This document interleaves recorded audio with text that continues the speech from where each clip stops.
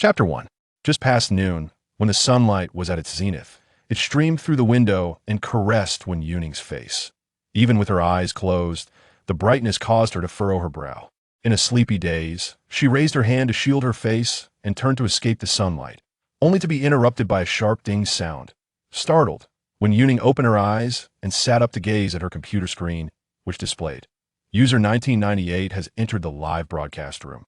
After waiting for 3 hours since the broadcast began, she finally had her first visitor. Her spirits lifted slightly, welcome. However, before she could finish her greeting, the number of real-time online viewers in the top right corner of the live stream abruptly dropped from 1 to 0. The new user had exited the room. Wen Yuning was left speechless. The new host's entrepreneurial venture was thwarted before it even began. Supporting her chin with one hand, she glanced at her phone, where her account balance reflected a series of glaring zeros, and she sighed heavily. She had yet to secure lunch for the day. Had she known, she would have savored the staff meal before indulging in ANAPAS, a qualified animal caretaker with a unique ability to understand the thoughts of animals. Wen Yuning's daily routine involved conversing and forging friendships with various creatures, whether they were zoo residents or wild denizens of the plains. After several days of field work, she returned to the zoo, diving headfirst into the psychological counseling of a tiger. The session went smoothly, and after a long night of discussions, she collapsed in the break room and slept without even pausing for lunch. Initially, she had planned to treat herself to a feast upon waking, but instead, she found herself thrust into a recent novel about mistaken identities, becoming the unfortunate true heiress who had been swapped by a nanny at birth.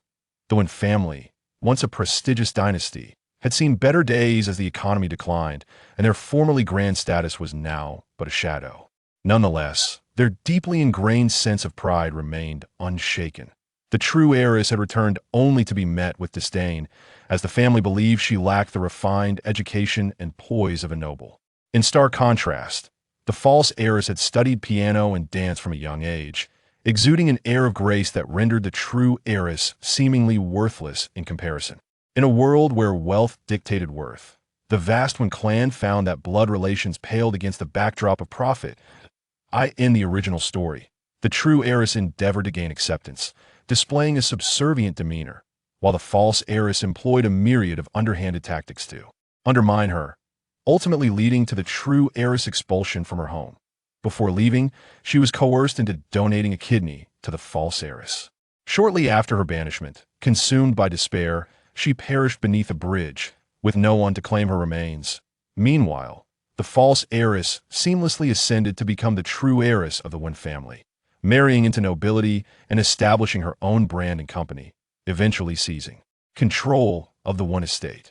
When Wen Yuning arrived in this world, the original protagonist had yet to be located by her biological parents. The thought of the impending narrative filled her with dread. She had no desire to be entangled with the Wen family.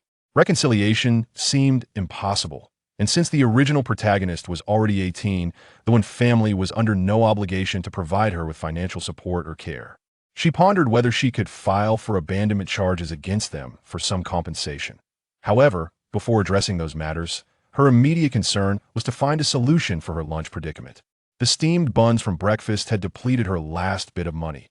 Having just arrived in this unfamiliar world, armed only with her medical knowledge, but lacking the certification to practice as a veterinarian, she felt at a loss. Fortunately, the rise of the internet and live streaming provided an opportunity. Wen Yuning set up her own live stream, titling it boldly, "Professional Veterinarian, Mind-Reading Treatment for Pets' Various Ailments." Yet, her stream garnered little attention, and viewers were scarce. Just as she contemplated finding some menial job to tide her over, a request for a live connection popped up on her screen. "Hello," Wen Yuning greeted with a smile. The young man on the other end, slouched in his chair, seemed to be chatting with the comments when he suddenly froze at the sight of the live connection. He sat up abruptly, smacking his forehead. "Oh no, I clicked the wrong button and confirmed instead of canceling it. Charged my account right away. Can I get a refund on this pay connection?" Wen Yuning considered the platform's rules and replied, "If you are underage." The male streamer chuckled, thinking it was just 10 yuan, and waved his hand dismissively. "Forget it, it's fate that we connected. What kind of host are you?" As he spoke, he clicked on her stream, leaning closer to the screen and squinting. "Veterinarian, mind-reading diagnosis? Is this some new profession? You mean you can read animals' thoughts?" Live streaming diagnoses? Yes, when Yuning affirmed earnestly. This is limited to complex cases that regular pet hospitals cannot resolve. For common issues like colds or fevers, I still recommend visiting a hospital. Her seriousness drew a flood of bewildered comments on the male streamer's side. This profession is becoming increasingly bizarre. It's just a money grab, confirmed. The male streamer was skeptical of this cybernetic veterinarian concept, yet he sees the opportunity to generate some entertaining content. Actually, my dog has been acting strange lately. He vomits every time he eats. Sometimes he only takes a few bites before he turns around to vomit, then continues eating. He streamed live, walking out of his room to the dog's cage. Look, we've been to the vet, and they prescribed nutritional paste and gave him 4 fluids for 2 days, but nothing changed. He's still like this. It's not a food issue. Either we've tried 2 different brands and even fresh meat, but he still vomits. The camera panned to reveal a blue-eyed husky lounging on a blanket inside a cage. Upon seeing his owner approach, the husky wagged its tail, appearing lethargic and lacking energy. The male streamer petted the dog's head and asked, could it be a psychological issue? Is he depressed or emotionally eating? He never behaved like this before. How can we treat it? When Yuning scrutinized the dog, how old is he? The male streamer replied, 2 years. I've raised him since he was a puppy. The husky's eyes flickered, and it sniffed the phone. So hungry, I want to eat. The husky's thoughts tumbled out in a flurry, causing when Yuning to glance at its sunken belly. Bring the dog food over, let's feed him live. The male streamer hesitated. But he vomits every time I feed him. Wait, does the streamer not realize that the other hosts should be listening? At this point, shouldn't they be fasting and monitoring him? Using a little animal for entertainment purposes, is animal cruelty in reporting this? When Yuning poured a glass of water, feed him as I instructed, I guarantee he won't vomit. Just give him a handful of dog food. The male streamer, still doubtful, placed the bowl down. A handful, right? Upon seeing the bowl approach, the husky's eyes lit up. As soon as the bowl was set down, it dove in without hesitation. For a 2-year-old husky, 10 pieces of dog food were no challenge. In the blink of an eye, the bowl was empty.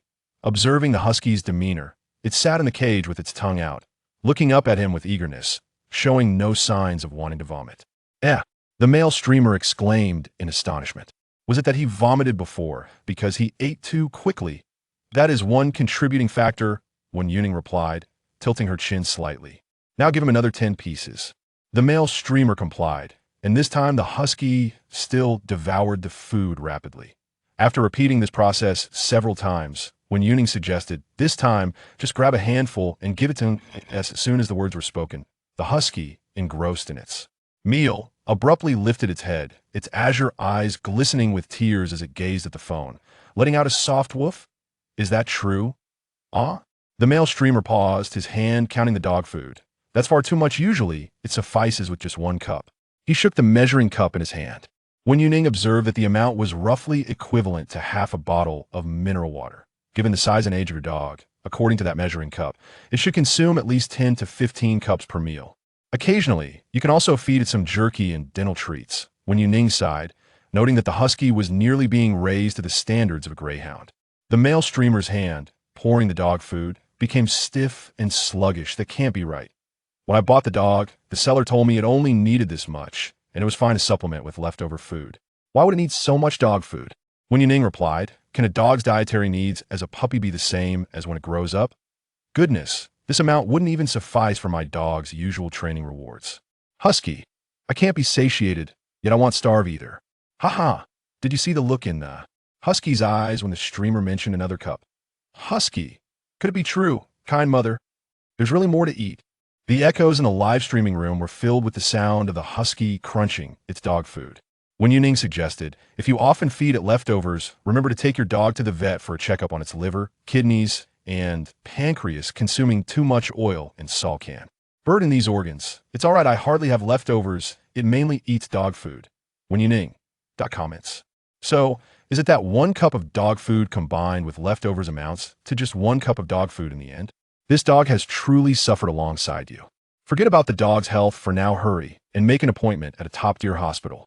When Yuning cleared her throat, your dog vomits because it's too hungry and eats too quickly. Prolonged hunger has shrunk its stomach, making it unable to hold so much dog food. When stimulated, it will vomit. Take your time, gradually increase the amount you feed it. Once it can manage better and isn't so famished, it will slow down its eating pace, and you can fill the bowl completely. It will stop eating when it's full. Woof woof. The satisfied husky nuzzled the phone, its head blocking the camera several times, its eyes now sparkling with clarity, longing to connect with Wen Yuning through the screen. Good boy, eat well. Don't rush, there will always be food in the future. The husky looked so pitiful that Wen Yuning sighed. Fortunately, you join me today. If we had delayed any longer, this dog might have starved. Woof! Yes, it was a close call. The husky almost starved. Chapter 2. The well-fed husky was noticeably more lively than before, its rolling eyes betraying a hint of the delightful foolishness characteristic of its breed. Previously, it had appeared so starved that its true nature seemed obscured, the entire dog looking rather listless. Wen Yuning rested her elbow on the table, her fingertips lightly tapping her cheek, asserting that the husky in question would surely not dismantle its home. The male host, who was currently ruffling the dog's fur, chuckled in response. How do you know? Can you read minds? Is it thinking, I don't want to dismantle the house, I'm being good? Is mind reading really necessary? I can guess too. That dog is practically starving. How could it possibly have the energy to wreak havoc? Wen Yuning was momentarily uncertain whether the host was joking or being serious. She cleared her throat and said, the puppy has no other problems. If you're genuinely concerned, you can take it to the vet for a checkup. For daily care, just follow my previous advice and nurture it gradually. I must take my leave now. Before the male host could respond, the husky tilted its head and barked, woof. Wen Yuning smiled, her eyes narrowing. Goodbye. Ending the live stream, she stretched leisurely.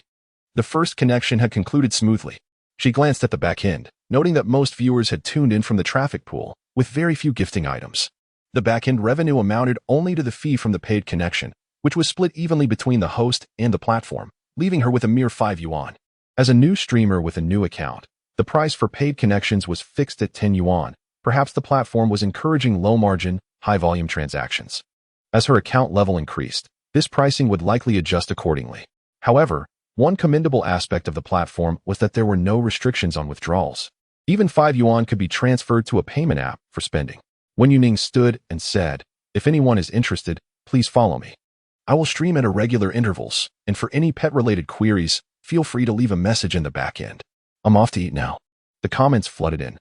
No, I still don't understand. Is mind reading real or not? Why not stream while eating? Eating doesn't interfere with connections. Wen Yuning's stomach protested with hunger. Waiting for the paid connection had consumed too much time. She had been waiting since 9 in the morning for this one, and she could no longer endure waiting for the next. I'll stream again tonight. It's inconvenient to go downstairs to eat while on computer live stream. Before she could finish her thought, a special effect suddenly filled the screen. Showering petals as a gift notification appeared, limited edition flower C. When Yuning swiftly changed her tone, on the other hand, mobile streaming is indeed quite convenient. Thank you for the limited edition flower C. Please hold on a moment. Transitioning from computer to mobile streaming took only 3 seconds. The limited edition flower C was worth 666 yuan, and after deducting half for the platform, over 300 remained for her. Initially, she had only planned to buy an inexpensive bowl of rice noodles downstairs, but now she could indulge in a premium meal without concern. When Yuning covered her phone's camera as she descended the stairs, the rice noodle shop downstairs always emitted a tantalizing aroma. The owner made a rich broth from bones, and any leftover bones and meat were generously given to passing stray animals, who all seemed to enjoy it. The shop was undoubtedly excellent, recommended by her furry friends. The taste was guaranteed. When Yuning resided in a place where a vibrant food street lay just below her apartment, and this noodle shop was the most popular one on the entire street. Stepping into the lively street, the aroma of food mingled with the sounds of vendors conversing, creating a tapestry of human warmth. Even though it was not mealtime, the noodle shop remained bustling, though the line was shorter than during peak hours. Suddenly, the thoughts of the animals transformed into culinary recommendations. Delicious, delicious, meow. This is for cats. Woof. Upon hearing the animal sentiments, when Yuning turned her head to see a row of small bowls in the corner filled with broth and shredded meat. There were also bones scattered on the ground. But given the availability of pure meat, the stray cat showed little interest in the tough bones. A cluster of small furry heads jostled for the bowls in the middle. Even if there were bowls of meat nearby unclaimed by other cats, they still preferred the ones that were actively being eaten. Get away, meow. Eat, eat, eat. A little plump cat, pinned at the bottom of the pile, devoured its meal fervently, oblivious to the other kittens biting its ears or the paws pressing on its face. This little fat cat remained motionless, using its weight to claim the central position, almost completely obscuring the bowl. Wen Yuning pointed her phone's camera at these little creatures. Look at how deliciously they are eating. The heartfelt meows of the kittens were irresistibly adorable. In the midst of this warm and tender atmosphere, a sudden voice pierced through. Broken human, more broken than dogs. The sentiment was laden with unmistakable dissatisfaction, more intense than mere insults. Then came a startling shout. Meow. I'll give you a punch. Wen Yuning? What? Who? Out of the corner of her eye, she caught sight of a sleek, shiny tabby cat dashing from the shadows like an arrow, bolting forward with astonishing speed. A scream followed in its wake. Ah, help! The unexpected outcry startled everyone in the vicinity, silencing the conversations of those accompanying the man. All eyes turned towards the direction of the man by the roadside. Those nearby instinctively scattered, creating a space around the man who had been attacked by the tabby cat. The man protected his head with one hand while bending down, frantically swatting at the air. He had been caught off guard by the cat's claw and now found his vision blurred. This cat has gone mad. Chen Shui, hurry and help me. The tabby cat clung tightly to the man's arm, biting down fiercely. Ah, damn it. The man gritted his teeth. Get off me, you damned cat. His girlfriend stood in shock, moving forward to attempt to pry the cat off. Mimi, let go. What do you mean, Mimi? Grab a stick. The man's arm was now covered in blood, and finding it impossible to shake the cat off, he decided to dash his arm against a nearby tree. Huh. The tabby cat, agile as ever, leapt onto the trunk and landed gracefully, its fur bristling, glaring at the man with a fierce expression. Stinking human. Liar. The tabby cat cursed vehemently, its tail held high, poised to leap again to deliver another blow to the man. The entire scene was broadcast live in the streaming room. What the hell is happening? Is this cat rabid? It looks completely insane. Chen Shui quickly opened a pack of tissues and rushed forward. You need to go to the hospital immediately, get a rabies vaccine. The man angrily snatched the tissues from her hand. I told you not to feed stray cats. Look where that got me. This is my punishment for your carelessness. Chen Shui opened her mouth. I don't know what happened. Mimi is usually very docile. It's never done this before. The man retorted. So now you're saying it's my fault? Did I provoke it? Just a damn animal. You didn't provoke the kitten. You provoked a human that the kitten saw. When Yuning approached the tabby cat, crouching down to gently stroke its head. Stray animals are typically wary of humans, especially a tabby cat known for its combat prowess. Yet, inexplicably, there was something about Wen Yuning that beckoned the cat to her. The tabby hesitated between fleeing and fighting, ultimately allowing her to pet it. The man frowned. What is this? Is this cat yours? Upon witnessing the turmoil, I was left astounded by the man's audacious demand for compensation, citing medical expenses, lost wages, and rabies vaccine costs following his encounter with the cat.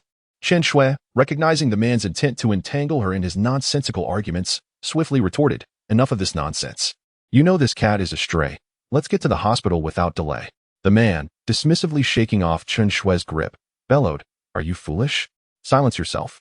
To him, the finances of his girlfriend were indistinguishable from his own, irrespective of who spent the money. Spotting an opportunity for reimbursement, he was determined to keep her bound to him, fearing she might abscond once he returned from the hospital. Ignoring the man's fury, Wen Yuning turned her attention to Chen Shui, inquiring, So, have you married this man beside you?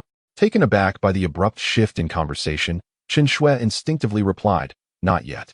Wen Yuning nodded and remarked, Then your boyfriend has another girlfriend. The man faltered momentarily before erupting, What nonsense are you spouting? Do I even know you? Why fabricate stories?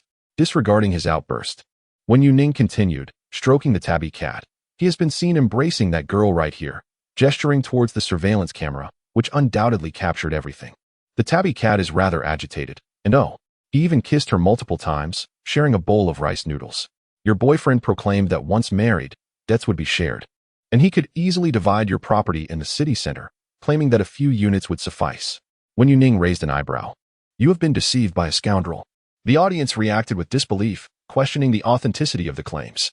Chen Shui, momentarily stunned, glanced at the man, her heart racing as she pondered the truth of Wen Yuning's assertions. The man, realizing he could not deny the allegations, retorted, You must be out of your mind. Chen Shui, I do not even know her. Why would you believe a stranger? At that moment, the tabby cat relaxed, perhaps having relieved some tension after its earlier ordeal, and lazily curled up by Wen Yuning's feet. It is not a fabrication, she insisted, pointing to the man's pocket, after he sent that girl off in a taxi. He called someone, making smooching sounds on the phone. Wen Yuning contemplated her words, translating the insinuation that the two were further entangled than mere acquaintances. You should check his chat history for verification. Chen Shui, aligning her gaze with the man's evasive eyes, felt her heart thumping in her chest. Give me your phone, she demanded. The man instinctively shoved his hands into his pockets, hesitating to produce the device. Chen Shui, after all these years, you trust a stranger over me? You truly believe a mere cat speaks? Chen Shui, undeterred, declared, I will request the store to review the surveillance footage. Wait, he exclaimed, his facade of bravado faltering as he shouted, store owners do not simply hand over private information. Besides, we are on the verge of marriage. Do you not trust me even this much? I have trusted you far too much, you despicable cat. Chen Shui's realization dawned upon her. Her trust had allowed him to leave incriminating evidence untouched. In a moment of clarity, she recognized that his panicked reaction upon her request to view his phone was a clear indication of his guilt. You claim the cat is rabid, but it seems you are the one afflicted. She spat, brandishing her bag and striking him with force. Wait, let me explain. I was merely fooling around. He protested, but Chen Shui dismissed him with a wave of her hand. Leave. With that, he began to retreat. Wen Yuning, seated on the steps and caressing the tabby cat, shook her head in disapproval. Well done. The feline purred, leaping up with its tail held high, ready to confront the man once more. As the confrontation escalated, Chen Shui aggressively pursued the man, while the tabby cat stood by, poised to unleash its claws. The summer attire offered little protection, and the wild cat's sharp claws could easily pierce through fabric. Have you lost your mind, Chen Shui? The man cried out, attempting to shield himself while retreating. Yet, the tabby cat, agile and swift, struck before he realized, leaving him fuming as he hurled a stone at the creature. The commotion attracted the attention of bystanders, leading to a rapid response from law enforcement. As the police arrived, the crowd parted, and Chen Shui seized the opportunity to deliver a swift kick to the man's leg, shouting, It's over. He fell to the ground, writhing in pain. Chen Shui exhaled deeply, tidying her disheveled hair as she approached the officers to report the incident.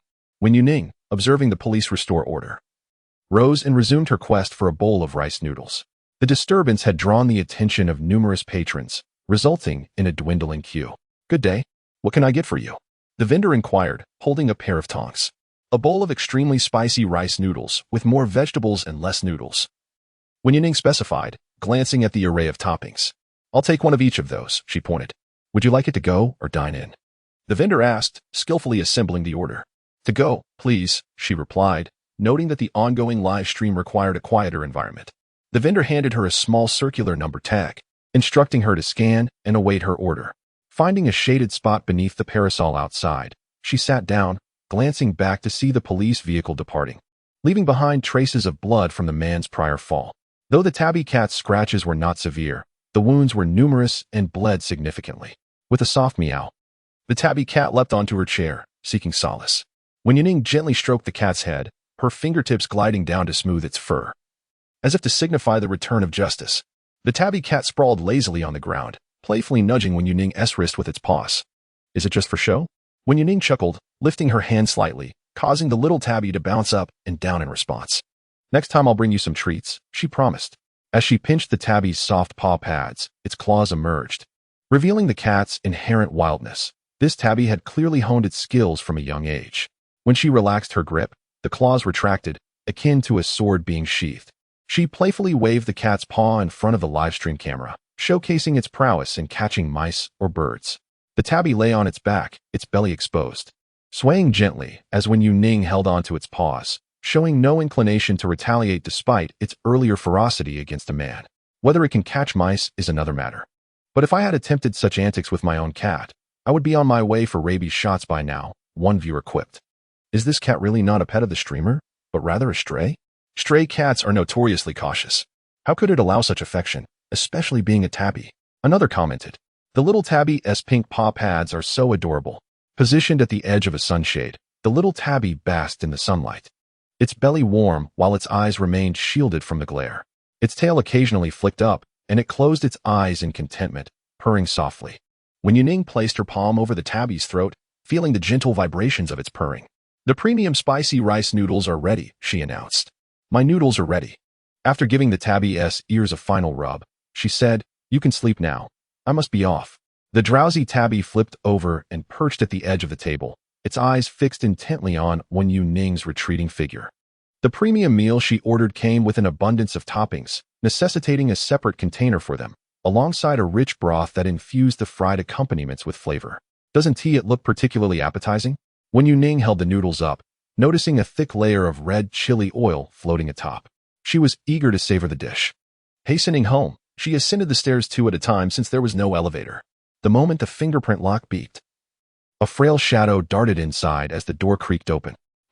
Wen Yuning raised an eyebrow, finding the presence somewhat familiar. Upon entering and shutting the door behind her, she spotted the tabby on the sofa. "How did you end up coming back with me?" she inquired.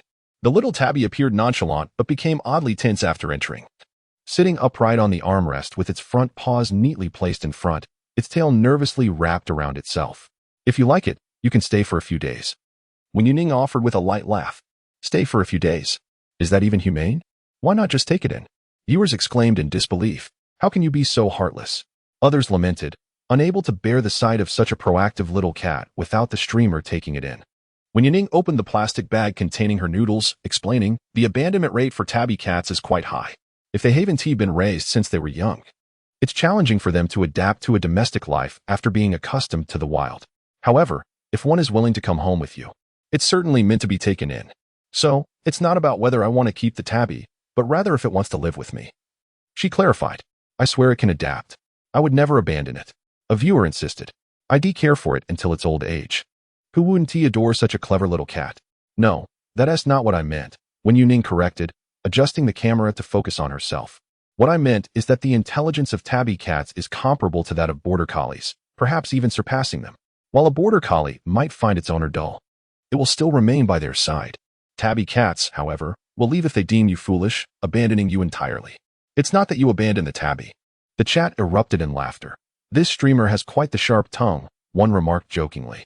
Wen Yuning paused before continuing. "However, I've heard of some very responsible tabby cats that dislike being confined. They might venture out but return occasionally to check if you're still alive, ensuring your well-being before they leave for good. If they see you struggling, they might even hunt for you. Such cats can be incredibly responsible. I want to adopt one, but I fear it will reject me." Another viewer lamented, "The ancestors truly chose an impressive breed of cat. Thus, the matter of adoption would have to wait. Ultimately, depending on the little tabby's own wishes." Wen Yuning mixed her noodles with the toppings using chopsticks, considering that for the time being, the little tabby would stay with her. She didn't have any pets at home, so bringing a stray cat wouldn't pose a health risk to any existing animals. Nevertheless, for safety's sake, it was essential to take the tabby to the vet for vaccinations and perhaps a bath. Wen Yuning thought she should also buy some cat food. At home, apart from the noodles on her desk, there wasn't even a crumb of bread left. The little tabby had been hunting for itself outside, yet here it was, without food. That was quite unfair. As Wen Yuning enjoyed her noodles, she scrolled through her phone to find the nearest veterinary clinic. "Over 300 meters? That's manageable. I can walk there after my meal," she mused. It was merely a post-meal stroll. Given her limited funds, she aimed to save on transport costs, spending wisely. The livestream platform allowed only one withdrawal daily. When purchasing the noodles, Wen Yuning withdrew over 300 yuan from her account. Although gifts had been sent later, she could only withdraw that money the next day. This left her with very little cash on hand. Meow. The little tabby pawed at Wen Yuning's leg, hesitating to jump up. With her wearing a skirt, a firm grip from the cat would leave marks on her leg. "Do you want to come up?" Wen Yuning asked, lifting the tabby onto her lap. "You can't have this. I'll buy you some cat food later." The chili oil in the noodles had a strong aroma, and the tabby, sensitive to scents, squeezed its eyes shut and nestled its head against Wen Yuning's chest, its ears twitching as if preparing for sleep. With one hand petting the cat and the other enjoying her noodles, she occasionally took bites of the toppings, relishing the savory broth that soaked into each strand of meat. Delicious without being greasy, each mouthful brought immense satisfaction. A small bowl of noodles was just the right portion, complemented by the toppings. After finishing the toppings, Wen Yuning set down her chopsticks, glancing at the time. I've exceeded today's live stream limit. I'll sign off now, but I'll be back at the same time tomorrow. Don't miss me. Goodbye." This time, she truly signed off. She still needed to visit the veterinary clinic before it closed, not waiting for the barrage of questions in the chat to begin. Wen Yuning deftly closed the live stream with a tap of her fingertip. The little tabby cat had already fallen into a deep slumber, curled up comfortably on her lap, blissfully unaware of the world around it.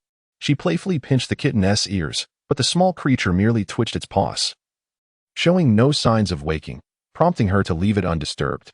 "Let us go. I'll take you to the hospital." Fortunately, it was only a kitten.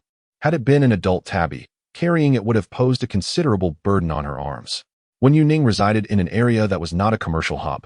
Yet the surrounding shops were diverse and well-equipped, offering a variety of amenities.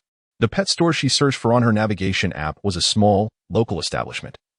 Not particularly large, but boasting a number of advertised solutions for pet-related issues. "Hello?" Wen Yuning pushed the door open, only to find the pet shop eerily vacant.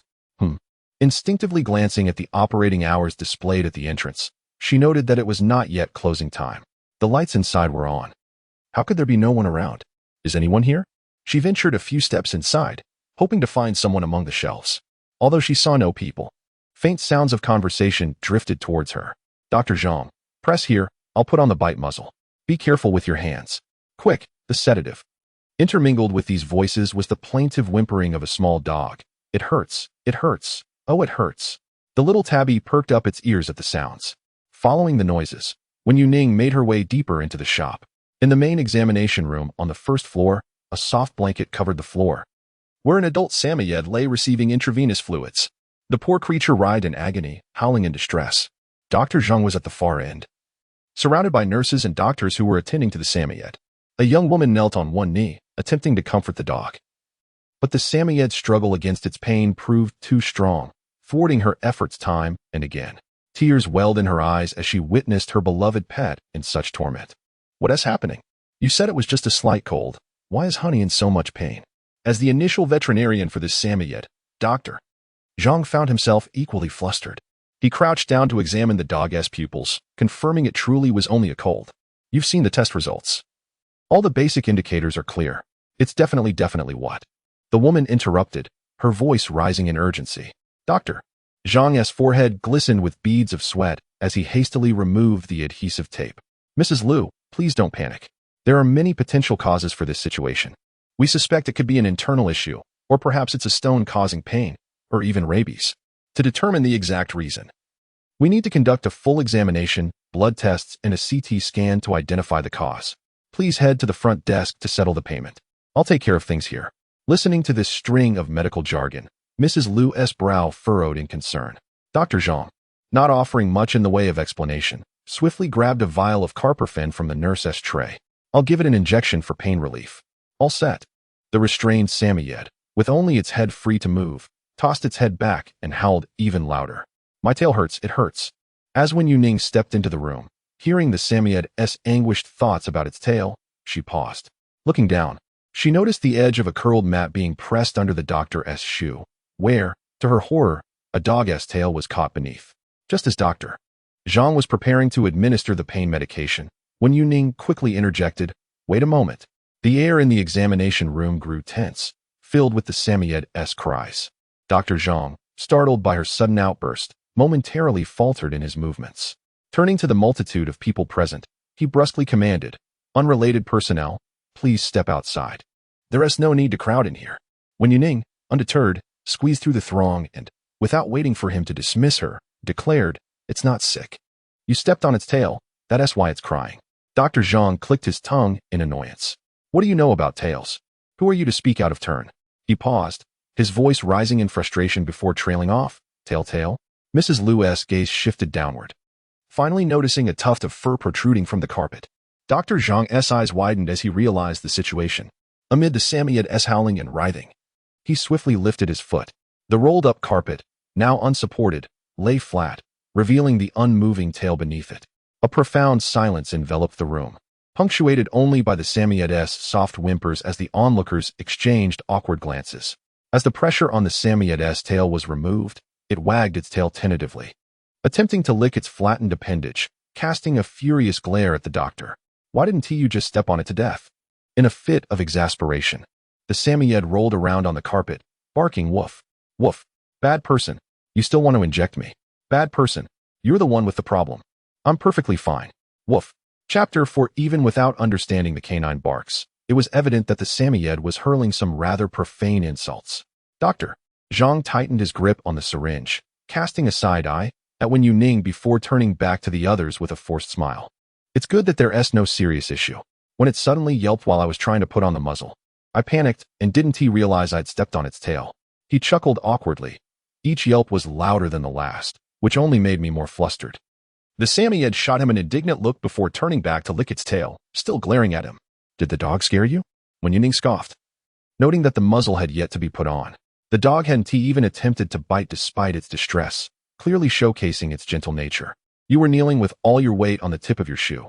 Wouldn't you yelp too if someone stepped on your tail? Doctor. Zhang's irritation was palpable as he frowned deeply, his words dripping with annoyance. This doesn't concern you. Unrelated personnel should leave the premises. Enough, Mrs. Liu said, stepping in to separate Dr. Zhang from the Samoyed. She secured the leash around her pet, coolly stating, I'm withdrawing my card. She resolved that she would never return to this pet hospital again. Even though it was conveniently located right beneath her apartment, the experience had left her disillusioned. The notion of a simple tail being stepped on, leading to such extensive and unnecessary examinations, was ludicrous. Animals cannot articulate their discomfort like children can, who can express where they hurt. With pets, owners have no choice but to rely on the veterinarian's expertise.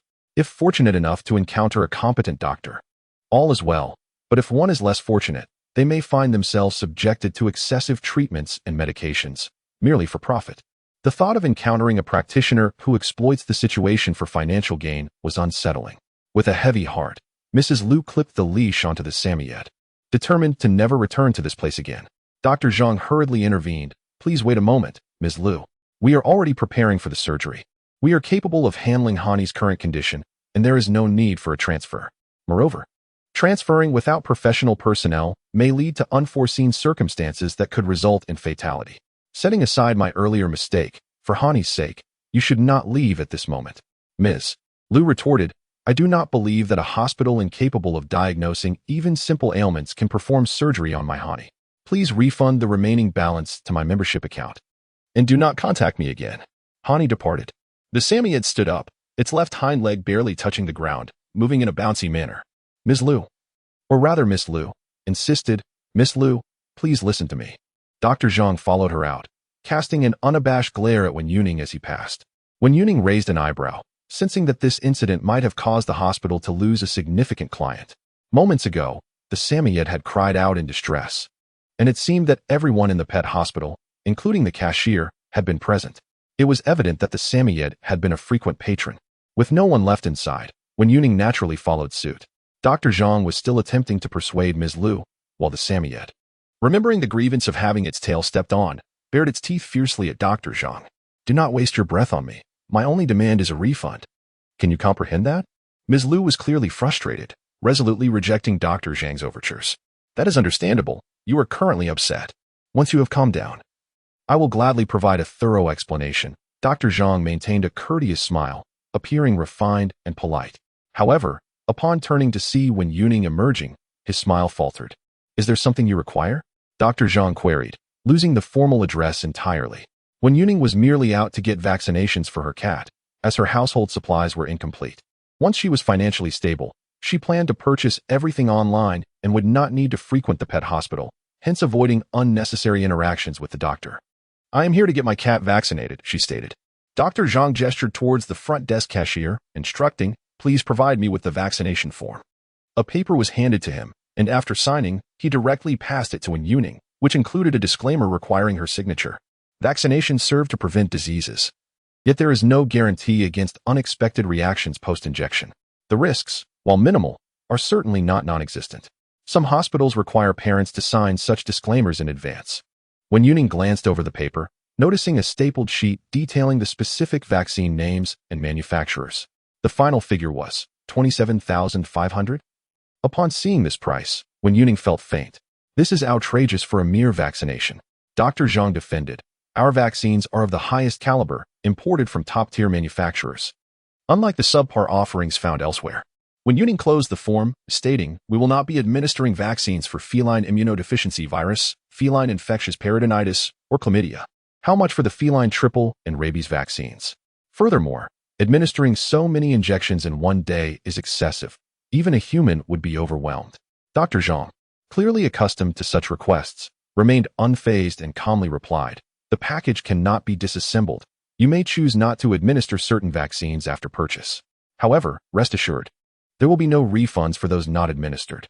Dr. Zhang continued, do not be misled by the number of options. These diseases, once contracted, could spell disaster for your cat. They are all critical. When Yuning, initially disinterested, noted how the doctor was now engaging in promotion. Vaccination for feline immunodeficiency virus might lead to persistent positive test results, complicating the distinction between an infection and vaccine efficacy. Feline infectious peritonitis is a mutated coronavirus infection, and tracking its mutation is impossible. If you truly had a vaccine for feline infectious peritonitis, would you still be practicing as a doctor here? Dr. Zhang opened his mouth. But upon realizing the depth of Wen Yuning's knowledge, it became evident she was likely a peer in the field, and his expression darkened.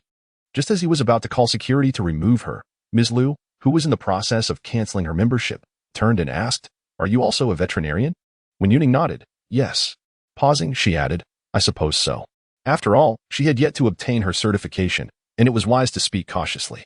Could you take a look at Hani's hind leg? Ms. Liu inquired, patting the Samoyed's back. It was playing with another dog yesterday and accidentally tumbled down the stairs. At the time, I didn't notice any issues, but I realized afterward that it was reluctant to put weight on its hind leg. After an x-ray, Dr. Zhang claimed it was fractured and required surgery. We made an appointment yesterday, and today was supposed to be the surgery day. Had it not been for the earlier incident, Hani would have already been on the operating table. Dr. Zhang was still eager to dismiss them, but now he found himself competing for business in his own clinic. Which was inappropriate, was it not, Ms. Liu? Ms. Liu replied curtly, I could report you for excessive medical treatment. I have spent at least 500 to 600,000 here, and just speaking with someone else is unacceptable? Dr. Zhang, aware of his own culpability, replied. That was not my intention. Ignoring him, Ms. Liu turned her attention back to Wen Yuning. Is that all right? Wen Yuning responded. I must inform you that I do not hold a practicing veterinarian license.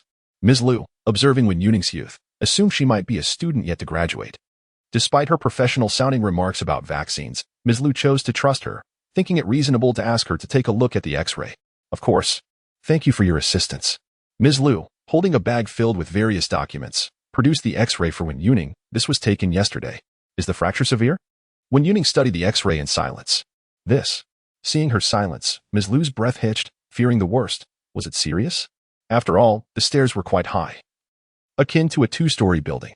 No fracture, Wen Yuning stated, tracing her fingertip across the film from top to bottom, indicating no issues whatsoever. Ms. Liu was taken aback. Dr. Zhang grew anxious. Do not speak recklessly.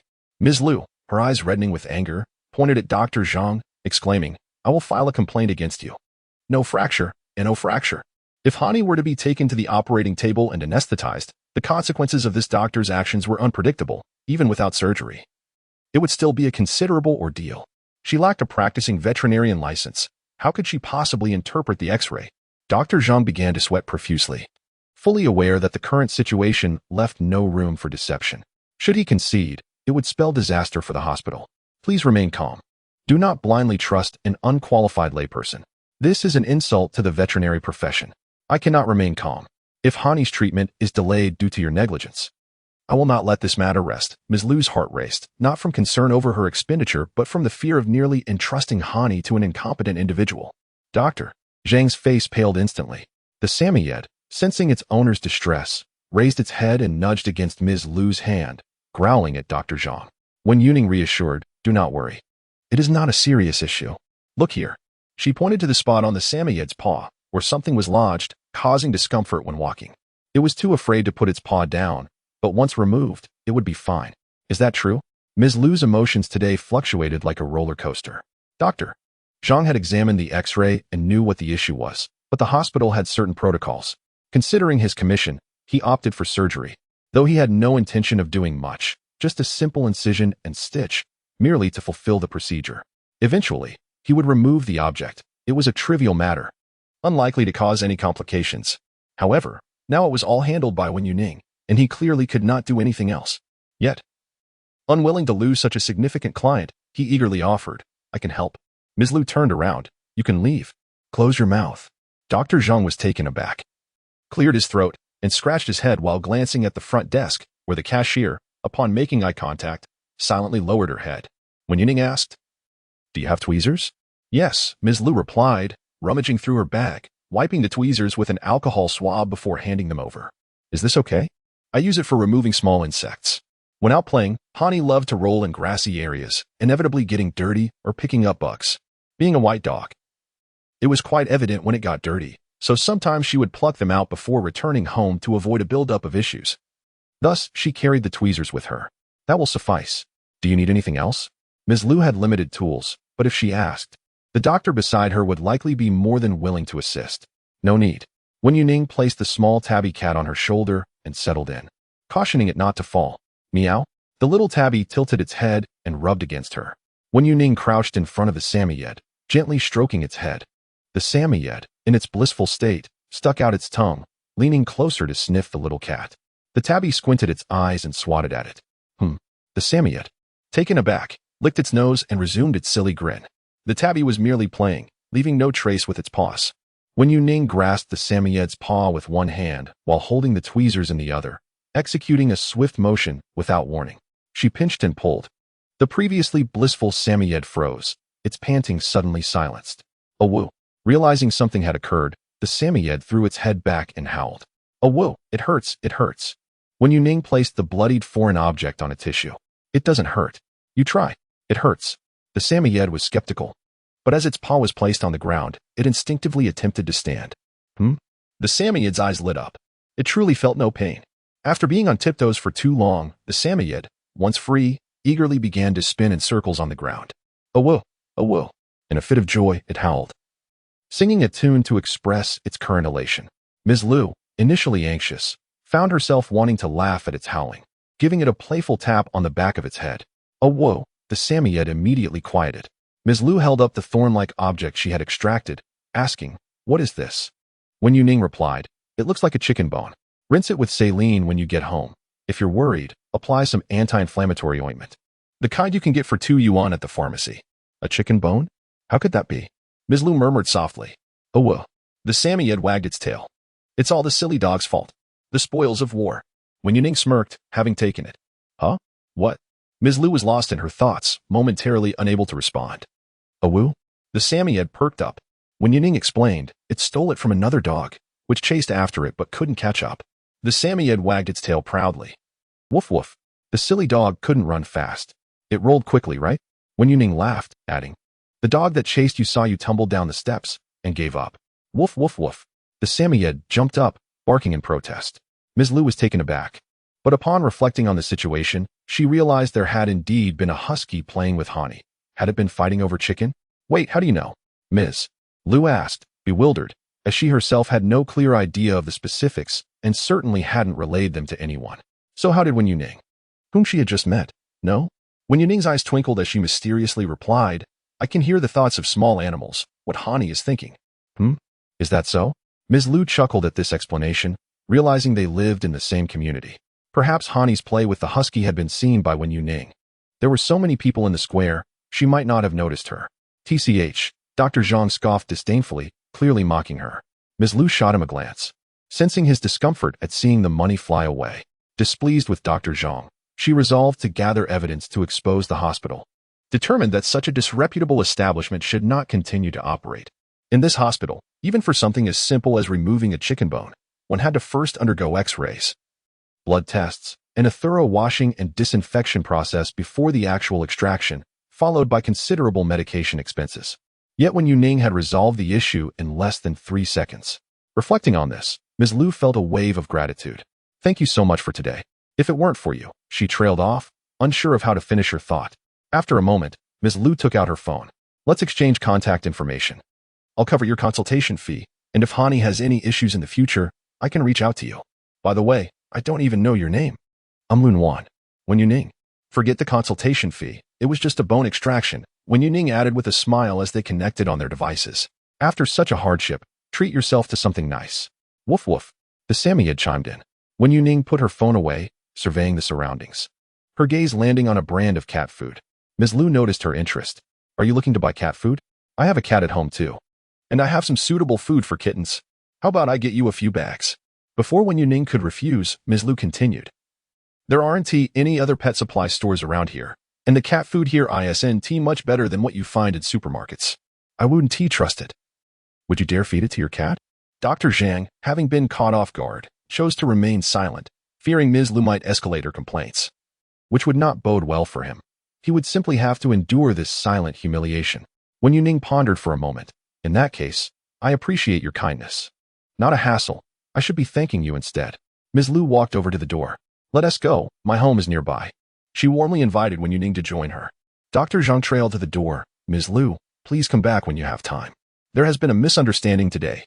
We can clear things up face to face. Ms. Lu ignored him, continuing her conversation with Wen Yuning. Did you find this cat on the street? I saw a kitten that looked just like it outside, right at the entrance of the rice noodle shop. That's the one. It followed me home.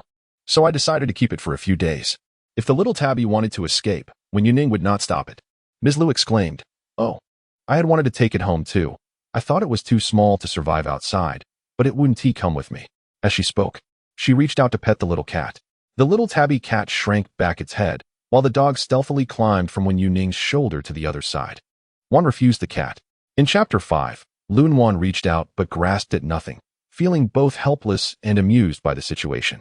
She gently tapped the little tabby's tail, reminding it that she had even fed it cat food before. What a mischievous little creature. Wen Yuning carefully set the kitten down, contemplating. I'll return the little tabby before fetching the cat food from you. After all, it was a wild cat, and considering Lun Wan had cats at home, it would be prudent to avoid direct contact. Lun Wan agreed, saying, All right. I need to pick up some ointment from the pharmacy anyway. I'll wait for you in the small garden beneath Building 3. It would be more convenient to buy everything at once rather than making another trip later. As dusk approached, the days grew longer after the onset of summer, and there was still light in the sky even past 7. When Wen Yuning stepped out, she had changed into a different outfit, initially intending to wear the one that had been disinfected, but after searching the house, she found only diluted disinfectant, rendering it ineffective. To avoid carrying any germs, she decided to change her clothes entirely. At this hour, many nearby residents strolled outside after dinner, with the community square being the most populated area, followed by the small garden. Lun Wan leaned against a large tree, tossing snacks to the Samoyed. Although the wound on its paw was still present, there was nothing lodged in it, and it didn't appear to be in significant pain. The Samoyed had evidently regained its appetite, happily bouncing around as it ate. Upon spotting Wen Yuning, Lun Wan grabbed the dog's leash, saying, Come on. My home is in this building. It's south quite close. She took the initiative to lead the way, with the Samoyed darting ahead into the familiar hallway. Lun Wan continued, I have several brands of cat food at home, all the popular ones sold online, as well as some artisanal meat food recommended by bloggers. I particularly enjoy stockpiling these items, especially cat food, dog food, canned goods, and pet treats. I have an entire wall dedicated to them. With a click, she opened the door and gestured, Please, come in. As Wen Yuning was about to step forward, she paused, taken aback by the environment inside the house. Your home has a sea view? She exclaimed. But there isn't even a river nearby. How could there be a sea? Just then, Lun Wan turned, noticing a layer of water accumulating on the marble floor tiles. Though it didn't cover the shoes, it was at least 3 to 5 centimeters deep. Lun Wan exclaimed in disbelief, praying it was merely a figment of her imagination. Haha, happy. Lun Wan's voice, usually gentle, now had a hint of sharpness. Noticing that no cats came rushing to her call, she instead saw a blue plastic basin floating out from the living room, carrying within it a beautiful ragdoll cat, oblivious and wide-eyed with innocence. When Yuning stifled a laugh, Lun Wan was momentarily speechless. Meow? The ragdoll tilted its head in confusion. There was no time to rescue the drifting kitten. Lun Wan dashed into the kitchen, stepping through the water to turn off the gushing faucet. She then opened the drains in the kitchen and bathroom, hoping to salvage what little water she could. Fortunately, having had animal-related issues in the past, Lun Wan had ensured the house was fully waterproof during renovations, a costly investment that now protected the apartment below. Otherwise, the downstairs neighbors would be facing a veritable flood. The Samoyed, thinking it was playtime, joyfully barked and splashed in the water, its paws making a delightful noise. Honey is back. When Yuning reached out to scoop up the Samoyed, lifting it onto a chair. The dog was surprisingly heavy, its fluffy coat disguising its weight. As she set the Samoyed down, she instructed, Stay here and don't move, otherwise, your paw will hurt again. Perhaps when Yuning's words reminded Hani of a previous painful experience with a chicken bone, as it hesitated to jump back into the water. When Yuning rolled up her sleeves and picked up the floating basin to help scoop out the water. It must be Haha's doing. Various tools were hastily deployed around Lun Wan's home, soaking up the visible water. She quipped, Look at Haha's expression every time it makes a mistake. It wears that same look. I'll deduct a month's worth of treats from you. Let us see if you dare do this again. Following Lunwan's finger, Wen Yuning spotted a Maine Coon cat perched on the back of the sofa. The Maine Coon, with its large size and drooping ears, appeared timid and submissive, resembling a guilty creature fearing punishment. The true culprit sat contritely at the scene of the crime. Is this Maine Coon Haha? Yes, Lunwan replied. The ragdoll is happy. Then let us deduct treats from happy. Wen Yuning placed the basin down, listening to the ragdoll's soft lamentations, while the Maine Coon simply feared the water. Not due to guilt. The faucet had been turned on by the ragdoll, so it was only fair to take treats from her. Meow. The ragdoll, who had been playing in the basin, called out loudly in protest. It was Timmy. Of course, it was you, and you want to deny it. Echoed both the ragdoll's thoughts and its voiced protest. Wen Yuning raised an eyebrow. Even if you deny it, it was still your doing. The ragdoll retorted, meow. So what? Humans want to know. Meow. The ragdoll's eyes widened in disbelief, as if it had heard something incredible. It gazed at the peculiar human. You can hear. Wen Yuning smiled, her eyes narrowing, as she lightly tapped the kitten's head with her fingertip. Yes, I can hear what you naughty little creature is thinking. If you've done something wrong, you must take responsibility. Meow.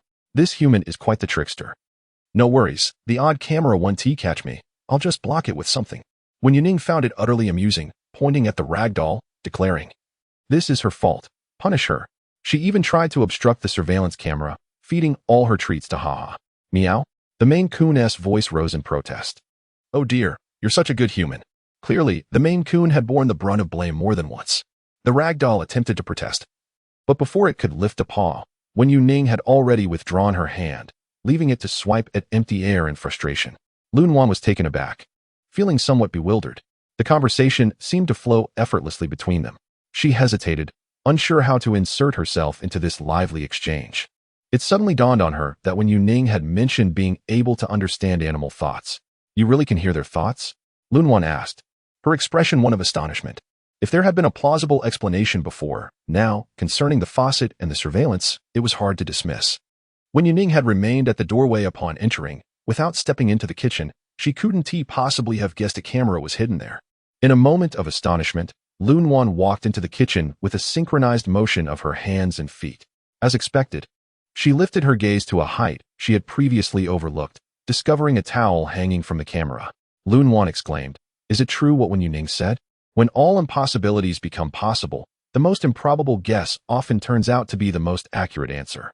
With a smile gracing her lips, Wen Yuning assured her, of course, I will share the livestream link with you. It's dedicated to reading the minds of animals. Lunwan's mouth opened and closed in disbelief, feeling her worldview profoundly shaken. The notion of hearing the thoughts of animals, could it really be true? I must follow this immediately, she declared.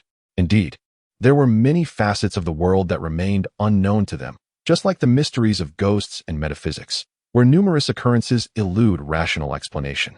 Lunwan's thoughts were consumed with admiration for Wen Yuning's extraordinary abilities and her own fortune in knowing her. Please wait a moment. I shall fetch some cat food for you. As she dashed into the room, her smile was radiant. On a shelf against the wall, the water only reached the bottom of a large bag of cat food, leaving the upper portions untouched. Although the bags were waterproof and the food was unharmed by a mere splash of water, Lunwan opted for the smaller, dry packaged items and various snacks and canned foods. Upon hearing the commotion inside, Wen Yuning entered and found Lunwan had filled a substantial bag. You needn't take too much, just a temporary measure. I'll purchase more ingredients tomorrow to prepare meals for the cat. Prepare meals yourself? Wen Yuning considered her budget. Realizing that homemade cat food had its advantages, it was more convenient and could be stored for an extended period.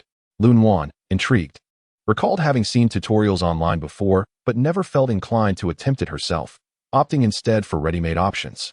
However, Wen Yuning's words ignited within her an inexplicable urge to try. Are there tutorials? Can you teach me? Wen Yuning replied.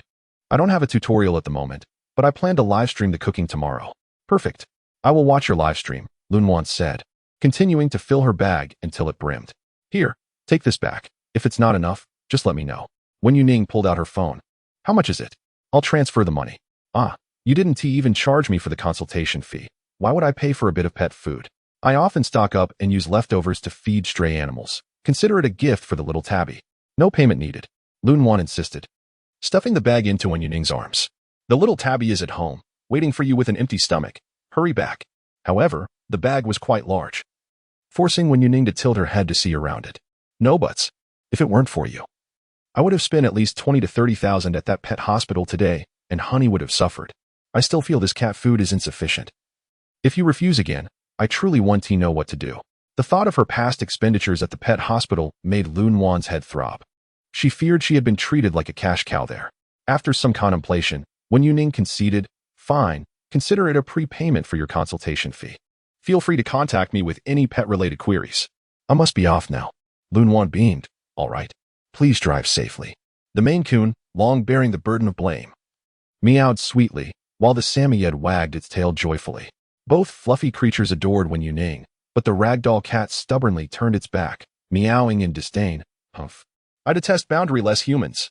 Chapter 6. Upon returning home, the night had fully descended. The little tabby awaited at the door, perched on the shoe cabinet, tilting its head while pawing at the doorknob. "I'm back," Wen Yuning said, scooping up the little tabby and heading into the kitchen. With no bowls designated for the animals at home, she decided, "You'll have to make do with a plate for now." Before leaving, she had filled a deep bowl with water, which had noticeably decreased. Wen Yuning opened the cat food bag and poured some onto a plate. "Eat first." The little tabby, having clung to her since her arrival, had only sipped a bit of water and was now hungry. The cat food exuded a strong aroma of meat upon opening, enticing the little one to circle the plate a couple of times before finally crouching down to nibble on the food, the sound of crunching filling the air. After a series of tribulations, the little tabby was finally enjoying its meal. Wen Yuning stretched lazily, realizing she still needed a litter box. These items could be purchased at the pet hospital, where the quality was decent, but the prices were exorbitant.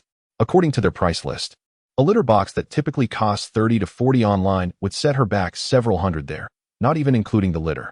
Planning to visit the market the next day, she remembered there was a pet supply store nearby, where she could gather all the necessary items. That night, she rummaged through her belongings for any unused cotton blankets or thick clothing. Anything absorbent would suffice. Though she found no clothing, she unearthed a bag of absorbent pads from the storage room, still caked in dried soil, likely remnants from her gardening endeavors. These unused pads, collecting dust in the corner, would serve a purpose. Wen Yuning laid out the absorbent pads, creating a thickness of about 3 to 4 centimeters, positioning them against the wall in the corner as a makeshift toilet area to familiarize the little tabby with the scent. Having finished its meal, the little tabby lay on the floor, licking its fur, its tongue still extended when it was suddenly scooped up. Its paws touched the unfamiliar softness of the pads, and it sniffed curiously. Wen Yuning gently ruffled the kitten's head, saying, "Be good. After tonight, I'll upgrade your bathroom to a luxurious one. A grand size where you can run and play." For small animals, learning to use a designated toilet can be challenging. Some domesticated pets require professional training to achieve it. However, Wen Yuning had the unique advantage of seamless communication with animals. The little tabby obediently meowed in response. Having had a long day, Wen Yuning, mindful of the early start tomorrow, stifled a yawn and returned to her room. After a quick wash and drying her hair, she nestled into bed, enveloped in a light blanket in the air-conditioned room, letting out a satisfied sigh. "Good night, little one." The little tabby, denied the privilege of joining her on the bed, lay outside the bedroom door, pressed against the crack, emitting a soft, low meow in response. Meow.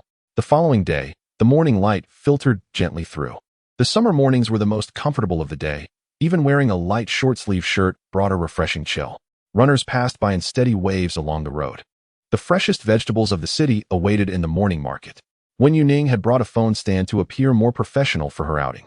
"Is this what the sunlight at 5 in the morning looks like? It's been ages since I've seen it. Can anyone explain why, once I start streaming, it emits a vibrating sound akin to an alarm clock?" Good morning, dear viewers. Are you out for a morning jog?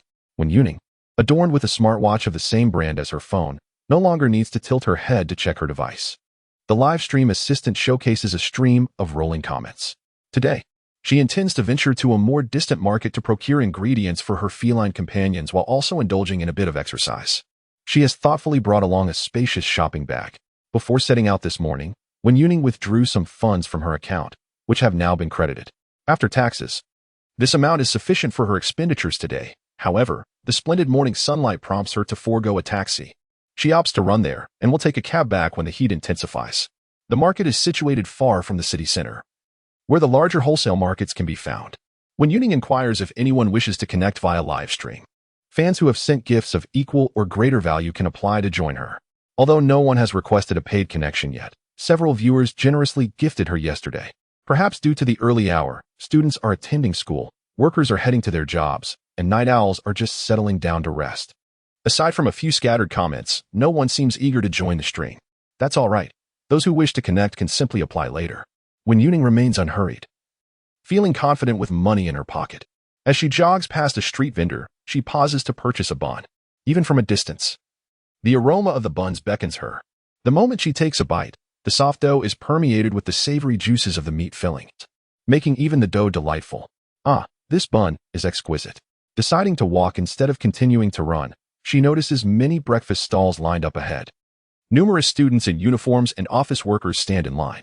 When Yuning spins around with her selfie stick, angling it low to avoid capturing any passerby's faces, the lens sweeps past a nearby alley where a young boy squats on the steps, holding a small kitten that appears no larger than a palm. It's sparse for suggesting it has only recently been born. The young boy, looking quite youthful himself in his school uniform, addresses the kitten. Here you go. Aren't you due for a feeding? You've been crying. Why are you being neglected? The kitten, still with its eyes closed, continues to meow softly, its voice surprisingly robust, not indicative of hunger. The boy is intent on offering the kitten forward. On the steps, an orange cat sits bewilderedly, observing the kitten below, its head lifting in curiosity. The boy urges the orange cat, don't just stare, feed it. It's hungry. Look at how it's squirming. It seems it can't hold on much longer. The orange cat blinks, seemingly responding, me? Am I supposed to? It appears unable to nurse. When Yuning approaches and gently scoops up the kitten, asking the boy, where did you find this little one? He replies, I found it right here. Isn't this orange cat its mother? Why can't it feed it? It shouldn't be weaned yet. When Yuning chuckles, a mix of exasperation and amusement. Of course not. This orange cat looks to be barely a month old. And it's a male. The boy's confusion is palpable. Is that so? I thought I had seen the orange cat pass by when I found the kitten. What should I do now? Feeling guilty for mistakenly matching the kitten with the wrong parent, the boy is torn. Knowing that class is about to begin and that attendance will be taken during morning study, he hesitates, pondering whether to bring the kitten to school, where it would likely be confiscated by the teacher. When Yuning hears the kitten's cries, clearly expressing hunger, it's too young to survive alone, and its cries resonate with vitality, indicating it is well cared for by a mother cat. It's not an abandoned kitten. Taking it home would not be wise. The boy glances at his watch repeatedly, anxious about time but reluctant to leave the kitten behind. He recalls reading online that if a kitten is removed from its nest, the mother cat will not care for it upon its return. When Yuning reassures him, a kitten that has come into contact with humans may be rejected by its mother. In some cases, the mother will even take away the other kittens, leaving behind the one that smells of people. She gently pats the kitten's back, sensing the boy's concern. Don't worry. I will explain to its mother that the kitten got lost, and with a little persuasion, she should be able to continue caring for it. Moreover, after holding it for a while, the scent I leave behind should mask yours, making the mother cat more accepting of my presence. The boy nods in agreement, expressing his gratitude. Thank you, sister. As he prepares to leave, he suddenly halts, perplexed. What? Explain what? To whom? Realizing something seems amiss, he turns back, bewildered. Is it because I'm a student that I don't understand some adult conversations? The school hasn't taught us that yet. Oh. The streamer has even managed to confound a schoolboy. How amusing. Another viewer comments. When Yuning glances at the live stream title, noting a viewer's offer, if you can truly convince the mother cat to reclaim her lost kitten, I shall reward you with gifts. Is that so? When Yuning's eyes sparkle as she spots the membership comment. Moments later, a gift effect appears on the screen. The member declares a deposit. Agreement confirmed. She thanks the generous viewer. She then turns to the boy, Little Orange. Do you know where its nest is? I can trade you a couple of cat treats for the information. The stray orange cat, likely familiar with its surroundings, seems to know where the kittens might be. Follow me. The orange cat meows, leading the way up the stairs. When Yuning follows suit, while the boy glances at his watch, feeling uneasy yet compelled to follow. Just so you know, cats that have recently given birth can be quite fierce. If you approach them, they might attack. Please be cautious and don't get too close to the nest, he advises. Indeed, the boy is right. Not only mother cats, but any animals that have recently given birth can exhibit aggressive behavior. When Yuning recalls her experiences feeding stray dogs, noting that after giving birth, they would bark fiercely, allowing her to approach only once the pups were older. Suddenly, the screen goes dark. The live stream audience is sparse, and only a few are engaged in the chat. After sending their messages, they look up to find the stream has turned pitch black. If it weren't for the platform not indicating a shutdown, they might have thought the streamer had ended the broadcast. When Yuning reassures her viewers, "I will show you the kitten shortly."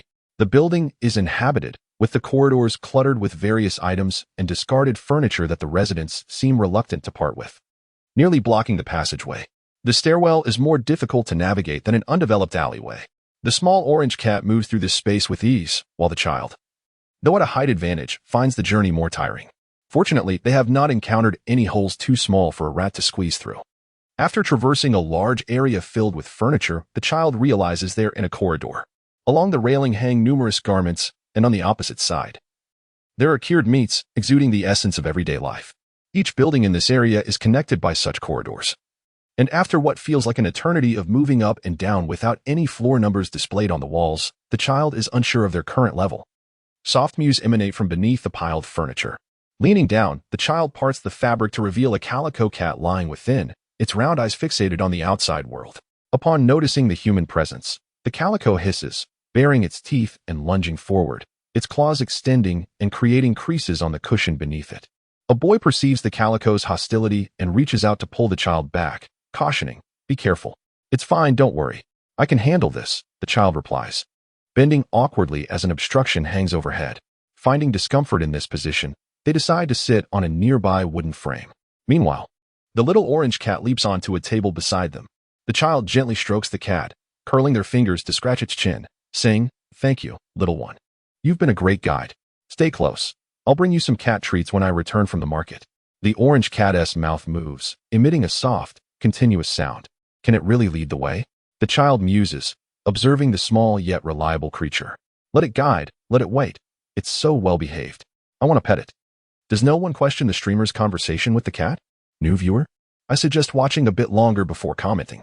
The longtime followers from yesterday are already cheering. In the cat's nest, the calico's ears lay flat against its head, enhancing the roundness of its face. Its sharp canine teeth are exposed, signaling its displeasure and silently warning the intruder.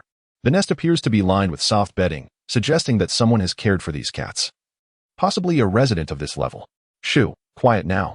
Don't be fierce," the child whispers, raising an index finger to their lips. "Look what I brought you." A high-pitched mewl escapes from the kitten's mouth as the child widens the opening slightly, lifting the young creature for the calico to see. Does it look familiar?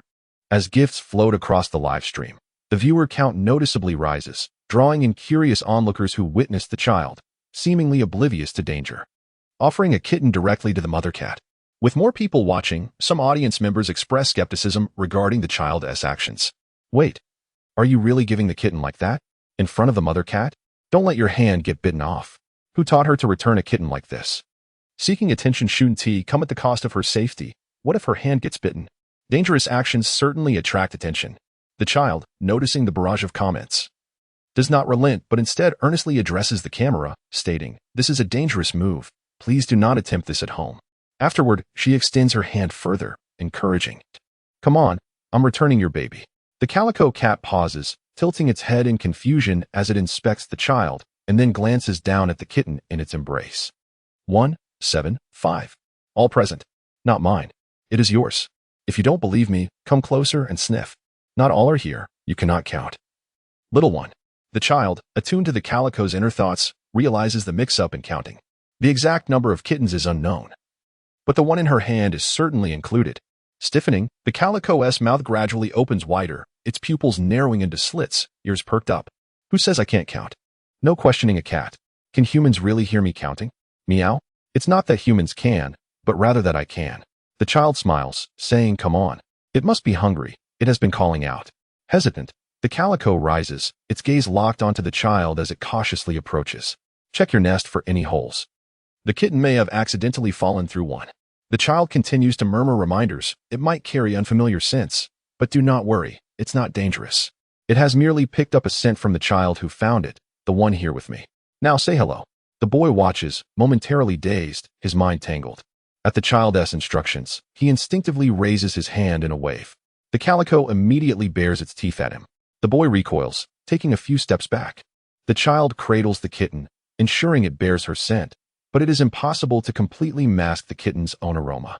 She informs the calico in advance, hoping to prepare it for the upcoming sniff. As the calico inches forward, it closely examines the child's hand, diligently discerning whether this is indeed its offspring.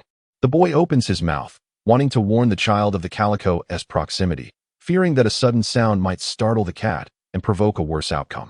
The nearby elementary school student tenses, clenching their fists, recalling their mother's warning about rabies from stray cats. The audience in the live stream mirrors this tension, holding their breath, anticipating the calico's sudden aggression that could leave the child injured. However, at that moment of closeness, the seemingly fierce calico does not attack. The anticipated image of teeth-piercing skin does not materialize. Instead, while everyone holds their breath, the calico gently licks the kitten in the child's hand, pausing briefly before licking the child's fingertips. Meow. The boy is left speechless.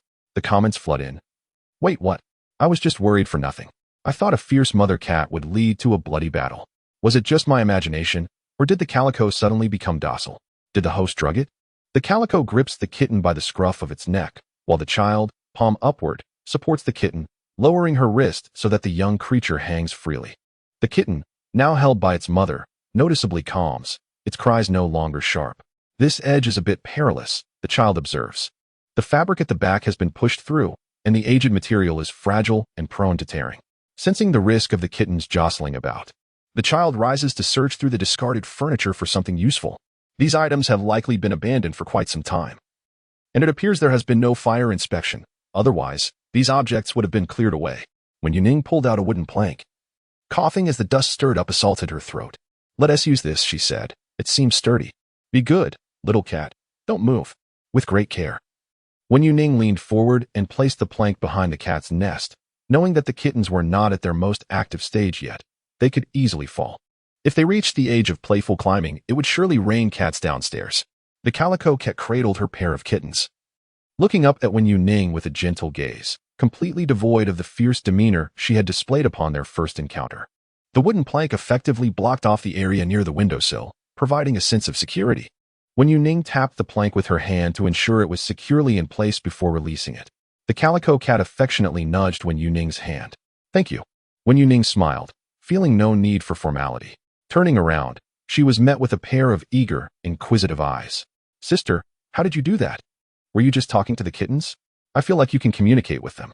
The boy, enamored with animals, had been warned by his mother about the dangers of approaching stray cats, especially mother cats with their young, as they could be as unpredictable as wild dogs. Thus, he had always found them intimidating. Yet, he had witnessed how, after Wen Yuning spoke a few words, the calico cat transformed into a remarkably docile creature. The speed of this transformation was astonishing. Indeed, Wen Yuning affirmed, successfully placing the kittens back in their nest to feed. Her task was complete, and she smiled playfully at the boy beside her. Impressive, I assenti it? Incredible. Sister, you're amazing. The boy's eyes sparkled with admiration. Children of his age seldom delve into the complexities of reality. They trust only what they see. Therefore, Wen Yuning felt no need to elaborate, and the boy remained utterly convinced. You are the best adult I've ever met.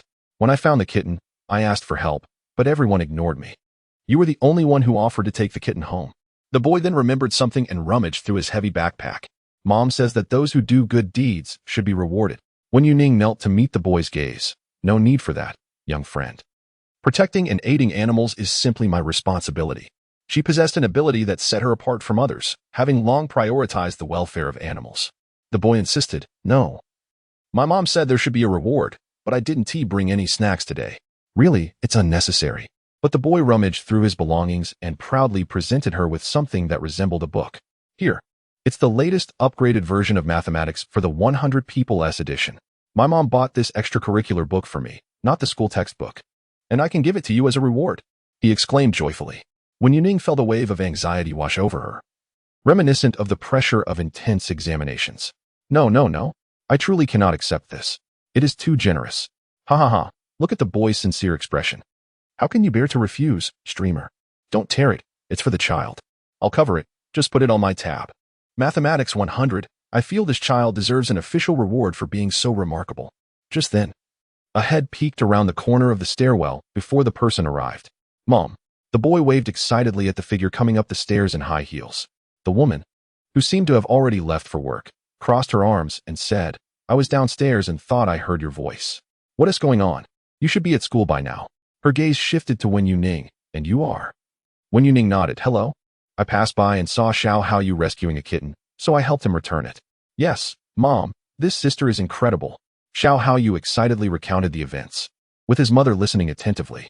When he mentioned, "This sister can read minds," she smiled gently, offering no contradiction. Wen Yuning glanced out the window and then at the staircase.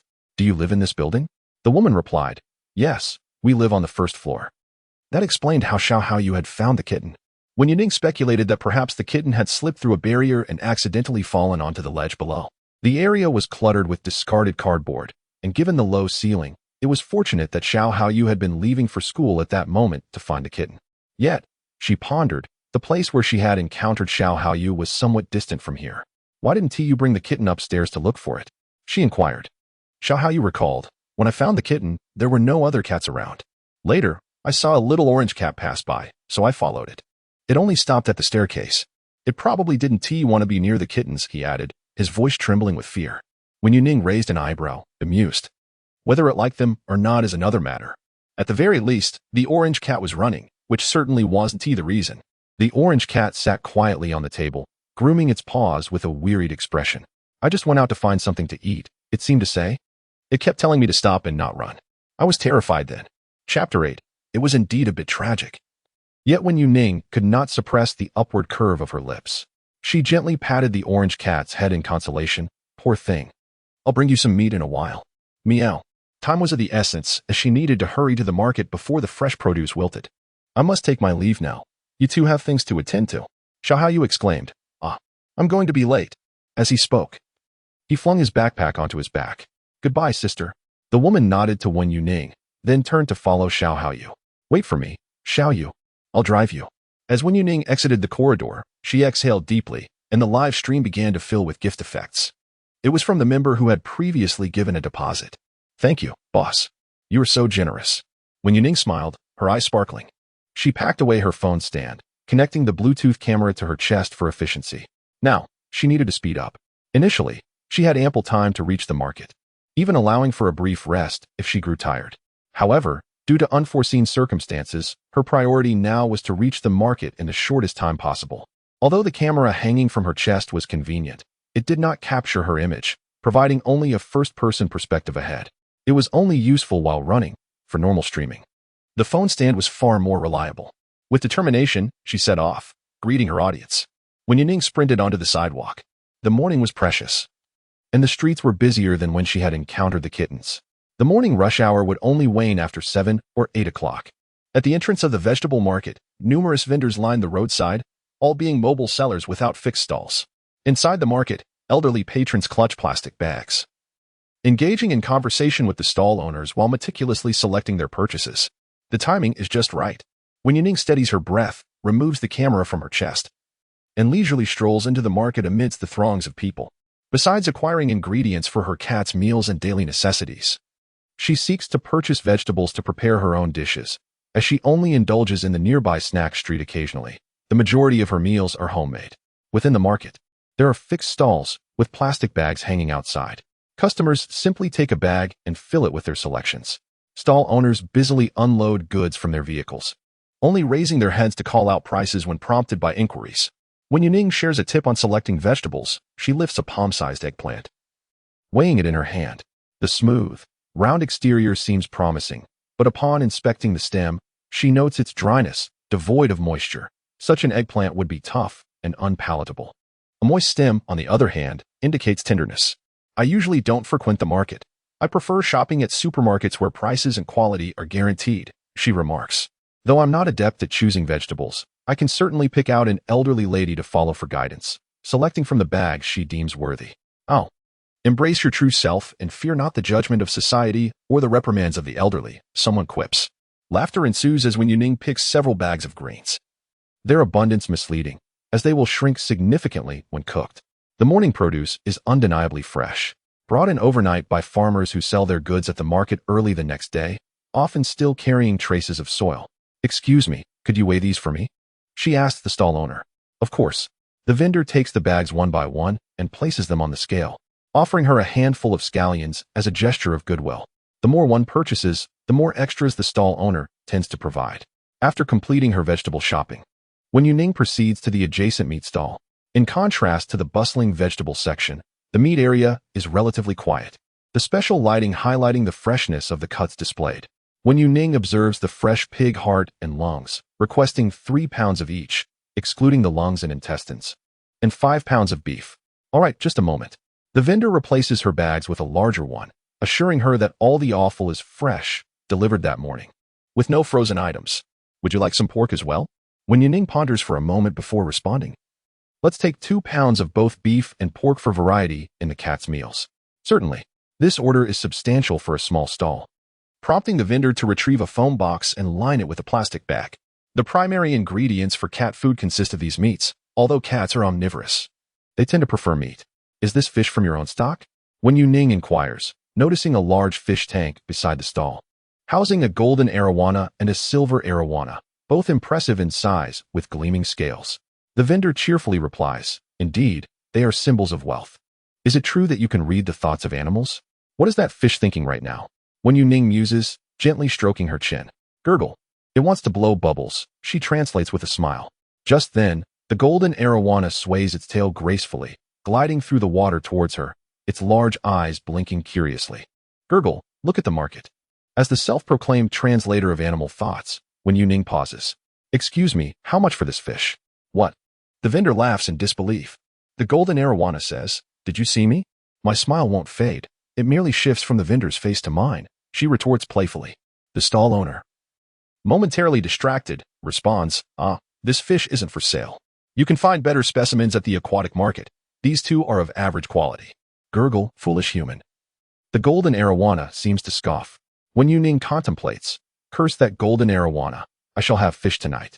The playful rivalry between Wen Yuning and the golden arowana is just beginning, as the silver arowana suddenly swishes its tail, pushing the golden arowana aside. Gurgle, ugly creature. Stay away from me. I refuse to share this tank with you. Tonight, I'll leap out of here. Gurgle, how bothersome. The silver arowana's drooping whiskers reflect its disdain for the golden arowana. Oh, it appears your crush harbors quite a bit of disdain for you, Wen Yuning observes, a smile gracing her lips. Chasing after the silver arowana, the golden arowana halts abruptly in front of her. Foolish human. Wen Yuning turns to the vendor, suggesting, your silver arowana is rejecting the golden one. It seems intent on leaping out of the tank tonight. It would be wise to separate them. Really? Is it true? The vendor, bewildered, asks, are you a fish keeper? Is there a sign that it wishes to jump? I saw no signs, but I did hear the silver arowana's thoughts. Wen Yuning confidently asserts, shouldn't you consider what you are saying? The vendor questions, still puzzled. Wen Yuning continues, you acquired the silver arowana later, intending for it to accompany the golden one? The vendor nods, confirming, yes. The silver arowana does not fancy your golden one. If you wish to keep the silver, it would be prudent to separate them. Really? The vendor remains in a state of confusion as Wen Yuning completes her payment and advises, do remember to separate them soon. With daily necessities yet to procure, she does not linger, grasping the box of meat and departing the stall. The vendor stands before the fish tank, scratching his head in bewilderment at how she discerned the silver arowana's later arrival. These two fish appear to be of similar size. Pet supplies are located at the far corner of the market. Wen Yuning navigates through the bustling market with her box in hand. Daddy, where are you? When will you come find me? Woof. The little dog's thoughts are filled with dejection and sadness. Has someone abandoned this dog? In this remote area? If someone drove here to abandon a dog, it would be nearly impossible for the little creature to find its way back.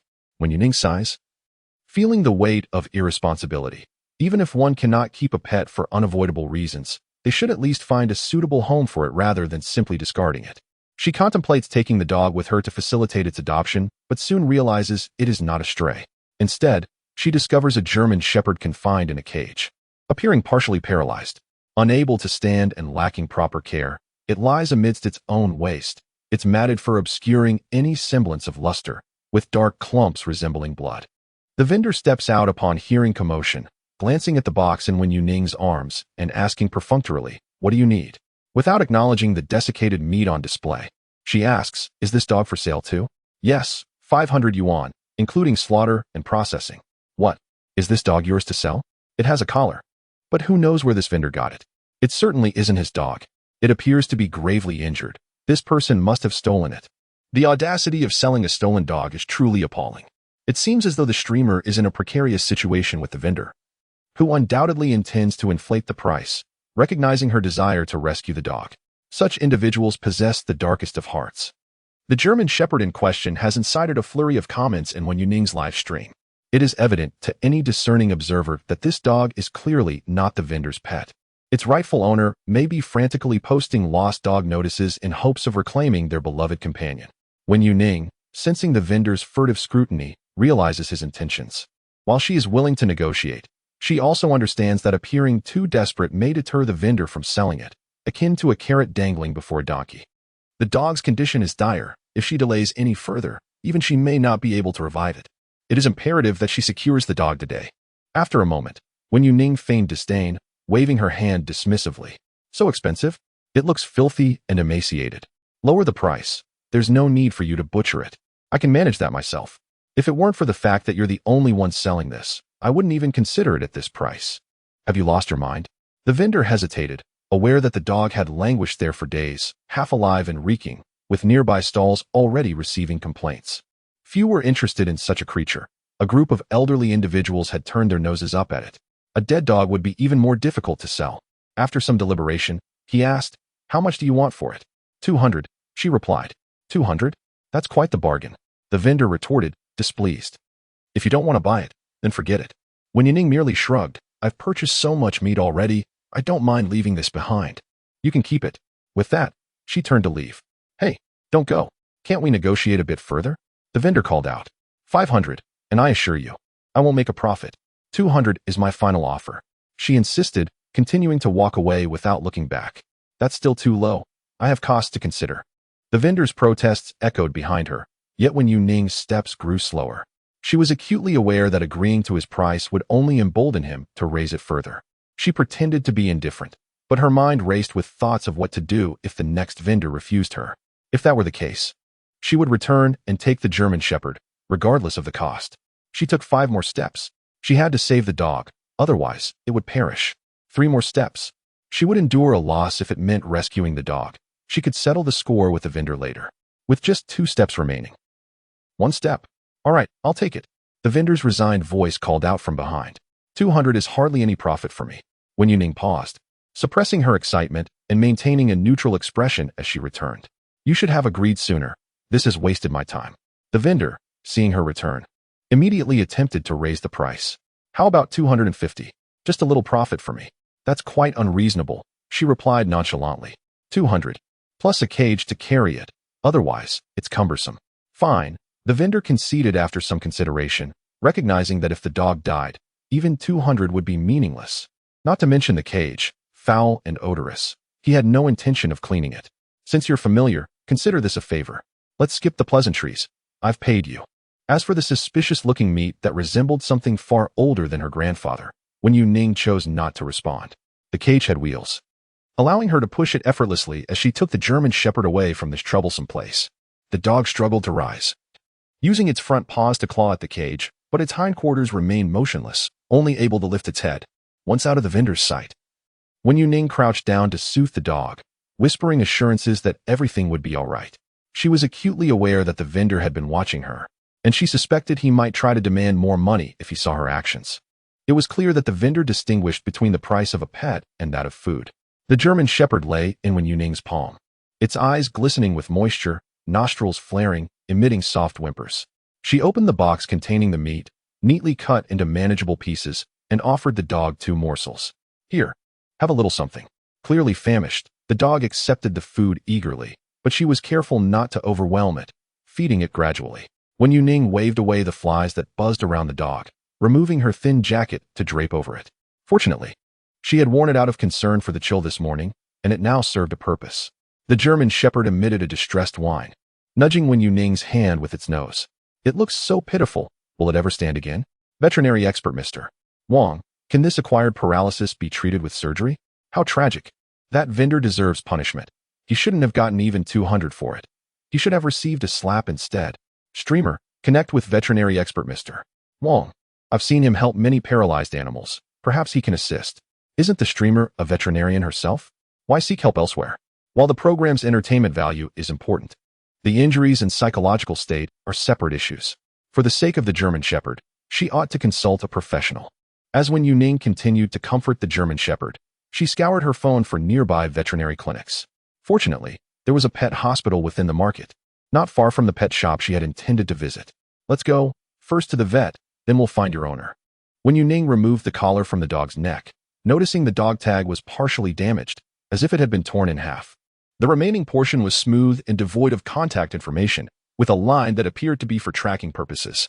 Perhaps it was rendered ineffective due to the damage, which explained why no one had been able to find it. As she ventured deeper into the market, the atmosphere grew increasingly quiet, save for the occasional rustle of a broom as staff tidied up. When Yuning pushed open the door to the pet hospital, the wind chimes above tinkling softly. Hello? A receptionist rose to assist her. What seems to be the problem? When Yuning removed the meat from the box, revealing the German Shepherd to the receptionist's gaze. It appears to have suffered severe trauma, possibly from a car accident or being thrown from a height. I would like to have it examined. The receptionist's eyes reflected compassion upon seeing the dog's condition. Follow me, please. Do you know what caused the injury? When Yuning replied, I'm not sure. I just purchased it from a dog dealer. Understanding dawned on the receptionist. I see. Let me assist you in bringing it inside. As the receptionist extended her hand, the German Shepherd instinctively recoiled. I'll handle it, when Yuning said, carefully adjusting the dog's clothing before lifting it from the cage. The dog's hind legs hung limply, and as Wen Yuning cradled it, only the ears twitched. It made no further attempt to struggle, gazing up at her with wide, sorrowful eyes. After being cradled by Wen Yuning, the dog buried its head into her embrace, seemingly wishing to hide away. Others may not have noticed, but Wen Yuning could distinctly feel the trembling of the German Shepherd in her arms. Gently patting its back, she whispered soothing words, Do not be afraid. It's just a quick examination. You are such a good dog. You will be able to stand again soon. Everything will be all right. The veterinarian paused, and with her professional experience, she assessed that the chances of the German Shepherd standing again were slim, prompting a soft sigh from her. Wah, it's gone. What is gone? Its tail. The tail is still there. You just can't feel it at the moment. The puppy struggled to articulate the sensation of paralysis, only aware that it could no longer move. While continuing to comfort the dog, Wen Yuning placed it on the examination table. The doctor adjusted the machine, stating, The machine emits radiation. Would you prefer to wait outside? Looking down into the dog's unblinking eyes, Wen Yuning replied, Let us proceed with the examination. The radiation from the PET imaging machine is significantly lower than that of human CT machines, and the body can naturally metabolize it, posing no serious concern.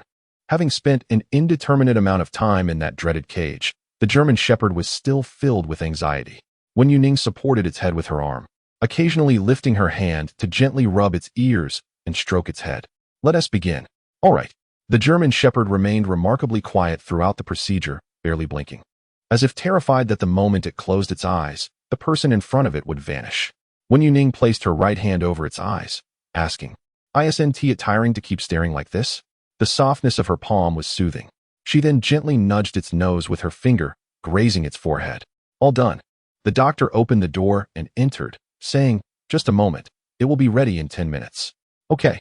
Wen Yuning held onto the German Shepherd's front paw, exclaiming, Good job. You are so well behaved. The dog lifted its head slightly, as small animals often revel in praise. Let us go outside for now. Wen Yuning picked up the German Shepherd along with the absorbent pad beneath it, carrying it into the examination room. It was important to avoid any accidents that could dirty the doctor's table. In the interim, as they waited for the results, Wen Yuning glanced at the live stream comments, only to discover that the viewer count had unexpectedly surged past 3,000. With a blink, she welcomed everyone to her stream. The host finally acknowledged the comments. The host is so gentle and patient. Poor puppy, I hope it can stand again. Dr. Wang, the skilled veterinarian, chimed in, The chance of standing again is minimal. We will know more after the examination. No way. If this well-behaved dog can't stand, I will definitely cry.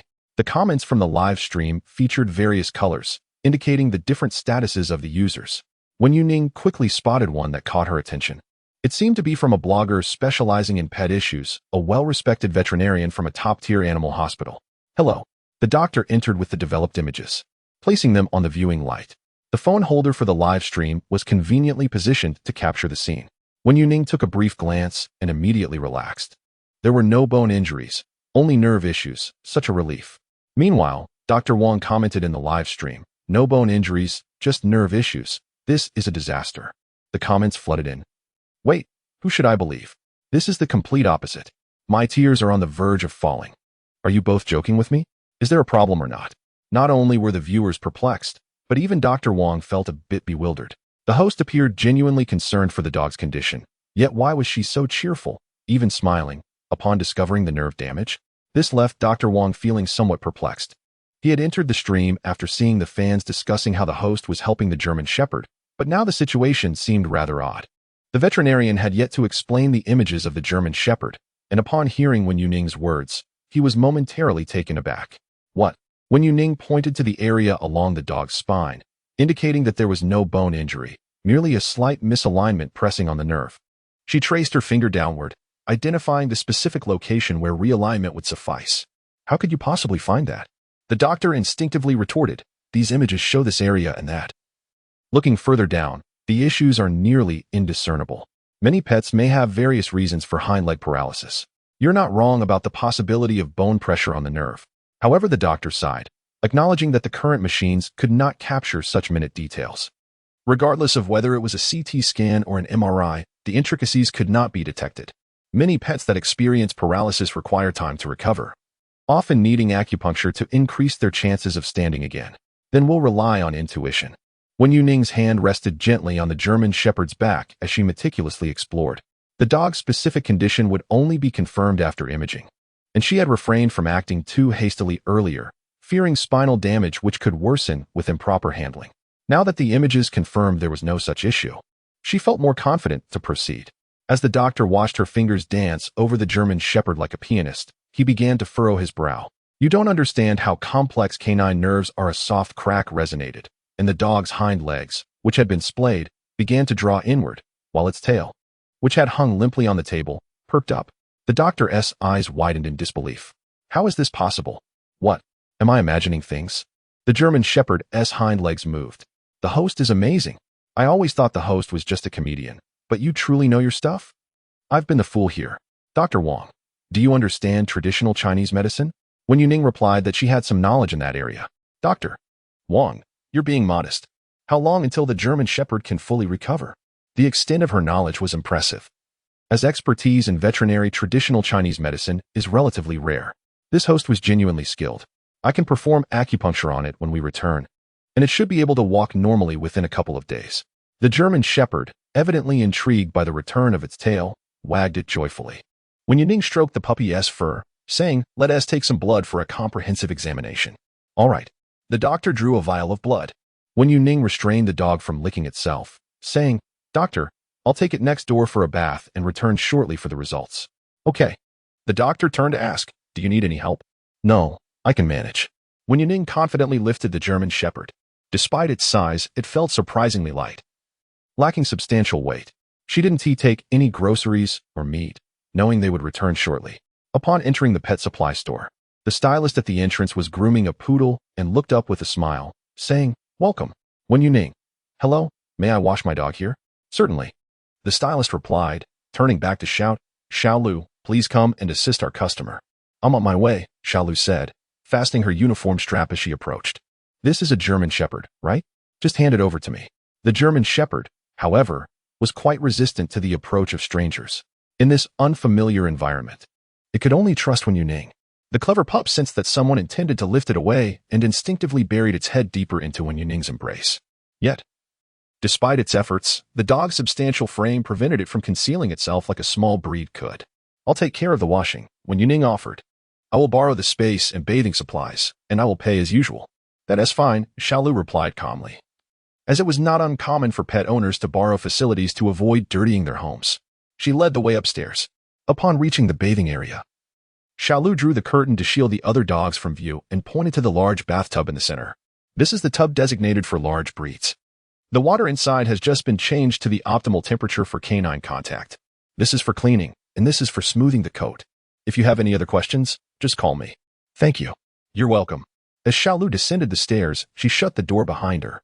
All right. Let us get you washed, Wen Yuning said as she removed the urine pads and clothing, trimming away the matted fur that had become hopelessly tangled. Although shaving did not cause pain, the animals were aware when their fur was being cut. The German Shepherd, though having regained some sensation in its hind legs, still struggled to move freely, straining its neck to catch a glimpse of Wen Yuning's face. A pile of dirty fur lay on the floor as Wen Yuning removed her medical gloves and gently patted the German Shepherd, preparing to immerse it in water. Stay still now. Woof, no moving. Wen Yuning tossed the gloves into the trash and turned to see the dog awkwardly bracing itself with its neck extended. Not now. I mean, when I place you in the water, you must remain still. Woof. Now you may move. Exhausted from holding its position, the German Shepherd plopped its head down onto the soft mat with a thud. Woof. I'm so tired. Chapter 10. A moment of rest, bathing. In massage, my area of expertise, when little animals fall ill, they become exceptionally vulnerable. Due to the nature of her work, Wen Yuning frequently encounters injured creatures, and it is inevitable that they bear some dirt. In such instances, she personally undertakes the cleaning, having never formally studied it, yet mastering the art through practice. Wen Yuning skillfully creates a dense lather with her hands, initially placing it atop the German Shepherd's head as a makeshift shower cap. The dog tilts its head to reach her hand, its nose brushing against the floating bubbles, which burst with a satisfying pop. The German Shepherd closes its eyes momentarily, pawing at its nose with its front legs, as if to say, "What's this?" The bathing products used in pet stores are formulated with safe, natural extracts and have a mild fragrance, well within acceptable limits. What a delightful bubble crown. The remaining lather is then applied to the dog's neck, while the bathtub slopes to the left, where a small protrusion serves as a pillow for the German Shepherd. Care must be taken during the bath, as excessive rubbing could cause the dog to slide down the incline. With much of the dirty fur trimmed away, the task of washing becomes significantly lighter. Otherwise, given the size of the German Shepherd, it could take a good 30 minutes of rinsing to thoroughly wet the outer layer of fur. Some pet salons refuse to wash large dogs, as the cost of cleaning one might barely cover the water bill. The dog bears some wounds as well. Wen Yuning gently parts the fur to reveal a healing cut, indicating that the German Shepherd had been lost for at least half a month. The wound has already begun to heal, with fresh pink tissue emerging, a testament to the dog's remarkable self-repair abilities. Had it been in a less caring environment, it may not have survived. The vendor likely offered no more than a cursory glance, focused solely on making a quick profit. All right, let us flip you over. Wen Yuning, clad in a short-sleeved shirt, rolls up her sleeves and immerses her hands in the water to assist the German Shepherd in turning. Thanks to the buoyancy of the water, flipping the dog is effortless, requiring minimal exertion. The German Shepherd obediently allows Wen Yuning to maneuver its body, though its eyes continually seek her presence, its head arching backward. As she lifts her hand to support the dog, the makeshift shower cap slips into the water. Woof! The German Shepherd paws at the cap, as if trying to hold on to its head, both paws struggling against the dissolving foam. Don't worry, I'll make you a new one. With a playful twist of the camera, Wen Yuning faces the audience, showcasing her handmade, double-layered shower cap, water-absorbing yet purely decorative. Oh, aesthetically pleasing. With a chuckle, she splashes water onto the German Shepherd and begins to wash the other side. While bathing, she also massages the dog, as both massage and acupuncture are effective means of aiding its recovery. The German Shepherd visibly enjoys the soothing touch. As the fur becomes damp, the dog appears even more emaciated. When it comes time to drain the dirty water, Wen Yuning considers purchasing some meat to replenish the German Shepherd's strength. After draining the water, she uses a towel to remove the mud and clumps of fur from the bottom of the tub before refilling it. The remaining fur on the German Shepherd resembles a patchy mess, with uneven color distribution. One might think the German Shepherd had encountered a landmine, bearing a rather unfortunate appearance. Not to worry, the dog is still quite handsome, even in this state. Wen Yuning uses the shower head to rinse away the remaining bubbles, assuring it will grow back quickly. Once it's dried, it won't be as noticeable. Woof. The German Shepherd tilts its head, resting it on Wen Yuning's hand. The dog seems unfazed by the comments about its grooming, displaying no signs of agitation. After 2 thorough washes, not a trace of soap remains, even within the ears. And only then does Wen Yuning lift the German Shepherd out of the tub. The pet shop possesses a dryer, though it is somewhat cramped. Assessing the space, Wen Yuning opts to manually dry the dog with a hairdryer instead. She starts with the lowest setting, the gentle hum filling the air as she massages the dog's ears. Noticing that the German Shepherd remains calm amidst the noise, she continues. The other dryers hang on a rack, and she adjusts their angles and temperatures, moving from one to another to ensure she covers the dog sufficiently. The warm air causes the German Shepherd to squint, unable to stand and instead lying on its side, its breathing becoming more even.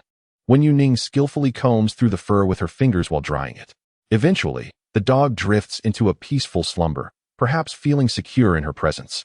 Having previously been confined in a dirty, cramped cage, unable to rest comfortably. Once the fur is sufficiently dry, Wen Yuning turns off the hairdryer, removes her apron, and gently lifts the German Shepherd. Bathing a large dog is indeed a laborious task. Wen Yuning stretches her sore arms, realizing she has never felt this exhausted after a bath. The German Shepherd softly whimpers in its sleep as Wen Yuning strokes its fur. Freshly bathed, the dog smells faintly fragrant and appears exceptionally docile. As she carries the German Shepherd downstairs, a colleague named Xiaolu approaches. Pausing momentarily, she lowers her voice. Is it asleep? Yes, Wen Yuning nods, pulling up her notes from the previous night. I'd like to purchase some items from the pet shop, including 2 packs of pee pads and a leash.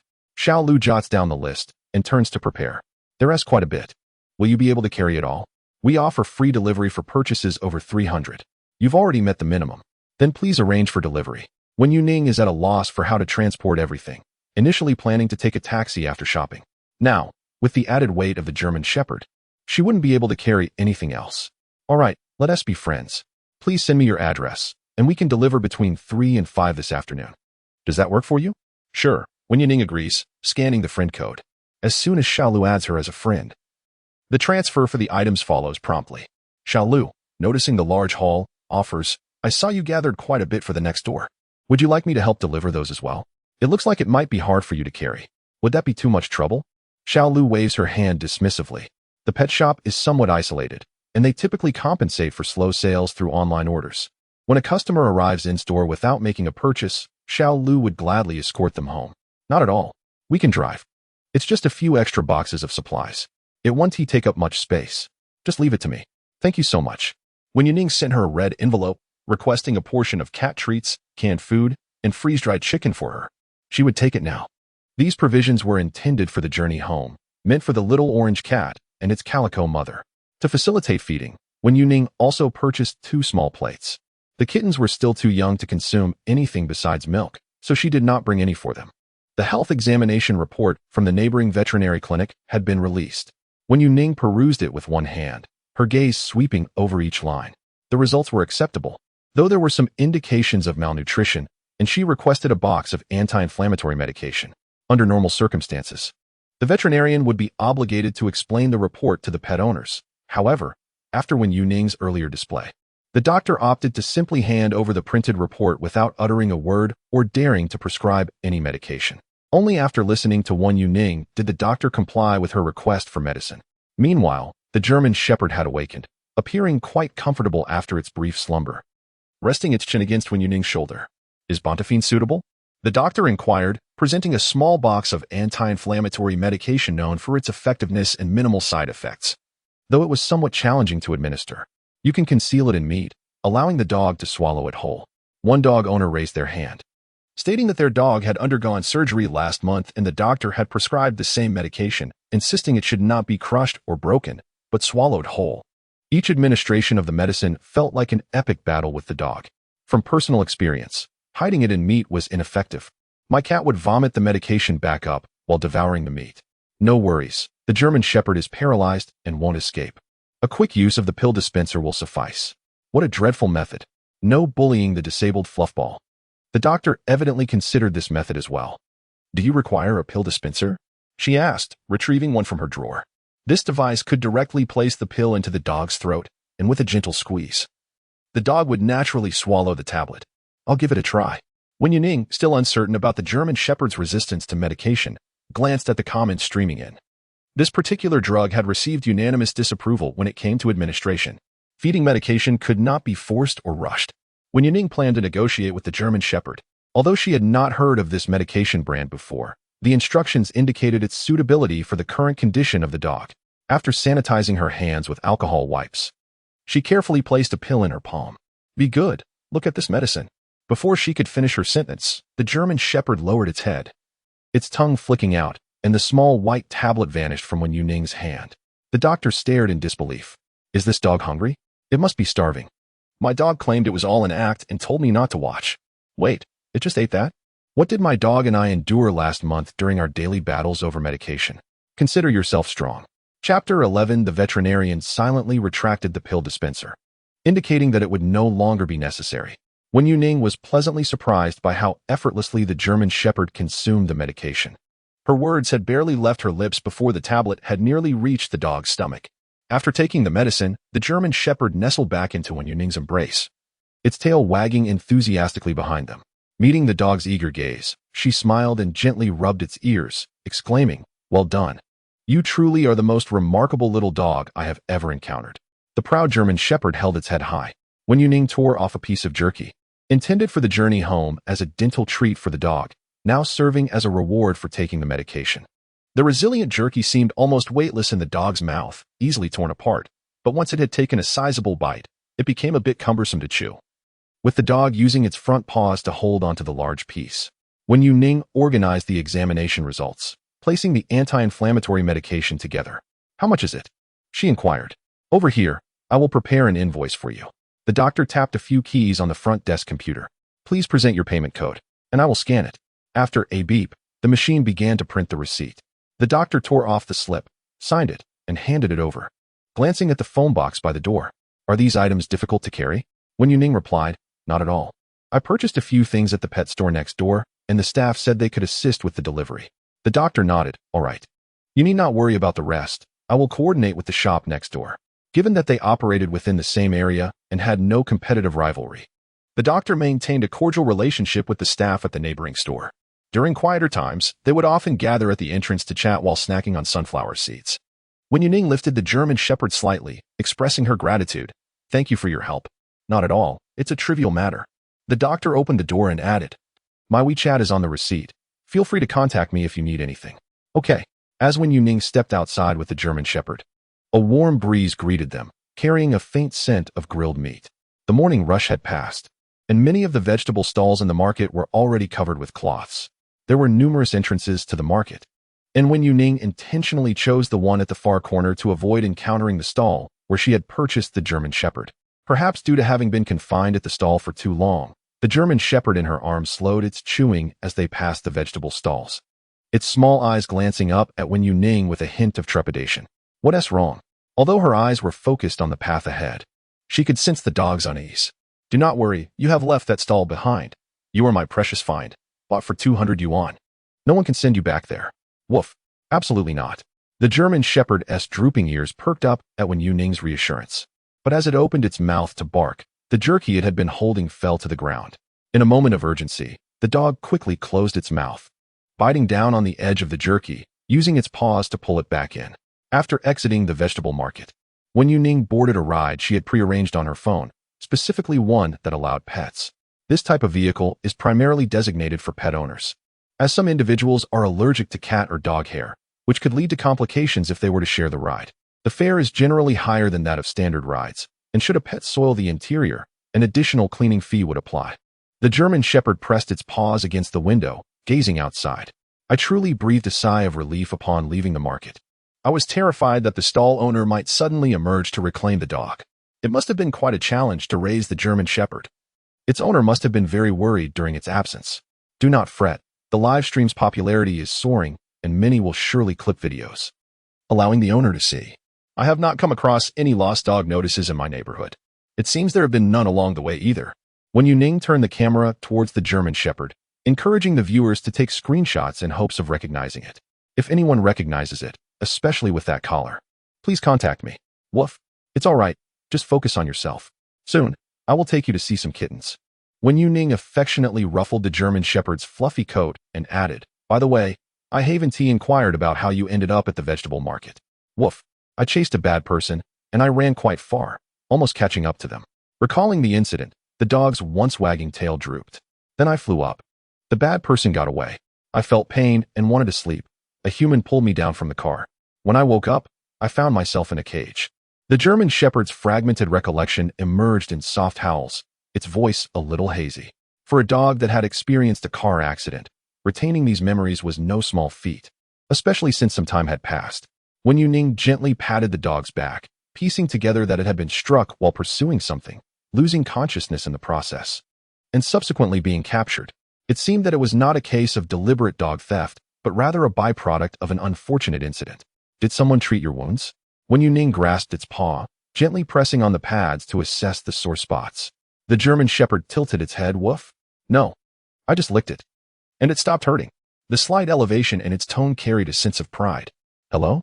Do you remember that you were live streaming? Are you really not going to give us any translations? Family, let us demand refunds for underage viewers. What are you two discussing? I'm scratching my head in confusion, wishing I had paid more attention at school. Well, they don't teach this stuff in school. Engrossed in conversation with the German Shepherd, Wen Yuning only noticed the chaotic barrage of comments when she stepped out of the car to adjust her selfie stick. She slapped her forehead, laughing apologetically. I'm so sorry. I completely forgot about you all. Wen Yuning secured her selfie stick and exited the vehicle. Now understanding that the German Shepherd had been struck by the stall owner's car while chasing a bad person, who then took the dog back to cage it for sale. Chasing a bad person? If even the dog's inner voice considers someone a villain, they must be truly wicked. The German Shepherd acted heroically. Well done. The stall owner is cruel for hitting and abusing the dog. I will gather further details once I return home. I can rely on inquiries to clarify some of the more ambiguous sentiments expressed by small animals, ultimately obtaining a more concrete understanding. Given the brevity of the car ride, Wen Yuning could not delve into the details. Let us go. We will visit the kittens first. Wen Yuning deliberately chose to disembark at the location where she had encountered the kittens, and once the live stream transitioned to a black screen, she entered the corridor. The scene remained unchanged from her morning visit, save for one notable difference. Only a single orange cat lay on the windowsill, with no sign of the calico. As Wen Yuning approached, the sensitive little orange cat instantly opened its eyes at the sound, attempting to flee but stopping halfway upon recognizing her, letting out a soft meow. While bathing the German Shepherd, Wen Yuning had inevitably acquired the scent of the shampoo, causing the little orange cat to hesitate, unable to detect the familiar aroma. Similarly, the German Shepherd, infused with the scent of shower gel, did not instill a sense of intimidation in the little orange cat. In the feline's perception, the German Shepherd shared the same aroma as Wen Yuning, and thus, it regarded the dog as belonging to her. The cat trusted Wen Yuning and, consequently, felt no fear towards the unfamiliar large dog. Wen Yuning placed the dishes on the windowsill. Where's the calico cat? The orange cat brushed against her wrist with its ear, mewing softly, meow. I'm thirsty. I'm going out to find some water. Not intending to broadcast the scene, Wen Yuning casually set her phone stand on the table. I cannot linger too long. Wen Yuning struggled to open the canned food while cradling the German Shepherd. Fortunately, the dog was well behaved, allowing her to manipulate it without resistance. She managed to open all the cans she had brought, but when it came to tearing the cat treats, she found no convenient opening. The soft cat treats lacked a pull tab like the cans. They required a different approach. Wen Yuning contemplated, perhaps you could assist me? The German Shepherd clamped down with its jaws, its large form rendering the cat treat akin to a gelatin morsel. It bit down on a significant portion, halting just shy of Wen Yuning's fingertips. After a brief pause, the German Shepherd adjusted its grip, puncturing the treat at the front. Open it. Yes, it's opened. Well done. With the German Shepherd's assistance, Wen Yuning could now open an entire handful of treats at once. The little orange cat, cradled in her arms, was filled with curiosity, and the aroma of the meat canned food soon captured its attention. One plate of meat, one plate of cat treats, and an additional bowl of water were sufficient for the orange cat and the calico to enjoy several meals. Thank you for guiding me today, Wen Yuning said, nudging the plates towards it. Remember to call the calico back for dinner. I must take my leave. Meow, meow, meow, the little orange cat called out, taking a large bite of the canned meat. The meat was composed of whole chunks and some minced portions, devoid of additives and of commendable quality. The little creature was so engrossed in its meal that it could hardly lift its head. Wen Yuning crouched down, tossing the empty cans and cat treat wrappers into a plastic bag. Let us go home, she said, carrying her belongings. As she stood, the German Shepherd glanced back, resting its chin on Wen Yuning's shoulder, stretching its neck to grasp the phone stand. The compact, retractable phone holder appeared rather diminutive when not extended, resembling a bone clutched in its mouth. Is there anything about feeding the cat that I, as a VIP member, cannot view? Perhaps it's to prevent revealing the address, ensuring the kitten's safety. What is happening? Does feeding take this long? The streamer wouldn't forget to unmute the broadcast. Would she? Member, sending a gift. The gifts from premium members not only featured special effects, but also included vibrations. A kaleidoscope of vibrant colors appeared on Wen Yuning's watch face, accompanied by a buzzing sound. Oh no, my phone. Wen Yuning, burdened with too many items, instinctively reached for the phone stand upon seeing the barrage of comments, realizing too late that she had forgotten her phone and stand entirely. Here, the German Shepherd woofed twice, tilting its head as the phone stand appeared at an angle before Wen Yuning. She paused, meeting the gleaming eyes of the German Shepherd, and slowly smiled. Thank you. What a clever dog you are. The German Shepherd, panting with its tongue out, wore a grin that resembled a smile, its round eyes curving into a crescent. After a brief exchange, the black screen of the live stream flickered to life. Wen Yuning secured the phone stand in the crook of her arm and cheerfully presented the German Shepherd before the camera. I forgot to take my phone and stand when I went downstairs. Thankfully, this little dog brought them down, or I would have had to make another trip. Are you showing off now? Chapter 12. No need to post dog seeking notices. Its owner has arrived. I am its owner. Go away. Do you even understand how to raise a dog? Let me take care of it. The barrage of comments ignited a heated discussion regarding the ownership of this German Shepherd. Wen Yuning gently tapped the dog's wet nose, smiling at the puppy's bewildered gaze. You are quite popular, aren't you? The German Shepherd licked her fingertips, its drooping tail wagging enthusiastically. Woof. Let us go home and prepare some delicious food. Embracing the German Shepherd, Wen Yuning quickened her pace towards home. It would soon become warm. Carrying such a large, furry creature felt like being enveloped in a thick quilt under the sun. By noon, she anticipated that she would feel utterly overheated. Meow. The sound of the door opening coincided perfectly with the meowing of the kitten inside. At the entrance, Wen Yuning pushed aside the foam box and cage, realizing that the items she had purchased from the market had arrived before her. She had expected them to arrive later in the afternoon, but they had come much sooner. With the German Shepherd still in her arms, she couldn't spare a hand to move things, so she opened the door first. The little tabby had already begun scratching at the door. Had it woken up? Wen Yuning stepped inside, recalling that the little tabby was still asleep when she left. She had filled its bowl with cat food and canned food, which was now empty. The little tabby stretched, its tail standing tall, and initially intended to pounce as the door opened, but upon taking a step, it froze. Meow. A new friend. Wen Yuning shook the German Shepherd's paw gently, explaining, it's injured and will be staying at home for a while. You two must get along well. Even if the online dog-seeking notice proved effective and the dog's owner came to reclaim it the following day, Wen Yuning could not allow them to take the German Shepherd away. Until the dog was fully able to stand, acupuncture and daily massages were essential. The little tabby's previously erect tail drooped, the tip swaying impatiently. Tabby cats possess a strong sense of territory, and some stray tabbies are known to chase away intruding cats from their domain. However, since the little tabby had only just arrived a couple of days ago, it had yet to establish its territory, and significant conflict was unlikely at this time. If an established tabby were to have a German Shepherd brought home, the moment the door opened, the tabby's claws would likely be at the dog's face. For now, the little tabby merely observed with curiosity. You all play. I'll tidy up the things I bought. Wen Yuning placed the German Shepherd on the sofa, while the little tabby jumped onto the armrest, where she affectionately ruffled its fur. I'll make you both something delicious for dinner. Meow. A phone stand was set up on the table, the camera lens perfectly aligned to capture the two fluffy creatures on the sofa. Wen Yuning found suitable spots for the litter box and dog cage. The cage was one that the market vendor had assembled, and the pet shop owner had even washed it clean. She stuffed it with a soft pad and laid a pea pad on top. After settling these small matters, Wen Yuning began to prepare the meat, submerging it in water. Next, she would blend the meat into a puree, allowing her to adjust the proportions of each type of meat according to her pet's preferences. The offal would require a certain amount. It served as a natural appetizing agent, though its effect was not always noticeable for some small animals. As she spoke, Wen Yuning fished the meat out of the water. For her own consumption, she preferred to soak the meat for a longer period to draw out the blood.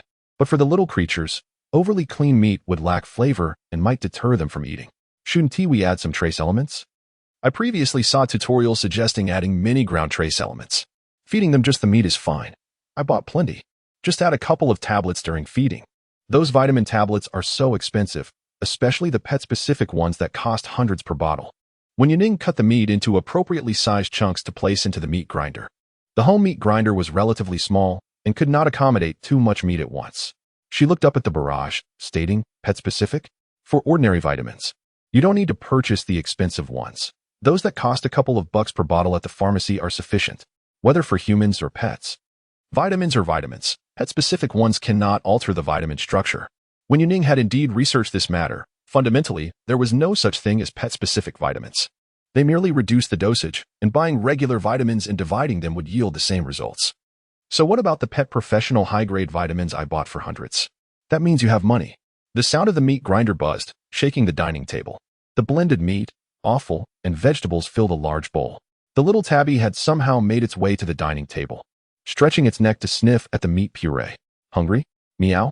Wen Yuning removed her gloves and gently patted its round belly. If you eat more, you'll explode. Go run around a bit, and I'll prepare something tasty for you tonight, all right? Meow. The little tabby pawed at the edge of the iron bowl, its ears drooping, and its whiskers sagging with disappointment. Just a little. However, the drawn-out tones sounded more like a plea, as the little tabby nuzzled against Wen Yuning's hand. All right then, just a little. Wen Yuning took a small plate to set aside some, also preparing a serving for the German Shepherd. Seriously, this is so lacking in principles. Send the kitten over, and I'll teach you how to refuse. I can hear your scheming all the way across the internet. Those little eyes of hers, I'm completely melted. Who can resist not giving her anything? The little tabby began eating from the plate on the table, while Wen Yuning turned her attention to the empty sofa. Woof. The bark was startlingly close. Looking down, she found that the German Shepherd had somehow made it to her feet. Although its hindquarters remained immobile, it was moving forward by relying on its front paws, and its speed was not slow. Wen Yuning smiled. This portion is for you. Woof. Delicious. Though the animal meals were not yet fully prepared, their flavors had already captivated the two fluffy inhabitants of her home. Wen Yuning adjusted her apron, and the next step was to divide the mixture into appropriately sized portions for drying. Lacking a dehydrator, she could use a steamer, oven, or air fryer. Regardless of the method, once cooked, she would cut the food into preferred sizes and vacuum seal them. Each time they ate, she could chop them into smaller pieces. And for larger dogs like the German Shepherd, serving a whole piece was also acceptable. It would satisfy their chewing instincts, though the shelf life was shorter without preservatives. However, considering the consumption of large dogs, combined with the little tabby, these portions would be consumed within a month and a half. The cost of making this myself is rather high. It must be close to 10,000. While there are many online options for $6 or $7 a pound, how do they profit? The meat used is different. They probably use some scraps. $6 or $7 for cat or dog food. Wen Yuning pondered before saying, they wouldn't use scraps. Scraps also have a cost. In fact, many cheap pet foods are not recommended for our furry friends.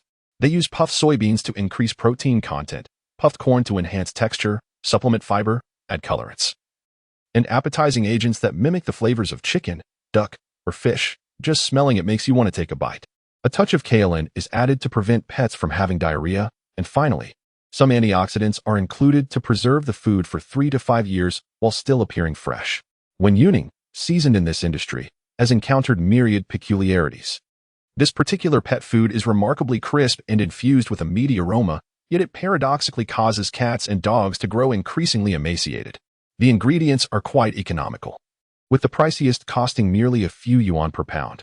Selling it at 8 yuan still allows for a profit of 6 or 7 yuan. It is worth noting that the ingredient list often employs linguistic tricks. Some unscrupulous companies blatantly fabricate their ingredient lists. Alarmed, I hastily discarded the cheap pet food from my home. As for the cheaper options, they consist solely of pure filler and artificial flavors, which could endanger pets' lives. Wen Yuning meticulously arranged the meat paste in plates and placed them in the steamer, advocating for the purchase of reliable, well-established brands. It is advisable to avoid small workshops. The safest option remains to prepare food oneself. With the stove ignited, both gas burners were engaged to steam the 3-tiered trays, barely accommodating all the meat paste. During the grinding and mixing, some remnants inevitably scattered across the table. Wen Yuning rolled up her sleeves, resolute, stating that anyone who dined on her fare must assist her in the task at hand. Woof. The German Shepherd eagerly approached, and Wen Yuning lifted the dog, placing it in a corner of the table, entrusting it with the meat. Before slicing the meat, she laid 2 layers of plastic wrap on the table. While it could be tossed directly to avoid the mess, discarding the remnants felt wasteful. Meow. I too wished to assist. The little tabby, ever diligent, eagerly leaped forward. Wen Yuning raised her hand to catch the kitten, gently holding it at the chest. No more eating for you. Meow meow. I am famished. The kitten's plaintive cries were heart-wrenching. Having not eaten for a solid half hour, the little creature was on the verge of starvation.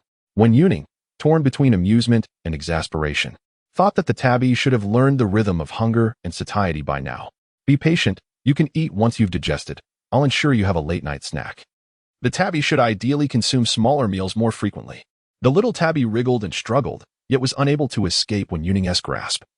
Its strength waning as it rested its head against her fingertip, resigned to its fate. Observing its woeful demeanor, she felt a twinge of compassion. Were it not for the protruding belly, she might have been tempted to offer it a little more. You truly cannot eat anymore. Just look at your little belly. As dusk approached, the grinding machine operated slowly, and the rice in the pot remained uncooked. The timed chandelier in the home had already illuminated, when Yuning, engrossed in her tasks, had not noticed her own hunger. She settled at the dining table, one hand grasping the little tabby while the other shielded the German shepherd, ensuring it did not tumble from the table. You cruel being. What harm would it be to let the kitten have a taste? It seemed the little tabby might require legal assistance. This morning, the owner of the goldfish stall at the market is also live streaming. Chapter 13. The market. When Yuning nodded, recalling the silver dragon fish that was planned to jump out of the tank tonight. Following the live broadcast, she entered the stall owner's live stream. The account boasted several thousand followers, and the broadcaster had been online for over 10 hours, likely starting early in the morning when the vegetables were harvested. Due to her comments during the day, the live stream was flooded with messages like, "The silver dragon fish is going to jump tonight. Don't miss it. Don't pack up. Keep an eye on the silver dragon. If you leave now, you'll find the fish dried up when you come back tomorrow." The stall owner, who usually ran an online shop and did live selling, had not garnered much attention before.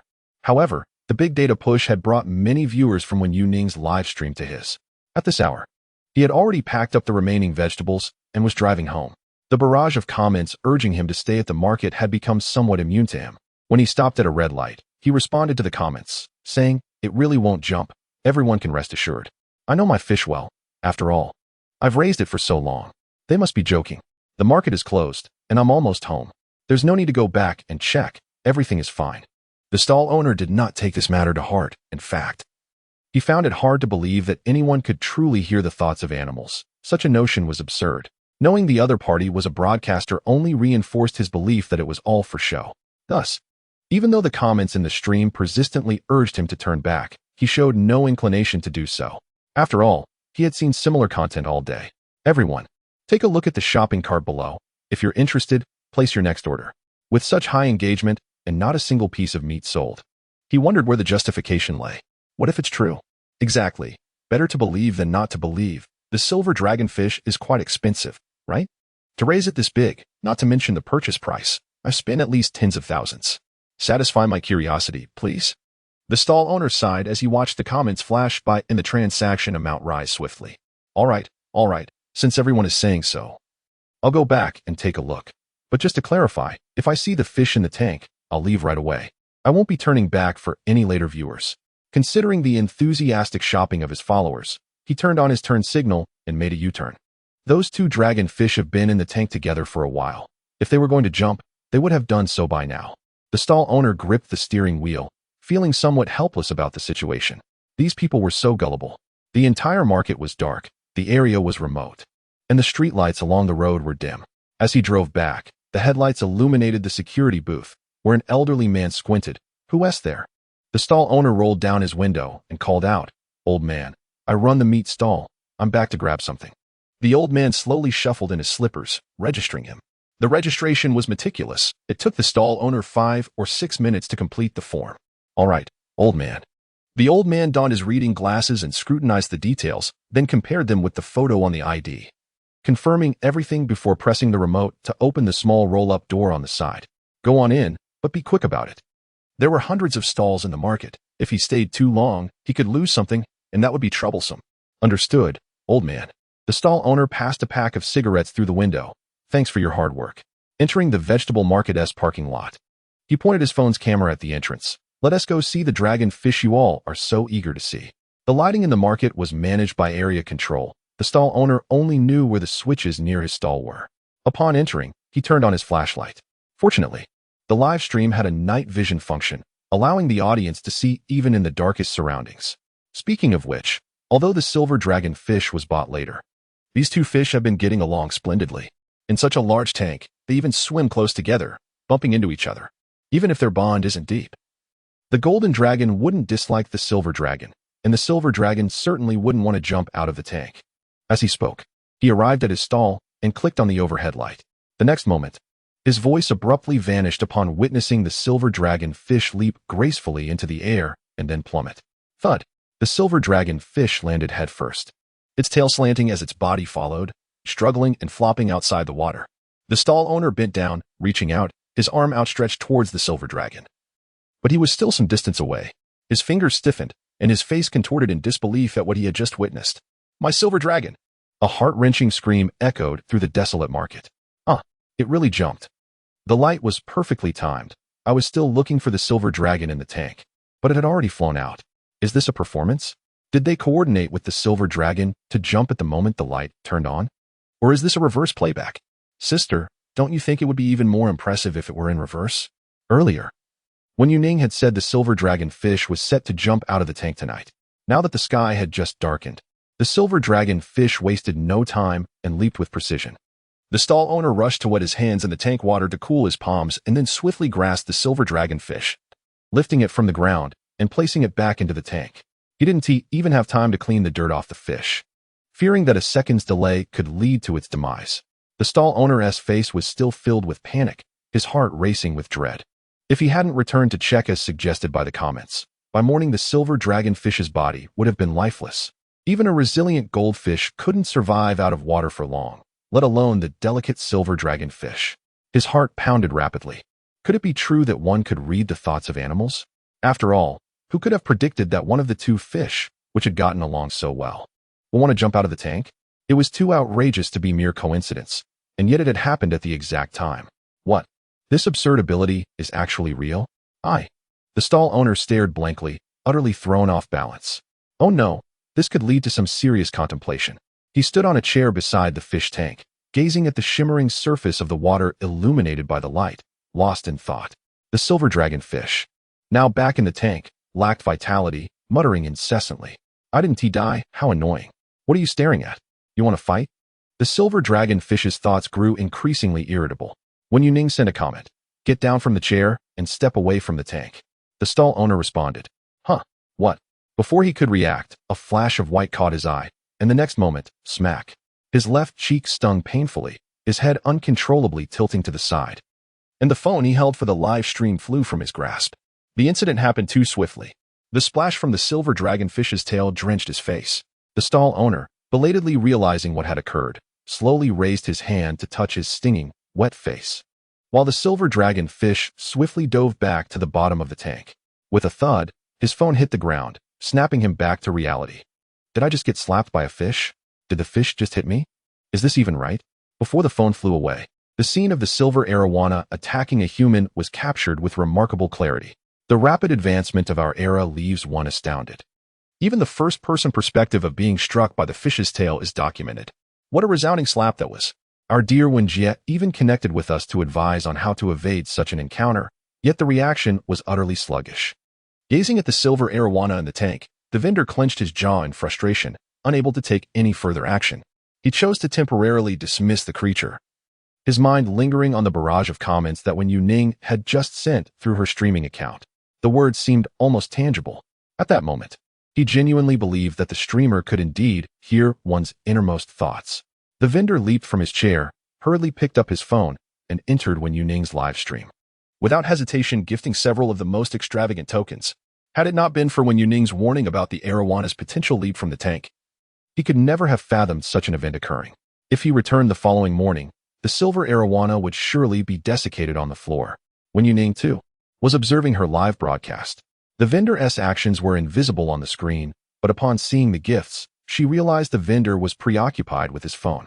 The vendor expressed his gratitude, saying, "Thank you, streamer, for saving my silver arowana." He felt utterly convinced. He believed that she could indeed communicate with pets. The vastness of the world had revealed his own narrow-mindedness. Having sent the comment, the vendor still felt it insufficient and continued to shower her with gifts. The live stream was filled with the spectacle of his generosity. If encountering the silver arawana's leap was mere coincidence, the second time, when the fish struck his face, still stung. How could this be anything but authentic? While others might speculate that it was scripted or staged, as someone who had lived through the entire event, he understood the truth all too well. Surely, he was no actor in this narrative. He lamented his prior skepticism. Had he believed from the outset? The evening's thrilling rescue would have been unnecessary. Had he promptly followed Wen Yuning's advice to separate the tanks, trouble would have been averted. Wen Yuning took a sip of water and typed with her fingertips, "As long as it's safe, let us separate the tanks quickly. The silver arowana is quite irritable with the golden one. Further delay may lead to more trouble." Just as she dispatched the message, a request from the vendor to connect appeared on her screen. Intrigued, Wen Yuning accepted the connection, wondering if he had any further inquiries. It turned out he simply wished to express his gratitude in person. He scratched his head and shifted the camera back to the fish tank. "I noticed your stream title mentions healing pets. I wonder if my silver arowana is all right.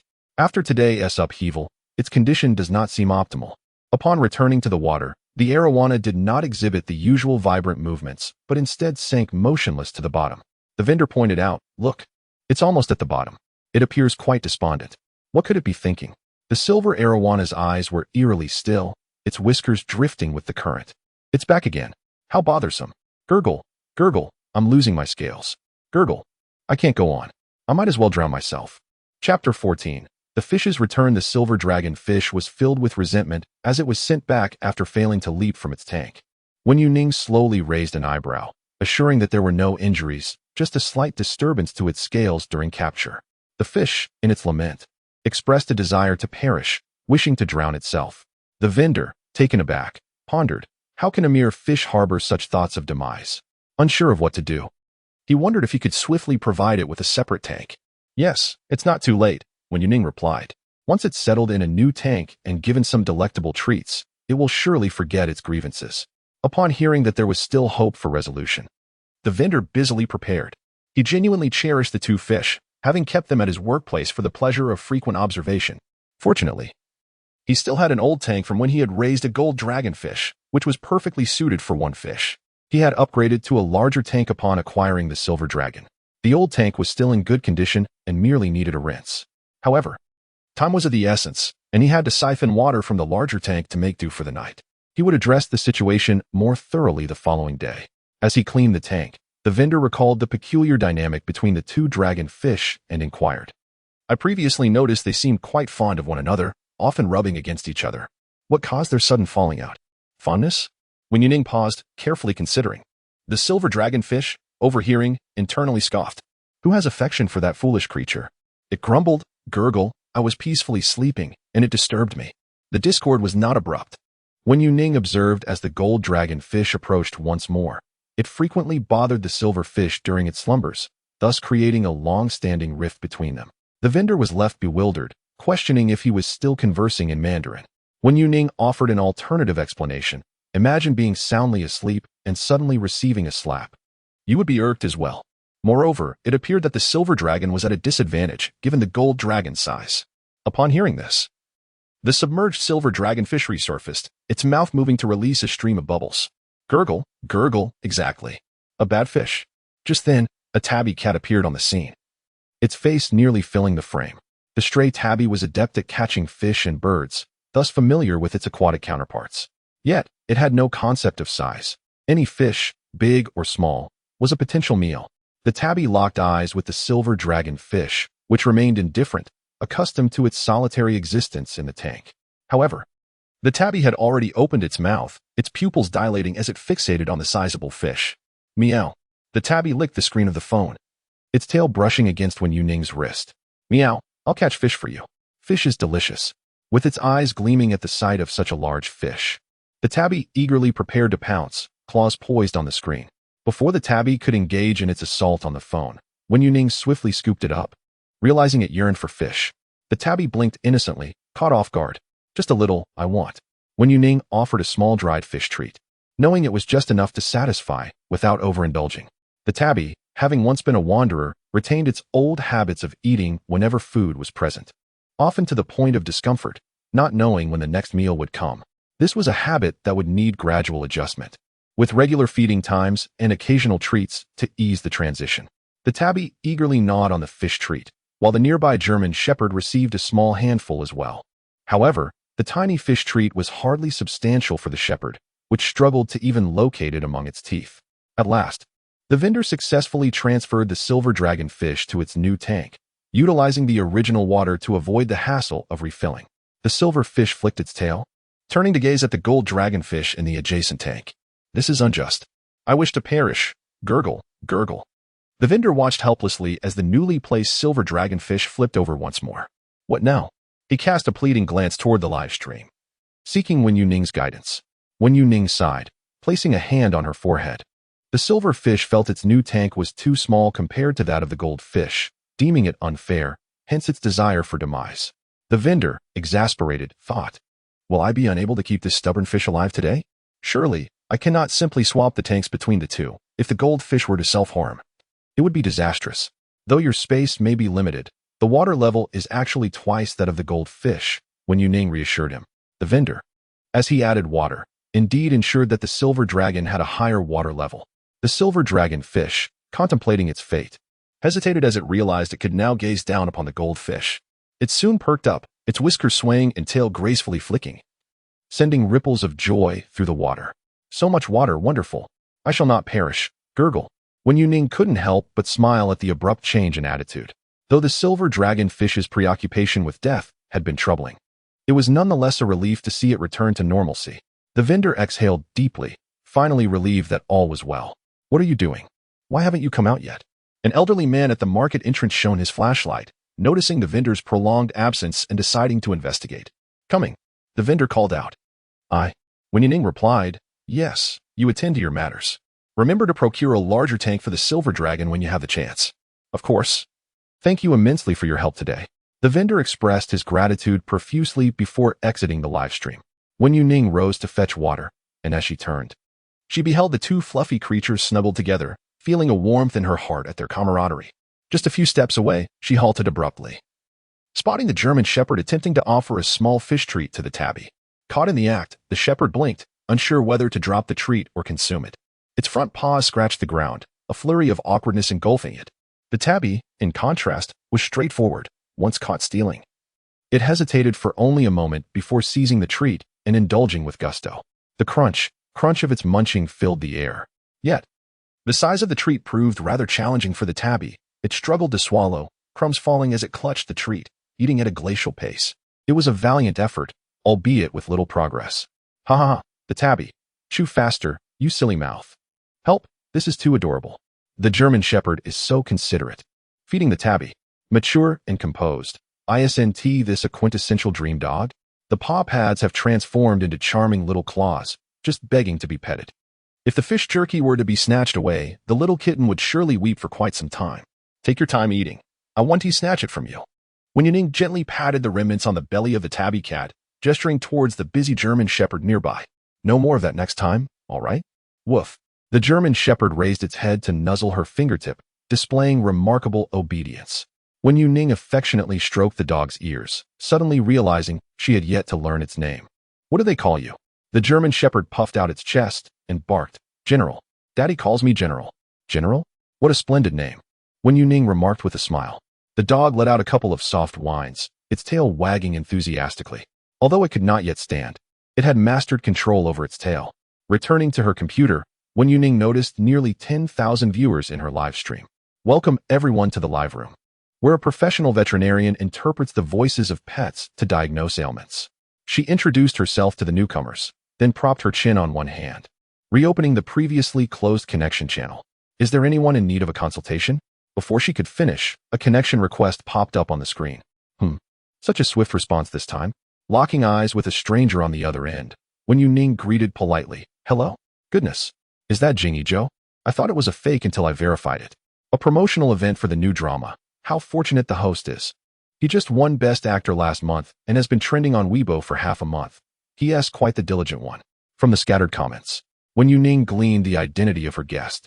Although she was not particularly attuned to the entertainment industry, the surging popularity of the live stream suggested he was quite well known.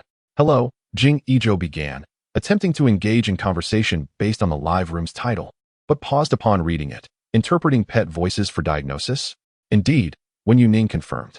It specifically addresses complex cases that some veterinary hospitals cannot handle. Jing Zhou nodded, intrigued by the concept. What? Isn't this all nonsense? At first glance, it seems unbelievable, but upon reflection, it appears utterly implausible. The streaming industry is indeed diverse. I once saw someone live streaming inserting false teeth into a crocodile. Those who don't understand should refrain from commenting, okay? Just because you can't doesn't mean teacher when can't. Most of the comments came from Jing Yizhou's fans, who were familiar with Wen Yuning's broadcasts, diligently defending her amidst the torrent of remarks. Wen Yuning lightly tapped her fingers on the table. Do you have a pet that requires consultation? I always ask when it's a paid connection. Jing Yizhou's team had arranged several fake connections, which he disdained. Thus, he had decided to start the live stream ahead of time while the team was still preparing. Since the official broadcast time for the crew had not yet arrived, he thought he might as well chat for a bit to pass the time. Coincidentally, my golden retriever injured its leg last month and has been limping, afraid to put weight on it. Jing Yizhou waved off screen, adjusting the camera to reveal his golden retriever, which approached awkwardly on 3 legs, its left front leg slightly bent. See, I took it for x-rays and all necessary tests, and everything came back clear, yet it still refuses to set it down. As he discussed the dog's condition, Jing Yizhou's demeanor grew more serious. It seemed to have worsened. Yesterday, it appeared a bit more agile in the bedroom. Could it be due to its age? The recovery is slow. The golden retriever lay on Jing Yizhou's lap, its leg remaining bent. Wen Yuning stroked her chin thoughtfully. Is it the paw or the front leg that's painful? Jing Yizhou replied. The golden retriever tilted its head, barking softly, it hurts, while nuzzling against Jing Yizhou, looking utterly distressed. Yet its true sentiment was, it doesn't hurt. Not at all, haha. Chapter 15 this time, Qianhuan truly departed, and neither Li Er nor Chang's son attempted to stop him. As Qianhuan's silhouette vanished from Li Yuan's sight, he could not help but chuckle softly, followed by a hearty laugh that echoed with unrestrained exuberance. Niu Dali, addressing the nearby soldiers, swiftly descended from the fortifications, beginning to assist in carrying their fallen comrades' bodies as they retreated. Despite the seemingly amiable demeanor of the adversary, Han Xian felt no inclination to offend them. The mere presence of a master-level warrior on their side, coupled with the potential deployment of a couple of elite fighters from the Ziyang sect, posed a grave threat to the Yuehua sect. This was left behind when Alice saved me using her Atlantis bloodline, Su Nin remarked while rubbing the back of his head. In the days that followed, Qianhuan busied himself selecting a location in Chang'an to construct a bar named Sanghu. And just as he prepared to break ground in winter, the imperial edict from Li Er arrived. The Great Western Army had already mobilized over 200,000 troops. Yet they found themselves at a disadvantage against the unstoppable cavalry of Zhu Yuzong and the indomitable White Pole soldiers, while the remaining Ming soldiers fought fiercely, unyielding in the face of death. Although outnumbered, the Great Western Army was being systematically defeated, leaving a trail of corpses in their wake. Weren't they just panting and fleeing in disarray moments ago? Weren't they just begging for mercy in a feeble manner? Furthermore, given their prideful nature, with hundreds watching from a distance, how could he possibly show his face again after this? Upon hearing this, Changsun Wuji, Feng Xianling, Li Jing, and Cheng Yaojin all lost their composure. Li Jing, who rarely spoke, was the first to voice his concern. In a room on the 3rd floor of the main building, the 3 newcomers involved in this supernatural task gathered. As the banquet commenced, those who received cash rewards naturally became the focal point of toasts. And amidst the clinking of glasses, the atmosphere was vibrant and lively. Having just finished a call from the restroom and taken care of his business, Chen Long emerged to witness Yin Hu standing up for Gu Shirin, prompting him to facepalm. Han Buchao commanded the blind monk to unleash a sonic wave kick towards the F6 wall, executing a seamless 2-part Q maneuver that propelled him directly towards it. Given the current circumstances, Lin Yi understood that he would need at least a week to regain his freedom of movement. Without him, it seemed they were managing quite well. His father remained the village chief, and his mother continued to be the village chief's wife. Indeed, it is his father, exclaimed the security team leader, causing Lu to break into a cold sweat, realizing the gravity of the situation. The watch box alone exceeded Han Buochao's wildest imaginings. It stood approximately 15 centimeters tall, 26 centimeters long, and 12 centimeters wide, handcrafted from Nordic walnut, finished with a black piano lacquer that rendered it akin to a work of art. Had the information come from another source, Han Buochao would not have engaged in such a manner. However, the intelligence from Tua Jika was markedly different. Inside the control room of the Beijiang racing circuit, numerous screens displayed the live conditions of the racetrack. After the departure of his adoptive father, he had once sought to elevate himself through the influential Qin family, welcoming all who approached, yet he had never bothered to pay them any mind. In the narrative's framework, she had once served as the bodyguard to the wealthy male protagonist, possessing genuine skill rather than merely being a decorative figure. In his view, Tang Chi had previously failed due to power struggles and had lost control of the Eternal Divine Hall. Once Lu Jiang had made his decision, no one could sway him from his course, which explained why his father, elder brother, and Lu Xiaoxiao had refrained from intervening. Just as he pondered this, suddenly, waves of fierce flames erupted from those otherworldly beings, releasing fire in an attempt to scorch the Wan Tiang. Return to the master. The old monk merely claimed to hail from the Tongtian temple, while the old Taoist said nothing. The steward answered loudly. After she finished speaking, Lu Jiang placed his hand atop her head, ruffling her somewhat disheveled hair. Others might not regard Zhou Xiang as capable, but in terms of strength, it was evident that the hunter had the upper hand. However, the hunter had already relaxed his grip by the time Zhou Xiang began to speak. As soon as the hunter released him, Zhou Xiang lifted the large axe in one hand, swinging it down with ease. This was the first time Bai Hai had seen Hua Hua so proudly recite her own name, exuding an undeniable charm that captivated all. Uncertain of Hua Xi's true thoughts, Shen Kanglin seriously expressed his disdain for her. Yet, at that moment, the palace was heavily guarded, preventing him from entering to search for Meng Yun and the seventh prince. Bai Xiao did not lament for Xiang Qiao. Instead, she believed that those who were overly burdened with thoughts often found it difficult to attain their desires.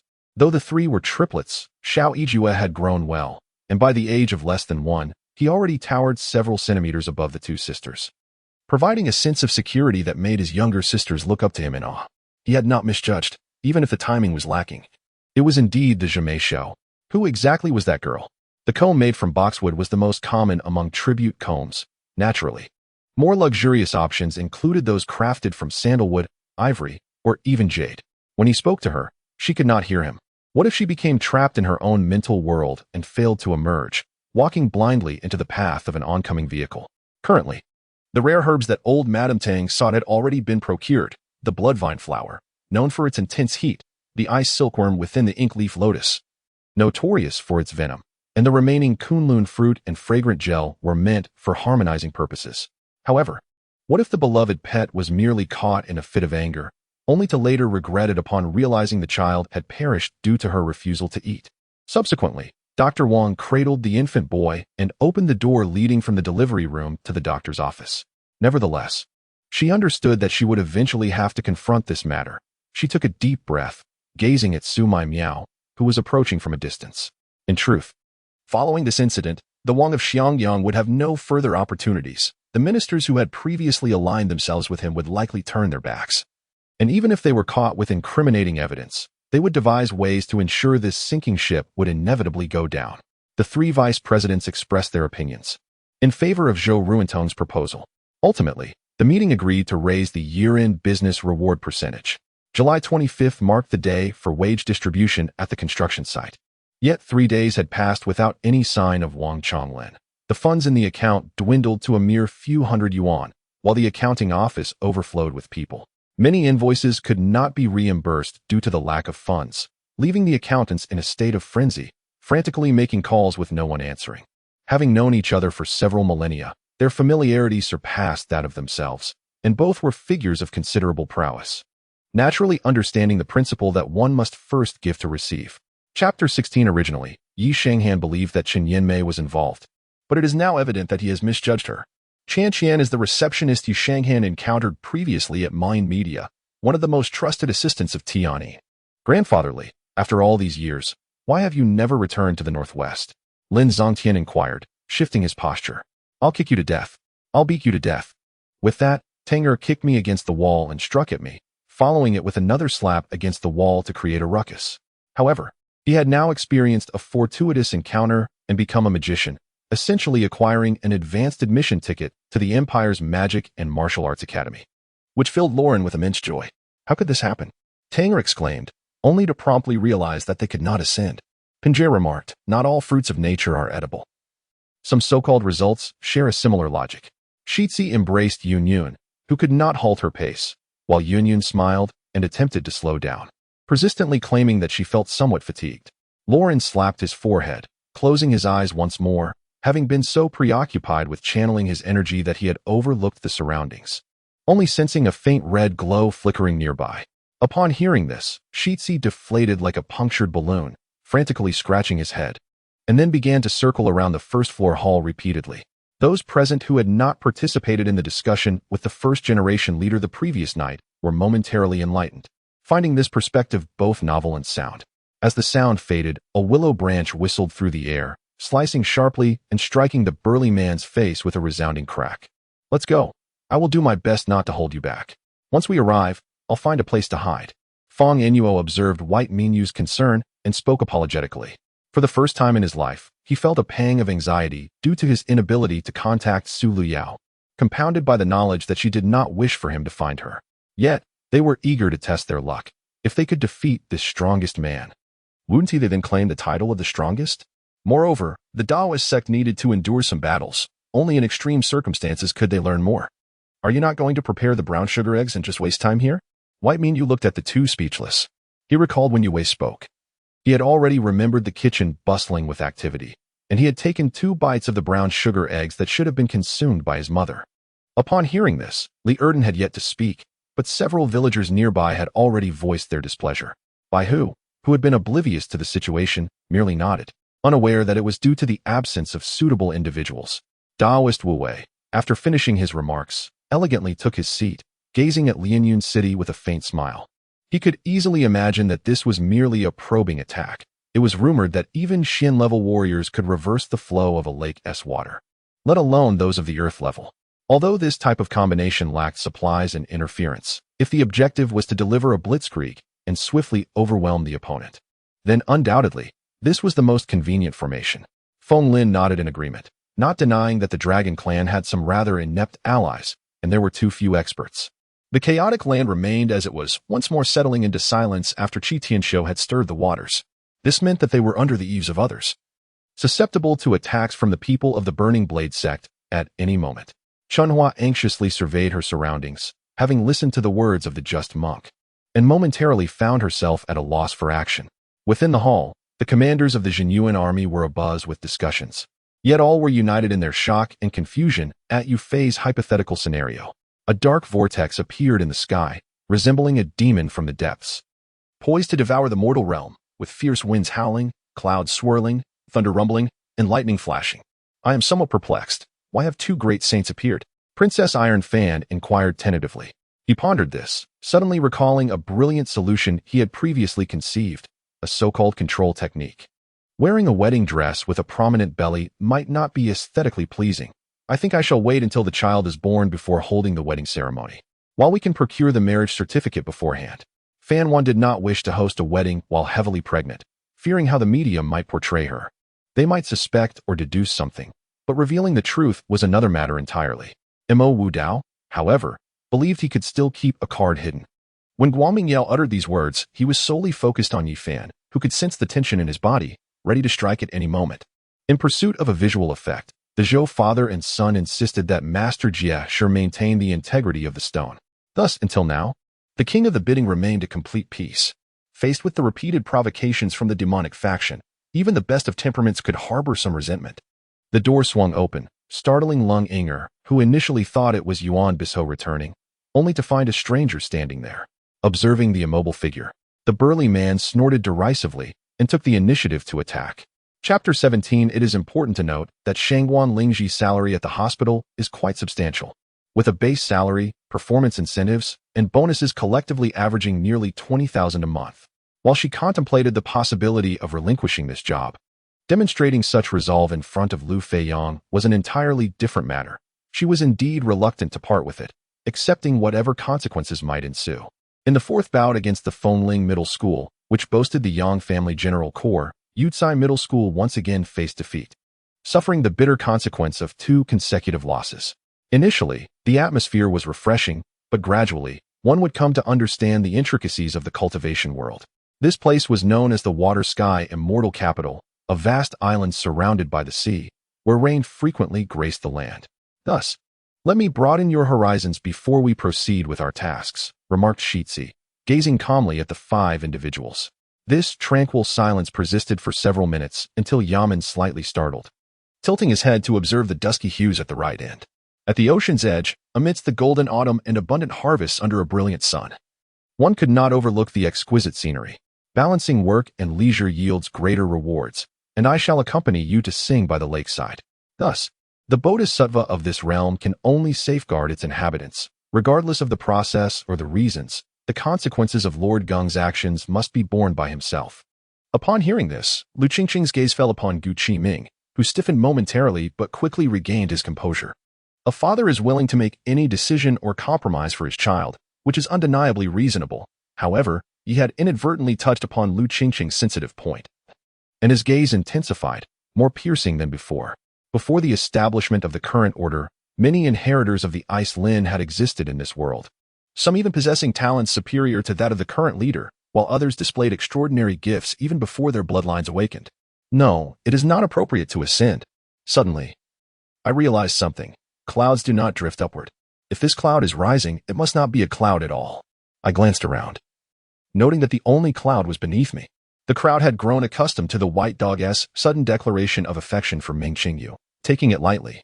After all, could a mere man and his dog truly share a romantic bond? The employees, upon hearing of an alpaca, gathered around curiously, each testing the waters to pet the creature. Yet they received treatment akin to that of Duan Jiaja. Those nimble enough fared better, while the clumsier ones were met with a face full of spit. Yi Qianao's eyes narrowed. Those individuals must belong to the masked man, as he clearly observed them bowing before him. Yet, her enchanting peach blossom eyes, in Di Tianjue's perception, bore an allure akin to seduction. After signing the contract, Duan Jiaja immediately received his first year's payment. Once the matter was settled, he exchanged pleasantries with the village head before departing. If Su Yanqi and Shi Feifei were to quarrel, she would undoubtedly favor Shi Feifei. However, should a conflict arise between Shi Yishan and Shi Feifei, she could not claim to side with Shi Yishan, nor could she favor Shi Feifei. As the wind swept through, some faces displayed discomfort while others wavered. Among the adults present, aside from Gong Yizhi, who was already privy to the situation, the others found themselves indecisive. Recently, Su Yanqi's feelings towards Mu Qingqing had undergone a transformation. Her interactions with Mu Qingqing now evoked distinctly different emotions. Following the collaboration with Jinding Mountain Villa, this sentiment only intensified. The most striking aspect was Zhao Xuanji's ability to guide her in enhancing her mental cultivation, a feat that was utterly astonishing. Even decades-long mentor-student relationships might not achieve such synergy. Others might genuinely believe that Mu Qingqing's absence from the dinner was due to feeling unwell. Yet, in Shi Yishan's eyes, she was merely acting out of guilt. Reflecting on this, Luo Qingwei recalled that on that day, with Wu Xie by her side, reaching the cliff's peak would pose no challenge. Leave. Did you seek my consent? Luo Qingyue's icy glare pierced like a blade toward Sheng Er. His dispatched agents had sought for so long without a trace, much like his own search for her in the past, which had yielded naught. On one side stood his mother, on the other his brother. Fortunately, fate spared him the burden of choice. With his father deceased and his brother caught in tumultuous forces, his mother sought to harm his brother, only to be preempted by her son's decisive actions. Qin Yao considered how rare it was for the king to encounter someone with whom he could converse. As long as the queen was not a spy sent by the treacherous Emperor Beiyan, then having her replace He to accompany the king would be quite agreeable. His words still echoed in her ears. Rather than feigning ignorance, it would be better to confess openly. However, she did not anticipate his unwavering fixation, especially since they had only met twice. How could one profess love without having experienced it? Perhaps life could exist devoid of love. Yet she was unwilling to surrender herself so readily. The outcome greatly exceeded his expectations. He had assumed she was a daughter of some affluent family, only to discover she was a principled orphan. Mr. Shang, what troubles you? The police chief inquired, observing Shang Shi's pensive gaze fixed upon a distant bag. This was entirely understandable. Regardless of their close relationship, the two leads must communicate about their roles, discussing how to perform their parts and coordinate effectively. After months of effort, to find it all wasted would frustrate anyone. Chun Ming shook his head in anguish. We are struggling to secure our own safety. Their corpses, alas. His lamentation dissolved into a deep sigh. Would he become like this after turning 30? Though aged, he remained the most handsome in her eyes. She contemplated suggesting he grow out his beard upon returning home, while Chao Qiao gazed at Guangdong, lost in thought. With such guiding principles and possessing a wealth of audience data. Although Wanhua Animation had only recently embarked on producing commercial animations, the sample footage submitted to the television station had deeply moved the procurement department. You may try not submitting, Guangdong remarked, playfully slapping the plump individual with the line board, his expression somewhat teasing. Humph, one mountain is insufficient. I shall summon two. From atop the clouds, Jolie scoffed. forming a hand gesture, and sent forth another mountain, which descended towards the earth. Chapter 18. This is a spiritual treasure embodying the profound principles of life and death, forming a world through the power of life and death, and subsequently locking onto the enemy with the strength of that world. The cycle of life and death intertwines, culminating in an explosion of the world. To escape the confines of this world, one must possess the strength to shatter it. Yet, how many possess such power? Thus, without hesitation, he infused poison into the body of the elven chief, who later, in a moment of vulnerability, attempted to heal him, ultimately yielding to the urge to strike. Yen Shu finally felt relieved. In this manner, he did not entirely wrong an innocent. In the blink of an eye, the eyes of the crimson spirit serpent suddenly ignited with flames, coldly locking onto the life space of Yi Yaoguang. A flame erupted from its mouth, tenfold more potent than before. Despite the gruesome aftermath, the aesthetic remained somewhat appealing. After donning a golden silk cloud gauze, Feng Shuyan, though stripped of her prior icy celestial demeanor, now exuded a regal nobility, distinct and unconventional, thus redeeming herself partially. The crowd, helpless, acknowledged that if it were anyone else, they might threaten and extort more divine orders. Yet, faced with Yuan Shi, such thoughts were wholly absent in their minds. To act otherwise would only hasten their demise. Upon awakening, Jiangshang merely stated his surname as Jiang, given Namya, with no kin to rely upon, living in poverty and begging in Chaogu. Song Yiren sensed deeper implications but refrained from probing further, allowing Jiang Zia to remain. Su Feng, noticing Chao Yi's silence, could not help but gaze intently at her, madness flickering in her eyes once more. At first, Wei Wei was taken aback, bewildered by the concern for her possible fright and ensuing restless night. However, the toxins within her body began to erode her consciousness, inducing an overwhelming drowsiness that made her eyelids droop uncontrollably. I have mastered this sorcery. Manshua declared as a sword floated in midair, a blue gas the thickness of a finger connecting it to her palm. The sword danced back and forth, seemingly possessing a will of its own. The formidable power of Sea God Island remained unscathed by Zhou Zhong's thunderous actions against the Dou family. Instead, their understanding of Sea God Islands might became clearer, and no one dared to confront it. Yes, get out. Zhou family's antique shop, vacate Antique Street. Instantly, nearly 100 voices erupted in a remarkable uproar. Even without physical confrontation, with a beauty present, how could one remain unperturbed? Moreover, the delicate physique and the pure fragrance emanating from her only served to stir Ning Tao's primal desires, challenging his limits. After BB-63 returned to port, the Interim Executive Committee dispatched 2 helicopters to invigorate the director team and began recruiting helicopter pilots from among the travelers. The recruitment announcement clearly stated that individuals with relevant experience must report to the command center in the green-painted area.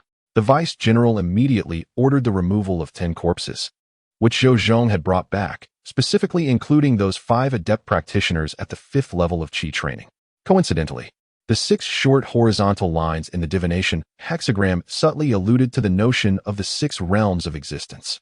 The master, in the passage of the death door, was harmed by the spirit blocking the entrance, mirroring the ever-changing appearance of the 6 realms beings.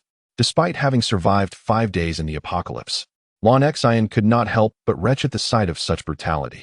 Her heart momentarily ceased its rhythmic beating, and the frosty gaze of Zi Yin suddenly became unfocused, the speed of her thoughts slowing to a crawl. Upon glancing at Zhao Ritian again, she was struck by his godlike presence, radiating a captivating allure. However, Qi Lai was unaccustomed to combat and lacked experience. Amidst the dense thunder, he inevitably overlooked certain aspects, resulting in multiple strikes from lightning. Song Anren watched the carriage depart, catching sight of an inconspicuous emblem, which she surmised to be a family crest. Indeed, it belonged to a lineage of considerable depth. No worries, it's our people. After a brief, rhythmic knocking at the door, Ji Mingwei exhaled in relief, recognizing the prearranged knock code with the 2 dispatched wind elemental practitioners. At that moment, everyone tensed, fully alert, awaiting the command to charge, while Mo Juanli's demeanor shifted from nonchalance to cold indifference. The Lord is also missing you dearly. Just days ago, she remarked that had she known of the danger, she would not have ventured out, preferring to remain by your side in the palace amidst the life and death struggles. Qian Shan understood Song Yunshin's sentiments, and upon seeing the pain etched on his face, she could no longer restrain her counsel. Anren observed Chun Yuanqing, her body trembling slightly. His aura bore a resemblance to that of her father, albeit with a more pronounced malevolence. Lin Han across from her suddenly felt a wave of scorching energy rush forth, igniting the space around them. She pivoted to evade, yet Annabelle's fiery blade maintained its form, the flame striking out once more. Just as I was about to retrieve sleepwear from my bedroom for a bath, a knock at the door startled me. Who could it be at this hour? Perhaps a tinge of guilt accompanied by delight crept into Mui's voice as he lowered his tone. The blind Taoist secretly wiped his brow. In truth, the Bodhi tree and the stones below had not stirred. It was merely an illusion he had conjured. Chapter 19. The young gentlemen were clearly not of ill intent.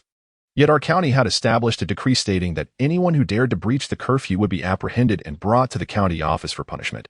Thus, without proper identification or badges, no one could be spared. As the constable spoke, he gestured for his subordinates to move forward and seize the individuals.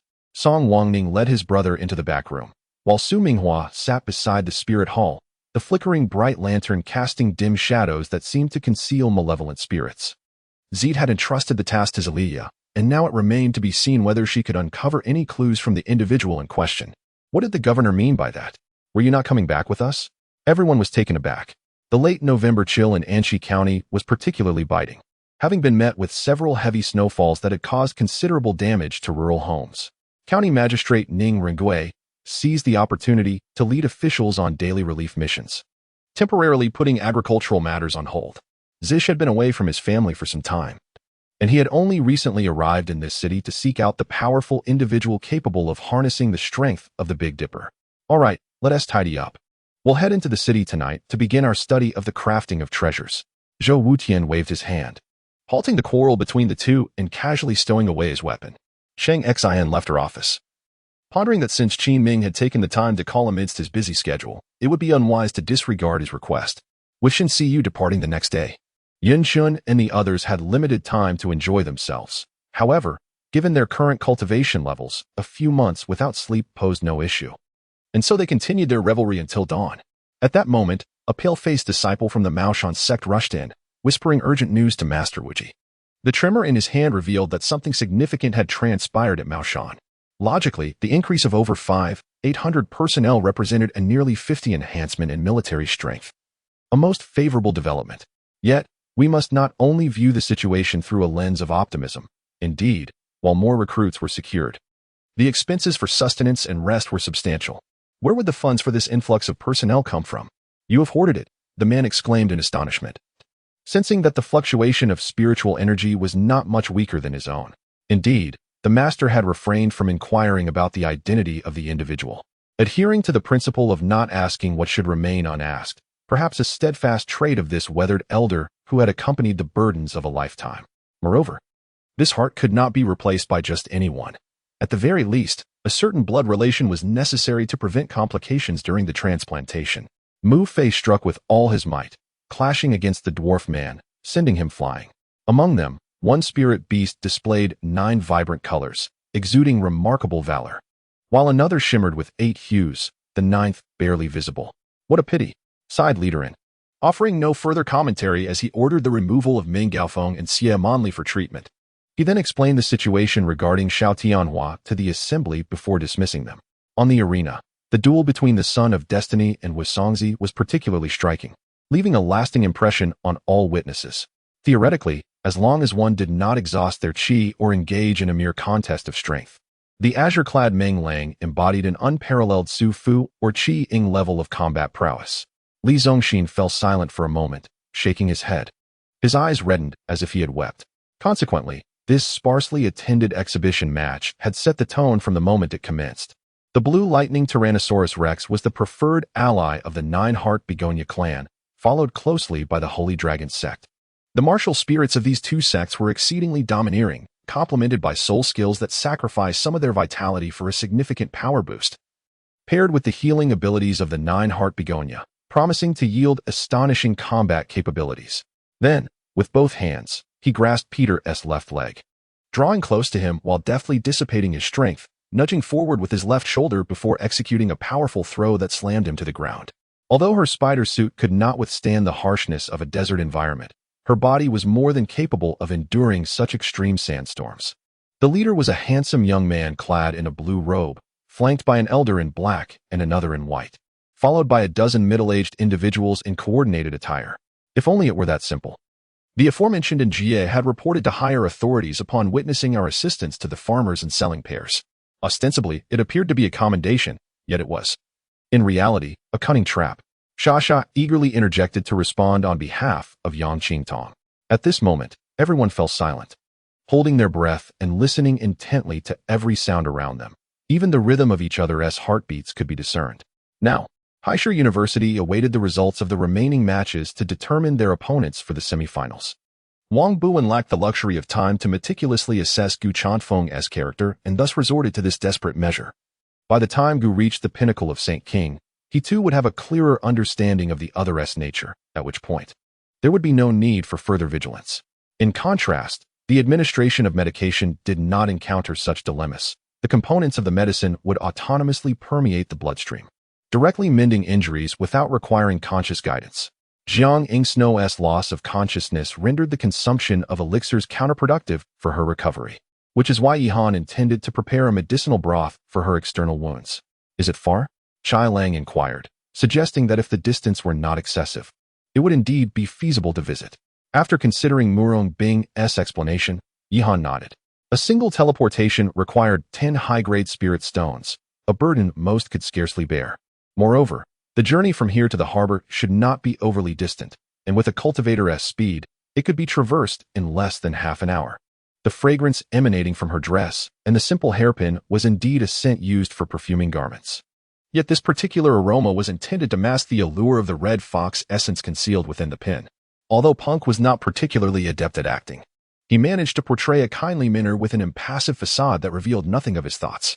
Chapter 20 Emperor Sui had no choice but to acquiesce.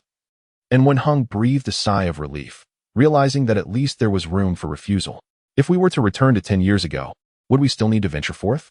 Chung Dong retorted, seemingly unconcerned about the prospect of exiting Shambhala. Officer Lee, I am currently teaching the children. Is there an urgent matter that necessitates your immediate presence? Principal Young inquired, casting a slightly discontented glance at Captain Lee. We shall go as well, Mo Lingtian unexpectedly declared, his expression sour as he strode forward. Though unseen, the immense shadow cast upon the ground indicated that the newcomer was undoubtedly a behemoth. It is essential to understand that the ascension of each top-tier powerhouse within a faction directly influences the dynamics of their entire clan, leading to shifts in power across various regions. Families lacking a martial emperor would soon realize which clans they ought to ally with. The discreet emergence of these individuals was evidently not fortuitous.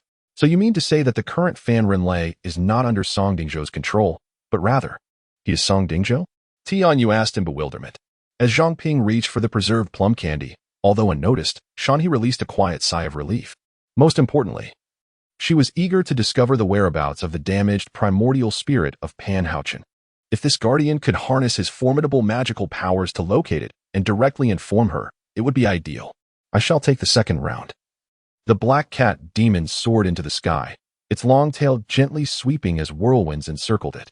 All right, it seems this matter has little to do with the Sea Sky secret realm. Su Dongjin is indeed seeking something from this young man, which is why the system has not issued a task. At that moment, a dreadful thought suddenly erupted within him. However, the notion was so terrifying that he had to suppress it, convincing himself that it did not exist. Hearing you say that brings me great comfort. Rabinalop understood the habits of the Japanese, and thus, with a composed expression, he offered his praises as well. Though the streets were dark, the waning moon cast a faint light, allowing for some visibility. Once inside the house, however, it was pitch black, and one could hardly see their own hand. Indeed, the elderly man lying in bed was Admiral Liu Haijun, while the middle-aged man was his son, a lieutenant general and the former commander of the Huaxia aircraft carrier. Is 100,000 too little? How about I offer you 1 million? Li Chung continued. Benjamin took a deep breath, letting his hope guide him as he reached toward the ground. Unfortunately, the outcome was dismal. He discovered that the barrier extended directly beneath their feet, ultimately forming a complete closed spherical structure. No matter where he attempted to break through, it would alert everyone in the church. In the photograph he held, a Japanese Type 97 tank, destroyed by artillery, was engulfed in flames, captured from an impressive angle. Zhao Jiahao realized he could not allow his excitement to lead to indiscretion. He had more pressing matters to attend to. The impression that Shanggu Seami had left on them was, to be frank, not particularly favorable. She belonged to a complex and unsavory background. Yet, As she appeared so frail, the awkwardness of the situation intensified. Lu Ping noticed that the crowd around him had dispersed. He glanced at the sky, recalling his agreement with Qingyu to meet at the entrance of the Daxiangbadian. With the remaining daylight, he decided to take a stroll. Anna, having seen Lin Chang's imposing video, replayed his words in her mind. I will give you 3 days. After that, I expect to see Linda. Otherwise, say goodbye to Tokyo. Unfortunately, Anna was merely Anna. After a flurry of activity, the 4 of them polished off a large bowl of dumplings accompanied by fragrant vinegar in no time. Once they finished, Wang Xingxin arranged for the 3 others to cover their tracks. He was a remarkable man, a true hero of the martial world over the past century. This sentiment alone sufficed. Regardless of the suffering he endured or the sacrifices he made, that single statement was enough. At this point, Yi Qichuan wore a bitter smile. He could scarcely believe that as a foundation-building cultivator, he had fallen into the hands of a qi-cultivating practitioner after just a few encounters. I felt as if I were trapped in an eternal nightmare from which I could never awaken. No matter how I struggled, it was futile. I could not escape the darkness, pain, sorrow, and despair that shadowed me. Without hesitation, Li Yong summoned the Yuanliang sword. As he executed the sword technique, the sword's radiance surged, and within moments, several rooms in the courtyard were reduced to ruins. After all, there was nothing of value within those walls. So he demolished them without remorse. Seizing the opportunity while Algae Eulos was immobilized, Tang Gong shot forth a photon ice blade, concentrated with immense energy, completely annihilating Algae Eulos. This time, it was utterly decisive. However, Vlad was more intrigued by Princess Yuki's observation hockey, a fascinating ability that allowed even a seemingly weak individual to effortlessly perceive the emotions of others. Now that the disaster had concluded, we should tally our accounts. The acting director, Yuki Misaki, suddenly addressed the group, prompting smiles from everyone except for Assistant Officer Toriyama and his aide. Years ago, the assassin Mu Yi had cast a curse upon Shi Qing, which was later absorbed by the Xian Huang Sutra. Yet now, where had that curse gone? When Li Jiuhua spoke his final words, his tone was resolute. This was his heartfelt truth, as he had stated, without Qin Daming's support. There would be no today for him. Chapter 21. Yu Lingfei knew she had to clarify these matters before Qin Fan inquired, and then she would have to soothe him. Tang Yuran had barely gotten into the car before she fainted. When she awoke, the vehicle had already stopped in front of Gu Yu's apartment building. Feng Zhu and Yi Yunla strolled hand in hand through the school's cherry blossom grove, and before they could even open their lunch boxes, they were greeted by Wu Xiuqing. The geographical positioning of this world differs slightly from that of later generations. For example, sour jujubes that once thrived north of the Yellow River now flourish south of it. This may be attributed to the river's shifting course, though Suishui Pass and Hulao Pass were originally the same location, only differing in historical nomenclature. As they embarked on the path to the Iron Kingdom, Junlin's youthful voice repeated the song endlessly. After a while, when she emerged from the bathroom clad in a nightgown, she caught sight of Guyu squatting before the living room television, intently working on the DVD player. Had it not been for his exceptional answering skills, he might have been relegated to a lower tier. Upon receiving his official title, witnessing Bao Zheng and his fellow scholars obtain positions, he remained stagnant, clearly waiting to present a gift. Zhou Zikai refreshed his Weibo feed, smirking at the latest news. He anticipated that Luo Jing would find his biological sister, while others still plotted against him. The same old tactics were at play, attempting to seize Xian Wan's identity. Indeed, they were deluding themselves. The monster was kicked to the ground, and Captain Zhang swiftly brought down his sword. The creature, possessing only mediocre skills, barely evaded the blow, but Captain Zhang struck true, hitting its shoulder. Infuriated, the creature began to reveal its true form, lunging at Captain Zhang with a claw. What agreement do you have with me? Yang Qian felt a surge of anger. She realized that before this person, all her composure had vanished without a trace. Gu Qingzhou's countenance remained devoid of any emotional fluctuations, his mind and sword harmonized, exuding an indescribable charm. While soaring through the air, Qinzheng suddenly sensed a tremendous danger looming, shaking his very essence, as a blood shadow flashed amidst the dim forest ahead. The oppressive aura was suffocating, and within that shadow, rows of sharp white teeth bared toward his throat. Clodo Katakas agreed with Printheros' suggestion and immediately relayed the message. However, he had not anticipated that Luo Chun had considered this long ago. Such foresight and depth of thought were not qualities possessed by ordinary martial artists. This vast expanse had once been home to many deities, and it was here that Yao Guang was born. In a fleeting moment, he felt a sense of belonging. During his battle with the rock, He had sensed that he was on the brink of breaking through to the 5th level of the Void Realm. Yet he always fell just short. The following day, Leotychides began reassembling his troops, attending to the wounded, and transporting supplies while closely monitoring enemy movements. Juyu had spent considerable time with Gu Tianxue and recognized the familiar voice. It indeed belonged to Gu Tianxue. In truth, immortals are merely humans endowed with greater power. When they encounter stronger foes, they too can fall, vanish, and experience fear. After another half an hour, they finally reached their destination. Upon witnessing the scene before him, Tiansheng was genuinely astounded. The emperor was momentarily taken aback, feeling quite surprised.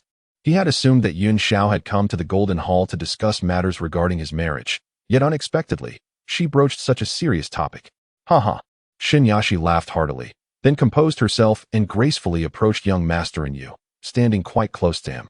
The only thing he could do now was not to urge Duan Jinrui to take any action, nor to contemplate the implications of remaining away from the court.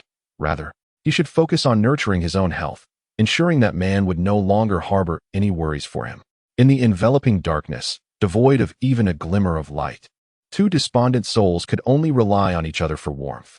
The bone-chilling cold permeated their bodies in an instant, yet perhaps their hearts still burned with warmth? However, perhaps by tomorrow, that heart would ultimately perish.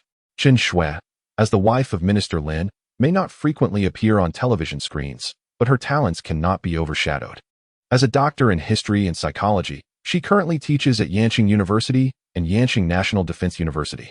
Upon hearing that it was Takagi Junichiro, Zhao Junzi felt a twinge of embarrassment as he had long known about his prior visit to the county government hall, awkwardly returning his fan to its place.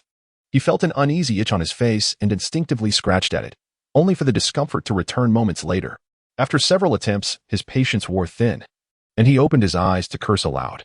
Alas, what a pity last night was, that Yifeng was so robust, and he truly wanted to test his strength. Accompanying Yifeng was one of the twin sisters.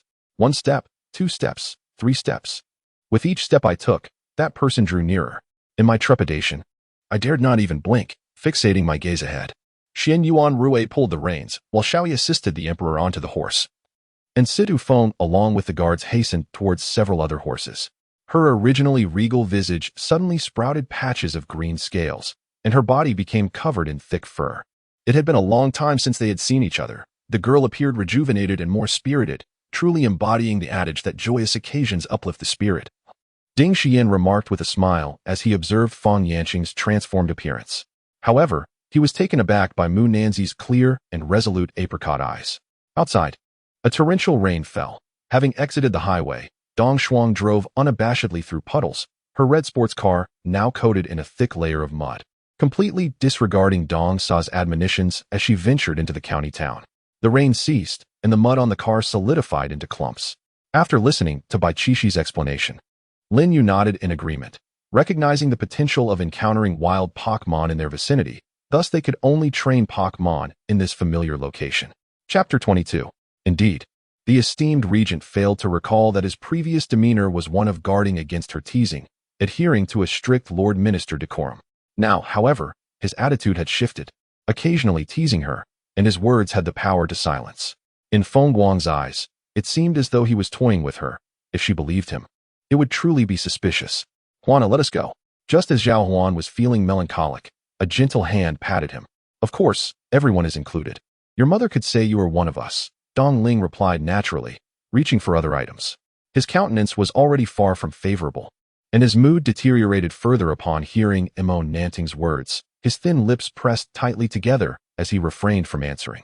The elder, seated in the main position, nearing 60, donned a blue robe, his hair slightly frosted, yet his physique was robust and his features sharp, exuding an innate authority without anger. Upon closer inspection, it was evident that he possessed a high-level spiritual master-esque cultivation, with pure spiritual energy surrounding him, emanating a vibrant vitality. Jingyi watched her eat, fearful that she might burn herself. Only after she successfully consumed a steaming bun did he feel relieved enough to avert his gaze. The abundant spiritual energy of Black Wind Mountain had allowed me to bring Feng Guang's soul there. The spiritual essence of Black Wind Mountain could help you maintain your most exquisite appearance, rather than transforming into a grotesque form like those true wandering souls. I apologize. I did not foresee such circumstances. Sue slowly lowered her hand from her face, her gaze slightly downcast, her emotions somewhat subdued. After a long sigh, Ian turned and walked toward the villa not far behind him. As the Buick business vehicle came to a halt, Black Panther and his companions leaped from the car, swiftly occupying advantageous positions to fire upon the approaching Chen Xiefeng and others. We navigated through the bustling crowd of staff, advancing in the direction indicated by the useless magic sword. Yu Wutian gazed at his son, far more conflicted than when he beheld the impenetrable Vajra gate across from him. Since returning from Yashihata City, Su Xian had not allowed Bai Sujin to participate in any meetings, as he wished to rely on himself. If Bai Sujin intervened, all difficulties would be effortlessly resolved, but this was not the outcome Su Xian desired. 7 Killers Breakthrough / Exterminate Evil and Demonic Thunder, Fall. Song Lingyun wielded a long knife in each hand, striking towards Wasiai and Nanhua Lao Xian, simultaneously uttering true words to activate the thunderous divine power. As over 100 golden bolts of purging thunder descended upon the Yinyang Taoist, who had transformed into a 4-colored chain. It seemed that Jenny had not slept so soundly in a long time. Fang Hua could not resist picking her up and sat down in her seat, holding her close to ensure she could rest peacefully for a while. Now, it appeared that under the influence of Song Lingyun and Nangong Linglong stirring the trajectory of the primordial world's fate, more innate divine demons were gradually emerging, bringing the total number of innate divine demons in the Divine Demon Alliance to over 6,000, while the divine demon lineage reached 5,000. Coupled with certain powerful races nurtured in the postnatal realm, the myriad races of the primordial world truly lived up to their name. Of course, Song Lingyun understood that once the fierce beasts were vanquished, it would likely be the turn of these races birthed from the primordial innate divine demons to contend for fortune and living space within the primordial realm. What time is it to still be tying shoelaces? Xiao Xingwu glanced at the individuals on the altar and sighed. All right, since everyone is gathered, let us depart. Originally, there was to be an introduction of Chen Shuang and the others, but Su Xian was truly in no mood. After all, during Bai Sujin's absence, she had been with the true Su Xian. No wonder there had been no news whatsoever. Chen Zhongyi looked at Su Xian in astonishment. He was aware of Su Xian's story, and before departing, the Crown Prince had sent the chief of the Eastern Palace Guards to treat him to a meal, implying that he must ensure Su Xian's safety. If Su Yang were to distance her to a safe distance, Shui Linger would undoubtedly fail to comprehend. How could she know what a safe distance entailed? Yet if she were instructed to remain still, she would understand, and she would indeed stand there motionless. No, I thought you would finish 2 plates. So I just took 1. What's the matter? Lu Oing seemed unaware of the seriousness of the situation. There must always be one party unable to unify the realm, and one party that, due to failing to complete their mission, cannot return to the mundane sea and is thus expelled from the Red Carp clan. Wei Yin coldly scoffed, lifting the man with one hand and tossing him down, landing not far from the old woman. Upon his return, he had heard that Orochimaru had seemingly developed something that could satisfy the evolution of the kaleidoscope, and he also returned to serve as a teacher, nurturing the next generation for Konoha. Yan Huan once again marveled, Lord Immortal, you truly are approachable, suitable for family life, a virtuous and good man. Kiana's face was nearly pressed against the glass of the cake shop, with a hint of glistening moisture at the corner of her mouth. Upon hearing this, it was evident that the situation was dire. The neighbor who had brought Xiagua to the hospital was startled, exchanging worried glances. BNK's daily routine was so meticulously precise that not a single minute went amiss. Yet today, for reasons unknown, Qin Chansher had provoked BNK to the point that she could not even eat her meals on time. Upon seeing Situ Tsong, she recalled the words she had heard from her father. Lan Tian might very well be Situ's missing eldest son, Situ Yu. Did her sister-in-law truly comprehend Lan Tian's true identity? Would this encounter lead to unforeseen complications? Lu Rong felt utterly ensnared in a deadlock regarding this matter, compounded by He Feng's erratic demeanor, leaving him perplexed as to the underlying reasons for everything. It's nothing.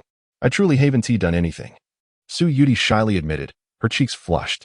However, her gaze was soon drawn to the familiar figure struggling on the combat stage, and her brow furrowed in concern. After all, who could fathom the trials they had endured to arrive at this moment? Yin Shui remarked indifferently.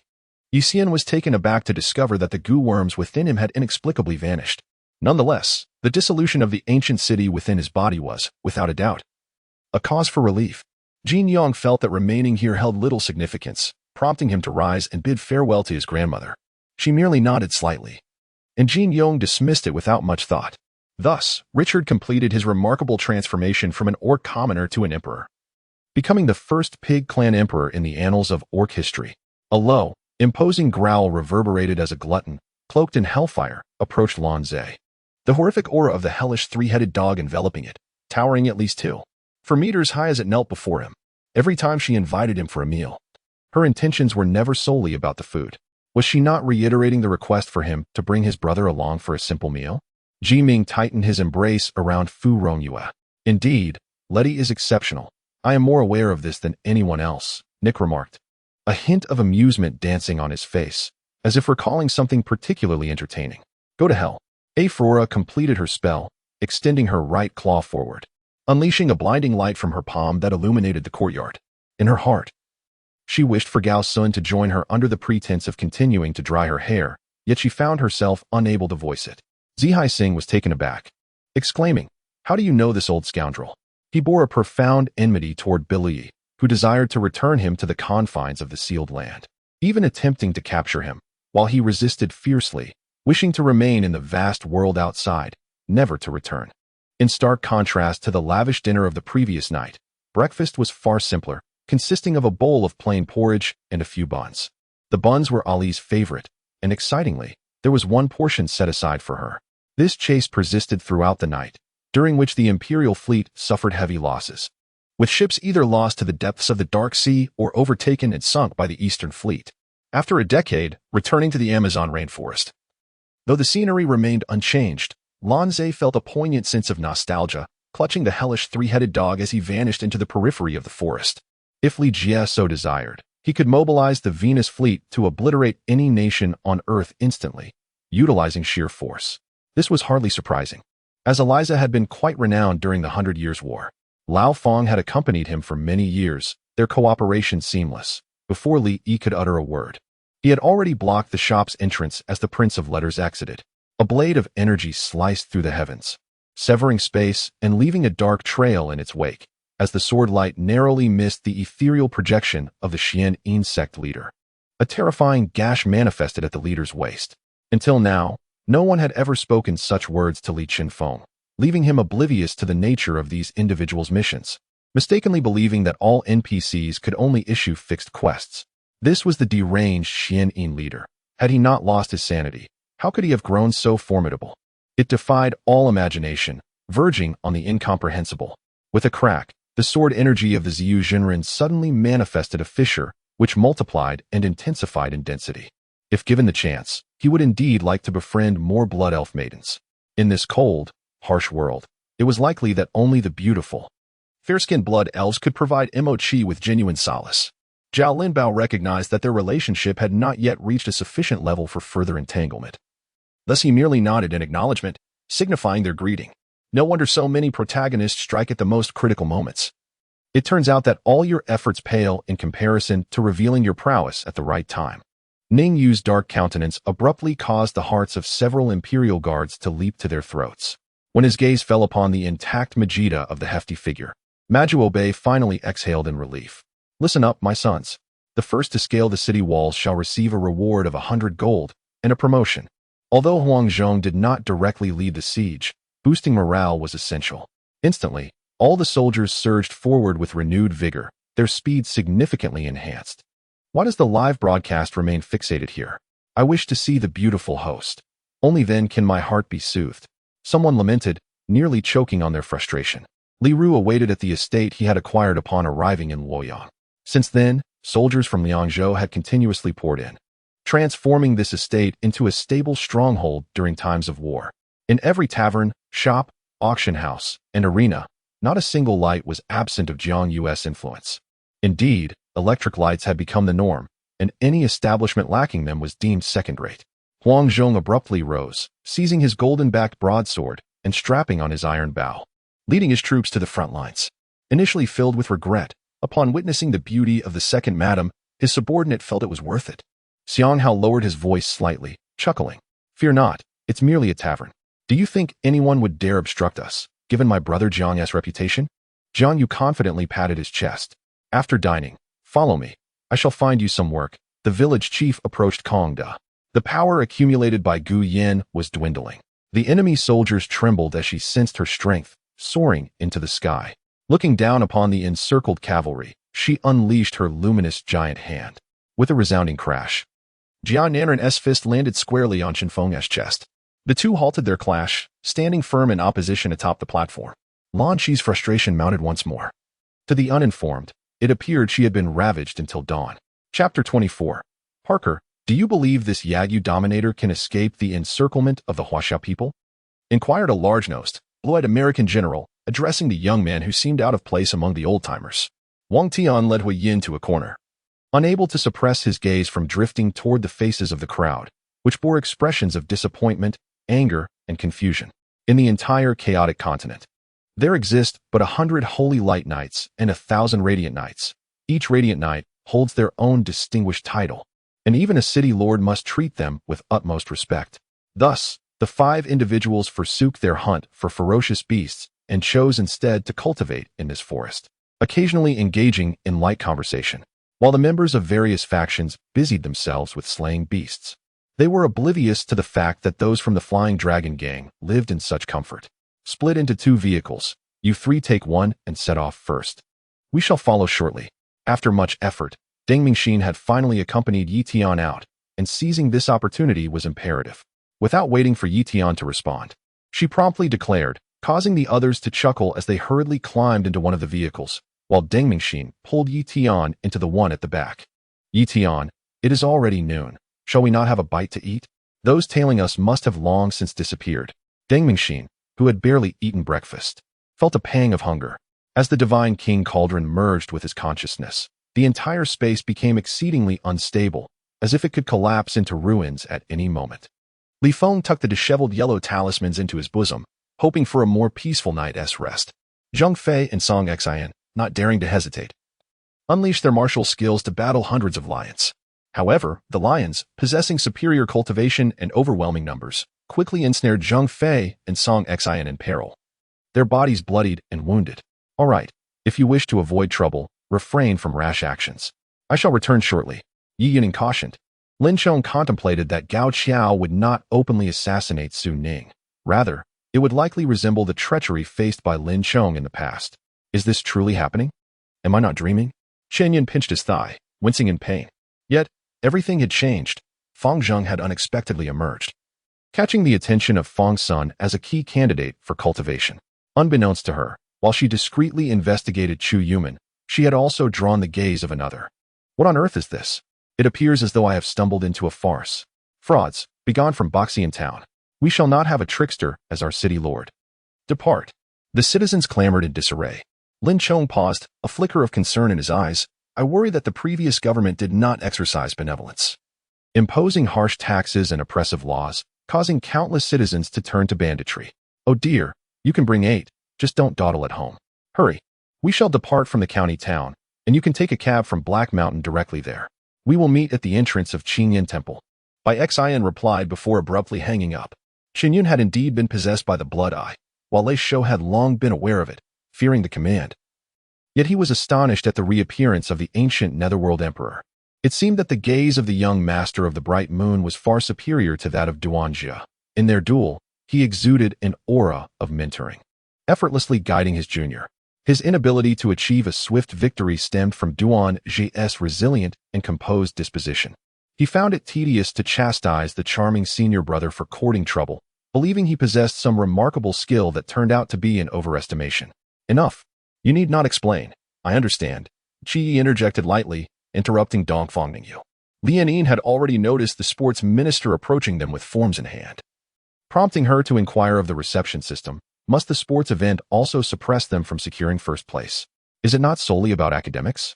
In other words, you still owe me 990,000 mid-grade spirit stones, Ling Yu remarked with a smile. The reborn Han Yu was filled with hatred, her thoughts stubbornly fixated on revenge, her willpower unwavering. Merely having a psychologist could not dissolve her resolve or hypnotize her. Oh dear, I was so preoccupied with tending to my wounds that I forgot to deal with the frozen tonic, and he saw it. The mortal realm knows only death, while the divine race faces obliteration. Fu Song lacked the strength to remind her of this long-established fact from 23,000 years ago. With countless spears clashing against the golden light, they were swiftly rebuffed. As the darkness of the candlelight faded, the Lord of the Year Tiger, arriving hastily, beheld the radiant golden light and could not help but gasp. Good, good. Mona, you have finally returned. We have all been thinking of you.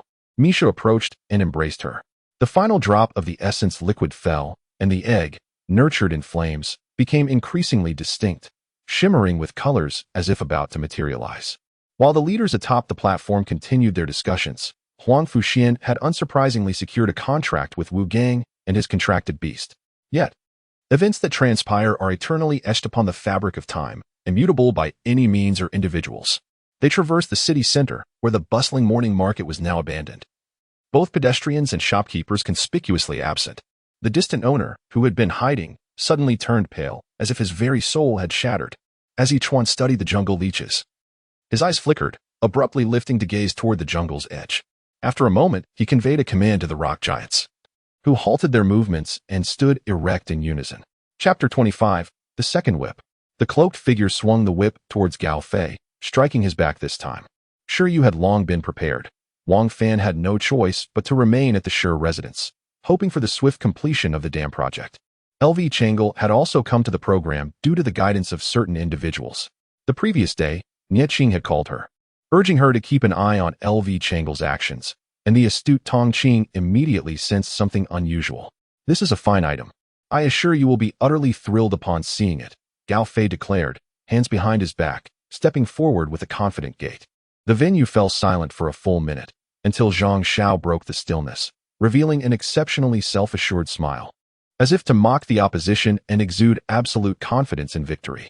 This expression instilled fear in all present who supported the plaintiff. Nevertheless, the side effects were not so severe. On one hand, Wang Fan had thoroughly comprehended this technique and mastered it adeptly, and on the other hand, his utilization was brief, lasting only a few minutes, far from causing harm to his own body. At this juncture, the Liu Bei faction had shifted their focus entirely to Yizhou, lacking the conditions to challenge Cao Cao, preferring instead to concentrate on developing Jingzhou while awaiting favorable news from Zhang Song. Ying Huanhuan and Ling Qizhu, as Lin Dong's wives, offered unwavering support. The remaining individuals, closely tied to Lin Dong, also adhered to his counsel. As afternoon approached, the weather took a turn. The sun that had briefly shone in the morning was now completely obscured by clouds, casting a dreary gray over the sky. Alas, this benefactor seems unfamiliar. Could they be a reclusive master? The gaze of the Tathagata flickered with a cold light, though his visage was rotund and benevolent. An aura of chill radiated from him. With her current cultivation of 5-star spirit god, it was trivial for her to defeat a spirit sovereign one tier above her. Here, at the palace of Qianqing. Even though the fourth master was now a prince, the palace attendants might not necessarily heed his words. You have departed, and now no one is left to truly listen to me. Gafok's eyes were reddened, and despite the details at hand, it remained impossible to ascertain a fundamental method from them. She chattered incessantly while delicately pressing, ensuring the potion thoroughly permeated her skin for enhanced efficacy. Inaimazwa Zhishan seemed intent on provoking my foul temper, cloaking her intentions in lofty rhetoric. Wow, Cheng, how did you find yourself in the business of kidnapping? Shi Yifei peeked out from behind a row of clothes, his excessively delicate doll-like face betraying a certain youthful naivety. Those unfortunate cultivators around him suffered the same fate, their bodies riddled with the scattering golden light. Some, tragically, even succumbed to death.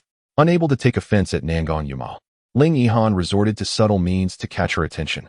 Yet, she remained unfazed by the outcome of Tia's attempt, standing calmly without the intent to intervene or explain. Having made up her mind, she figured a trip to Liyang would be timely, given that the re-examination by the Ministry of Personnel was scheduled for 5 days hence. At that moment, the performer in a crimson outfit was Zhuo Manor. Although her dance was indiscernible, the applause from the crowd indicated it was impressive. Noticing Fu Rongxi's embarrassed expression, Zheng Shichen couldn't help but chuckle, and Lin Yuan joined in the laughter beside her. After surveying the room and finding no sign of Jane, Zheng Shichen felt a twinge of confusion. Just as Nangang Yunyao prepared to crawl towards the opening, a resounding crash echoed, and the bronze door ahead swung open. In 3 days, at the wedding, Xuanqin Zheohua intended to eliminate the masters of the Xiling continent, seemingly becoming invincible, leaving no one daring to speak against him. Li Riji also hailed from a wealthy family, yet before Cui Dongsheng, he felt as though he were a mere country bumpkin.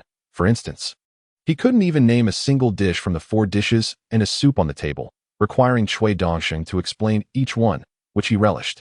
Once the blood-red lake water had diluted, it revealed the floating corpses of 23 large horse fish, the highest rank among them being merely level 6, comprising a significant majority, totaling 19. The revelation of that secret a few days prior, was it merely a prelude to this event? Shichen was not Zheng Qinhong's biological son, nor was he of the Zheng family's bloodline. Meanwhile, Huifeng was indeed pregnant, carrying Zheng Qinhong's child. The dim sum Shishir sat behind the table, gazing at the passers-by on the street. Many of the male pedestrians cast glances her way, some stealing looks, others staring boldly, without exception. Male passers-by would notice the dim sum Shishir as they walked past her shop.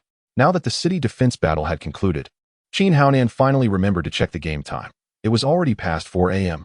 His information bar displayed 99 unread messages and numerous friend requests. After much contemplation, Wang Yu could not deduce a coherent reason, as Tang Jie bore no enemies or familial grievances that could incite murderous thoughts. With a mighty surge of divine power, he struck fiercely at the red-tailed carp. Gongsun Yingjiang, upon hearing those words, seemed to contemplate something, and her expression shifted, leading her to abandon the notion of following along. Wang Jingze and Suya subconsciously believed this was one of Wang Yu's friends or hired help. This time, Cui Zhong was naturally well prepared. However, this time, Li Nanfeng's swordsmanship shifted dramatically, contrasting starkly with the previous occasion. Where the last had suddenly slowed, this time, it became more urgent. Akin to the tumultuous waves of a mighty river, more ferocious and powerful. Different personalities yield different approaches. Qin Feng did not restrict free discussion, and after several minutes, he discerned some variations. Yet, upon He Lanyao's smile, several individuals outside, who had momentarily relaxed their vigilance, immediately became alert. The materials had all been untangled. What remained was the intricacies of carving, a task that was not urgent, especially since the news of Luo's jewelry acquiring the glass type had already spread within the jade community. Those high-end clients were now aware of Luo's possession of the glass type and would naturally come to purchase. In Chapter 26, the semi-transparent figure floated in the air, radiating an immensely powerful aura, seemingly surpassing even the Holy Emperor. In battle, if the leader of one side were slain, regardless of the army's nature, the soldiers under their command would inevitably be stirred, their morale shaken, leading to a rout, a most ordinary occurrence. Half a day passed in the blink of an eye. The elixirs had been procured from the cosmic trading system, and Lin Yun consumed them in a swift motion. He had already handled matters with the staff at the practice venue he shared with Huang. This was indeed a tragic tale that Ye Kai had long been reluctant to share, knowing that revealing the truth would wound many hearts. Fahai strode directly to the throne where Gue Tangsan usually sat, rummaging behind the seat with his hand. On the other hand, he was also aware of Xiao Chong's early prowess. The current Xiao Chong exuded an even more formidable presence. As the wolf goddess consciousness stirred back to reality, he found himself enveloped in an infinite ocean of profound mysteries, with Zhang Zhiping's entranced figure standing ahead, while his other avatars manifested behind him, lost in a trance. Oblivious to the looming threat, she possessed the strength of a late-stage Xian-level warrior, and crucially, Su Qin was by her side. Yet at that moment, he was horrified to discover that the protective formations within the estate remained entirely unresponsive, as if the residents had succumbed to a state of eerie tranquility where even the calculations of heavenly secrets had lost their efficacy. However, Qi Tian and the others were unaware of this, even mistaking the so-called Crystal Defense Tower for mere decor, having just passed several without incident. Zhuang Hua watched the arrogant group depart, his fury finally becoming uncontainable. Suddenly, he swung his fist in rage, striking the air. Unless a miracle occurred, her outcome would be the same. Thus, Han Bing could never allow Lu Qingyu to perish. At that time, the Xiongnu cavalry frequently invaded and plundered the western and central regions, severely threatening the security of the Han dynasty. To suppress the Xiongnu, Su Wu's father implemented a militia system that combined farming and military service in Dai County. As everyone had met, Cui Ruolin and Zhou Haoyin were acquainted with Zhang Ling and Zhou Tsuehua, so they felt no need for formality. Cui Ruolin was somewhat taken aback by the changes in Zhang Ling and Zhou Tsuehua. "You big fat pig, still claiming you didn't peek? Come here and let me hit you," Xiao Fei exclaimed angrily. As he sensed the approaching wind of the blade, Jiang Kairan halted his movements, his gaze fixated on that hand, or rather, the knife itself. Yet, he did not panic or evade. Instead, a tranquil calm enveloped him. Despite the overwhelming sense of crisis, he remained as serene as still water. Witnessing such a gratifying scene, the leaders and teachers were eager to welcome him. In addition to students and teachers, several internet enthusiasts from the nearby area also joined the welcoming ranks. The male salesperson regarded Chun Hao with contempt, exclaiming that he never believed someone like Chun Hao could afford a BMW, especially with a mutt in tow. Though the mutt was somewhat robust, it remained just a mutt. Additionally, your skills are newly acquired and have yet to be put to practical use. Qin Mingqi assisted him in finding excuses, particularly with Han Shilang being a fourth-rank official. The pressure on Guyu had become somewhat substantial. As the steward spoke, he led the way to the grand hall where Chief Fian had just entered, not forgetting to instruct the servants to serve them tea to avoid any further discussions on the matter. The mirror spirit fairy waved her hand, and miraculously, a golden hoop appeared. She proclaimed, "I shall place this upon your head," and, with her own hands, adorned Du Wei with it. After securing it, she conjured a dress and a pair of plush tiger slippers. "I fear you may misinterpret my intentions," Du Wei remarked, a faint smile gracing her lips, which prompted Guo Huai to chuckle heartily. Li Hao watched in awe as a brilliant light burst forth, causing the ground to tremble incessantly. Upon entering the grand guest room, Du Wei's gaze fell upon four unfamiliar individuals along with Tianya and Shen Shi, who were seated inside. "Who might you be? Are you truly princes or nobles? How did you come to Foaming Mountain, and what led to your fall from the cliff?" Kuei Wei Feng set aside his wooden zither and murmured. The black-cloaked figure of Shi Ruohua emerged, landing at the edge of the chasm. Du Wei, overwhelmed with mixed emotions, rushed forward and collapsed into Shi Ruohua's embrace, tears of joy brimming in her eyes. "Excellent," Zhang Kai agreed as she meticulously scrutinized the exterior wall, while Du Wei ascended the stairs to investigate a section of the floor that had collapsed. Upon closer inspection of the jagged edges, she thought to herself, "Goodness, this is quite serious. Such a hole in the floor is not something an ordinary person could create." As she went to fetch food, she reflected on her brother's words from the previous night. To remain low-key is essential for sustenance.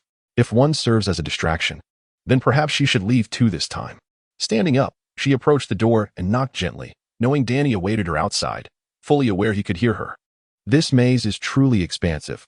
I suspect Chiyu has transformed the entire inner palace into a labyrinth," Li Danyu remarked after smashing through a wall and retracting his fist.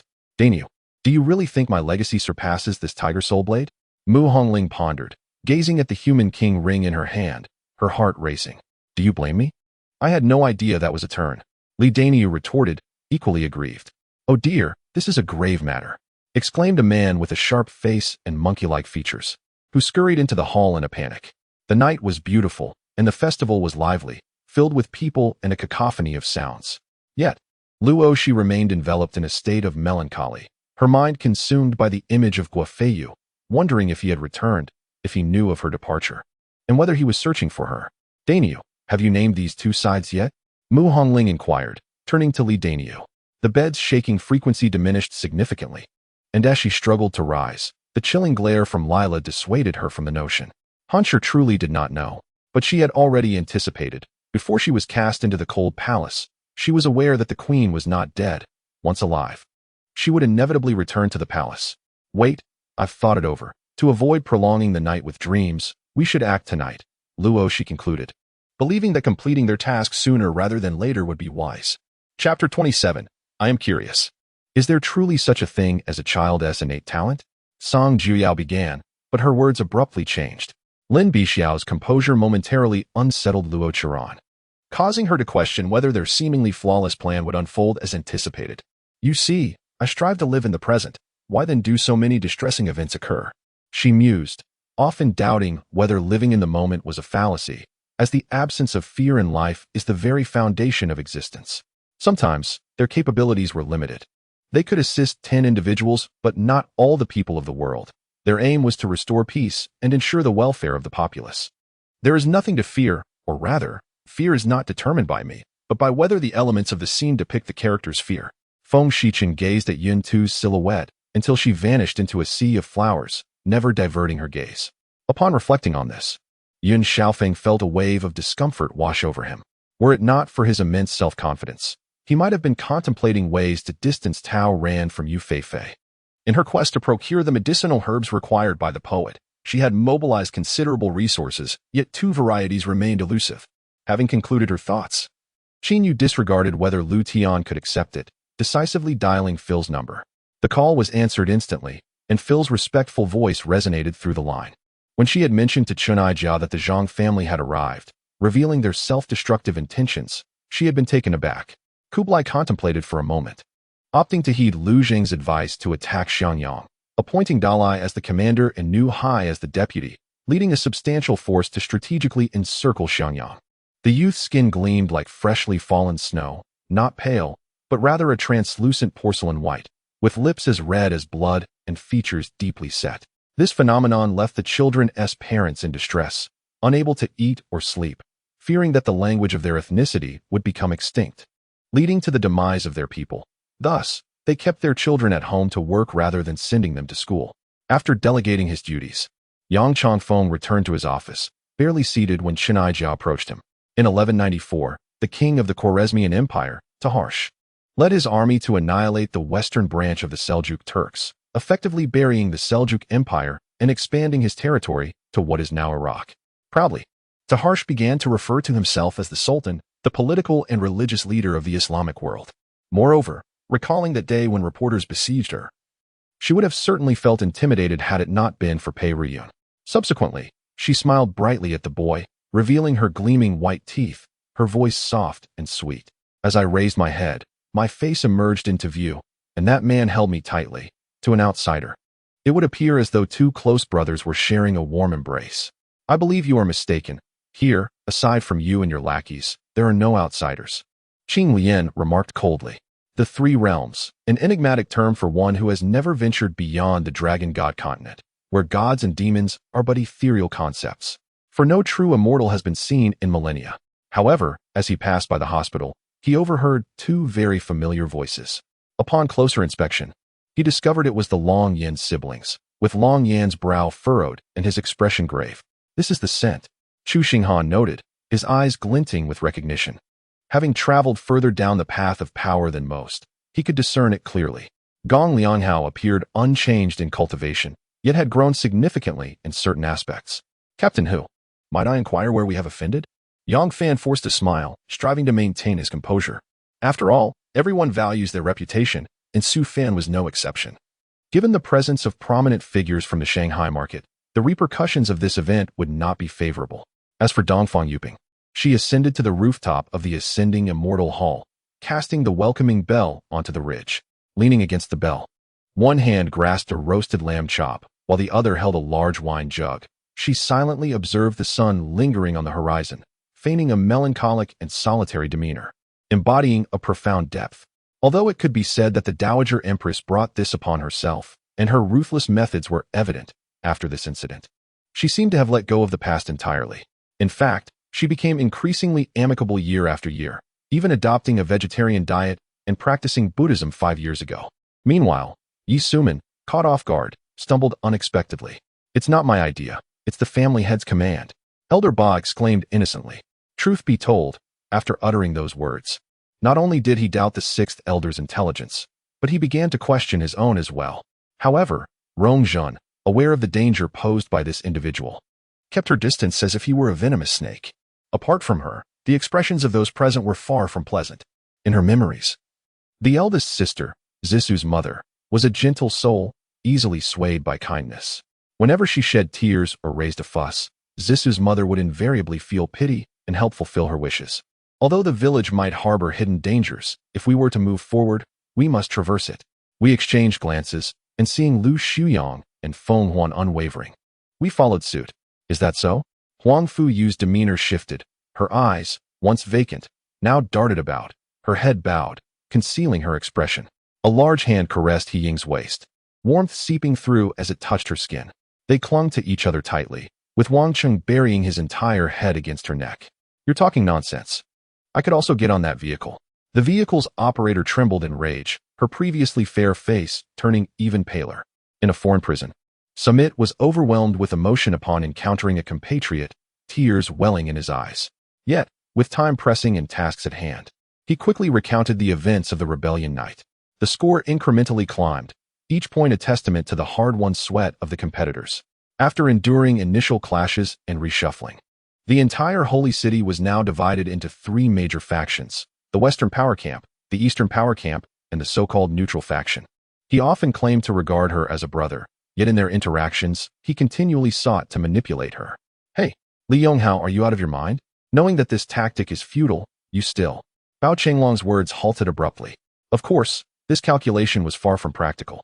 Li Yonghao's skills and strength had not yet reached their zenith, and he certainly would not live to be 130 years old. Nevertheless, it underscored that completing this task would necessitate prolonged and arduous effort. The birth of a newborn invariably brings hope to the capable. Old Madame Shangwan declared it a good omen, especially with Shangwan Ying's impending marriage, heralding double joy. It was also an attempt to dispel Shangwan Yu's illness with this auspiciousness. Speaking of which, Shangwan Yu remained the heartache of old Madame Shangwan and the entire Shangwan family. Chucheng lowered his head, the tip of his prominent nose gently brushing against hers, his low voice tinged with a hint of tender affection. It was as if, should Zhou Qing possess a power that even the underworld palace feared, then even as a person of no status or background, should he slay someone from the underworld palace, they would not dare to touch him. Xia Yu left the building in a sullen mood, casually seeking out a cold drink shop to sit and sip a refreshing beverage. This is a threat, Zhou Qing said, bemused, realizing that one could not judge character merely by appearance. Just moments ago, Yining had appeared haughty and arrogant. Yet when addressed directly, she blushed, revealing a shy demeanor. Xiao Xiong went directly to the headquarters of the city's paranormal department and recounted to Shangwan Shui the words exchanged with the inventor. Speed and agility were the greatest advantages of the aircraft.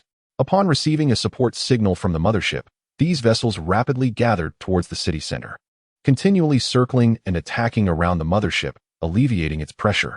Resigned, she found her discarded high heels beneath a tree and prepared to return barefoot. But the scenery before her left her utterly stunned. The inventor took to the skies, leaving Caitlin gazing at his vanishing figure. As the plane soared amidst the clouds, Xiao and I marveled for a moment, acknowledging that technology was indeed wondrous. Even those without cultivation could soar through the sky, a brilliance unmatched by the realm of cultivators. After a brief silence, the sounds of battle began to echo, signifying an impending chaos. The struggle within the grand hall had escalated to a fever pitch, with all involved plunged into a frenzy of combat, and the spring water at the center was continually seized, changing hands repeatedly. Even as humanity faced existential peril, the Spark Plan clearly encroached upon the bottom line of the 7 strongholds, a threshold that could never be relinquished. To surrender would mean relinquishing power. An armed might equated to authority. Often, power outweighed everything, even the extinction of humanity. What business is it of yours? Who are you to me? Do I know you well? She casually struck out, relying on her skills. Call the police, server, call the police. If Ru Fei was truly enraged, her bewilderment was utterly unfathomable. The dead on the battlefield would continue to accumulate, as no one would think of collecting the bodies amidst the fierce fighting. Ming Bei's lips curled into a wicked smile, his dark eyes seemingly harboring countless charms that captivated the onlooker's gaze. Although Xia had long been aware of this reputation, she should not have come to test it. Unexpectedly, she found herself subjected to a tremendous humiliation. Her mood soured, yet she could not voice her displeasure. She merely huffed and turned away. One could not walk too slowly, as exhaustion and pain were overwhelming. Several wounds were significant, and Shikalu had merely used magic to bind the injuries together. Further treatment awaited upon return. Hong Taiji's mind raced. He would certainly not permit Dorgan to venture into peril alone.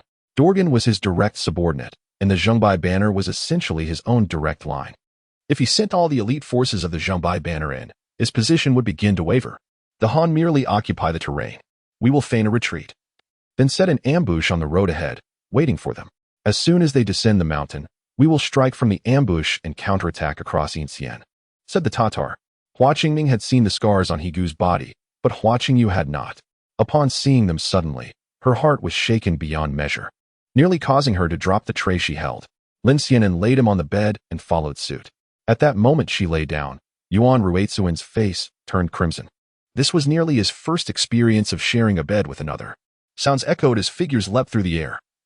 4 or 5 individuals from the north and south soaring in, stepping upon heads as they approached.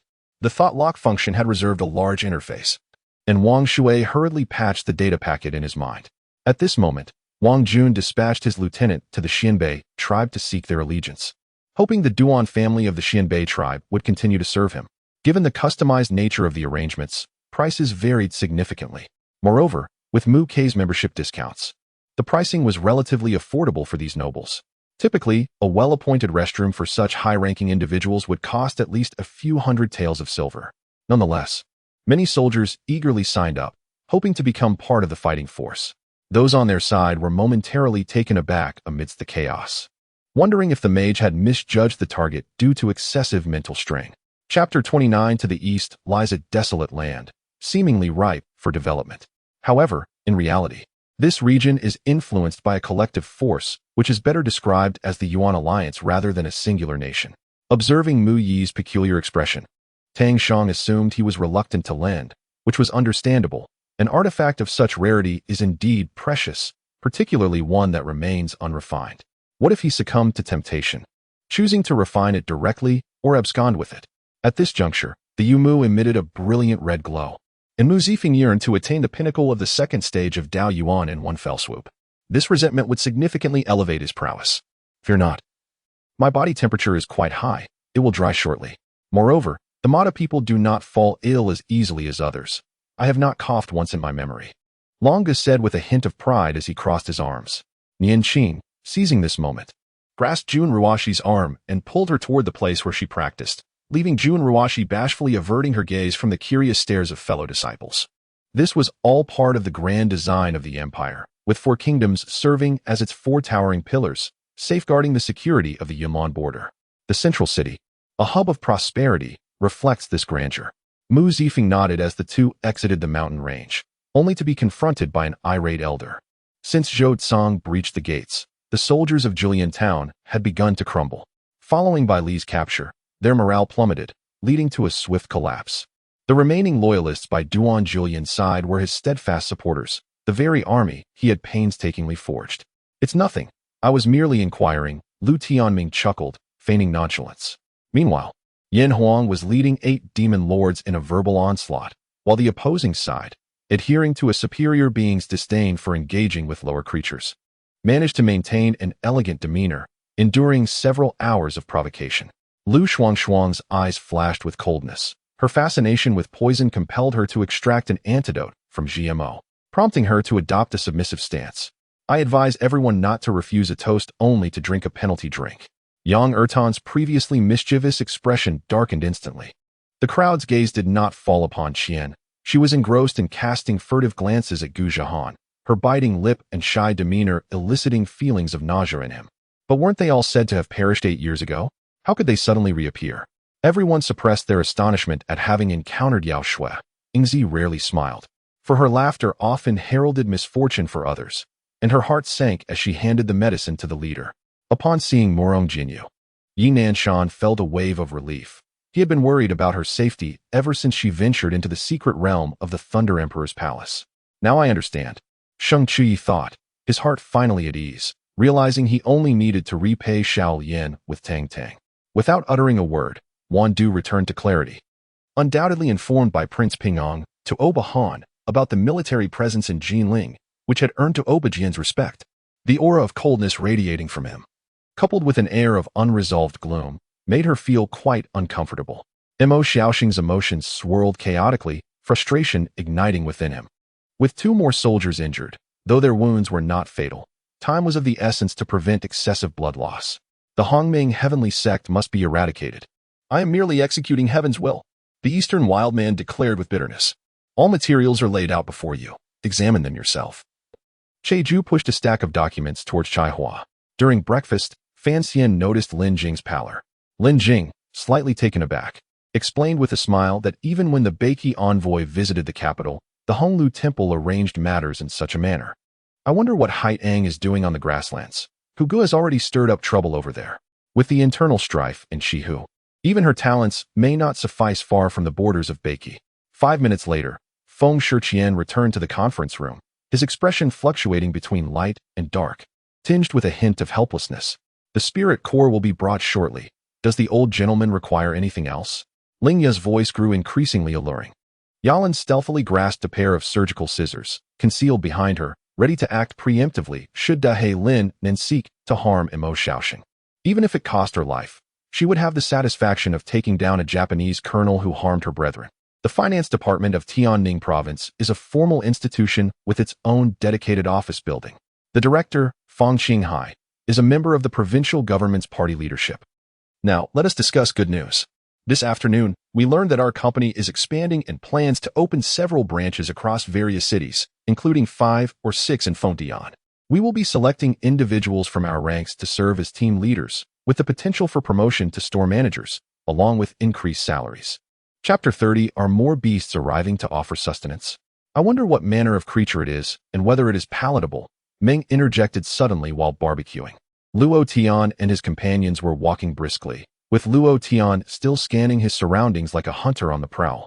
Suddenly, a tremendous crash echoed from behind, the sound reverberating as if something colossal had struck the ground. I dreamt that I was transformed into a lotus heart, Wana remarked, glancing at Zhong Mushin and Madame Zhong. Long Yao smiled faintly, and this smile possessed an enchanting charm, evoking the notion that a single smile could beguile 100 hearts. Her beauty was already breathtaking. Yet her usual demeanor, marked by authority and fierceness, softened with genuine warmth, leaving even her loyal attendants, Wang and the 2x nearly entranced. As she flickered out of sight, just as the great beast regained consciousness, Qin Fengming had already retreated several dozen paces. 5 taels of silver equate to the annual income of an average farming household, illustrating how exorbitantly priced a spiritual instrument can be. The demon spirit was immediately taken aback. He had merely intended to frighten Sun Hao away, but was astonished to find him unfazed, with his strength yet to be restored. He found himself no match for Sun Hao. What was he to do? Such news astonished Zhong Mushin, for it meant one less guardian for the lotus. Alas, physical strength is finite. Having run for some time, she was already panting heavily. Yu San, however, kept close on her heels. Despite a full schedule that morning, today, with utmost dedication, he would be typing fervently, aiming for 3 updates by the afternoon and 2 by nightfall, seeking flowers and rewards. A fire dragon soared toward the 4 holy kings, who smiled and remarked, "Impressive power," as the flames clashed momentarily. With the triad of heaven, earth, and humanity shattered, the jade purity and supreme purity Taoists vanished, revealing that the Supreme Lord was gravely injured. Had it not been for the presence of the virtuous Heavenly Lord personally overseeing the Yao pool, he would not have departed so easily. His dark eyes were clear and penetrating, with a nonchalant smile gracing his lips. Had it not been for his pale complexion, one would hardly suspect he bore any wounds. Gretel hailed from a destitute family, where simply having enough to eat and where was a blessing. Thus, candy was a luxury he could scarcely resist. Yet, what child could withstand the allure of sweets? Gret's eyes were somewhat transfixed. Yet his sister had once told him not to take others' belongings casually, let alone beg for them. More tragically, Li Donghai, a nearsighted fellow, had his black glasses shatter upon hitting the ground, leaving one lens irreparably damaged as he picked himself up. The storm had passed, leaving behind devastation. The bodies of fallen soldiers lay strewn about, and the forlorn warhorses whinnied mournfully. Although Yang Yi had suffered relatively few losses in this fierce battle, the toll still numbered in the thousands. However, victory was theirs. Reflecting on the peril he had just faced, Yang Yi felt a wave of disorientation wash over him. Had he truly triumphed? He continued to feign ignorance, clinging tightly to another, burying his face in their embrace, refusing to let go. Whether you believe it or not, I did not lie, proclaimed Li Ling before leaving with a final admonition to take care. Jin Mu wished to intervene, but realized he lacked the speed, thus relinquishing the thought. After approximately 15 minutes of concluding transactions with everyone, he spotted Zhang Tianan and hurriedly called out to him. There was something peculiar about this child. He was undeniably extraordinary, having been exceptional from the womb. Now that the divine liquid had escaped, this child was undoubtedly an anomaly. Moreover, I have a piece of good news to share. I have successfully broken through the alchemical bottleneck and ascended to the Yuanying realm. I owe this achievement to your lethal strike that aided my breakthrough. Had I not succeeded, I would have perished long ago. Lin Outyin declared with a mischievous grin directed at Xianyuan Zhe. The crucial aspect was that both ends possessed peak cultivation, particularly as Mo Tiankong had slain numerous sacred beasts in this maritime region over the past 4 days. The problem was that it was impossible. It truly depended on luck. Sometimes one might strike gold with a single attempt, while at other times, tens of thousands of spirit stones might yield nothing worthwhile. My good brother, considering the current situation, I hardly have the leisure to read the newspaper, Hu Debiao exclaimed, stamping his foot, entirely disinterested in the newspaper in Guisun's hands. Acknowledged. I will send over some clothing later to ensure the villagers feel secure. Zhao Yun nodded satisfactorily. Another query arose. Can we extend the rest days into a 4-day stretch? Mot Hong Kong continued. The vast desert stretched endlessly, with yellow sand engulfing the four corners, desolate and devoid of life. Under the blazing sun, the extreme heat was suffocating, and waves of heat rolled over the endless dunes. The skin only serves as a facade for those weaker than oneself. There is no need for pretense before those stronger, as they do not regard you anyway. Even more astonishing to Chen Shan was that despite having launched an attack, he still could not discern a trace of the opponent. The surroundings remained an expanse of emptiness, and the laser beams seemed to emanate from the void itself. Sitting beside Hua Zhenggang, Liu Yinsong effortlessly deduced that this individual was likely from the Hua family, though his status probably paled in comparison to Hua Zhenggang, possibly serving as his guardian or bodyguard. With a startled gasp, Shang Wanyu found herself involuntarily propelled to Chen Yufan's side. Upon arriving at Kale's location, Chen Yufan beheld Kale seated upon the back of a colossal white tiger. Very well. The guide, recalling that his salary was time-based, nodded with a smile. In Feng Kaling's hands, she scrutinized Liu Yinsong's immortal slaying sword, while Zhang Boyu repeatedly toyed with a golden bowl. Witnessing Gu Feng's swift defeat of He Tianxiao, Tai Ba immediately shouted out, seizing the perfect opportunity to strike as He Tianxiao's focus wavered. However, no sooner had he spoken than He Tianxiao's once distracted gaze sharpened, a formidable aura emanating from him before vanishing in an instant. Although apprehensive that Shang Wanyu might scold her at any moment, Feng Yun weakly called out. After Zhao Jiajia vented her frustration, she hung up the phone, leaving Wu Chao anxiously clutching his mobile device, unsure of what to do next. Huh? Maria was momentarily taken aback. Alex had never referred to her by the title of commander, as only those within the infantry organization called her that. Wei Yong looked uncertainly into the distance, listening to the thunderous roars of dragons, a terrifying presence. Since emerging from the demon realm, he had never felt such a powerful dragon aura, the golden dragon.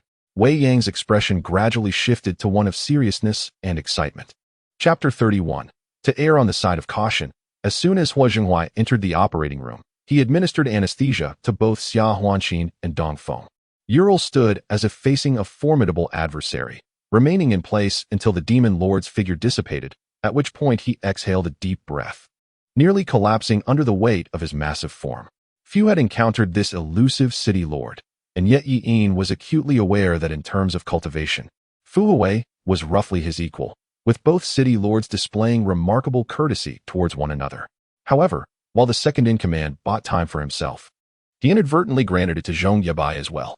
Zhong Yabai, severely burned by flames, cast a glance at the countdown displayed on the glass. After several shakes of his head, he noted that while the old Taoist appeared feeble, a flicker of anger had emerged in his expression. Understanding that he had pushed the old man to his limits, he realized that if he continued to shake his head, the old Taoist might very well turn hostile and walk away. Within the palace of this Fushi space, the spiritual energy was abundantly rich, undoubtedly sparing him the arduous process of utilizing vast amounts of spiritual jade to ascend. And the prior infusion and absorption had swiftly replenished the spiritual energy and soul force required to achieve the Tianming realm. The scorpion spirit swiftly propelled its stinger towards Su Tianjiao, seemingly on the verge of claiming the general's life. It was only at this moment that Niu Si grasped the depth of Zhong Yabai's keen observations, deepening his admiration. Since assuming office, he had continuously elevated his own people. Now, all 10 division commanders were his loyalists, while the previous members had been discreetly replaced. Following Elder Yunshan's words, several young prodigies from Kunlun accompanied Qi Bufan. Although a teleportation array had been established within the 5 elements enchantment, it could not permit the people here to leave via the array, could it? The crowd craned their necks to glimpse the location indicated by the Prince of Glory, many of whom, lacking understanding, merely joined in the commotion, following the others and stretching their necks. By the way, you are all the same. Sha Tongxiu interjected, and the two began to bicker. What? You must go support immediately. Do not hold back. These 3 families dare to act. It was my oversight, as I thought they would not dare. The martial uncle, in his urgency, felt a twinge of regret. She sat beside Jiang Xiyin, dressed in a simple yet elegant gown, exuding grace in every movement, her presence imbued with an ethereal aura. On Monday, following a series of meetings and the influx of various news reports, the announcement of the ownership change at Boizhou Hotel was officially disseminated to all departments. If young Master Jiang is unwilling, then so be it. The two felt a tinge of disappointment, but did not press the matter. A gaping wound punctured my chest. As I lifted my bandeau, it brushed against the injury. causing cold sweat to spring forth from my forehead, and I quickly pulled my clothing back down. However, everyone noticed the bewildered expressions on the faces of the Yu family, appearing just as clueless as themselves. Rest assured, I will not perish, nor will you. Do not forget, I am a harbinger of fortune. Wang Mu received the returning elixir, a gentle smile gracing his lips, and then he took the initiative to lift Huangfu Yanran into his embrace. During disputes, or when one encounters a bottleneck in cultivation, often relying on elixirs can turn the tide and transform danger into safety. The Ziyu Yunshindan is indeed one of the finest elixirs among them. Upon hearing Lu Daoist's words, I immediately felt a surge of discontent. After all, I am a promising youth of socialism. How could I be deemed improper? Boom! A thunderous sound erupted, and a chaotic yet powerful wind swept through, lifting countless garments into the sky. She and her brother had endured disdain in the orphanage, as the director mentioned that the wife of the group president of her parents' company came to visit them.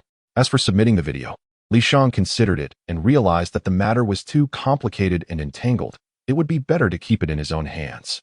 At this point, he hastily glared and covered his mouth, scanning the surroundings to ensure no one was eavesdropping before feeling at ease. However, now regretting, it seemed that it was far too late. No amount of remorse could change the past.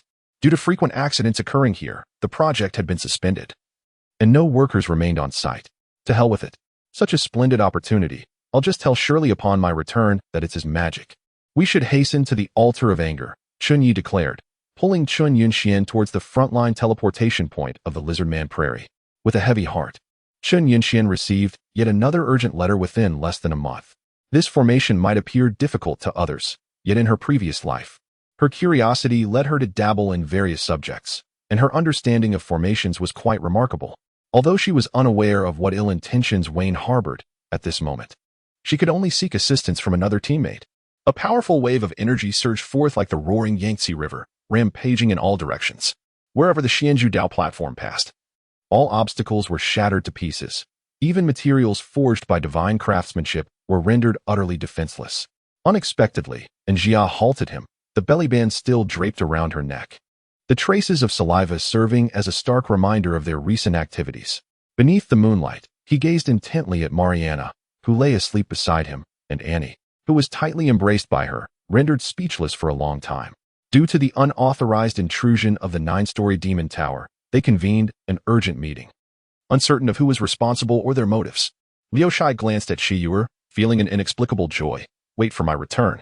With that, he left in a carefree manner. In the thicket on the hillside, warm sunlight filtered through the leaves, casting mottled shadows on the ground. However, this was also due to Yang Rui's idle whims. Regardless of failure, he felt no fear. He would simply eliminate them later, though it would not be as pleasurable for them. The Blood Red Guild had just established its base and required mines to transport ores for wall construction. 3 days hence, the monster siege would commence, without walls. It was the Blood Red Guild's weakest moment, presenting the best opportunity to seize the flag. Jiang Yuanjin withdrew a silver needle, drawing forth a stream of pitch-black blood, which continued to ooze from the puncture, reeking foully.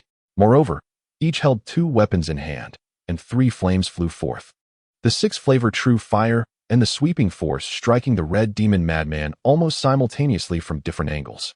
Professor Lin's address to Lu Yueshi seemed to carry a hint of affection, yet there was a trace of dissatisfaction when discussing her.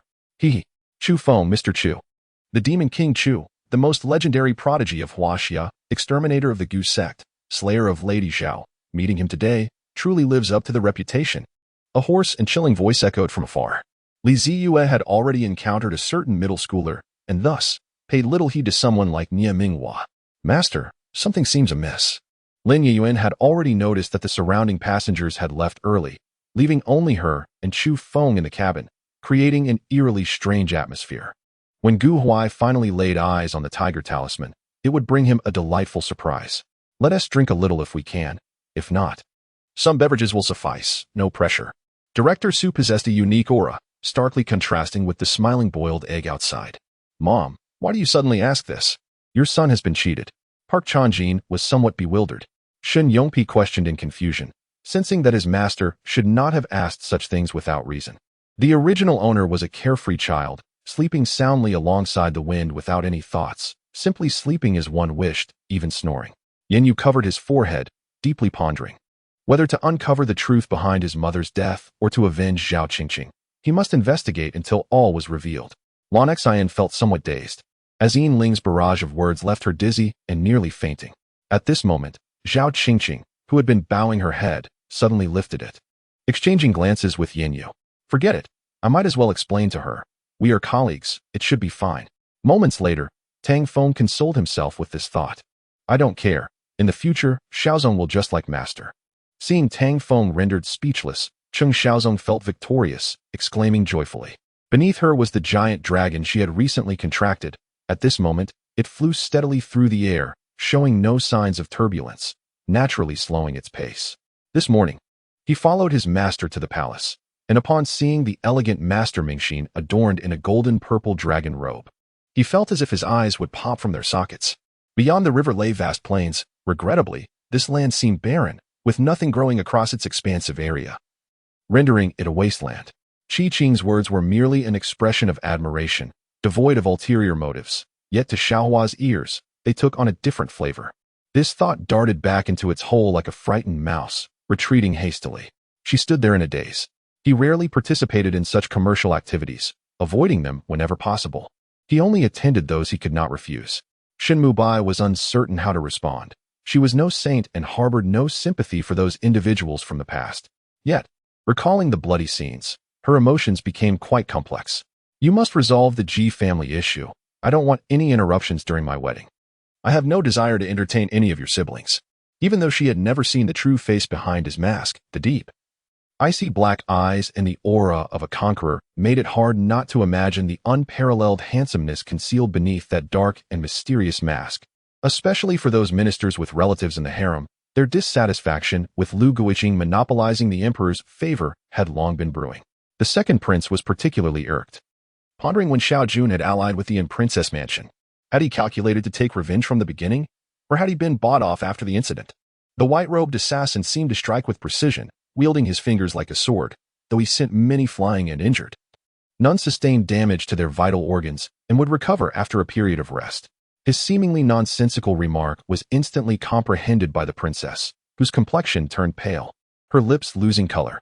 The two children, though not resembling each other, shared the same starry-eyed expression, causing Wei to shake his head in amusement. Moreover, earlier Feng Linglong had already accepted the assassin from Xian Laterras, Donggu Mingyu, as her maid, which meant she had long been at odds with Xian Laterras. Upon witnessing such an abundance of spiritual liquid, Ross's eyes gleamed with envy, displaying an insatiable desire to seize a jar of it. Conan was momentarily taken aback, instinctively turning to Wei, wondering if anything significant had transpired at the Breeze Mountain Manor previously. That afternoon, Jiang Qi had been waiting in the hotel, and at 3 o'clock, Chenxi arrived at Jiang Qi's room with her belongings. Chapter 33. Hua Bao cursed loudly, yet felt grateful towards Zheng Yuanzi. As his seal had rendered him immune to the threads of destiny, freeing him from fate's grasp, no one in this world could dictate the course of his life. Despite Ling Xinghan's pleas for mercy, Yang Yi paid him no heed. Even as Ling Xinghan decelerated, Yang Yi relentlessly propelled his vehicle forward, only veering to the side and crossing the finish line a mere 200 meters from the end. He was utterly astonished to discover that the evidence Yang Yi spoke of was so comprehensive and detailed. An injury to the leg might hinder movement, yet a head injury was a grave matter. Thus, the monstrous Dragon King chose to protect his head, opting for the lesser of two evils. Some individuals possess an inherent tendency to look down upon others. Upon seeing Yi Fei donning an ordinary suit and speaking humbly without the imposing demeanor of a high-ranking figure, they dismissed him entirely. Consequently, many scavengers realized, after plunging their daggers into the dinosaur's flesh, how arduous it was to carve out a mere piece of meat from its body. The subtle shift in Shi Qi's aura was perceptible to Yin Han, yet he merely extended a hand in a gesture of restraint. Promising to enter the ancestral grave is a significant matter in any clan and should not be decided lightly. This is akin to the unification sword technique of the sword tomb. If Jin Shun or Yin Shiyue were to begin their training with the highest level of the 10,000 swords unification as their foundational technique, they might struggle for an entire lifetime to fully comprehend it. When did you steal my jade pendant? I have been searching for it everywhere, only to find it in your possession. Black Butterfly exclaimed, snatching the pendant from Yilong's hands. Rosa gazed at Liu Guang, gently blinking her eyes, her expression suddenly dimming. as if she had snapped back to the reality from her earlier audacious demeanor. After a final stroke through her hair, Liu Guang set down her comb. And Rosa slowly rose to push open the door. The sunlight was exceptionally bright, a rare warm winter sun. Jian Jian's mother blinked nervously, knowing she had indeed uttered those words. Earlier that day, she had rushed back from work to prepare a meal for Jian Jian, just in time to see Tong Rua and the others return. The critical 5 seconds and the numbing sensation left Out Yin with less than 500 health points. Should the Ant Queen strike once more, a simple attack could easily send Out Yin back to safety. The man felt a pang of embarrassment. Yang Yang's seemingly innocent words drew a wave of chuckles from the passers-by. Lung Xiaoqin shot a cold glare at Pei Jun. Though Pei Jun's words were utterly impossible, they still pricked his ears uncomfortably.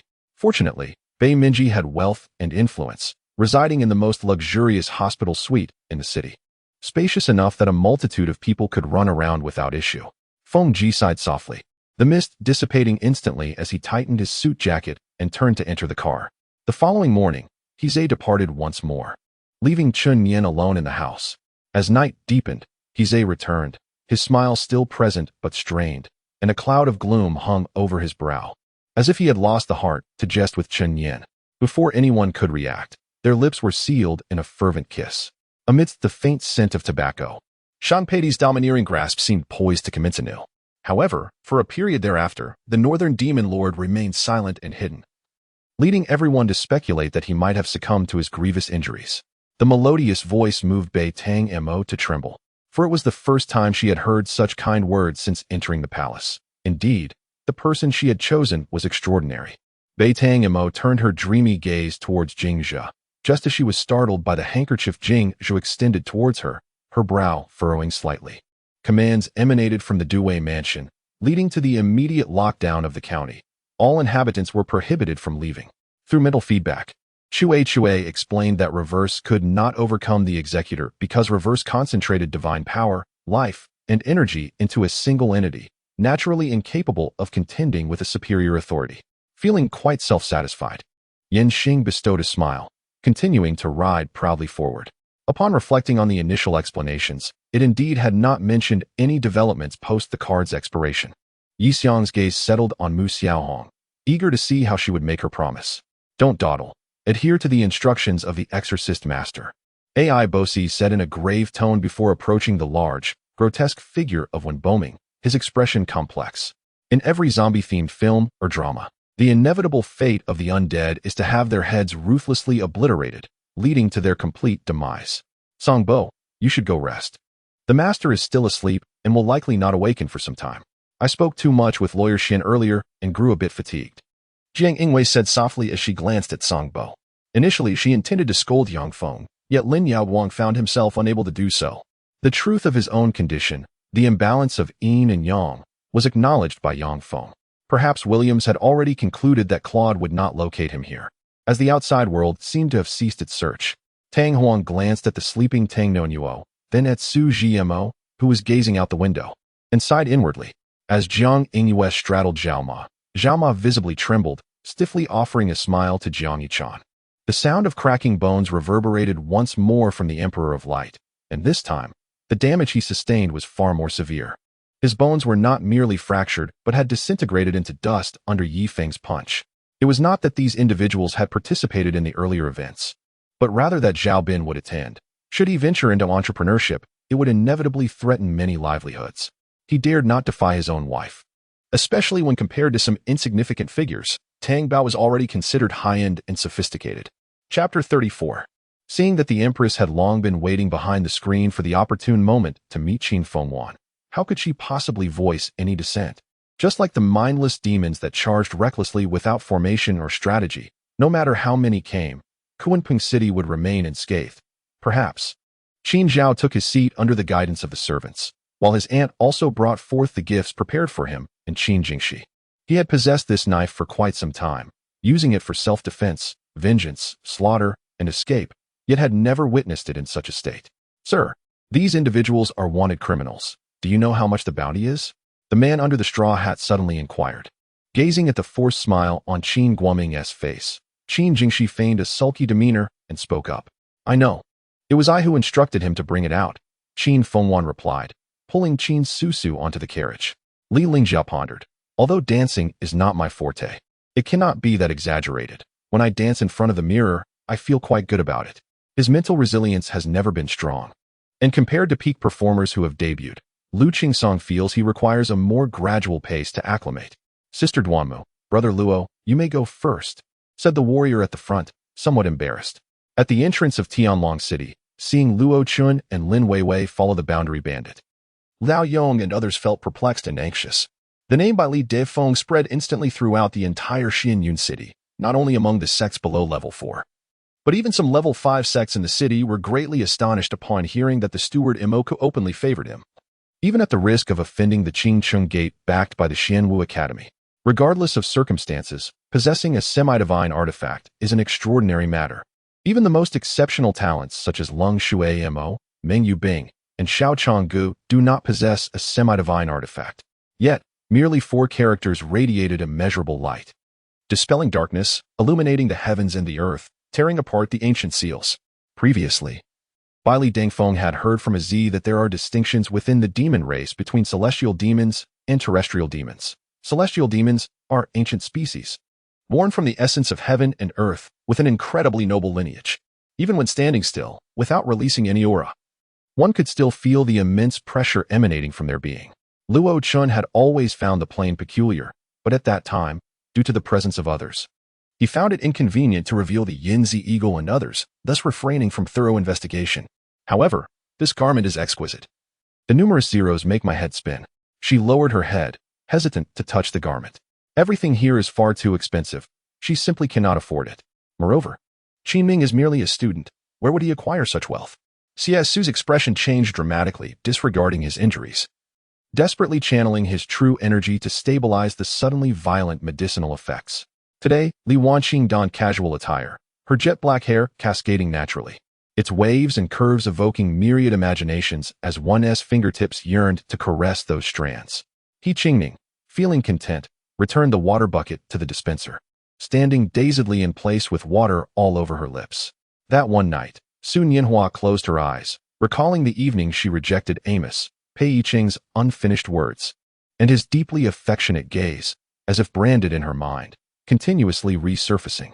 It seems that only the connection between herself and the storage treasure was confined. Other aspects remained unaffected. For Su Yi, the storage treasure merely served as a facade. His valuable items were all kept within the system space. After dinner, Su Duo assisted Mama Jiang in clearing the dishes, the mother and daughter exchanging whispers in the kitchen. The monotonous training felt like a mere numb repetition of the previous minute, lacking any essential difference. Su Nianhua took a deep breath. She was not nervous at all, as it was her first meeting with the inspection team in the capacity of a translator, and she naturally wished to perform exceptionally well. No, it's my foolish idea. Zhou Yining quickly smiled brightly, knowing that Lu Yao was the brain of their gossip association, and she dared not offend her. Jiying shot him a glance, yet acknowledged that Nian was correct. Regardless of acceptance or denial, it ultimately depended on Su Nianhua. At dawn, when the sky was still dim, the Su family began their move. Neighbors from the furniture factory in the village arrived early to lend a hand. Jing Xin cast a sidelong glance at Bai Jiyuan, yet showed no intention of evasion or concealment, promptly recounting the entire sequence of events. Nevertheless, even so, Wei Er still retreated several steps, crashing into the wall and creating a large dent. Damn it! Gale roared in anger. However, his rational mind reminded him that Wang Biao's actions must be part of a larger scheme, which helped him suppress his fury. All right, Chun Minjing reluctantly agreed. As she was not well versed in the matter, speaking as an insider could lead to unnecessary trouble, and she did not wish to bear the accusation of murder. Gu Xiaobei watched Li Haonan's departing silhouette, her body weakening as she collapsed onto the sofa, tears streaming down her face. You're clearly taking advantage. When Xian blushed, she felt somewhat shy, as their romantic relationship had only just been established, making Lin Shifan's intimate gesture feel a bit overwhelming for her. However, with the words of the Supreme Leader combined with the satellite footage revealing a figure, they suddenly realized this could very well be true. A vast and terrifying force lurked in this world, but can a person truly possess such overwhelming power, even infinite life? By the way, regarding that treasured item, none of you shall obtain even a single piece, the strange man coldly declared before vanishing in an instant. Quite interesting. The fallen angel clan and the angel tribe have actually formed an alliance. If that old fellow, the god of light braid, were still alive, his expression would surely be quite remarkable, the dark god king chuckled. A murderer? Zhen Yiming stared blankly at He Shuling, completely bewildered by the meaning behind her words. In these cells, the majority of those who participated in the Baiwa ceremony that day were detained, including Bai He. Everyone present at Baiwa Valley, except for the slain, could not escape. Chapter 35. Alternatively, one could say that under the guise of aiding and healing, they sought to beat and torment oneself, since he could now control the internal energy within himself, unlike the first time when he lost control and fainted. Lin Hui boldly and confidently channeled his energy into the bracelet.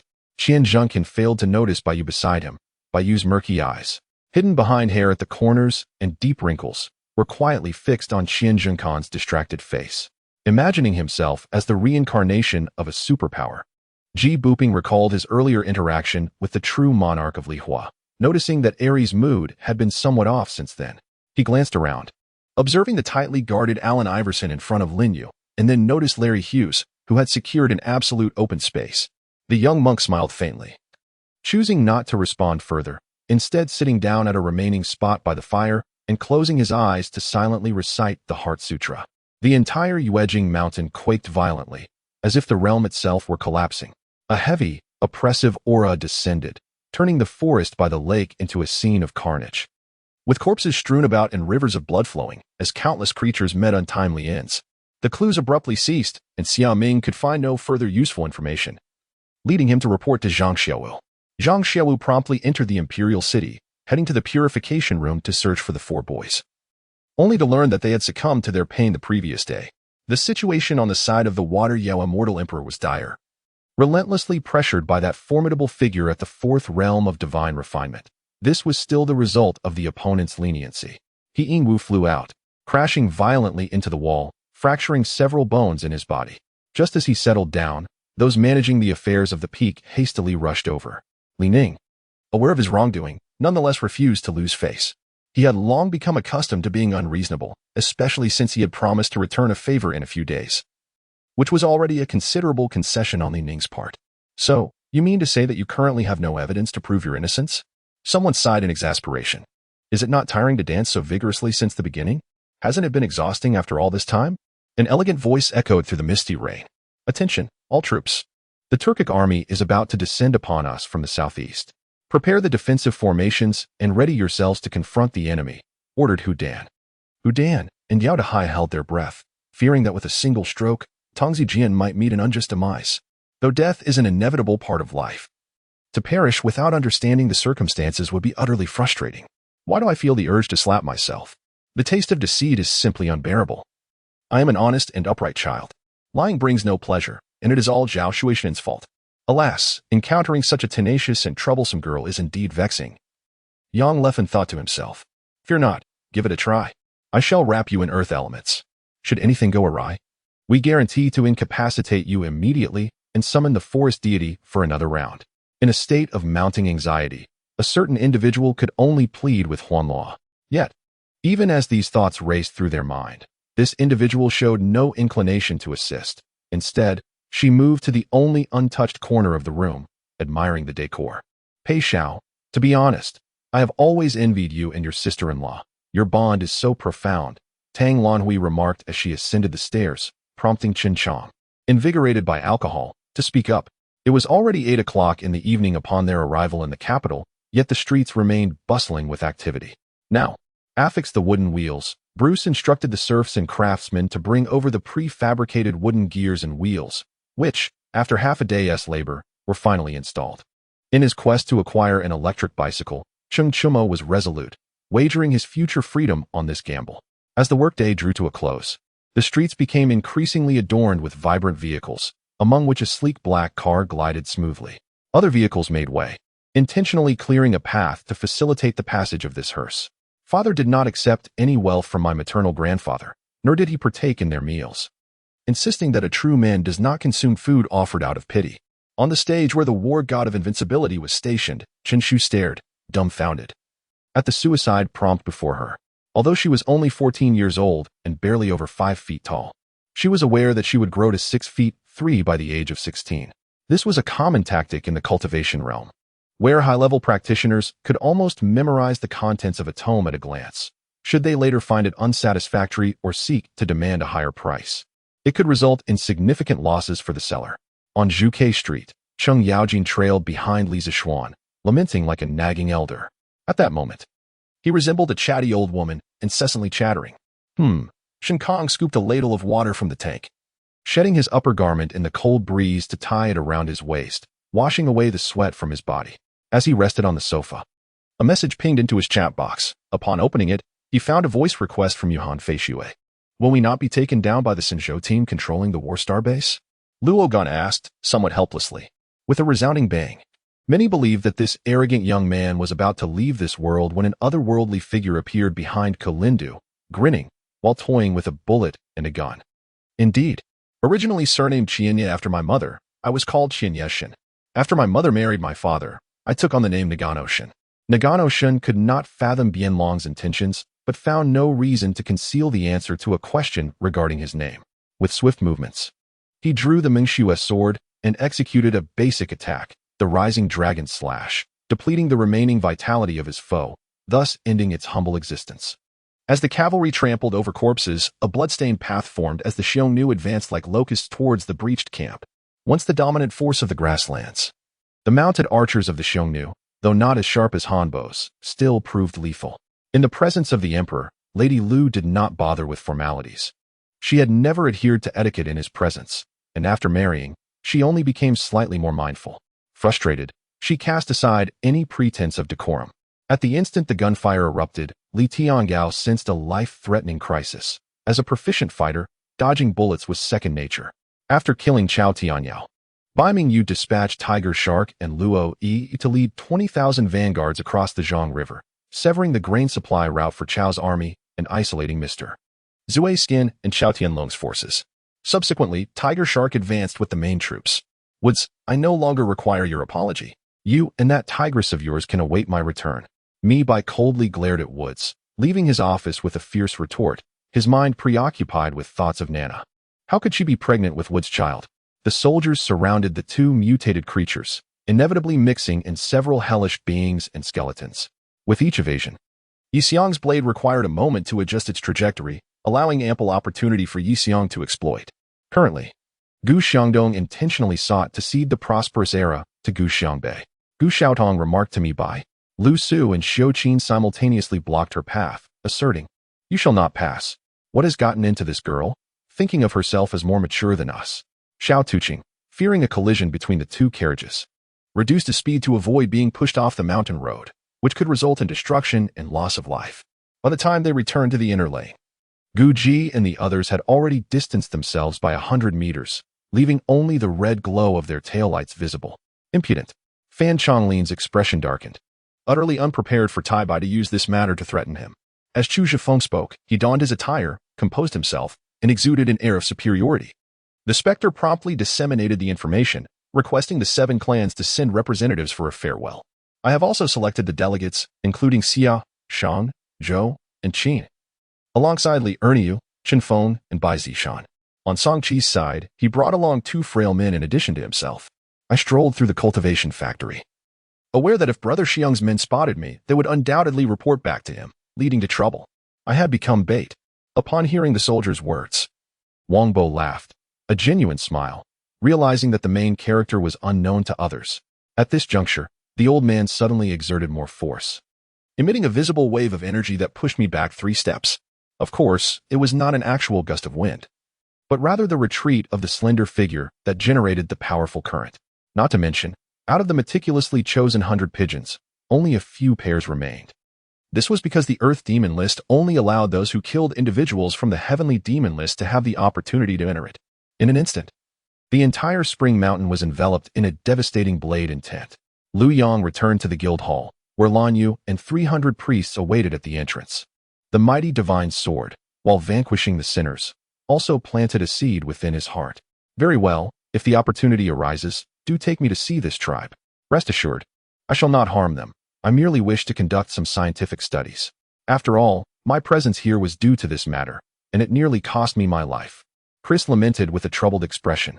He harnessed the power of extraordinary energy to create a vortex at the gun's muzzle, not only amplifying the bullets with lightning-like energy, but also enhancing their velocity. A true talent, without a doubt. In that moment, Yi Tianming seemed to have gained a new understanding of the utilization of abilities. Enough with the antics, let's get moving. Li Hao gazed at Zhao Yun in exasperation. Wu Zhiyue and the man beside her were momentarily taken aback. Glancing towards the approaching figure, bathed in moonlight, Pei Jichuan approached with an icy demeanor, coldly commanding, "Release her." During their approach, Li Tianliang stowed his firearm. Yet he did not disengage the safety, uncertain whether the other party was friend or foe. Those deep, night sky-like eyes sparkled with sharpness, as if they could see into one's soul, indicating he was no ordinary individual. Qi Lang had always been accustomed to a life of dominance in the Qi family and throughout Yangzhou, and he intended to threaten Qi Yu. But at the moment he raised his head, he was suddenly taken aback. However, the seals of the Yaoqi were indeed formidable.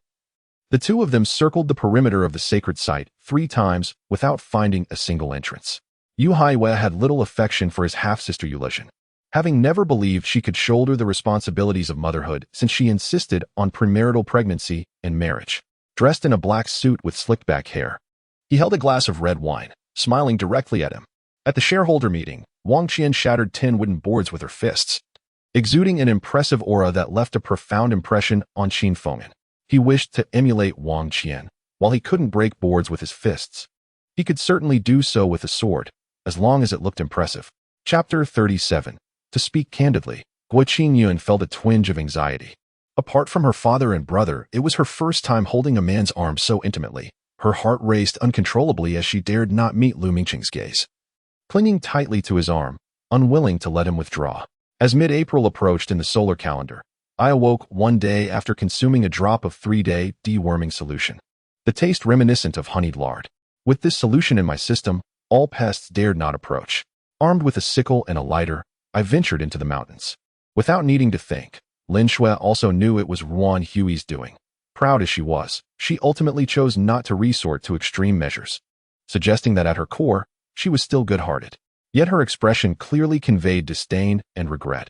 How could such an elegant person engage in such despicable actions? Upon hearing that tender and familiar voice, I instantly recognized it as Tong Tong. She informed me that all of this was merely an illusion. I had always trusted Tong Tong's words and suddenly opened my eyes. In the past, with so many clues before me, I would have certainly jumped up to capture Situ Rohai.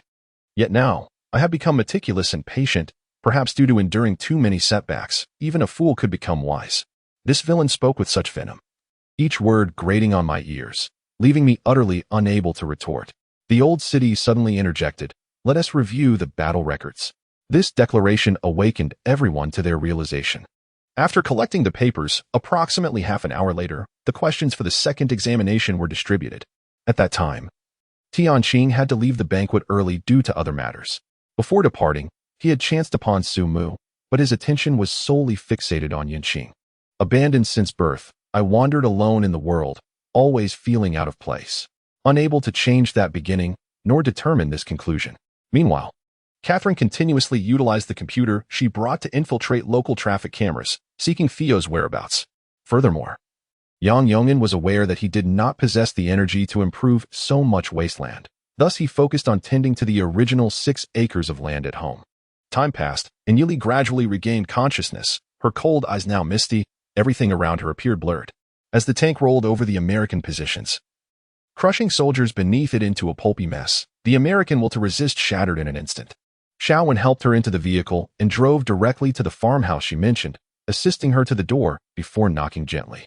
Before he could ponder deeply, a dull pain struck the back of his head, darkness enveloping him as memories surged before his eyes.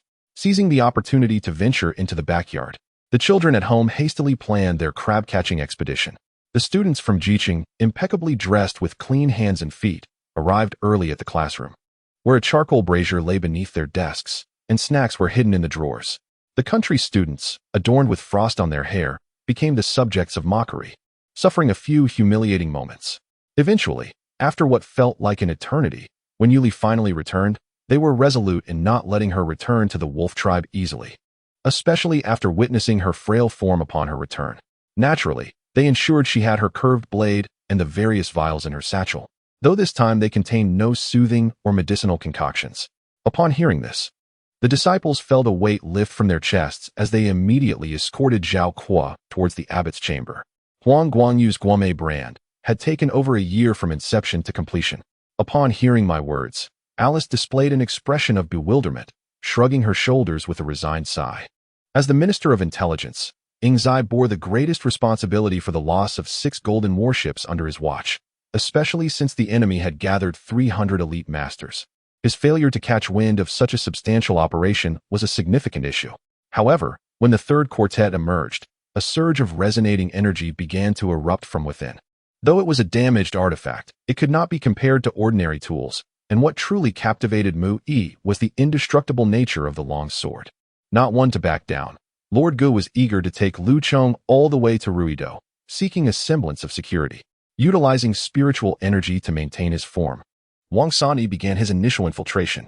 The deeper he descended, the wider the cave became, and the intensity of the fiery attributes only heightened, leaving him feeling as if he were in an active volcano. The dense flames enveloped him, bathing his entire being in searing heat. Just as Xianyuan grasped Shiner's hand, his vigilance peaked. An ancient voice resonated from the box above. Simultaneously, a spectral figure slowly materialized before the three of them. In the primary realm, refining essence into energy, and in the intermediate realm, refining energy into spirit. The moon-eating fox, with its mere beast form, had crossed into the initial phase of refining energy into spirit, taking great pride in its achievement. Yang Yunxi's words were less a discussion with Zhu Li than a firm resolution. It was merely a symbolic expression. The guard mentioned hearing commotion in my courtyard, yet the gatekeeper reported seeing no one enter or exit, fearing they might intrude upon my rest. Hu Fangru spoke softly, yet her gentle tone only served to amplify Hu County Magistrate's anger. Chapter 38. At that moment, the Western merchants and consuls were seated in a sheltered valley facing the sea at Lushanko village.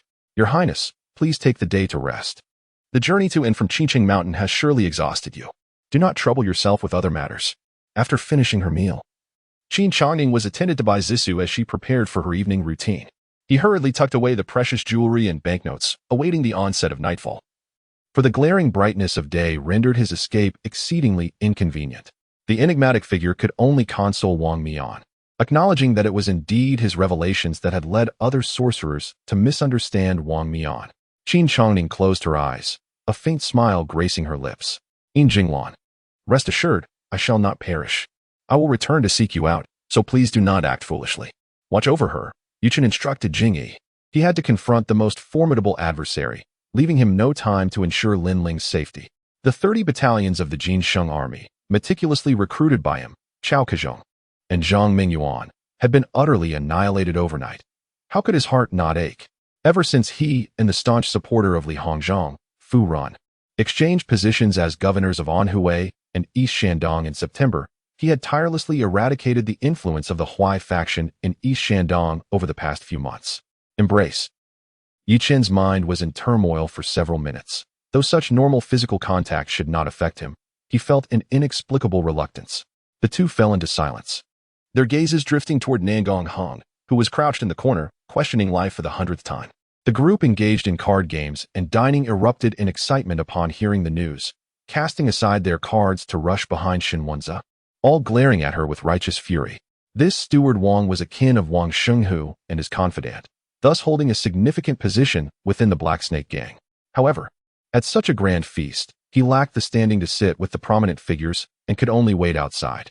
In the face of such a dire situation, Haimu struggled to devise a better strategy. He resolved to isolate their area with fine wire alarms, starting from the cliffs on either side, with sparrows overhead keeping watch, allowing them to remain undisturbed in their enclosed sanctuary.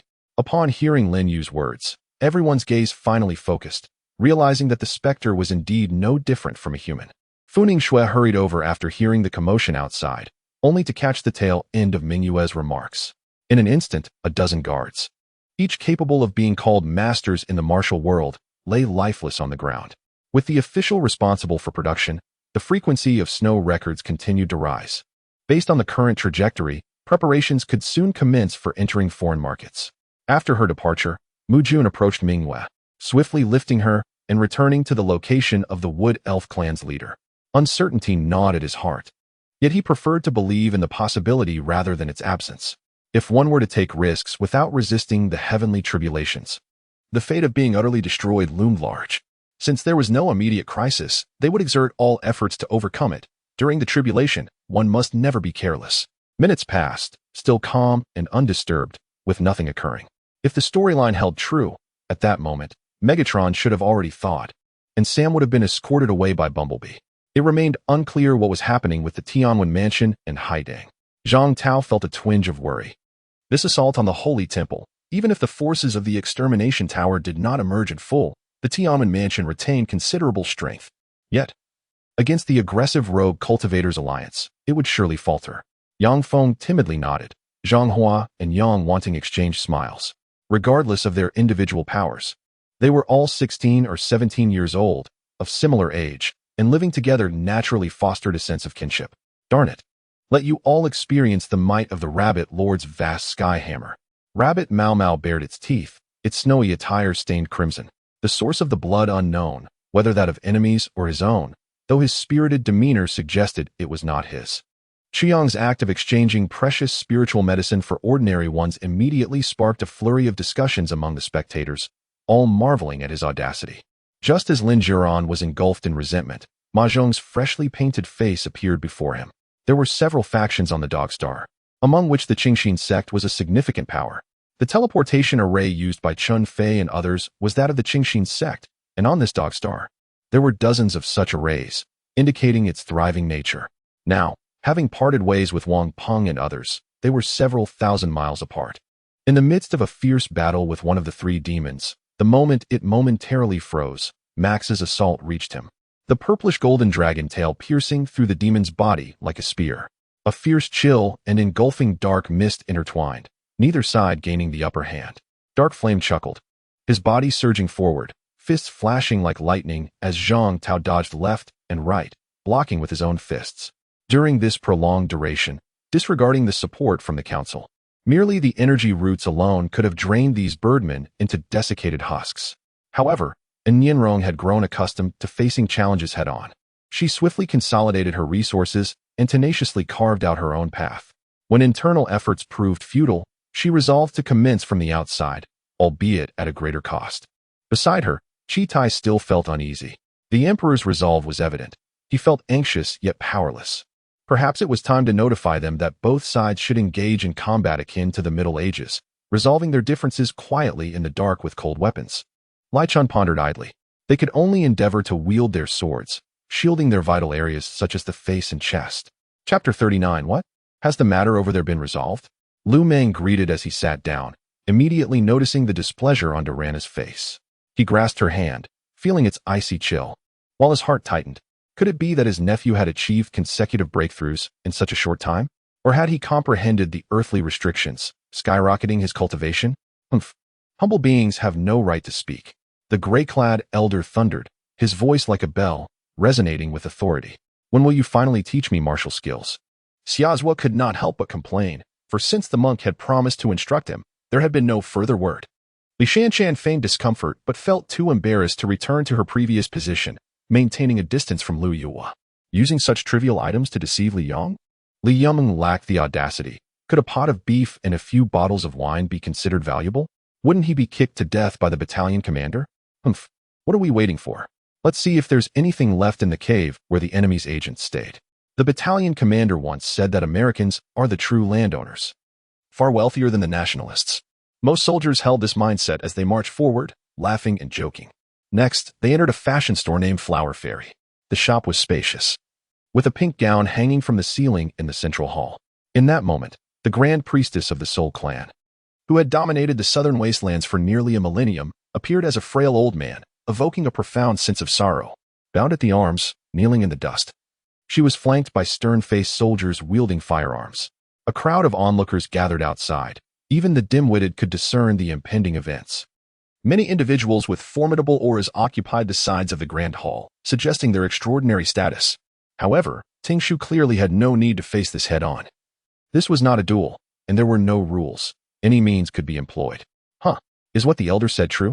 The eyes of Yu Dai sparkled with a hint of surprise as she playfully exclaimed once more. Tong Shi's gazed at him with a mix of laughter and exasperation. This rotund fellow had ignited the atmosphere with a chorus of jubilant singing, yet he himself had forsaken the game for a raucous celebration among the crowd.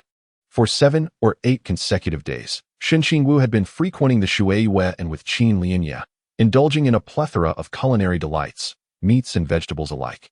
Even roasted chicken and duck wafting their enticing aromas throughout the space. The sanctity of the Buddhist realm was cast aside, as the rich scent of meat filled the courtyard. Tantalizing to the senses, I tucked the envelope into my bosom, the trio resembling Sun Wukong sheathed their weapons, their forms flickering away as the sound of flies buzzed in the air. I couldn't help but think, was this the famed 72 transformations? It was as if 7 beams of weapon light struck against a towering mountain, shattering immense boulders and scattering debris into the sky. If I couldn't even stabilize my own mindset, how could I expect to connect with her? Initially, Tang Yi had intended to leave behind an item to seek the monarch's approval before returning, but upon hearing Lao Yang's assertive words, he promptly decided against it. Emerging from the haze of battle, driven by a primal instinct for survival, I witnessed my comrades slowly succumbing to pain and torment. While I could do nothing but watch in helpless despair. I never anticipated such a turn of events. Lu Xian, who had remained silent until now, spoke with a tone of resignation. Clearly, even though he had said nothing moments ago, he understood that this predicament could hardly be blamed on Zhang Fan.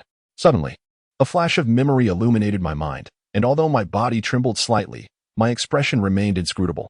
The howls of demonic forces enveloped the Summoner's Canyon, instilling dread within all adversaries lurking in the shadows. In the next instant, the source of their panic descended beside the praying mantis. At that moment, Gu Chen manifested a pair of divine wings behind him, his indifferent gaze fixed upon Hai Dongxin. Wei Chen stealthily followed the 2 guards to the grand entrance of the largest palace, his face a canvas of astonishment. Such magnificent architecture could only rival that of the Wanjian sect within the city of 10,000 swords. The primary issue was that the initial pressure from the spring mechanism was too profound. Once the spider emerged, there was no retreat, the commentator remarked. Thus, under the weight of their respective thoughts, a semblance of cooperation began to form between the two. Xue Shiyu's eyes flickered, a self-deprecating smile gracing her lips as she transformed into a wisp of spiritual light, soaring into the depths of Lanshu sect's rear mountains. Of course, irrespective of who aspired to employ such tactics, one must remember that the latest methods are not always the best. Rather, the suitability of the approach to the individual is paramount. Observing Qian Haoran's somewhat scheming visage, Wu Ziju's heart was as clear as day. Despite having genuinely developed feelings for another, he still attempted to maintain an air of indifference. Her teared ducts crumbled under the overwhelming crescendo of the music, as if countless fragmented memories coalesced into a complete tableau. As soon as Su Mu's voice faded, only an afterimage remained in his wake, while he himself vanished in the blink of an eye.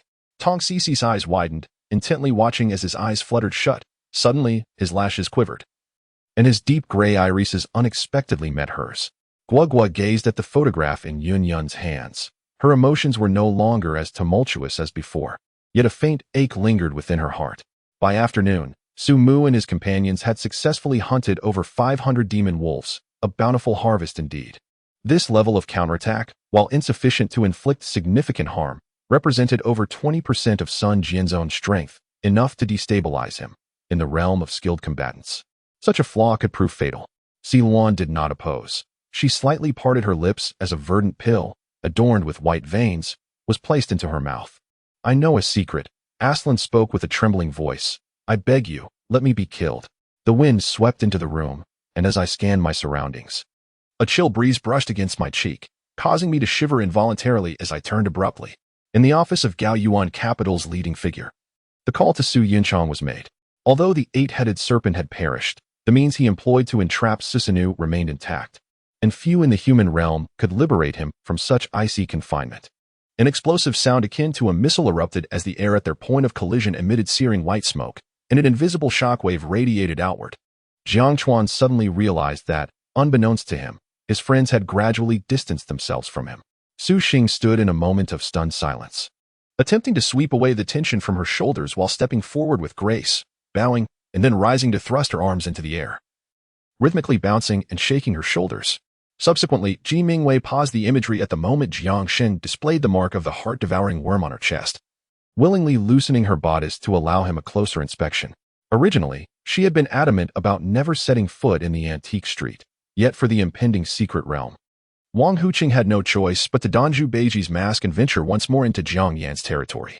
Jiang Mu scoffed, questioning who had earlier insinuated that they had abducted the child, yet now avoided this hot potato. Jiangxin and Wang Manjin curiously surveyed their surroundings, where exquisite antiques of considerable value were evident. What is happening?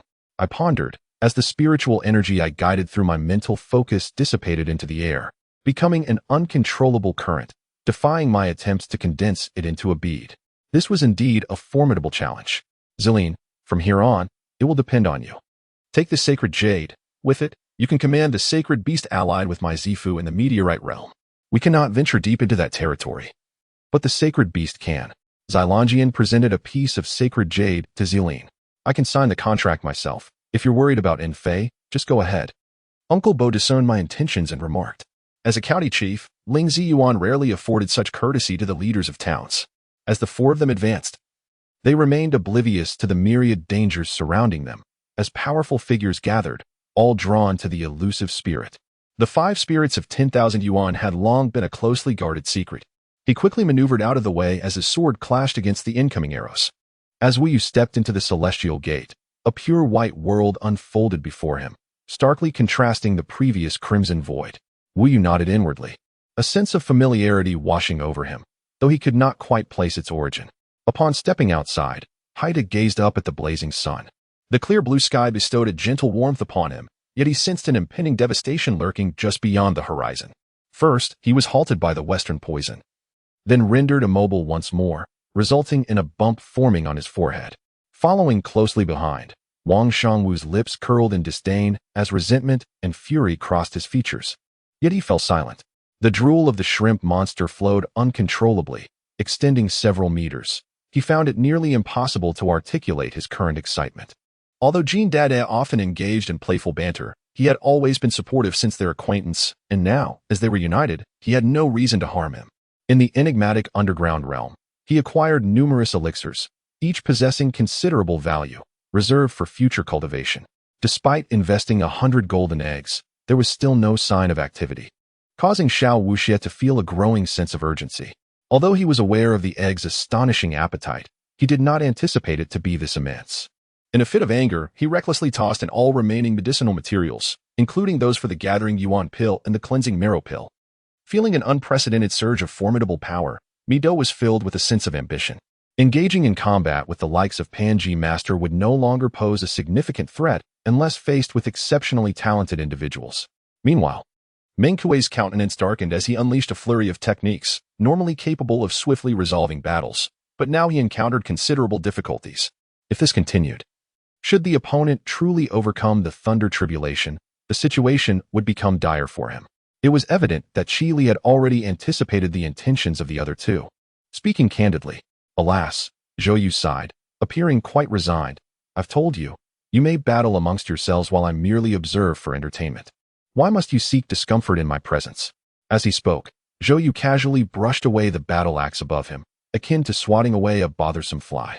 No one knew how Yin Chiquan obtained the enormous case sword.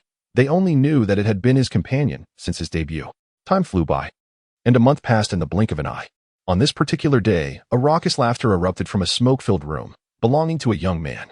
Cheng Xiaoyu strained to turn his neck, incredulously gazing at Song Paiyu, his mouth moving but unable to articulate his thoughts. Zhu Xiao had suffered grave injuries, and his vital energy was utterly depleted. He found himself with no alternatives, as the excruciating pain gradually consumed his consciousness. The sensation of pain waned, and everything began to fade into oblivion. The sheer might of a single palm could induce slight fractures in space. Such terrifying power was something Mo Zhiyou had never even heard of. Our reputation has indeed grown considerably. Perhaps I should procure a few signed photographs to test the market. Who knows? It could be a lucrative opportunity. Jiang Yuan was ever the dreamer. Haihei also felt some impact, albeit less pronounced. In his envious gaze, jealousy and resentment brimmed. Though they were both aquatic beings, he was distinctly more connected to the true dragon than to the white serpent. Seeing the white serpent's newfound fortune, it would be strange if he remained composed. Dong Chao was on his third marriage. Despite having consumed a fair amount of alcohol, He noticed the extinguished red candles in the new room and the open door, an unusual circumstance that caught his attention. Perhaps the great eagle sensed the unstoppable nature of the impending attack and abandoned its plan to soar into the skies, swiftly retreating to the cover of the trees. Fu Rongxi keenly perceived Zheng Chenheng's gaze and immediately turned to face him. The man beside her appeared both bored and languid, showing no signs of restraint as he casually approached the sofa. That night, everyone retired to sleep with complex emotions. Gao Yi was particularly anxious, fearing that the wild beasts in the open space might suddenly attack humans. However, as El Shu had predicted, the adversaries remained docile throughout the night. The issue arose when El Shu began to distrust his classmates, not because he suspected spies among them, but due to their lack of discretion. In this era, what was referred to as tea was perhaps more aptly named tea soup, brewed from tea cakes and various seasonings. Thus, the quality of the tea depended not only on the ingredients, but also on the skill of the brewer. The present-day Anxi Empire, though not the legitimate descendants of Persia, was established on Persian soil, essentially forming the Second Persian Empire. Although she was unaware of the technique's power, as a lightning-style ninja, she could sense the terror of Chidori. Among the new generation of ninjas, she discovered an exceptionally talented youth and took him as her disciple. Upon encountering the Mist Ninja, particularly the name Kitahara Suk, the pent-up hatred within him erupted uncontrollably. He wished to reserve Jiang Yi's first time for their wedding night, certain it would leave a lasting impression on her. She retrieved the neatly folded blue ribbon from her bag. Upon seeing the marked K, a vague figure surfaced in her mind. Glancing at the ticket stub beside her, she paused, smiled, and neatly returned everything to her bag. Releasing a powerful stream of air, it formed razor-sharp wind blades that swiftly sliced through the water dragon. Zhao Ning intended to urge Zhao Jing to refrain from speaking further, but upon witnessing their reactions, decided to bide her time and observe the unfolding events. If that were the case, they could fetch Zhang Jie back to Yunting Star, allowing him to recover his strength while managing certain affairs. However, after spending considerable time here, indulging in such exquisite delicacies daily, one could find a semblance of tranquility. Should you wish, I sincerely hope you would consider serving the Abe family. Abe Takichi had long admired Rue's work ethic and had extended several olive branches, all of which she had declined. Does this imply that the deaths of the hundreds within the Zhou family were caused by that malevolent spirit? Leng Yaowu was aware of the truth, but could not suppress the urge to inquire. The flower demon, Yellow Peony, immediately retreated into her true form, hugging her knees, burying her head in her legs, terrified to look up. In truth, he was more eager to discover what lay within those boxes, compelling such a formidable two-headed evil spirit to guard them. Watching treasures before him yet unable to behold them left Tian Yuan Daoist feeling a pang of frustration. After the lamp grass departed, he Dangui languidly reclined back onto the couch, while Ning Yuan and Nye Chun continued their transmission of power. With a resounding smack, Dudu planted a vigorous kiss on Chun Kuang's face, expressing her admiration. However, to Lu Shijuan, his words seemed laden with hidden meanings, particularly his last statement, which seemed to serve as a veiled reminder. Observing the two by Yangbai, both pairs of bright, smiling eyes turned towards her, winking in unison. Yi Jinsuo could discern that Dugong Honglai held deep affection for his sister. At least, the previous scene reflected unmistakable tenderness in his gaze. Qin Wuji slowly nodded, solemnly stating, "I promise you." Each word was pronounced deliberately, but upon making this decision, the weight on his heart dissipated considerably, leaving him feeling much lighter. Surely, they possessed at least the cultivation of the returning origin realm, having come from the north. Could they truly be the followers of the Great Wei Emperor? Mo Handan harbored no grievances or resentment, for his conscience would not allow him to demand that an innocent person accompany him in upholding the ideals of a police officer.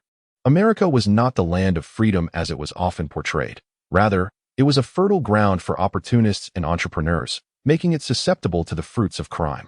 As Zhou Mingli introduced himself, the viewers in the live stream, while jesting about the situation, were genuinely concerned for Yi Chun and the others, fearing they might fall victim to malevolent spirits.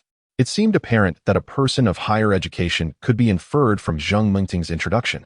She opened her mouth to scold him further, but in the next moment, the warmth covering her lips silenced all her words. The misty rain does not stem from a lack of trust in Xian Xiao, nor is it an impulsive desire to rush forward to rescue Mu Qingqing. She must demonstrate her abilities before Xian Xiao to garner his attention and, ultimately, draw closer to him. Sui Nan, upon hearing her words, felt the veins on his forehead pulse, and cast a peculiar glance at Xiao Qing. In Chapter 42, a satisfied smile graced Xiao Yan's lips as he swiftly activated the burning decision, initiating the evolution of his martial arts technique. Hush. It would be wise not to mention Guijing. Let us not forget that other presence, a staff member promptly interjected. To purchase this pearl? Floating Life truly possesses an imaginative mind. He scarcely noticed the somber expression on Lao Fuji's face, who hesitated significantly while clutching the resplendent golden pearl. Not at all. Xianling clarified. The hibiscus is far less elegant than the green bamboo or the orchid. Its beauty is merely superficial. The lotus root can be cooked, and the lotus seeds can cool the heat of summer. This is true joy. In her eyes, it was not merely a lotus pond, but a bowl of glutinous rice stuffed with lotus root, resting upon a syrup of lotus seeds. The brick wall slowly ascended, moonlight pouring in from the outside, causing smiles to unconsciously appear on the faces of Tang Lin and the others. Meanwhile, the fire avatar employed an invisibility technique and followed closely behind. The colorful divine dragon was now entangled in battle with the elder, yet, contrary to what many anticipated, no collision occurred, although his talent had been acknowledged by his master. In Xiao Yan's eyes, he felt utterly insignificant. After a moment of astonishment, Huahong lapsed into silence. Xiao Yan had been struck by heavenly lightning. No matter how extraordinary he might be, he had likely been reduced to ashes by now. Those avatars were her lotus flower manifestations. Each possessed the strength of a martial saint at the first level, yet, in comparison to the current challengers, their power was already formidable.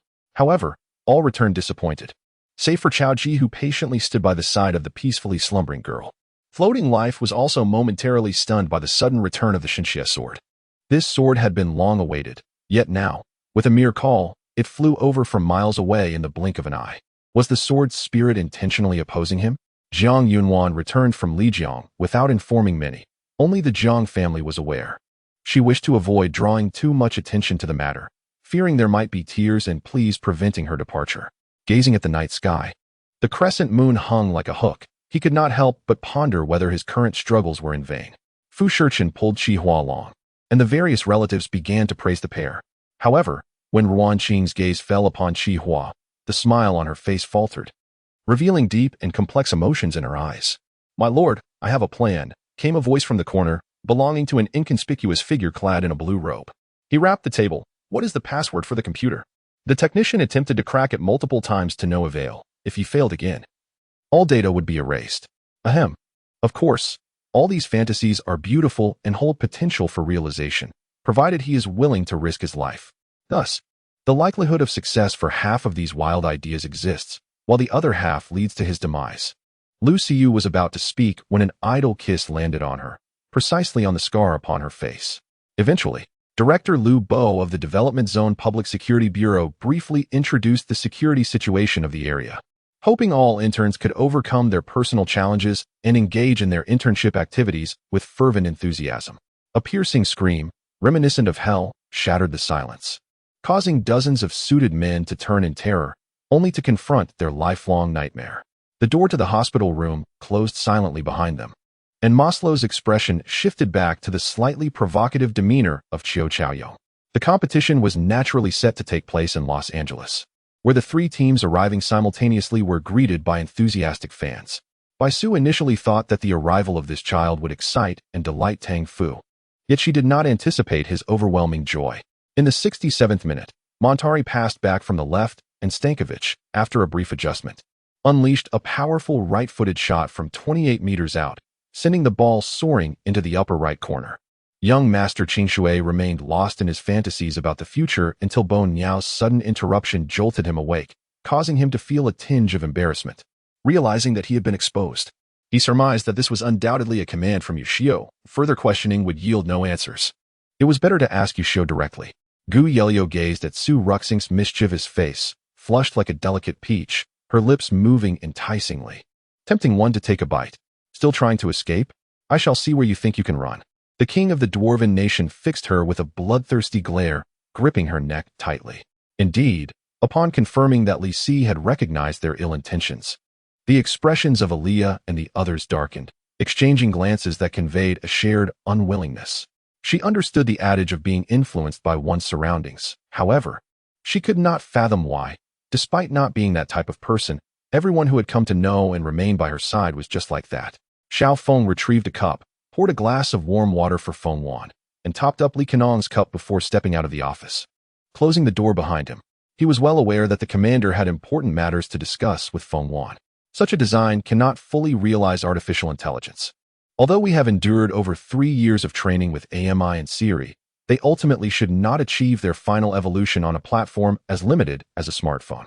In Chapter 43, under normal circumstances, a Level 0 mage would typically master 2 or 3 Level 0 spells before advancing to Level 1, where a whole new array of spells awaited them.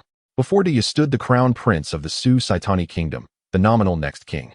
Before Diyu appeared Ramia, missing one hand and one leg, as if severed by a blade. After much effort, she finally received word that her handwriting was deemed presentable by the teacher.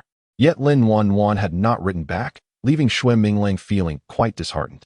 His probing left Yunqi with little doubt. Naturally, she could not answer these questions. And rather than waiting for others to act, it was better to take the initiative. Upon hearing Yi Tian's words, Bai Zun and Zhuge Ming nodded in agreement. Gu Lingyue, though not particularly astute, understood that he would do whatever Yi Tian instructed. Has Mr. Robertson's method succeeded? Xiao Yin inquired hastily. What on earth is happening? Clearly, it was third sister who invited her to dinner. How could Xiaozhi be here? At this point, a kiss suddenly rose on tiptoe and planted a kiss on Gao Jinli's face, a forceful kiss indeed.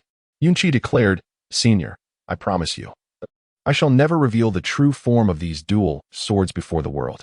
She had intended to return them to Yuzhen after, believing she would not have the opportunity to display them publicly. The speaker's face darkened ominously as he furiously downed a bowl of tea, preparing to rise and leave when 2 figures clad in blue and bearing swords entered, casting a glance before striding directly toward him. At this moment on the field, the excited players of Rocco have calmed down significantly. They amicably assist the fallen Real Madrid players and generously exchange jerseys with their opponents. The Tiger Prison Pass, a vital gateway to Guangzhou, is famously known as the Lock of the Heavens in the throat of the 3 Qin states, flanked on both sides by towering cliffs. To the south lies the Song Mountain, while to the north is the Yellow River, with only a deep ravine leading westward to Luoyang. A formidable barrier that is challenging to breach, serving as the entrance to the eastern capital of Luoyang. It feels as if, in that fleeting moment of eye contact, the image of her head wrapped in bandages from 2 years ago in the hospital vividly resurfaces. With the establishment of the Celestial Clan, its leader opted to adopt the Grand Unity Plan proposed by the Emperor of Yulin. Before their departure, Sun Chuanstone cautioned Han Bo about the reliability of the current diagram of the purple Xian dimensional array, but he did not take it to heart. However, the circumstances they encountered on this journey proved to be far more dire than Sun Chuanstone had anticipated. You gazed up at the city gates, where the fortifications were formidable, with thousands of archers targeting every corner around the gate. A single step forward would surely unleash a volley of arrows. The terrifying memories from 5 years ago surged back to Sun Hong's mind as if they had occurred just yesterday. Lele, why is she calling me at this hour? Is something amiss? Uncle Bao pondered, his first instinct being that something might have gone awry at work.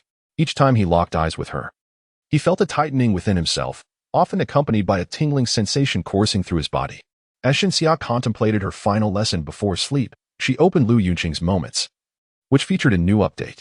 Sun Gonggong uttered a sound of acknowledgement and quietly set off to investigate the palace master who had never been there. Qing bowed her head several times before finally looking up at Yunshan, only to realize that the Empress's expression was quite poor, leading her to wonder if she had inadvertently said something wrong. Resolutely, she threw herself onto her bed, determined to cast aside her worries. Ultimately, one must confront the challenges that lie ahead. Avoidance is not a solution.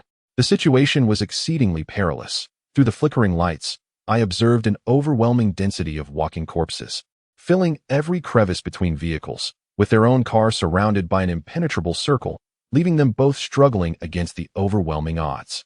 The matron recounted the words spoken by His Highness the Crown Prince upon his departure, indicating that the 6th Miss was still present, glancing towards the Crown Princess, noting that the Crown Prince had remembered her, albeit with unkind words. The Empress, already present, donned luxurious crimson attire, embellished with vibrant peonies and soaring phoenixes. Her makeup heavy yet natural, brows elegantly arched and lips poised, exuding the grace befitting a national matriarch. However, on the other side, Wei Min's initial reaction upon learning the news was one of disbelief. Could it be that there are corrupt officers in the police station again? He swiftly reported his concerns to Chen Mingjian. Upon inspecting the police force, Chen Mingjian found little cause for suspicion among the officers present. Nangong Zhaoan supported Yun Bing as they walked back, casually wrapping an arm around her waist as he inquired, "Binger, do you truly desire a child? If so, I can fulfill that wish tonight. Or even now, if you wish."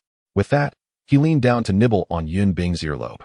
Uncertain whether it was related to Lady Yi, the wife of the northern general, she hesitated, pausing mid-sentence. Chapter 44. Su Wei whispered softly into Su Kuei's ear for an extended period, observing the varying expressions of tension and relaxation on Su Kuei's face, which betrayed a complexity of emotions. Due to certain factors not being forcibly recorded within the time frame, and the difficulty of Lu Tian's task, Lu Tian smiled, acknowledging that despite the having of his reward, it remained sufficient. However, facing the combined forces of the Xuanwu and the Lord of the Crane Nest, Elder Gua, while not a match for them, felt confident in preserving his own life. Thus, Elder Gua did not retreat outright. Yingxi stood by dazed, still unaware of his nature and uncertain of what to say. Unless one were a saint-level powerhouse, it would be challenging to detect a reconnaissance aircraft flying at an altitude of 200 meters while cloaked. "Niu Dun, you will regret this. Our president will surely come to settle the score with you," shouted a man deftly dodging bullets and taking cover among the furniture. "Who is that? Is it the image of me in her eyes, or the reflection of myself within?" Qinjing mused, listening to the increasingly gentle yet hauntingly singular sound in his ears. The evil dragon gorge is seldom trodden by human feet, whether day or night. Qinjing sits atop the waterfall at the gorge's upper reaches. Even if someone were to visit, they would not see Qinjing seated there, for he was shrouded in a veil of mist, rendering him invisible to ordinary mortals. What lies within that palace, causing Himoli to harbor such anxiety? Yingxi earnestly examined the palace's interior, but saw nothing. Thus, mere days after Lin Maching's actions, a detailed report reached the headquarters of Rongyue. The Qingtian sword, a vital artifact of the upper vault Taoist, ranks among the mid-tier spiritual tools, slightly surpassing Lu Qin's Dragon Soul sword in quality. The Qingtian sword, forged from millennia-old exquisite gold, is unmatched in sharpness. As thousands of swords converged, the brilliance of white and red sword light surged forth, filling the sky with a continuous, crisp sound. "Ah, helping you is my duty, unlike your heartless brother, who merely stands by and watches. It's truly heart-wrenching. Come, let me assist you." The leopard snatched the broom from Wang Yujia's hands, eager to help. At that moment, Hudeli couldn't help but wipe the sweat from his brow, glancing around to ensure no one was watching before concealing his magic mirror and making his escape. Would it be inappropriate to act today? He pondered, deciding it was unnecessary to overthink it, as he would simply follow orders from above. Mo Wuxia and Chu Yuan soared gracefully, only landing after a quarter of an hour, a testament to the length of the vertical passage. "There are still two brothers inside being interrogated," the executioner stammered in response. Human emotions may be the least rational of all. Whenever she gazed at him, a certain bittersweet thrill coursed through her. She remained acutely aware that this man was beyond her control and comprehension. Yet he captivated her in a way that was impossible to resist. How peculiar. This is the radiation from Ghost Butterfly Cliff, pervading and elusive. Why is it that it fails to manifest its potency here with you? Su Bu moved his limbs, realizing that Li Yuan had dispelled the dragon transformation technique. Yet he remained unaffected by the radiation, a feat that seemed extraordinary, transcending the natural limitations of the Heavenly Dragon King's legacy. The car fell silent, and Wan Qing ceased conversing, instead gazing quietly out at the nightscape, where the streetlights flickered and the moonlight felt cool. Ming Fan felt that the talisman path suited him perfectly, as all his magical powers belonged to him, though it required periodic upgrades, akin to expanding one's capacity. The watermelon girl shot me a glare, ignoring me thereafter, and I, feeling drowsy, succumbed to unconsciousness. After I spoke, I turned to leave, and Lao Si, the watermelon girl, and Huang Qiaozi hurriedly followed. Upon exiting, Huang Qiaozi ushered us into his van, accelerating as we headed towards the village. The mighty and formidable are well aware of Wudi's reputation. Who would dare challenge Wudi's authority? Not even Hong Jun? The ordinary celestial beings, even those unaware of the existence of Wudi, would still hesitate to strike against the human race. After all, the human king and his kind are not to be trifled with. "Boss, this seems inappropriate." Chen Inger discerned that the item before her was indeed an epic-grade equipment set. The Scottish Guard went to report, and soon he and the other captives were brought before a grand hall. When Qin Zhaoqi and Chao Xian learned that Yang Kai's elite super-violent carp had broken through to a 3-star level, they nearly spewed their food. Wushan was taken aback by Bai Qi's betrayal, and upon his father's recent inquiry, his silence brought forth a sense of foreboding. 2 years later, the first prototype of a clock from the human kingdom lay before Victor. The saying goes, to dwell in Chang'an is no easy feat. Whether in the prosperous Chang'an of the Tang Dynasty, 1920s New York, or a century later in the bustling metropolises of Beijing, Shanghai, Guangzhou, and Shenzhen, the cost of living in first-tier cities is exorbitant, with rent consuming a significant portion of one's salary. Mu Jingnan paused, casting a glance at Ziying, his gaze drifting towards the distant wedding procession. Yet, in just a moment, he turned and retraced his steps. Without responding to the soldier's question, Zhang Byron's cold, unyielding voice rang out, demanding an answer. Buy one, get one free, and a stunning beauty to boot. Zhang Byron felt he would be remiss not to embrace this beauty. It seemed he understood that should matters escalate to a desperate confrontation, he might not emerge unscathed. Thus, his initial plan to showcase his magical prowess was utterly dashed. In Chapter 45, Tian Daosong Ke sighed and exchanged a glance with Ning Daoqi, no longer allowing Zhang Liang a moment's respite, as they swiftly joined forces to eliminate him. After approximately 20 minutes, Rocky completed his comprehensive introduction to the Thunder Eagle armor and concluded with a segment of practical combat footage. Romanov bore a sorrowful expression, for the Russian infantry had failed to halt the Ming army's advance, and the Cossack cavalry also could not impede their onslaught. Now, Kiev had succumbed to flames. Everything was irreversibly spiraling towards destruction, and Emperor Chongzhen himself was likely to become a witness to this ruin. Among the recent acquisitions from Yang's pawnshop was a sheepskin purchased by Yushernan, and Yang Xiao could almost ascertain that this sheepskin was related to certain tombs without even needing to look closely. As Rocky departed from Thunder Eagle City to rendezvous with the Allied forces, he stood at the bow of the warship, gazing at the 3 massive sky cities nearby, along with the fleets surrounding them, and couldn't he help but silently give a thumbs up. Indeed, the Sky Alliance possessed formidable strength. I know, but I have no other choice. The worst outcome will still lead me to the location of the Nirvana pill, Wang Bicheng stated. If all else fails, I must inquire for the sake of paving the way for the fool. Mokaluobin also found himself at a loss for ideas, suggesting they wait. If one side truly emerged victorious, the Imperial Guards would need to exert themselves. The current rulers were somewhat bewildered, as the developments were utterly unexpected. However, just as Arthur Ling felt elated, he suddenly perceived a multitude of vibrant lights surrounding him. Upon closer inspection, he realized these colorful glimmers were different types of magic. All right, Master, let us proceed this way. I'll send you the pictures once I take them, Zhou Tian remarked, just as Xiao Chun emerged from within. To maintain her poise and image, she could only suppress her hunger, sipping on the tasteless plain water. Marching alongside American troops evoked mixed feelings. All was serene here. While their homeland sought survival amidst the thunderous roar of cannons, filled with loved ones and friends, uncertain of their well-being, clouds drift across the horizon. Weary from the world's fleeting blossoms, life is but a solitary journey, disturbing the ancient paths where crows gather at dusk. Currently, in Qinzhou, a white eagle king lurked in the shadows, and with 2 powerful allies assisting him, he felt a semblance of ease. Feeling the almost transparent, yet remarkably sturdy aura before him, he glared at Chun Xinzhu through gritted teeth. Cheng Xiaoran frowned at the screen, understanding that this was likely a trap, yet, with her mother in their clutches, she had no choice but to comply. This also fulfilled Chu Tian's promise to them. He selected a piece of high-quality jade to forge another jade talisman for Lu Yi. Xiao Feng had long been by Lu Lihuan's side, witnessing his transformation into his current self. It seemed evident that everyone believed his words, their expressions reflecting pride. Thus, did anyone think he should refrain from action? According to the previous regulations of the Martial Arts Association, I am a demon who kills without hesitation, Wu Yu suddenly jested. Upon awakening the following day, it coincided with the market day, making Shui exceptionally lively, prompting Yu Miaoi to plead with Han Xian to take her out for a stroll. Fan Ro forced a smile. Her body battered from the earlier blow, her complexion pale, a trace of blood seeping from the corner of her mouth. Cough, cough, that's not quite it. The strange power has been sealed within overnight, yet there are no signs of it manifesting as my own strength. It seems the hero and summoner traits I possess do not require me to attempt to control the spirit power of Shikiko. Yin Wan returned to her room, unable to fall asleep immediately.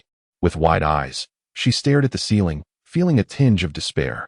Yan Yisin clearly hesitated to take immediate action against Kang Xiuxing, though she understood his concerns. She could not accept such an outcome. Over the past month, 300,000 people from the Central Plains had defected to the Qin army. And with the previously captured 300,000 soldiers, Han Xian had accomplished his initial objective. Slowly turning around, Xian's serene face bore no expression. Her gaze was as if directed at a speck of inconsequential dust, albeit one with some utility. Hence, she cast a glance.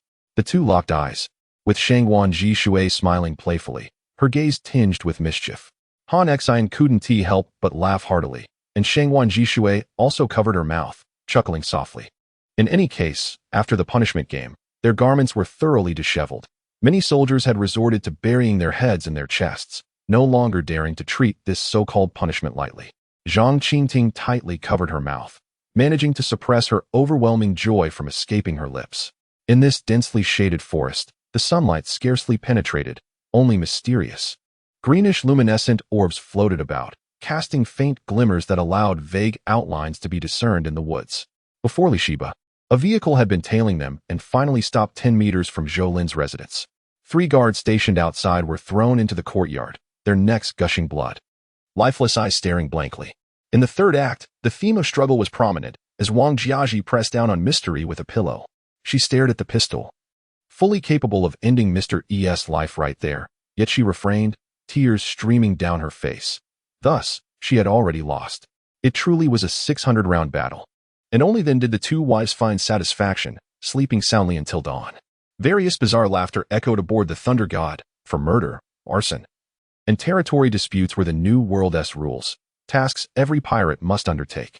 In the perilous realm of the Cyprus Star Domain, the most daunting threats come from a few celestial beasts, which, compared to the depths, are hardly formidable. Their nonchalant presence in the vast expanse is hardly an issue.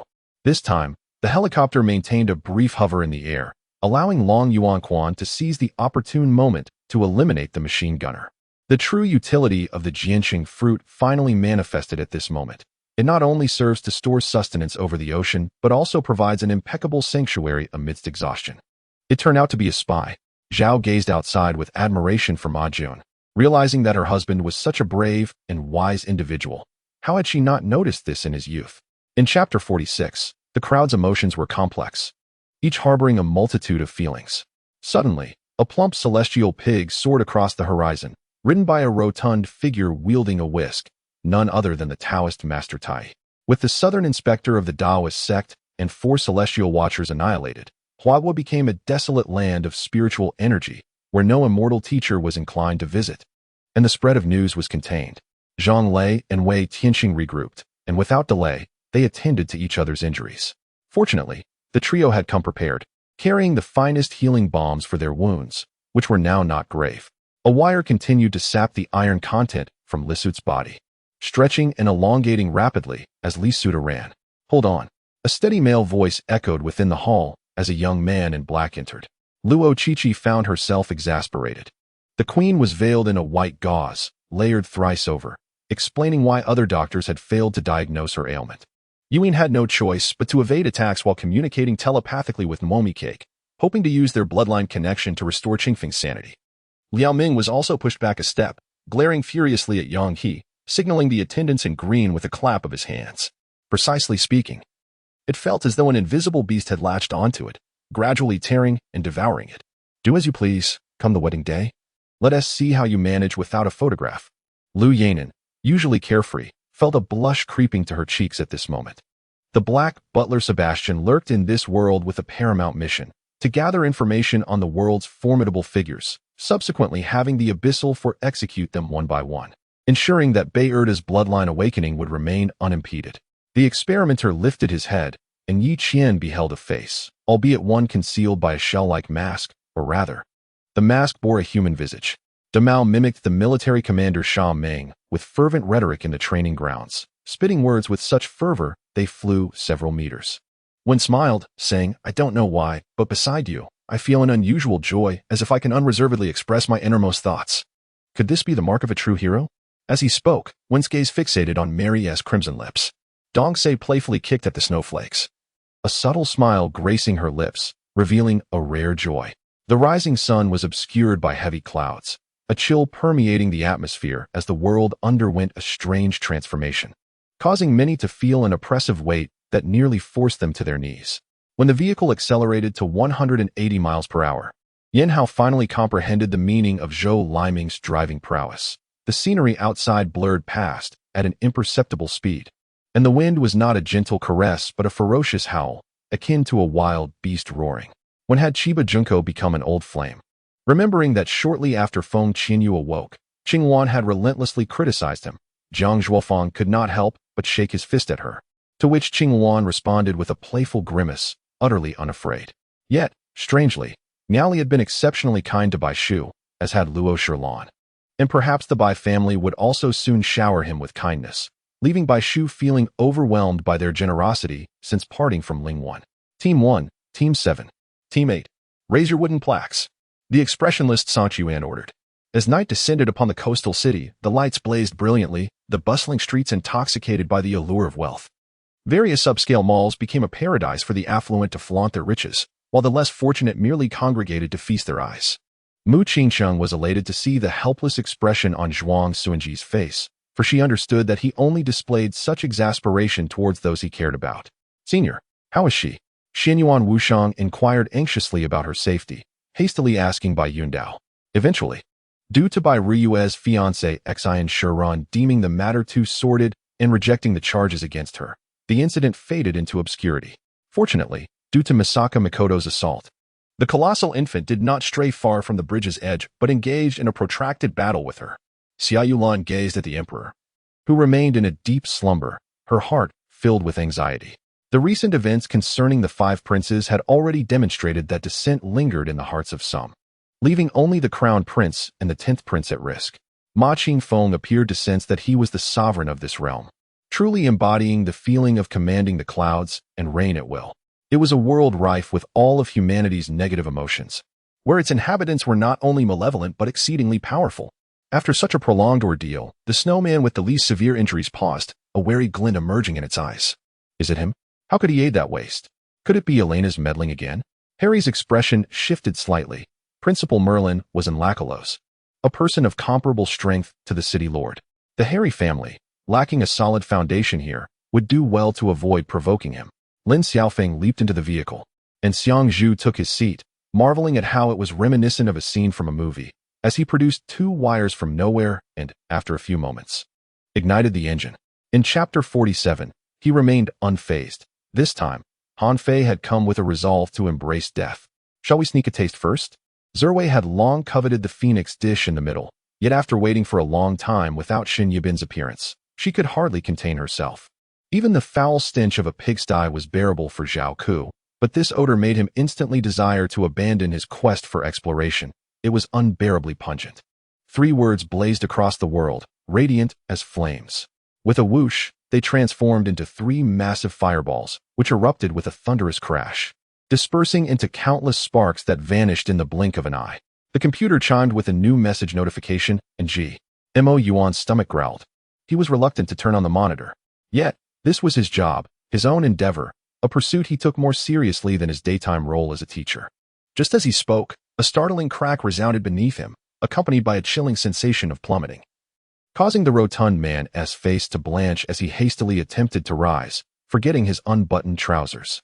Suspecting an issue with the electronic throttle control system, the throttle was now in a state of full engagement, regardless of its position. Mo Yuan fixed his gaze ahead, turning the steering wheel as the vehicle swiftly entered the main thoroughfare of the city's South Ring Road.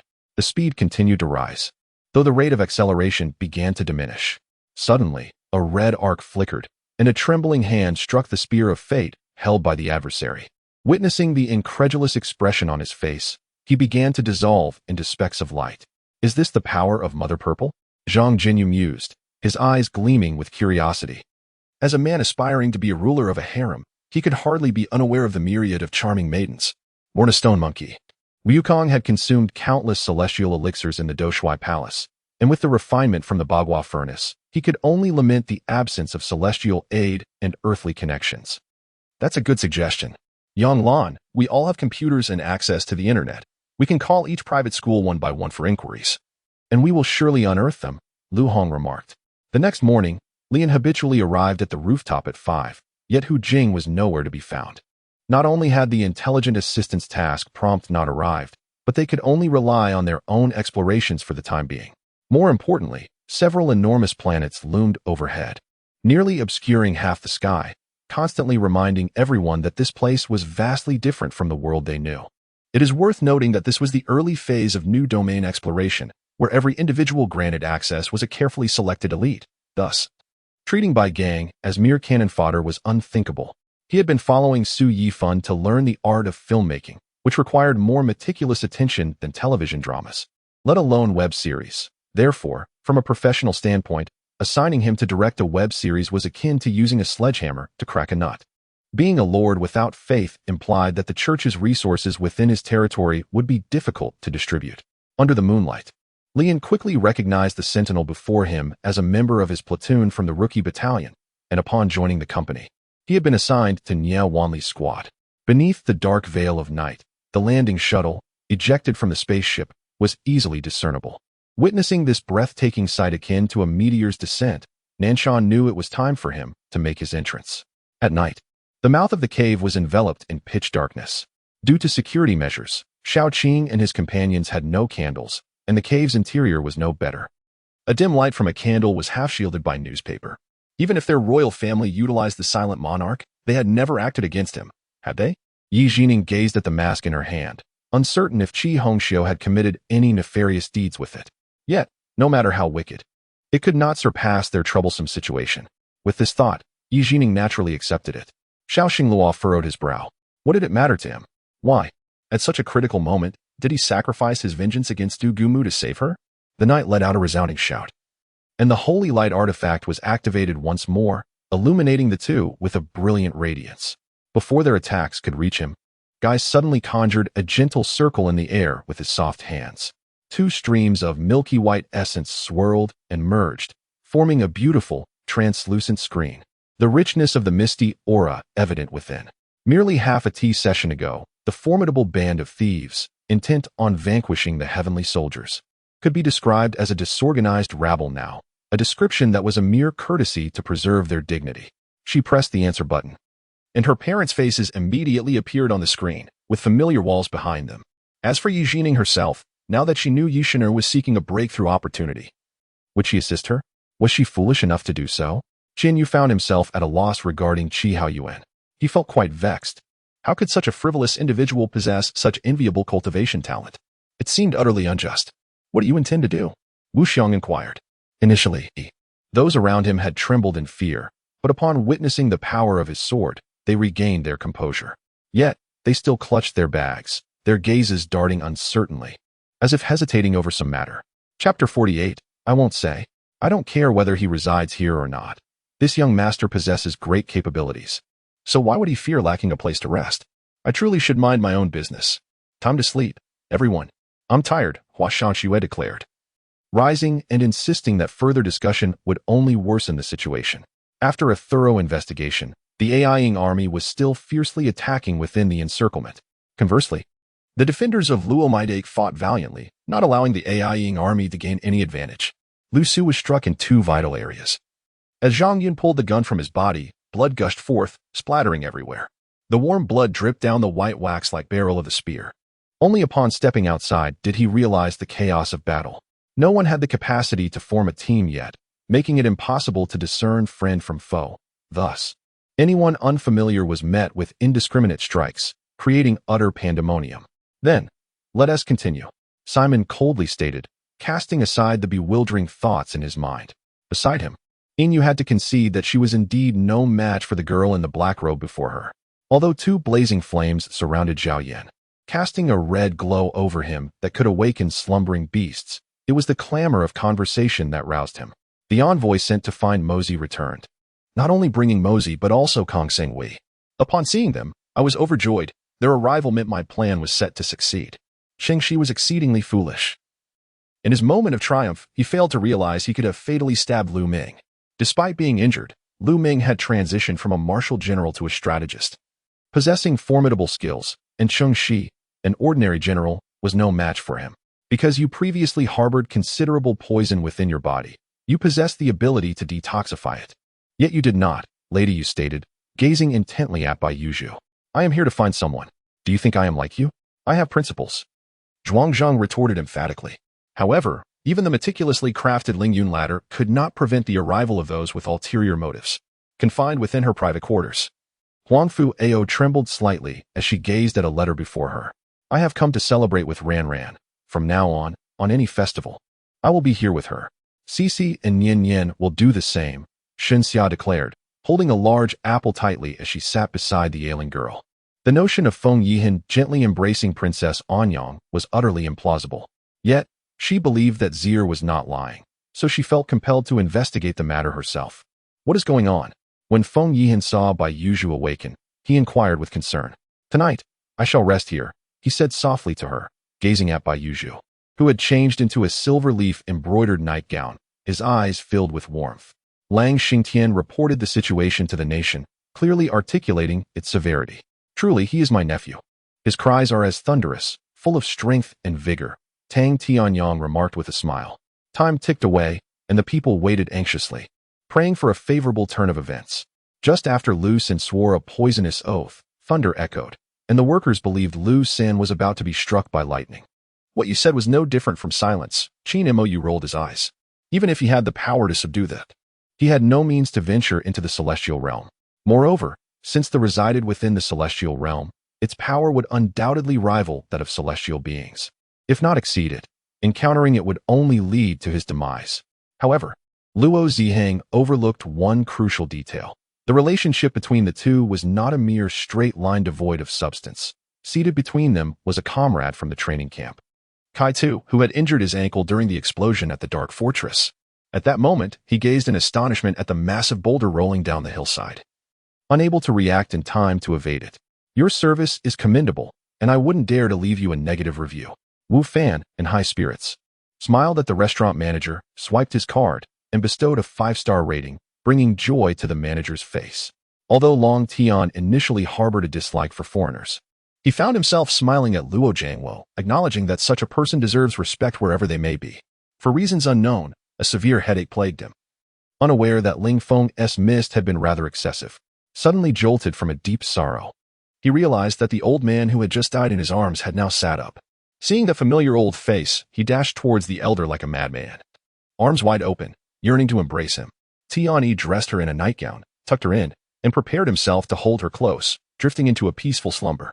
When Alan arrived at the square, most people had already gathered, and a ceremony ensued. Everyone had worked hard to mask this discordant behavior. Oswald embraced the other men in the convoy as well. That night, Li Fei began to bleed, lying in a rose-colored quilt, resembling a fish stranded on land. Pale and translucent from prolonged dehydration, the royal physician did his utmost to save her, but ultimately could not stem the torrent of blood that gushed forth like a breached dam. By the latter half of the night, it became apparent that her fate was sealed. Fortunately, he remained confident that his cultivation and the red flame battle Qi could suppress the malevolence within her. Noticing that Qin Hao was no longer in distress, the onlookers felt a semblance of relief, and their gazes shifted to the man in gray. Realizing that the pain etched on his face was gradually dissipating, indicating a significant improvement in his condition. In a broader sense, the entire region of Koko Nor, encompassing the northern Tibetan Xiangtang grasslands, the area south of Kunlun Mountain in Qing Province, and the adjacent regions in Exine Province, including the Koko Nor Nature Reserve and the headwaters of the Sanjiang, lay within its boundaries. To accommodate the ever-increasing demand for demons, Daro commanded the Dark Mage apprentices to construct several more human-faced worm breeding chambers. Wang Ping, through the words of a captive, gained insight into the current state of the Central Plains, realizing that this prisoner, capable of serving high-ranking figures in the Tianyin sect, possessed a broader perspective than those wandering in the wilderness. At that moment, the infernal phoenix let out a sharp cry, and as it contracted and expanded, an ethereal illusion appeared around it, resembling the phoenix depicted on its back. To awaken the next valiant demon, the internal seal must be lifted. Lanzi remarked that this was a promising endeavor with great potential for profit. She encouraged Ding Xian to pursue it boldly, assuring her of unwavering support. The robust man's voice rang with strength, having discerned that the 3 individuals by the roadside were not mere nomads. Out of politeness and caution, he initiated a greeting. The girl returned from the New Year's holiday complained to her mother about the changes in their arrangement, feeling discontent as she strolled through the orchard, knowing her uncle had likely received some benefit to wear that smile. The other neighbors, witnessing this, hurriedly closed their doors, indifferent and fearful of being implicated. I paid no mind to it. I merely found his attitude rather amusing. Ning Yuanlan suppressed a laugh and took another sip of soybean milk. In the mountains, you have arrived at this point because you once shared a bed with the Empress. Otherwise, with your blind loyalty, you would achieve nothing of significance. After searching extensively, this waterhole yielded a bountiful catch, with 7 or 8 flower eels, for 5 star bass, 2 octopuses, for black sea breams, and dozens of stone 9-horned fish, along with 2 rockfish and a plethora of conchs and sea snails, marking a successful harvest that delighted both adults and children. When the dagger was cast aside once more, Jing Hui suddenly spotted the crown still resting on the platform. With a violent temper, Chen Xiao clenched his fists and charged forward, leaving officials scrambling to intervene. However, given the current chaos within the Oda family, even knowing the injustice, what power do they possess to seek redress from the sage? With his stunning appearance, ageless visage, and unorthodox political maneuvering, Yusuji Miyuki was convinced her father was a time traveler. You possess treasures. During a chat with a vagabond, Bai Sha had relaxed, only to be nearly struck speechless by the other's declaration. How about the arrow-piercing heart squat? At that moment, Ling Feng had just approached when Shiyu kicked him away, realizing that meeting her truly felt like being pierced by 1,000 arrows. Furthermore, the key to the Tiantai Gate was solely in the hands of the head and deputy heads of the security department. With 2 levels of security, a physical key and an iris scan, Li Ji employed his dragon eyes to inspect the flow of spiritual energy within the meridians. And when the true energy reached the appropriate position, he instantly released a formidable mental force, his deep-set eyes exuding an infinite allure. Sang Yu involuntarily tensed up, suddenly grasping his hand, while Shen Peichuan looked up at her, and she was gazing back at him. Although the young man in white could not see, his ears were keenly attuned. As the leaves approached his face, he sprang into action, sweeping them to the ground with a flick of his paper fan. Despite not winning today's competition, the thought of returning home to his wife and children filled Xiao Air with warmth. After about a week of intensive training, the players returned to their clubs to prepare for the upcoming league match. The Hungry Wolf pondered that the end of S-Class seemed to feature the Thunder Shazam, a hero who had suddenly risen to prominence a few years prior. Dianhua looked in astonishment at the plump, kindly old man. They heard gunfire and witnessed the bodies of their comrades, confirming that it was a few civilians by the cart who were responsible, prompting them to charge forward. The issues in the Dragon Realm had finally been resolved. With his assistance, his mother successfully restored the true Dragon Empire. Given time, her cultivation would gradually recover, and there may yet be a possibility of her becoming a taboo in the future. Dad, you must stand up for me this time. That worthless Shi Tianming actually kicked me out. Filled with indignation, Han Cheng sat on the sofa, gesticulating wildly, clearly agitated. Qiao Yin grasped Yu Ji's hand, her mind racing with thoughts, such as how could she not know her master had a cleanliness obsession? How could he possibly prepare food for her, let alone accept a disciple? Yet, when the words reached her lips, she could not voice a single one. Noticing that the mercenaries around had dispersed, Beidou did not intervene. They were but ants, and if he set his sights on their lives, it would be futile for them to flee to the ends of the earth. All right, we shall escort you back. By the way, Zhu Tianqi conducted a global live broadcast to achieve his goals, and now your reputation is bound to be shattered. What do you plan to do? Lei Mingyan inquired. Situ Wanner remarked that with his level of insight, he was bound to gain something valuable here. It was the first time Jin Ning had seen her father so furious. She dared not lift her head again after a fleeting glance, only noticing the tremors of Li Chongguang's beard in his anger. Chapter 50. Just 2 days ago, the atmosphere was filled with novelty, with playful banter and demonstrations of horsemanship. However, 3 days later, complaints began to surface, leaving matters to Zhang Wulio. Chang Mao squatted nearby to kindle a fire. When Chang Mao was 4, Chang Yechen sought refuge with old Zhu and Hezhou, and by the time he was 5, he had already aided old Zhu in establishing the flourishing city of Yingtian, becoming one of his most trusted aides. Since then, Chang Mao had lived the life of a young master. With Yi Jianting's popularity stabilizing at 200,000, he was transferred to the morning shift by Old Wu. As the broadcast time passed nearly 10 minutes, Yi Jian noticed the barrage filled with complaints from viewers regarding the 4 gates' deadly formations, which brought an involuntary smirk to his lips. Yi Jie looked up at Yi Zhongling, who remained silent for a long time. Yi Jingling's gaze was calm and gentle, seemingly understanding everything. The Buddha of Annihilation revealed a magic staff marred with cracks, exuding an imperial aura of remarkable authority. The tea eggs were simmered to perfection, suggesting they had been placed in the pot since the previous night, while the golden brown baked cakes were crispy on the outside and tender within, sprinkled with pepper and salt, emanating an enticing savory aroma. From now on, you need not concern yourself with Qin Xiaoyang. Return to Phoenix Island at once and await my instructions, Night Shank commanded in a low voice. After about a stick of incense, the surrounding wind wolves began to stir, occasionally tossing dirt balls towards the cave entrance. Who knows? Regardless, Night Xiao wants you to go down, Ajio said coldly, grasping her hand and leading her towards the rooftop door. Understood, Lu Xiao. Li Husheng gratefully responded. Aware that he had acted recklessly this time, without Lu Bin's connections, he would have been in dire straits. Dong Yunyun nodded, pressing the answer button and then the speakerphone key.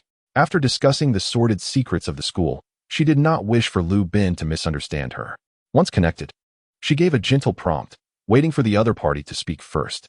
Yang Ming scratched his head, probably, but I'm not sure. He genuinely wasn't lying. He truly had no idea. According to him, if you have money, take it. If not, so be it. Why take life so seriously? He certainly did not believe that Xiao Peng would deceive him, having watched the battle for so long. A young man from the Xuanwu Hall couldn't help but express his feelings. Indeed, lost. The influence of the Sunluo Hall permeated the wilderness, yet they found no trace of Mu San, leaving them with a sense of striking a soft target. This military coat was purchased by Yang Ming, one for each of him and Xiao Peng, providing warmth on the winter grounds. Initially, the others cared about their image and scorned wearing military coats, but now? What was image? Each donned a military coat while sitting at the door, munching on sunflower seeds. They feared the demons might spread contagion. Hence the sick were sent to Shikrali, Xiao Peng replied. Li Shimin did not understand what a temporary ID was, yet he was impressed by the young man's resourcefulness, who not only gathered information but also conveyed the situation clearly in just a few words. The man turned and dashed up the mountain. Tong Xiao pondered briefly, then slipped out of the space to follow. The Uji Ironworks was an old establishment in Hangzhou. The current blacksmith no longer bore the surname O, being the 18th generation successor named Huang. Previously, a Shui had referred to him as Brother Huang when in Hangzhou. Huang the blacksmith could not truly be considered a Shui's elder brother, as he was already over 50 then and now had reached 60. Kat was in the live stream painting grand visions, speaking of gifting numerous presents to Chiye. Lu Wanin slightly furrowed her brow but soon returned to normal, focusing intently on the direction of the carriage. It was an excellent opportunity for gossip, with the Bai family in disarray, neighbors coming out to witness the commotion, and even the porridge in their bowls seemed to have gained a delightful aroma. 2 hours later, the game finally concluded. Touching the child's forehead, it felt much cooler. Hong Du and his wife emerged from the community hospital, only to find an empty courtyard with a taxi waiting. It was the same driver from earlier, still waiting with a cheerful wave toward the couple, to express gratitude for the protection offered by the Shinnong sect to the disciples of the Tiandao sect. Feng Qianli personally approached Jiang Yunsheng of the Shinnong sect, saying, "Thank you, Taoist Jiang, for your kindness to my Tiandao sect disciples. Should you require assistance in the future, I will surely offer my utmost support." Upon hearing Xiao Tianquan mention it, Sun Wukong hurried over, asking, "The three holy mothers are truly alive?" The blaring alarm signified extreme danger on the training grounds, necessitating the immediate evacuation of all students. I opened the window of my room. The winter night was eerily quiet. The sky lacked stars, feeling heavy and oppressive. As for me, haunted by the shadow of the prince, I dared not miss a single class. Skipping class was out of the question. I merely dozed off discreetly during lectures. Yet today, he remained ensnared in his own memories. Soon, the day of national collapse would arrive, marking his own demise. Shock and despair swept through everyone like a ferocious storm, shattering their inner peace. The imperial censor could not catch up with Guillaume, and with Wang Shan's clandestine interventions, the matter faded into obscurity. Gently caressing the flowers, I could not help but exclaim, "Plum blossoms must yield to snow and whiteness, yet snow cannot surpass the fragrance of plum." Chapter 51. Jiao Chuanjing Xiang was a medical student, while Nanli Xiang often sought me out for training, and I was not the type to hold back. "What does senior brother Ye wish for my presence?" Chang Ning asked directly. Perhaps due to their less than pleasant first encounter, Chang Ning's tone bore a hint of wariness. Moreover, their second meeting occurred under such peculiar circumstances. However, Entering the realm of creation was not an easy feat since the ancient times came to ruin. No one in the entire cultivation realm has managed to reach such heights. Thus, he could only draw upon his own experiences while absorbing the knowledge of the inherited formations. Even the soldiers stationed outside sensed the eerie atmosphere within the grand hall through the sturdy oak doors, exchanging glances filled with mutual astonishment. 2 gold coin chocolates were slipped into Lin Xiaoxiao's pocket, causing her eyes to crinkle with delight. She adored such treats, particularly after using the time dilation device post-rebirth, which intensified her fondness for these snacks. This residence must have required significant dedication from Luo Man. Perhaps she viewed this place as a permanent sanctuary for herself and her children. Totori shyly smiled, glancing at the focused Meng Yaogua, who noticed Totori's gaze and smiled back before returning to her work. That smile acted like a guiding light, illuminating Totori's next steps. After expressing his admiration, Abe Hikaru fixed his intense gaze on Totori, prompting her to take a couple of cautious steps back. The oblivious Qian AI looked between Totori and Abe Hikaru, her eyes filled with confusion. What was Totori afraid of? Zhang Yi calculated briefly. The other spiritual herbs were relatively easy to find. Even if he couldn't gather enough mature ones, he could hasten the growth of seedlings. Hai Tang, do you think we may have miscalculated? Perhaps he does not favor tranquility and gentleness at all. Otherwise, why would he show no reaction to us? Chun Mei quietly asked the sleeping Hai Tang beside her. The attempt to steal a chicken resulted in a loss, and events unfolded with remarkable swiftness. Even if Yang Tianhao, who is far away in the capital, were to arrive now, it might already be too late. With a thud, the old man winced in pain as his legs buckled and knelt on the ground, shattering the surface beneath him. His hair was styled in a double bun, adorned with a pair of red jade phoenix head ornaments, and red pearl flowers nestled between the loops. A delicate red plum blossom adornment graced his forehead, and he wore a pair of red jade plum blossom earrings, presenting an exquisite and unapproachable beauty. Let me be frank with you. 2,000 taels of silver, along with the cancellation of all contracts I signed in Pingyang. If that is not feasible, then Lord Ho may take his leave. With that, he motioned to serve tea to the unwelcome guest. He stood at a considerable distance, originally. Yi Feng could have utilized his innate domain to slow down the bullets in F1's possession and capture Yang Tianxing. If I were truly stern, you would likely keep your distance from me. I would not be so foolish. Lu Wanru chuckled softly, bending down to pick up a piece of vegetables that had fallen to the ground and placing it into the trash bin.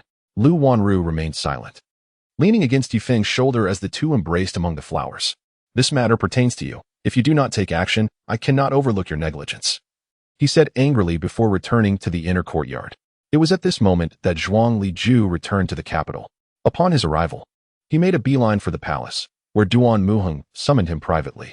Even Zhao Suo was unaware of what transpired between them, only knowing that the emperor's mood had worsened. Yun Zhao's heart felt cold and hopeless amidst the chilling wind, the coldness spreading throughout his body, as if last night's storm had been a freezing rain, numbing his wounds and rendering him shuddering with cold. Xiao Yicheng felt a jolt in his heart. This was the first time Jiang Wan addressed him directly by name, causing his heart to race uncontrollably. The world had plunged into nuclear war, with devastating shockwaves rippling everywhere, and mushroom clouds rising across the land.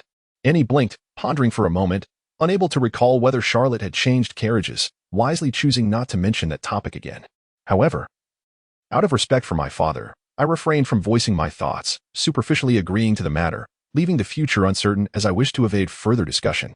Under the captain's encouragement, the crew, invigorated, hurled harpoons overboard as if there was no cost involved. Considering that the entire Ho residence held disdain for Jiang Wan, Xiao Yicheng felt even more compelled to convince himself otherwise. Had it not been for Fu Qin's investigation revealing the Mu family's location, he might never have found this place. Before the ministers, he could be described as a model of propriety, strict with himself, yet lenient with others. He maintained his usual stern demeanor. Had she not witnessed how he humbled himself before Mr. Yin, she might have always assumed his face bore no other expression. Before he could finish his words, an incredulous look crossed his eyes. Turning around, he was astonished to see Mu Enai Huang revealing her true form. Song Enshi rushed over, holding a baozi, and without a second thought, hurled it at Ji Huaima's forehead, the impact resounding as the contents spilled everywhere, indicating the force behind her throw. Feeling akin to a savage, Shiming chuckled at his disheveled attire. Moreover, Luo Chen's family was in good standing, even exceptionally well off. Luo Chun himself graduated from a prestigious foreign university and subsequently joined a multinational corporation, enjoying excellent benefits and a promising future. Seeing Luo Lanfeng's unwavering stance, Lin Wanru felt compelled to hold her tongue. He had already made his decision, and there seemed little point in further discussion. Wang Huaqian only caught the first half of Wang Feifei's statement, the latter part lost on him, but judging by her demeanor, he surmised it was not a pleasant remark. However, Luo Lanfeng had no inclination to delve into Zhao Huaxin's thoughts. His mind was wholly occupied with Lin Wanru. In Chapter 52, the fierce blade was not without its burdens. A long spear concealed within golden light exuded a murderous intent, while countless shadows of blades danced behind the fierce blade, weaving a secretive net of steel. The might of the golden light was also formidable, for it was an ancient artifact, a divine weapon possessed by the dragon god of yin and yang. Yenner, who is this person? Can you sense his strength? Jiang Yuan inquired. Guess, she replied, spinning away from his embrace, a light laugh escaping her lips as she leaped out the door. Tang Shan traversed from one end of the bridge to the other, turning to glance at the old man, who showed no sign of pursuit, engrossed in his smoking, inhaling deeply and exhaling slowly, as if nothing had transpired. Yuye originally intended to make a light-hearted jest, but Mu Xiaoxia's response ignited the ire within him. Tang Shan recalled that the house belonged to her family, and each room surely had spare keys. However, for other tenants, using a spare key to open a door indiscriminately was considered exceedingly rude and could provoke resentment or anger. Just as the crowd remained enveloped in shock, still reeling from the recent events, Yuya approached Mu Xiaoxia. Xiao Yan's face flushed upon hearing Xiao Yang's words. Raising a fist in a feigned threat, Ning Dan desperately suppressed her trembling body, clenching her fists tightly, digging her nails into her palms, determined to remember how they had treated her. The Song dynasty possessed a professional military. Safeguarding the nation and expanding its territories were the sacred and inviolable duties of a soldier. Please deliver this information to the finance department and expedite their review of the financial situation of the Bashu team. Yuan Feng instructed as Tong Mingzhu prepared to leave after reporting her work. After the Song soldiers who died in battle were cremated, the logistics personnel began to package the ashes, each collecting a portion for registration. Xia Julie languidly reclined in a chair, her body appearing boneless. Slumping without any semblance of decorum, one foot propped on the chair while she leaned back, sipping from her cup.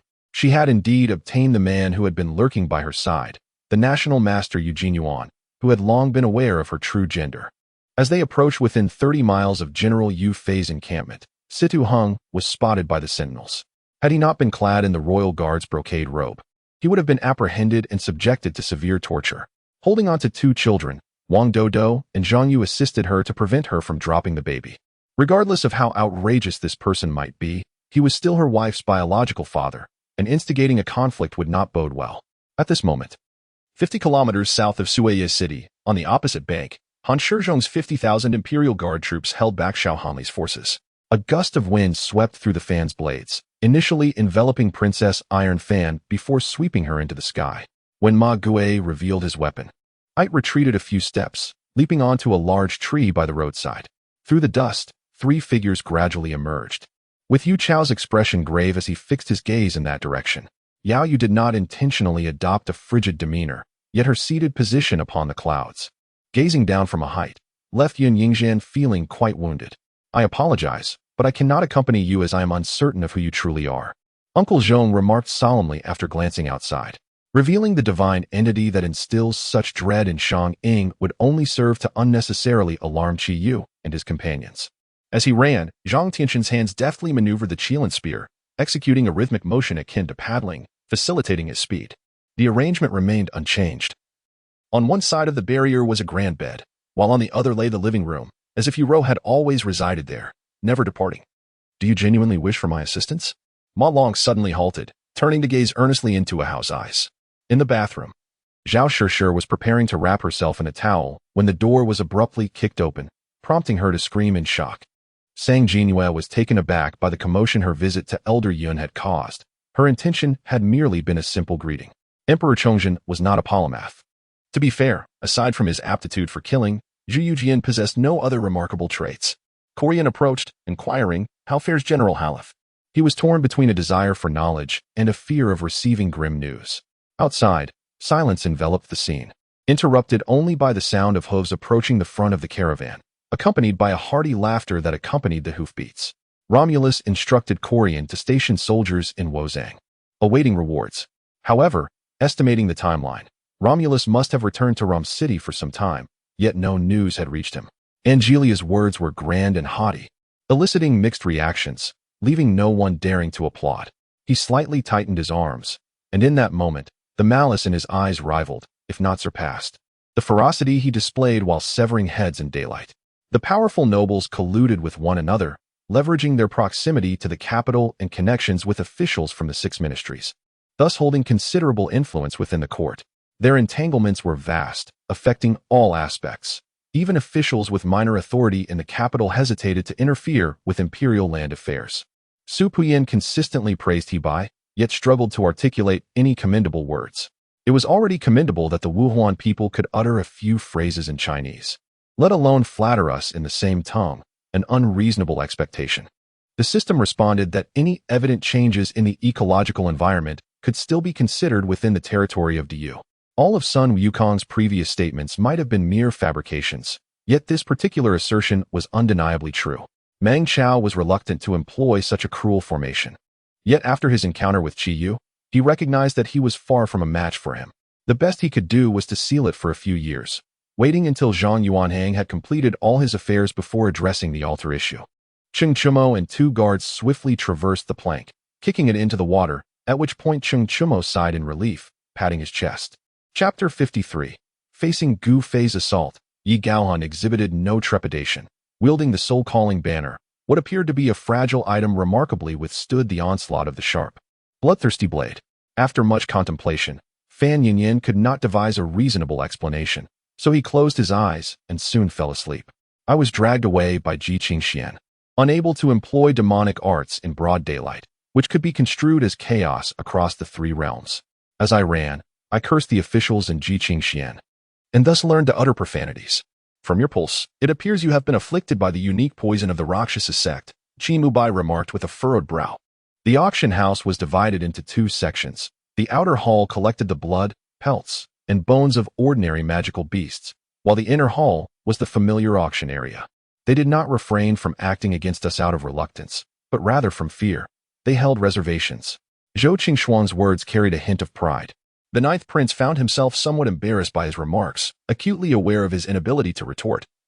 Realizing that he had never encountered someone who dared to speak to him in such a manner in Yin Nation. Yet he was astonished by the audacity of the people from the Ice Nation. Kong Xiao ceased speaking and strode purposefully toward the door, leaving the other 2 bewildered. He seized the opportunity in Lu Yizong's absence to coordinate the guards for Yin Yang, allowing himself to escape to the camp for protection. It seemed the conflict between these 2 had been temporarily averted, awaiting the moment of Ye's marriage to ignite. This was particularly true for Xiao Chu, as it would rob him of his chance to become the crown prince of the Western Qin, rendering it an impossibility for the rest of his life. Suppressing his impulses, Duan Xin dutifully executed both combat techniques from the beginning. The more conspicuous it became, the less others cared. Gongsun Dajiang was evidently adept at understanding human sentiments. Using such a method to convey messages, who could decipher it? She was notifying someone to hand over items to a 2, for a 2 was preparing to leave. Hearing that Dong Yunru was in good spirits, Yang Mu seized the opportunity to jest with her, hoping she would take the joke seriously and agree to cohabit with him. Su Xiling took the sword, pointing it at Xiying with a laugh. A person like you can also be a sect leader? I am ashamed to be associated with you. Allow me to experience your prowess. With that, he thrust the sword toward Xiying. The arena had already been ravaged by the clash between Li Yunfei and Shi Zhishuan. Should the battle continue, I would not withstand it. Hong Jun's eyes flickered as he glanced at the unseen chains of the heavenly Tao in the sky. His mood weighed down. Come, allow me to untie you. My uncle personally approached to free me from the ropes made of old oxen tendons, yet I remained discontent and chose to evade. Observing the bustling scene at Uncle Lin's, Yang Mu could not help but pause. After observing for a moment, he continued walking inside. My uncle's curiosity coincided with ours. What was Wei Ran's motive for stealing the blood ancestor? Was it to confront us? Notify all sacred sites to apprehend this individual. Once he appears, report immediately. Remember, he possesses a furnace. This is a crucial characteristic, and the entire celestial realm must mobilize, Ming Sanqing instructed. Sane struggled relentlessly, roaring in fury, while Sweeney approached him. gently tapping his forehead, encircled by a black whirlwind at his fingertips. The group, somewhat understanding yet confused, echoed with low calls, including the now-named stone, Shang-Su. Do not concern yourself with such matters. Tang Chi clearly lacked the time to waste words with Du Tao. He tossed the severed head into Du Tao's arms. The Wei family was a prominent clan with numerous enterprises. Although Han Rulan did not manage these affairs, she frequently heard Wei Zheng discussing them. It was not that the populace disliked meat. Rather, the current domestic meat prices were somewhat high relative to their incomes. According to statistics from the Ministry of Defense, over 95% of noble offspring from Austria served in the military, with the remainder being physically unfit or congenitally deficient, unable to enlist. Boss, what about mine? The ghostly old woman trembled as she gazed at the lifeless body on the ground. In Wang Chenyu's view, Yu Li and Chen Bo were simply executing the essential tasks for sales, canvassing. However, rather than physically canvassing, they utilized the medium of telephone to reach out. What pleased him most was that he and Lu Xiao had reached a cooperative intention, presenting a potential opportunity for profit. Occupying a substantial portion of the African continent breeds animosity. However, Franz believes that controlling 1/3 or approximately 40% of Africa could indeed yield success. Beneath the moonlight, Shunzi's visage appeared even more delicate, as if she were listening to the echoes of long-lost rain. As night deepened, her thoughts began to drift away. Shinruashi buried her head against her chest. Lu Zhao's words struck the softest corners of her heart. Old Gu continually asserted, "This is all for your benefit," compelling Gu Qilin to sign the representative transfer agreement. Yet, all the upper echelons of the Dark World had become Jiang Qin's subordinates during the last expedition to Ileo Mountain. Who would dare voice dissent over transferring these enterprises to him? Chapter 54. To Li Fen's surprise, the anticipated Gaga troops were momentarily halted by a monstrous machine. This scene was precisely relayed to Li Fen's through Veda. Naturally, Captain Ho would not engage in reckless actions without understanding the full context. As the leader of the group, Shea halted his steps, and the others arrived at the desolate town. In the valley, as Feng Yi led the 500 purple sky guards, armed with bows and shields. They faced a line of remaining martial artists awaiting them. Cassiu chuckled, taking another sip of the crimson liquid in his cup, speaking candidly. As a demon hunter, he feared no specters. In fact, quite a few supernatural beings ought to fear him now. Rest assured, junior sister, leave this matter to your elder brother. I will handle it, Su Dehua proclaimed confidently. Among the assembly were key figures such as General He Miao, Taiwei Zhongwan, and Assistant Military Right Lieutenant Feng Fang, alongside Jingyao and Fan Ling. Please, stay your course. Is your son named Lin Feng? Came the voice of Master Miaozhan from behind. Indeed, Jin Yang responded with great enthusiasm. Unexpectedly managing to recruit these two formidable experts to his side, significantly enhancing his own strength. Gu Hualuo, have you become overly impatient? All units, protect the Angel Type 3. Sergei frowned, altering his command to maximize support for Angel Type 3. You are correct. This is a significant matter for the Lin family. According to protocol, decisions must be made internally by the Lin family, Elder Yuan stated. Given that Blood Rainbow Sect has offered such a substantial reward, I cannot remain idle regarding the future of martial artists. After speaking, a figure stepped out of the encirclement, confronting Lu Hai. Although Lu Hai's prior combat prowess had intimidated some, it could not instill fear in the seventh realm of Xianlei. Wang Lang calmly regarded the 5 individuals, neither exhibiting the rage displayed by Tao Wei nor casting hostile glances akin to a dog. In an instant, a layer of approximately 2 centimeters of compressed yellow armor enveloped Dongfang Pua and Dongfang Qian, leaving only their eyes visible, gazing blankly at Feng Shisan. Observing their state, Hong Fei and the others hastily pretended to sleep or looked out the window, feigning ignorance of their surroundings. Please, take a seat, the town mayor gestured to Zhangzhen, who then settled into a large chair pushed over by Zhao Wunan. Hearing this, and noticing the urgency in the 3 individuals' gazes, Wang Lang found himself momentarily stunned. Taking a deep breath, Yen Ryu sat gracefully on the soft ground, her tone softening as she spoke. That night, Zhangzhen experienced some insomnia, spending half the night at a bar engaging in deep conversation with a foreign woman before returning to sleep, waking up in the morning without recollection of her name, appearance, or nationality, only remembering her golden hair. Then, lifting his head, he declared, Master, I am leaving. Master, thank you. I have descendants now. I will do my utmost to travel the world, spreading the teachings of Tao, enabling all to understand and practice it, becoming a true person, one not exploited by others. A free individual. Li Jiang nodded, feeling a surge of ambition as he gazed at the shifting fragments of space around him. Yang Yunhan swiftly dispatched Si Shiwan, and upon witnessing Wang Daoi and Zhu Tianjue's retreat, he staggered and fell to the ground once more. Time passed slowly, the office enveloped in profound silence, devoid of any external disturbances. This tranquility induced a sense of unease. Meanwhile, Yu Er and the others were entirely captivated by the prowess displayed by Wen Xian, their attention unwavering and speechless. Seated before the computer, Xia Jian scrolled through the screen, feeling a peculiar discomfort. Despite being the general manager of the conglomerate, he found himself being hurried about, questioning the absurdity of his situation.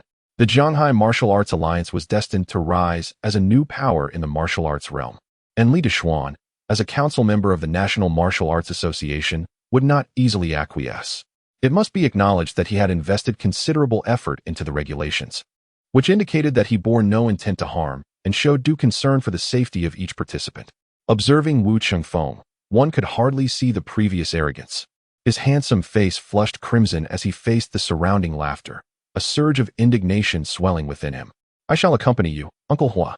I can also contribute by chopping wood and carrying logs." Lu Xinghao chimed in. "You are no match for me," Song Jian retorted scornfully, his hair still emitting wisps of smoke, yet his overwhelming presence left by Zhang Fei in sheer terror. However, after Feng Ruoqing and Si Jin appeared, those surrounding Yang Jing gradually forgot Liu Baiyu's past conduct. The position of county lieutenant has a long history by the Song dynasty. The county lieutenant was a grassroots military officer responsible for maintaining local order, capturing thieves, and preventing rebellions, with a contingent of 20 archers under their command. Amidst the collective gaze, Ning Caijia approached me deliberately, linking her arm with mine, displaying an affectionate demeanor, as if eager for everyone to recognize me as her boyfriend. The middle-aged man remained unfazed, treating the matter with indifference. As a master of the 5th stage of transformation, he retained a modicum of pride, otherwise he would be easily trampled upon. I understood some of Yao Ji's words, yet my perspective on the relationship between the officers and us evolved. Chapter 55. I was taken aback to discover that this extraordinarily handsome young man was aware of the matter. However, given the widespread reputation of these two pharmacies and their peculiarities, it was not surprising that he knew. The distinction between right and wrong is often elusive. One could argue that a slightly colloquial speaking style is grounded, while others may deem the mere utterance of a profane word as vulgar, with the standards of judgment resting upon who wields the measuring stick. Possessing the fire eyes alone is insufficient. One must also nurture their own demonic energy as sustenance, continuously refining it to cultivate a unique flame of life. Lin Mu finally grasped the situation, the individual who had called him previously. Unable to elicit a response from Lin Mu, perhaps out of anxiety, directly proceeded to withdraw from school, delivering the notice of leave. Post-midnight, Chen Hao perused the recently aired episode of Running Man online. Despite being involved in the filming, after years of production, the show had become adept, with editing and post-production enhancements providing a distinctly different viewing experience. "It's nothing, just a few dead birds," Luo Yin replied with a light chuckle as he followed Xiao Zhao's finger. 2 days later, the military announced that the president had approved the use of nuclear weapons at a critical moment. 10 days passed, and the military reported that all preparations were complete. "This is the boundary core of my celestial realm. Now, you need to place this core into your world, and then use your world's core to engulf mine, thus achieving fusion." The old man's voice betrayed a hint of excitement, though he skillfully concealed it. After expressing his gratitude, Lin Mu descended. He had already sung 5 songs that evening. While not an overwhelming number, it felt sufficient. The night passed without incident, but the next morning, Chu Ying was roused from slumber by her own insatiable hunger, selfishly waking me from my brief rest. However, Zhou Tian did not anticipate that his wait would extend over several days. As time dragged on without any directive from the Blood Moon leader, Zhou Tian, feeling increasingly restless, could not resist wandering aimlessly within the Blood Moon territory, much like the other creatures. The keen-eyed Lu Yi spotted Old Li diligently recording data at a nearby instrument and strode over to pat him on the shoulder. Thus, when Zhou Tian took action against the cavern spider, the higher-ups of both factions moved in accordance with his orders. Upon turning, a tremendous roar shook the air as if the northern sea had been overturned. Towering waves, over 100 feet high, stretched for miles, crashing down upon them with a thunderous roar. At 9:30 a.m., at the district government building, Lu Yi drove directly into the government office. The guard, recognizing the brand of his vehicle, swiftly activated the automatic sliding door to grant him entry, offering a serious salute at the entrance. Considering the financial strain, Li Mo indicated that he would allocate the patent fees from his global electric service company over the next decade to subsidize the government, allowing Li Fu to leave with a smile. The forest was crowded, and the noise inevitably startled the birds. However, the supply team from Izhou was still 30 miles away, and Zhang Xiu was not concerned about the enemy's awareness. The rustling sounds grew louder, seemingly beyond what could be produced by mere pigs chewing. Wu Di curiously glanced around, but the surrounding mist remained dense. Yet, there seemed to be a breeze stirring, reminiscent of leaves rustling in the wind. He even summoned 4.5 celestial spiritual veins, which surged toward him like dragons and serpents, twisting and transforming as they approached. Fear not, for I, Zhang Ida of the Yin clan, stand here. None shall take away Lu Lang. Zhang Fei, not one to easily give in, roared when he saw Zhou Feng not only attempting to take his elder brother's mentor, but also ordering the arrest of his brother. At this moment, Cui Exine entered from the hallway, her expression somewhat peculiar as she glanced at the air conditioning unit and shook her head in resignation without uttering a word. With a sigh, Chinyu realized he could no longer sit idly by. He needed to immediately use his spiritual sense to lock onto the target to prevent further exploitation of the mirror ability. Jiang Han, content to remain unbothered, chose to pass by without engaging. His long, fair fingers rested on his chin as he gazed out the transparent glass window, his expression tranquil and indifferent, seemingly lacking interest. As Ren Jian drove with Su Han to the southern lands, he specifically advised her not to bring up the topic of divorce unless Gao Ming initiated the discussion. I plan to take a stroll through that ancient tomb. Chen Yu expressed his thoughts aloud. When Xie Yeyu emerged from the legendary world, he glanced at the electronic calendar hanging in Lu Rian's room, realizing that 15 days had also passed in the real world. When the water rhino gene was just completed, did Chen Feng not discard a tenth of it? That portion was rife with impurities. Su Suin and Wan Duo achieved their aspirations by joining their desired sects, though they did not participate in the disciple competition this time. In such circumstances, any additional remarks, whether objective or not, would likely be misconstrued by Ying Tuesday Zhang Wang. Having already consumed the sunlight resistance medication, stood on the street, quietly basking in the sunlight that would have otherwise scorched him to a crisp without the medication. Meanwhile, Meng Meng, sitting beside him watching television, appeared excessively obedient to a certain degree. The camp was filled with numerous wounded soldiers, many moaning in agony as the Wu Huan people fled in panic during the day, only to settle down at night, exhausted and deeply asleep. Only Huyan Shua, burdened by his sorrowful thoughts, found it difficult to find rest. There was no need for Levi's guidance, even from a distance. One could see the colossal tree clearly from the square outside, or even from the edges of the Ma Fanliang forest, if one climbed to the rooftop. Encounters with wild beasts along the way, leading to the deaths of over 100 laborers or even some sorcerers, were hardly remarkable occurrences. At that moment, Chen Piao was utterly overwhelmed, on the verge of fainting from tears, her heartbreak comprehensible only to the fox. Jiang Yu had narrowly escaped the clutches of the Kill Heaven sect twice, necessitating vigilance. If she were not the true celestial doctor, granting her a chance to approach Jiang Yu would yield dire consequences. Hey, come here. Just as Lu Fan was lost in thought, a resonant shout drew his attention. However, the situation was somewhat peculiar. Aside from Jiong Pass, Zijing Pass, Yanmen Pass, and Qin Shi Huang's connections, everything seemed oddly disconnected. Don't ask me who I am. Just know that today is your day of reckoning. You shall answer for the crimes you committed. The man's voice echoed once more. Why don't you give it a try? Li Qing responded without anger, instead smiling. His opponent's underestimation played right into his hands. This method entails no pain. It merely lays an illusion array outside the hut, creating the impression of ghostly beings. If you don't wish to learn, so be it. Shintu had not anticipated the heartworm would backfire. He sought to mend the situation with Lei Ming. On the other side, the previously unresponsive Hua Yuning seemed to react, letting out a soft hum before her eyelids began to flutter, a sign she was awakening. People have perished. One ought to accumulate some good fortune. Fu Zhongbiao, unable to tolerate Wang Yuan's unscrupulous demeanor, muttered under his breath. Where to go? Perhaps the pent-up grievances found release, as the red-clad knife master exhibited a less abrasive demeanor, becoming noticeably calmer, though still speaking only occasionally. At present, the entire cliff was teeming with Qing soldiers, yet the landscape was cloaked in lush green vegetation, allowing Lu Yihua and Susan to conceal themselves effortlessly. Suddenly beset by a multitude of police officers, the troublemakers, having bluffed for a while, swiftly retreated with their tails between their legs. Upon reaching this point, Yi Haitao paused, refraining from continuing, while Chu Tianshu felt a wave of calm wash over him. "You've been in the game for 3 whole days?" After Zhuge Mingxiu and the others departed, Li Mukin settled onto the sofa opposite Jiang Feng. His expression tinged with worry, as if sensing an impending event. Matsui's previously pale and emaciated form seemed revitalized, his skin taking on a rosy hue, and his once shriveled muscles appeared somewhat more robust. Upon hearing my words, the Grand Master felt a chill in his heart. He had never fully grasped the character of the individual before him.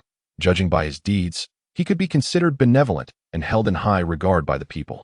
However, once angered, the fate of those who crossed him would surely be tragic, a pattern that had repeated itself on numerous occasions.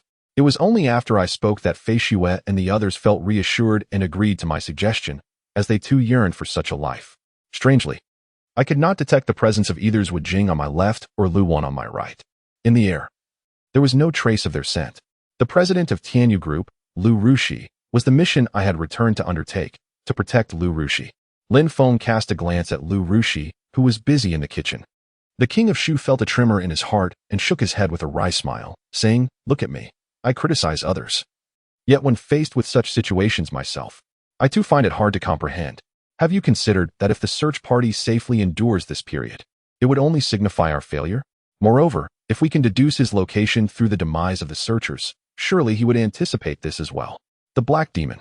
As the primordial celestial master retraced his steps back to the primordial chaos, releasing a primordial spirit to breach space and descend into the celestial realm. 2.5 months had already elapsed. The reason I instructed Principal Wang to convene a meeting for those with over 5 years of experience, rather than 10, was my concern that the perpetrator might catch wind of it. Thus I lowered the requirement. In truth, those with 5 to 10 years of service were merely there to fulfill a formality. Indeed, I am the full representative of the emperor. Tao Min now held the status of an envoy for Chongzhen, the empty monk. As soon as the words left his mouth, the dozens of bolts of lightning in Lu Fei's hands transformed into a magnificent and imposing battle axe, which he swung fiercely towards the demon executioner. Yi Sunquan felt a strange sensation stirring within him once more. Yi Zhan had been promoted to the rank of major, yet Yi Sunquan felt none of the initial joy. The last time he was promoted to squad leader, he ended up in Annam, engaged in a fierce battle. This time, he was to become a company commander, yet still destined for Korea. Where was Korea? Yi Sunquan was utterly oblivious. Su Ji and Hui Feng were taken aback to discover that the unexpected guest was a beautiful young woman. Both blushed and fell silent, silently apologizing for their earlier rudeness. Most crucially, as Pei Fenglong gradually softened her demeanor, Tang Zi found himself devoid of the strength to resist.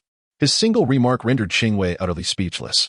Qingwei opened her mouth, but was at a loss for where to begin her explanation. Just as he finished speaking, Chu Tian suddenly opened his mouth wide, extending his neck in silence, resembling a cormorant choking on a large fish stuck in its throat. He Yuhuan hazily opened his eyes, gazing into the pitch-black stillness around him. Recalling everything that had transpired during the day, which instantly ignited his anger, making him grit his teeth in frustration. During the distance he traversed, the original dark energy had completely dissipated, forming a pathway of absolute safety. However, the situation that had arisen at battlefield number 7 was exceedingly perilous, and Sui Wiqing could not afford to take risks. Thus, all transport vehicles were allocated to various experts and promising martial arts candidates within the base, ensuring their evacuation to safer locations. This way, even if problems arose, a flicker of hope remained. Meanwhile, another teammate, Wang Qingji, suddenly winked at Lin Manman, indicating Pei Zheng. Suddenly, a gentle breeze carrying a white light swept through. With a loud thud, the man was violently hurled away, crashing heavily against a tree trunk. She sensed the presence of Ai Ruwei beside her, hearing her steady breath, still deep in slumber. Isn't it just a moment to relax? Luke had just returned from above with Adachi, yet this fellow had been sleeping soundly that morning and probably had only just awakened.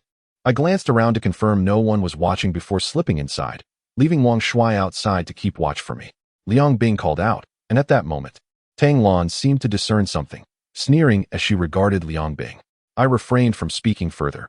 My departure with Shun Jiahong had been impulsive. How old was I back then? I must have been around 15 or 16. Chapter 57. The Jiangwang mansion had weathered a series of tribulations and had finally settled into a semblance of tranquility. The banquet was filled to capacity, and amidst the gathering, Jiang Jili held his wine cup, wandering about, his face slightly flushed as he watched Bing Xiao's figure vanish into the depths of the royal corridor, feeling an emptiness within. In the darkness, Fu Yinjin ventured deeper into the forest, and the further he went, the clearer he could hear intermittent sounds, resembling the rhythmic tapping of a wooden fish, albeit with a muffled resonance, as if emanating from the riverbank. Shui Qing found herself at a loss for words of consolation. Should she suggest that Yun Yun take a life-threatening plunge into bungee jumping? In times of life and death, it is essential to understand that life does not present only a single path. Following the damage sustained by the vanguard, it appeared that the bandits had unleashed their inner camp troops, adhering to the practice of only the most elite and trusted soldiers serving as inner camp troops, while ordinary cavalry and infantry followed. Moreover, upon learning of the elder's health condition, he had already devised such a plan. Once the elder was rescued, it would mark the beginning of their departure from this residence. If it truly were, as everyone suggested, that the traitors would be eradicated within a year or two, then not only would his position as a grand scholar be secure, but it would also not be impossible for him to ascend to the role of prime minister, wielding the power of the Ming dynasty for a decade. The bandits and eastern invaders fluctuated in strength, the court's taxes were insufficient, and operations faltered, leading to a gradual loss of public faith. The gentry and common folk began to drift apart, with everyone sensing that the time for a significant upheaval after 3 centuries had arrived, yet none could predict which faction would ultimately bring about the court's downfall. Were the people of Yinqing to discover that Qin Yang had already shattered numerous records, they would likely not be so astonished. What? Zhao Haizi? Lu Fufeng was taken aback by her sudden remark, nearly choking, as both she and Fat Pig stood frozen in shock. At this moment, Yao Xia also perceived Lu Rian's intentions. Being the eldest among them, even older than Lu Ling by a year, she had never contemplated possessing Lu Yual to herself. Merely being able to see him daily and having him accompany her on occasion was sufficient for her satisfaction. This question was one that no one could answer, leaving them all momentarily speechless, as no one could instruct the black tiger on what to call it. As she pondered, she approached a grandmother in her 50s nearby. The elderly woman appeared quite healthy, looking far younger than her age, and more importantly, was very warm and welcoming. The elders exchanged words, growing increasingly urgent. The older one became, the more they feared death. Furthermore, transcending realms was crucial to the future situation, a matter of utmost importance. Were it not for Ao Chun hiding in the imperial city at that moment, they would likely have already gone to capture someone for interrogation. Suddenly, the steward Maya and the captain of the guards Maya rushed over with 6 guards, raising their right arms to their chests and bowing in unison to the princess and the assembly. The individuals nearby also stood to introduce themselves, comprising former production team leaders or squad leaders, along with a few employees in urgent need of money. Regardless, our family is deeply grateful. Thank you all sincerely. Su Rue expressed his gratitude once more. Sun Yishan had already risen, armed with his knife, and proceeded to the address noted on the previous day's slip of paper. Last night, he had hesitated over whether to inform Sister Rue, suspecting that her actions might indeed be the cause. If Yuan Ping was indeed kidnapped by Sister Rue, then everything she has said would be nothing but a fabrication. It's all right. There's no need for you to worry about me. Lan Wei Sun appeared calm on the surface, yet her heart was in turmoil. Zi Yao, without the need for speculation, could discern his thoughts. The timing was not yet ripe, and it sufficed to let him know how much she cared for him. This bond required the test of time. Why are you always appearing and disappearing? This is the royal palace. How did you manage to get in here? The prison was heavily guarded, especially since it housed such a significant prisoner. With increased patrols and vigilance, personally overseen by Murong Su, he could not articulate his thoughts, only sending a brief message to explain the situation. Naturally, he refrained from mentioning his encounter with Russell or the assailant's capabilities. There's no need to persuade me. Chi'er was raised by the prince, and he has inherited the prince's temperament. He would never consent to my remarriage, Li Jiar declared, shaking her head. Elder Bai, why haven't you taken action to subdue this audacious wretch? The hunched elder barked in anger. Even the invited performers were second-rate. The music played and the dances executed were painfully awkward to behold. Sixth sister, wasn't cousin quite close to the young master of the Li family recently? Why have we heard nothing of her lately? Zhuge Yu inquired of Zhugerong. What exactly do you intend to do? Long Yuqi was perplexed by Gu Zhao's sudden change. He was no longer the quirky and mischievous person he once knew, far from that wretched tyrant. Fang Xiangyuan, directing from the side, felt irked by the voices of Zi Yao and the guards, glancing back at Zi Yao with a soft snort, prompting her to rub her nose. Now, however, she could find time to learn horseback riding. It wouldn't take long, and their home had ample open space. Though racing was out of the question, mounting and dismounting, as well as leading the horse around a couple of laps, was certainly feasible. At that moment, a butterfly flitted its delicate, fan-like wings towards Feng Aou. Su Hao could not fathom that such a chilling voice would emanate from the mouth of this enchanting creature. The pickled vegetables had already absorbed the salt, so Musi merely added a little more, allowing the aroma to waft as they simmered. Just as they were filming smoothly, Qin Chi and Dong were suddenly called away by the producer, leaving them to wait for director Qin's return. Shortly thereafter, a middle-aged man carrying a leather briefcase approached Qiang Lin's vehicle and rapped on her window. My apologies. I miscalculated their reaction. I didn't anticipate they would respond so swiftly. The man quickly lowered his head in contrition, mindful that he still had outstanding debts to collect. This was no time to offend her. Zhong Xian barely had time to process the chilling command to kill him before his throat was severed, his head separated from his body. Yet, inexplicably, Feng Aou's furrowed brow gradually relaxed, a sensation of inexplicable comfort washing over her. Old Li did not question why they had initially planned to rest for a night in the capital, only for his wife to suddenly change her mind. To put it another way, there was also Yelei, who was a nemesis to such things. With Yelei present, these candlelight spirits posed no threat, regardless of their potential power. Holding the navigation device, Lin Xiao glanced at the bridge under construction marked on the map, calculating the time. It should be about right. No. At that time, the Ji family should have been in disarray over Ji Jiao's scandalous video. They wouldn't have had the leisure to concern themselves with her actions. Indeed, the masters had their own circles, and the common people needed to manage their interpersonal relationships within their own spheres as well. Compared to the ghostly potted plant, the previous Gengui was far more formidable, yet unlike Gengui, the ghostly potted plant seemed incapable of change. Old Li nodded at Gu Yurant's words, without a hint of hesitation. The following day, after breakfast, the two set off for the airport, with Rome pulling two-wheeled suitcases from her room. Just when I was wallowing in self-pity, the prize for the competition had surged to 50 taels of silver, which completely surpassed Qin Yang's expectations. Observing her increasingly excited expression only deepened my inexplicable sorrow. She was aware that only 3 days remained, but those 3 days could not serve as an excuse. How petty could one be to quibble over such a short span? Coco's cheeks were blushing crimson, her lips a luscious red, inciting temptation. Qian Yunshe felt as if a certain longing within him had been ignited, leaving him with an insatiable thirst. Ultimately, Lu Fan and his party navigated through the throngs, establishing camp in the western part of the city without infringing upon the residences. That evening, Zhu Jun and Huang Fusong summoned the generals to deliberate. Lu Fan, theoretically under the command of Zhu Jun and Huang Fusong, received orders as well. After greeting the two, Lu Fan took his place alongside Dian Wei. Gazing at the radiant smile above, Mimi shuddered inexplicably, internally lamenting that from this moment forth, she foresaw her days of ease were numbered under her master's grasp. She feared a loss of freedom. Are you suggesting the universe possesses consciousness? How absurd, though he held a favorable impression of his counterpart. Lin Ping felt that Luo Qin's imagination was excessively vivid at that moment. Lu Fan stated, "My Lord Commander, I offer my respects." When he spoke the word subordinate, which held particular weight, he intentionally paused. I ask you, old man, how does this have anything to do with the energy cannon attacking Dean? Gaia, having regained his composure, rolled his eyes in exasperation. There's no need to be anxious. We are not your enemies. We are here to protect you. A previously silent middle-aged man suddenly spoke up. The voracious dragon tooth anxiously awaited the return of his brethren to share the news of triumph. Unfortunately, what one fears often comes to pass. In the blink of an eye, his comrades returned, bearing astonishing news that the Tang dynasty's pilgrims had arrived at the foot of the mountain. You don't get car sick. What is there to fear? Wen Yanfei shot a glance at Li Bai, who, trembling, clutched the safety belt tightly. Xia, where am I? Xia turned around to find Zhuo had already sat up. Dian Feng remained vigilant, so even inebriated, he was alert. Earlier, he had remarked on the 3 individuals, completely oblivious to their surroundings, utterly intoxicated.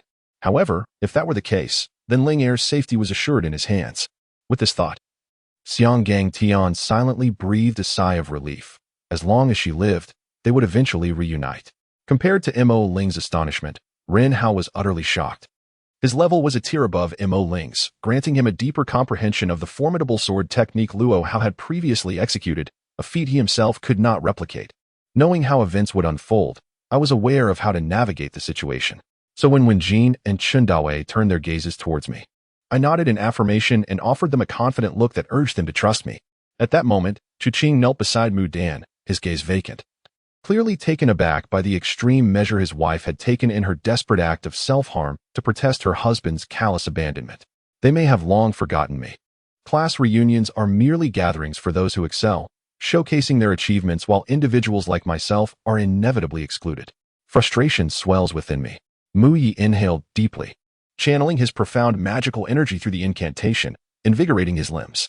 Under the enhancement of the Great Breath Ancestress physique, this escape technique resonated harmoniously with him. Had it not been for Chong Kuen's earlier suggestion to send the Tomb Guardian to scout, which offended the Devourer rat, and subsequently led to the rejection of the king's proposal, he would not find himself in this predicament. To preserve their lives, the young ones collectively maintained their distance from Draco, resolutely avoiding sitting with him in class. What manner of creature are we seeking? I contemplated the philosophies of life briefly before inquiring further with Qing Feng. Hey, Meina, what are you pondering? Ji Qingqing shot a stern glare at Ji Meina. From her expression, it was evident that her nephew was not contemplating anything good. Upon witnessing Jia Tsong enter the hall without greeting the elders, Jia Mu's already simmering anger intensified, and she let out a displeased huff. The breakfast selection was indeed lavish, encompassing 7 or 8 dishes, including dumplings and fried dough sticks topped by the Eastern Yuyang. This time, she triumphed again, and counting, her chatter caused her to lose track, prompting her to start anew. The effects were immediate. The grievous wounds on the dragon's face and body began to heal significantly, its scales regaining some of their luster. If this is the current state of the water's return, what transpired here over the span of 300 years? Upon reading the comments, a slightly anxious Dou-Wei raised his gaze to the clock on the wall, feeling the passage of time slow to a crawl. The actions of Mr. Qi left him incredulous. How could a celestial being engage in such conduct? After marrying into the Marquis's household, she discovered the family members were distinguished yet gentle and loving, save for the capricious and sharp-tongued Li Lanhua. Following the crow's attack, the ancient thunder dragon retaliated with a roar, unleashing terrifying thunder that startled the crow into retreat. Chapter 59. Huang Mao, somewhat speechless, boasted confidently, expecting immediate access to funds. The class leader Chen Kaimin and the sports committee member Wang Bo, who had previously engaged in a duel in the classroom, were loyal subordinates of Han Yu. He was a significant member of the Dragon Shadow, and Chu Feng's vow to kill him incited Ding Zhijian's fury. By the way, after I returned the Prince of Nanan, why haven't I seen Sister Song? Mentioning the Prince of Nanan brought a hint of sweetness to Chu Mier's eyes. Song Wuer knew the prince had undoubtedly made her another promise. After Song Sherpu and the Zhao family intervened, matters were resolved swiftly and effortlessly, allowing Song Wuer to gather her belongings and prepare to leave the palace with Lu Laikin. The second category offered a detailed introduction to this reincarnation world. However, the reincarnator could not explore it continuously, leaving many areas uncharted. At that moment, he seemed to catch a whiff of floral fragrance and hear waves of applause. These stimuli inspired him to strive ardently to win back her heart. Shirya was aware she was being cared for, yet the past was too intricate to distill into words, leaving her at a loss on how to clarify it to others. In fact, she still struggled to comprehend the nature of that situation. 3. Shang Wanli had engaged with unidentified individuals in various locations, repeatedly obstructing our organization's investigative efforts, resulting in asset loss and significant depletion of manpower and resources. Ziyuan, you need not elaborate so thoroughly to the child. Tong Fengyi abruptly interrupted Qiu Ziyuan's discourse. Qiu Ziyuan turned to the visibly exhausted Tong Fengyi and sighed silently. The following day, at dawn, Qin Di arose, tidied himself, and departed his quarters, making his way down the mountain. After traveling over 10 miles, he noticed a massive rock by the roadside and, with a resolution forming in his mind, concealed himself behind the rock, awaiting Zhuang Gaoshang. Yi Xian closed her eyes, took a deep breath to maintain her composure, and upon opening her profound gaze, replied, "Then you should try, first stepping over me." As she spoke, she charged forward. And at that moment, Gao Tengfei flickered into action. His relentless assault forced Qin Su and the others to struggle for breath. They were pushed back step by step, nearing the staircase. Humph! Though Yuan Xie Dao, who obliterated my entire clan, is dead, the blood corpse remains sealed, and his descendants must be exterminated to avenge my clan. Otherwise, the resentment of the Chen family will never dissipate. Zhang Jidong spoke candidly, his forthrightness causing a slight flush on the faces of the high-ranking officials present, leaving them speechless. Why would you do such a thing, Teng Fei? He Yixin cried out in anguish, her voice filled with sorrow. The Taoist pointed forward, and the talisman suddenly emitted a blinding light, swiftly darting towards the monstrous bird. Within the upper VIP room, another voice resonated, infused with considerable anger. Consequently, as the Mars base began to operate smoothly and research on the Soul Gem showed promising signs, the Empire's new citizen nurturing chamber was officially established. The male head of that household was a rustic scholar, who, while following a group of thieves into a tomb days ago, had secured a treasure they coveted. Jia Xie found dealing with Ji Yuan to be particularly irksome. It wasn't that he couldn't handle it, but rather that it lacked any technical finesse, rendering his intelligence useless. As if his proud capabilities had vanished, leaving him to engage directly with the opponent. In this instance, Zack performed admirably, and I concur. Yet I believe Leg Brothers' Orn was also pivotal to W's triumph in team battles. Grandma, 1-1. Feels unwell. She might not be able to come. This was the only excuse he could muster, not wanting to disappoint his grandmother while being unable to bring Lin 1-1 along. Upon hearing that Erquan had arrived, Ding Sume jumped out of bed, rushed outside, called his name, and dashed toward him. Tong Yaping continued to explain, this potion was also developed by our chairman. It targets HIV as well. She elaborated on the efficacy of the guard's potion. Wang Duoduo remarked, all right, the lineups have been confirmed, identical to the last match. Will this contest, characterized by mutual defiance, see we seize another victory, or will IG recover the score, proving their dominance in the regular season? They ran until reaching a large boulder nearly a person's height, at which point the braid slowed, glancing back anxiously as if fearing a wolf might pursue them. Presently, the Yang family stands as the foremost family in the Tsangyue Empire, positioned atop the pinnacle of power. The food they consume, enhanced by their cultivation, is more delectable and nourishing than that of ordinary folk. A thunderous explosion echoed, fracturing the surrounding space like a spider's web, culminating in the entire area collapsing to reveal an immense black hole of unfathomable proportions. Beside her, Chun Mingxi's lips curled into a playful smile beneath her veil, as if she had discovered an amusing prey, her eyes gleaming with excitement. Chapter 60. As the various regions of the square gradually receded, they dispersed to determine their opponents by lottery, creating an arena for tens of thousands of duels. Lu Ping was momentarily taken aback upon encountering this ghastly figure, yet gradually regained his composure. He mused that such a countenance could not belong to an ordinary person, and it was highly probable that this individual was a member of the Water Margin. Indeed, among those in the Water Margin, only Li Kuei possessed such a fearsome visage. In the front hall, Cheng Yaojin was comfortably seated in a rocking chair, holding a wine bowl, with Sichuan pepper and black pepper attending to him on either side, one fanning him and the other serving thinly sliced braised beef. Cheng Yaojin was relishing his drink and meat with great ease. Let it be, let us grow healthily until 18, he thought. Shang Yin glanced at the clock in the CAF, an inexplicable smirk creeping onto his face, causing his body to involuntarily shudder. Wei Qi Baolin, feeling somewhat embittered by Chang Chimo's antics, had no choice but to silently endure his father's wrath. Of course, Jiangqi's renowned name spread throughout Luoyang, with his achievements undoubtedly attributed to Kai Yin. That evening, upon returning to Luoyang, Kai Yin excitedly recounted to her father Kai Yong the recent tale of Hu Warren. In this realm of inner demons, it seemed a great battle had transpired. The earth lay in tatters, sorrowful cries echoed across the landscape, the rivers stained with blood, and distant rifts in the void remained unhealed. With fierce winds howling as if wielding celestial blades, slicing through time and space, Xian Yuan Patian suddenly felt as though the heavens had collapsed around him. He struggled to breathe, cold sweat pouring down, his legs trembling, not from fear, for even the mightiest of kings would not dare to unleash their fury in the face of the emperor's overwhelming presence. Wang Xingxin and Lu Gang quickly unloaded the firewood, placing it beside various stoves for easy access. Hu Shimei promptly bowed and retreated as a whistle pierced the air. Li Jiao transformed into a long rainbow and vanished in an instant.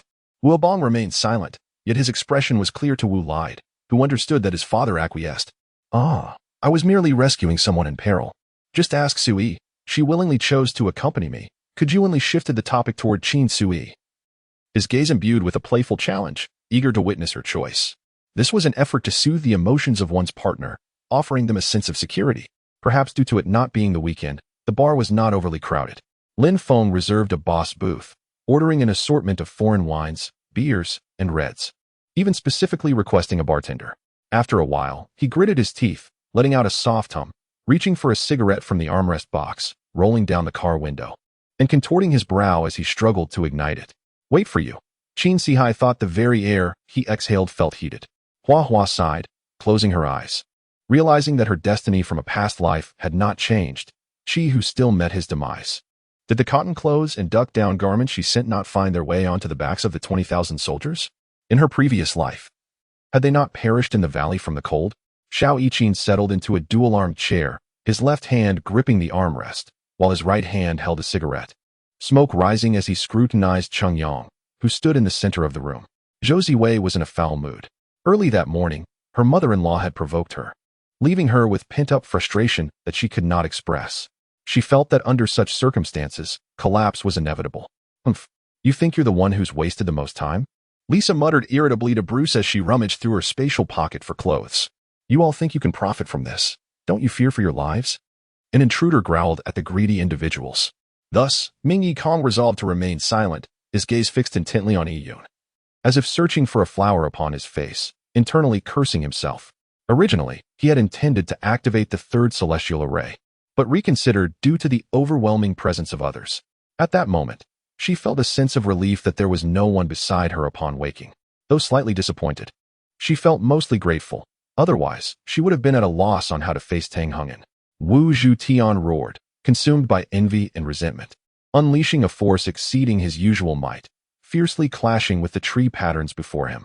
The giant serpent seemed to sense something amiss, suddenly rushing toward the wooden box in the air, its scarlet tongue flickering like lightning, as if intending to swallow the box whole.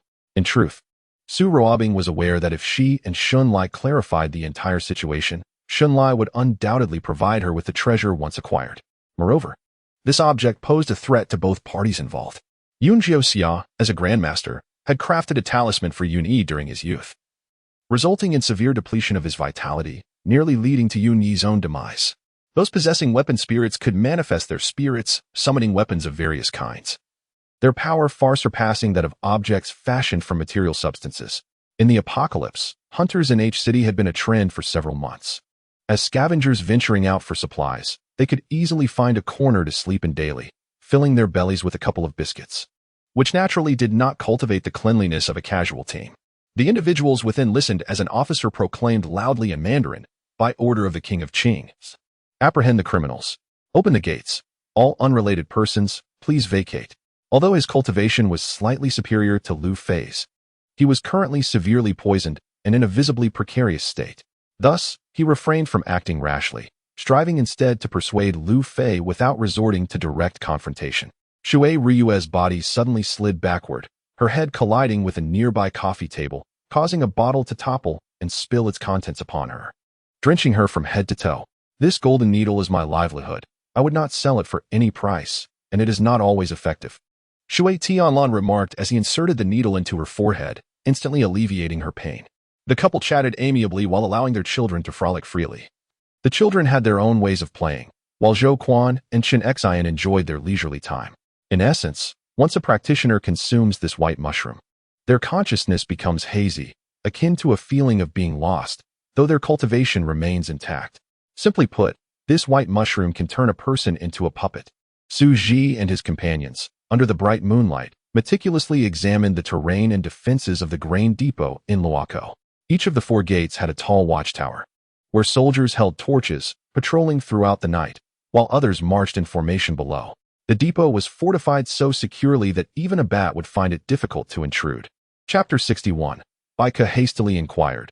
His gaze warily fixed upon the towering man behind El Gao Qian raised an eyebrow, recalling how she had stubbornly withheld her words at the banquet, appearing indifferent even when wronged.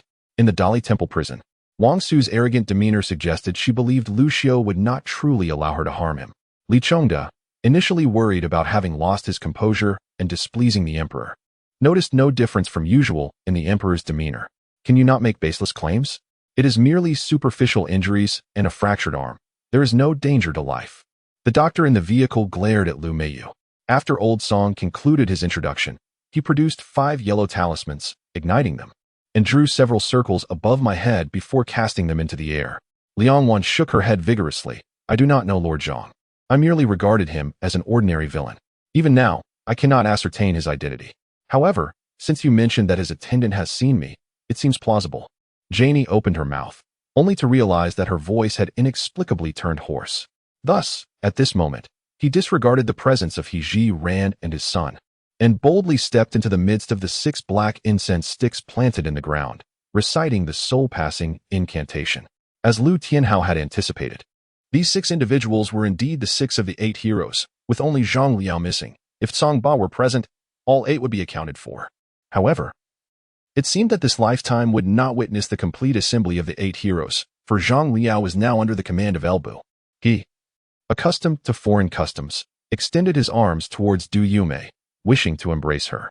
Yet, Du Yumei, unfamiliar with such gestures, merely shook his hand and offered a composed smile. Dao Ji emerged from the shadows, unencumbered by the need for secrecy. As a second-tier heavenly realm Arhat, he had no reason to fear Qiao Chuqing, who was merely at the first tier. With the assistance of Zheng Lao and his son, they cremated and buried the Zheng family members in less than 2 days. On the 3rd day, as they prepared to return to An Yuan City, Zhang Tian and Yin Shao appeared before them. At this point, Yujun Tian felt increasingly distressed, sensing that if he continued, it would not merely result in fainting but perhaps insanity. As he contemplated this, Xia Xingchen gently spoke. Outside, a fierce wind howled like wolves, creating a rather terrifying atmosphere. However, within the bedroom, an ambience of warmth and romance prevailed. Over 1,000 years ago, when the Italians first encountered Chinese noodles, they were inspired to create modern pasta.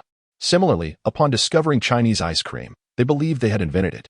If a Chinese traveler had roamed the world a millennium ago, who would know of it today? The waters of the Yellow River converged with molten lava, steam rising in a mist reminiscent of auspicious clouds.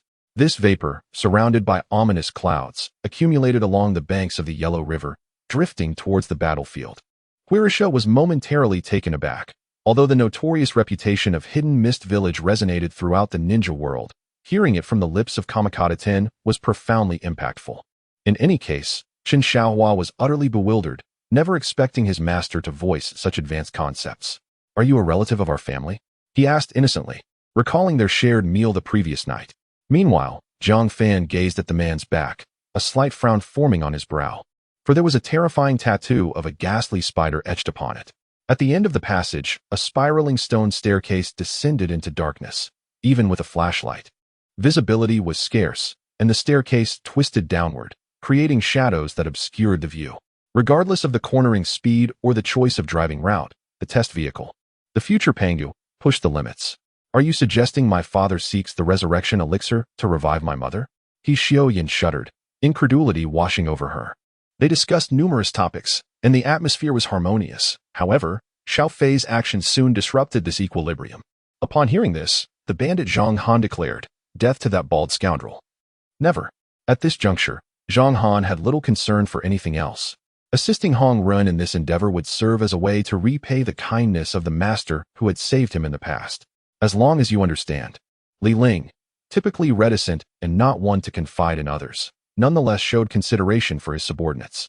The crucial factor was that he now held half the shares of the Cui family's catering business, which posed no threat to him. James's eyes gleamed with ferocity as he swung his arms, one red and one yellow, stomping down upon the villa's front steps, shattering them amidst a deafening roar. Chen Jin was somewhat taken aback, surprised by his grandfather's critique. Yet upon reflection, it was indeed accurate. Several uncles, fearing marginalization after their grandfather's passing, had adopted a cautious and restrained demeanor.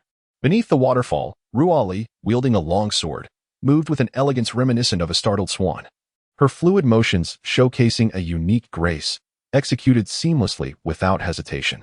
However, upon hearing Cheng Yang's words, Zhang Zhao's face paled, his mouth agape, unable to muster a retort.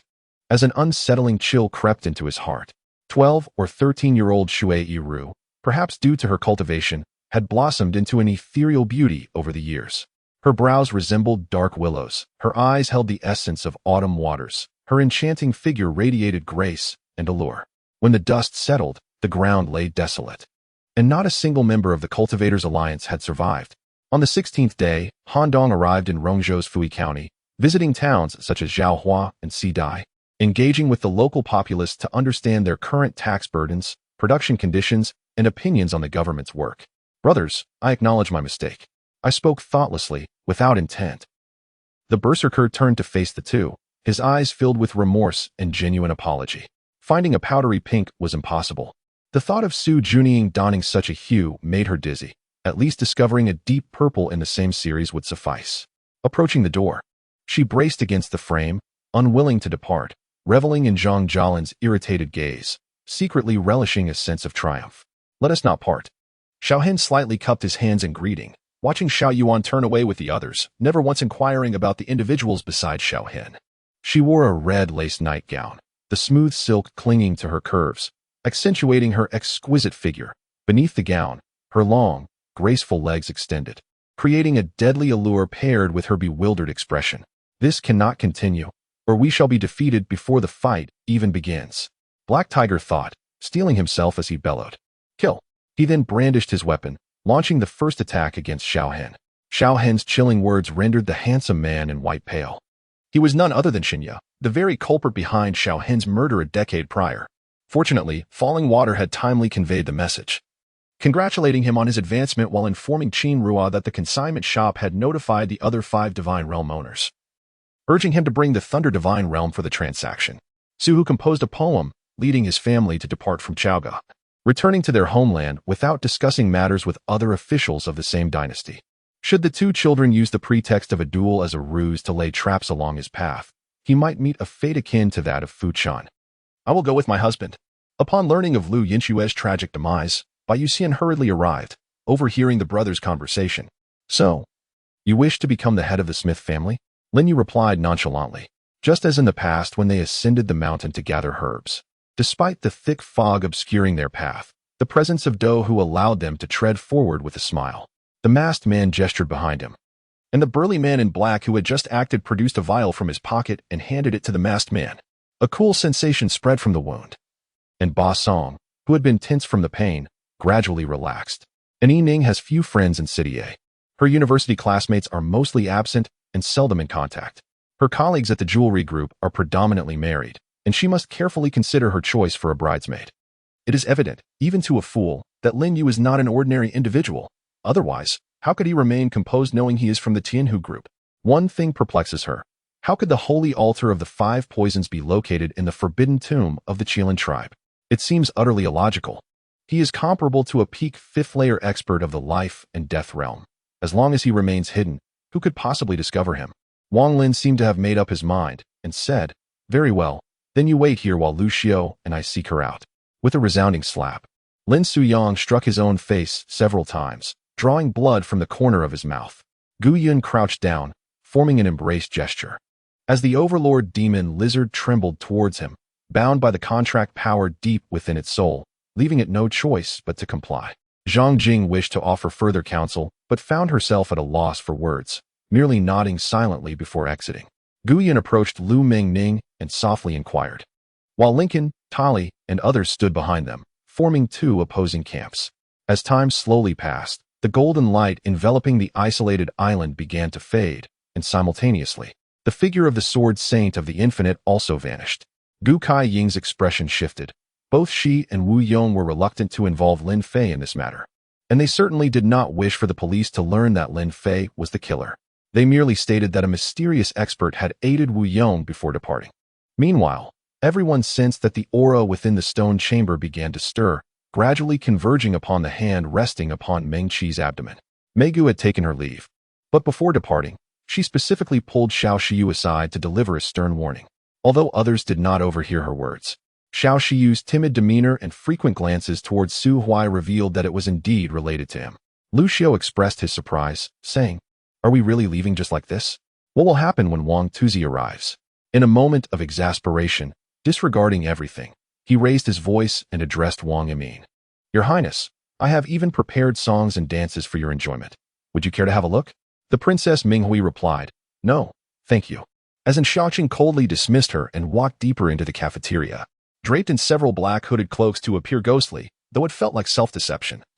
It did offer a modicum of reassurance to the three. In the injured soldier's tent, Lu Jie treated their wounds and rewarded Ma Er and Wu Zi with a bag of silver each, arranging for their escort out of the camp before heading to the General's tent. Chapter 63. The wind blade sliced past Yang Chun, breaking his protective aura, leaving a long gash on his body. Lying on the warm couch, Lin Xiaohuan quickly retrieved her phone from her bag and dialed in an abandoning and an inexplicably. She felt compelled to keep her company. However, if Bing Chirue were to overlook such an opportunity, he would not have established such a vast communication conglomerate. She believed that Zhou Mu Yang's deliberate protection was solely to avoid harming Murong Tian while not implicating Wei Yefeng. Evading one attack was already miraculous. There are many types of golden pills, yet the one before her evidently belonged to the powerful series. As Lin Xiaohuan turned to leave, she was suddenly halted by the imposing figure before her. Blushing, she stammered out a few exclamations, hesitant to speak further, fearing that Yi Zhen might exploit her words, making the situation increasingly uncontrollable. Suddenly, a blinding light descended, striking the hilt of the stone sword. Accompanied by a pained scream, Li Zixiao gently kissed the lip-biting Qin Shiqian. Axisi sighed in relief, yet internally, a storm of confusion raged. Had he failed? That exceptional item could never be disregarded, leading to only one conclusion. However, the Moon Fairy, a young man, had effortlessly achieved it, which was truly difficult for them to fathom.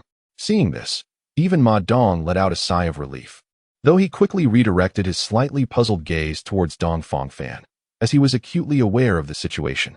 In less than 3 seconds, a stone seal materialized. The strength of the mountain-moving seal amplified, radiating endless brilliance, suspended in midair and suppressing a vast space. Originally, Director Su and Dr. Jiang intended to retain him, but alas, Li Xiao was resolute in his departure, leaving them no choice but to acquiesce. Haha. The King of Hell is indeed a supreme being of the younger generation. I am in awe, proclaimed the leader of the, judging by Li Xiao's capabilities. Even his intervention might not yield favorable results against the former. Beneath the ice, endless waves formed a whirlpool, from which a white-haired figure emerged from the depths, seemingly traversing time from the other side to this one. Chui utilized thought transmission to avoid allowing Zier to overhear his conversation with Lin Yishan.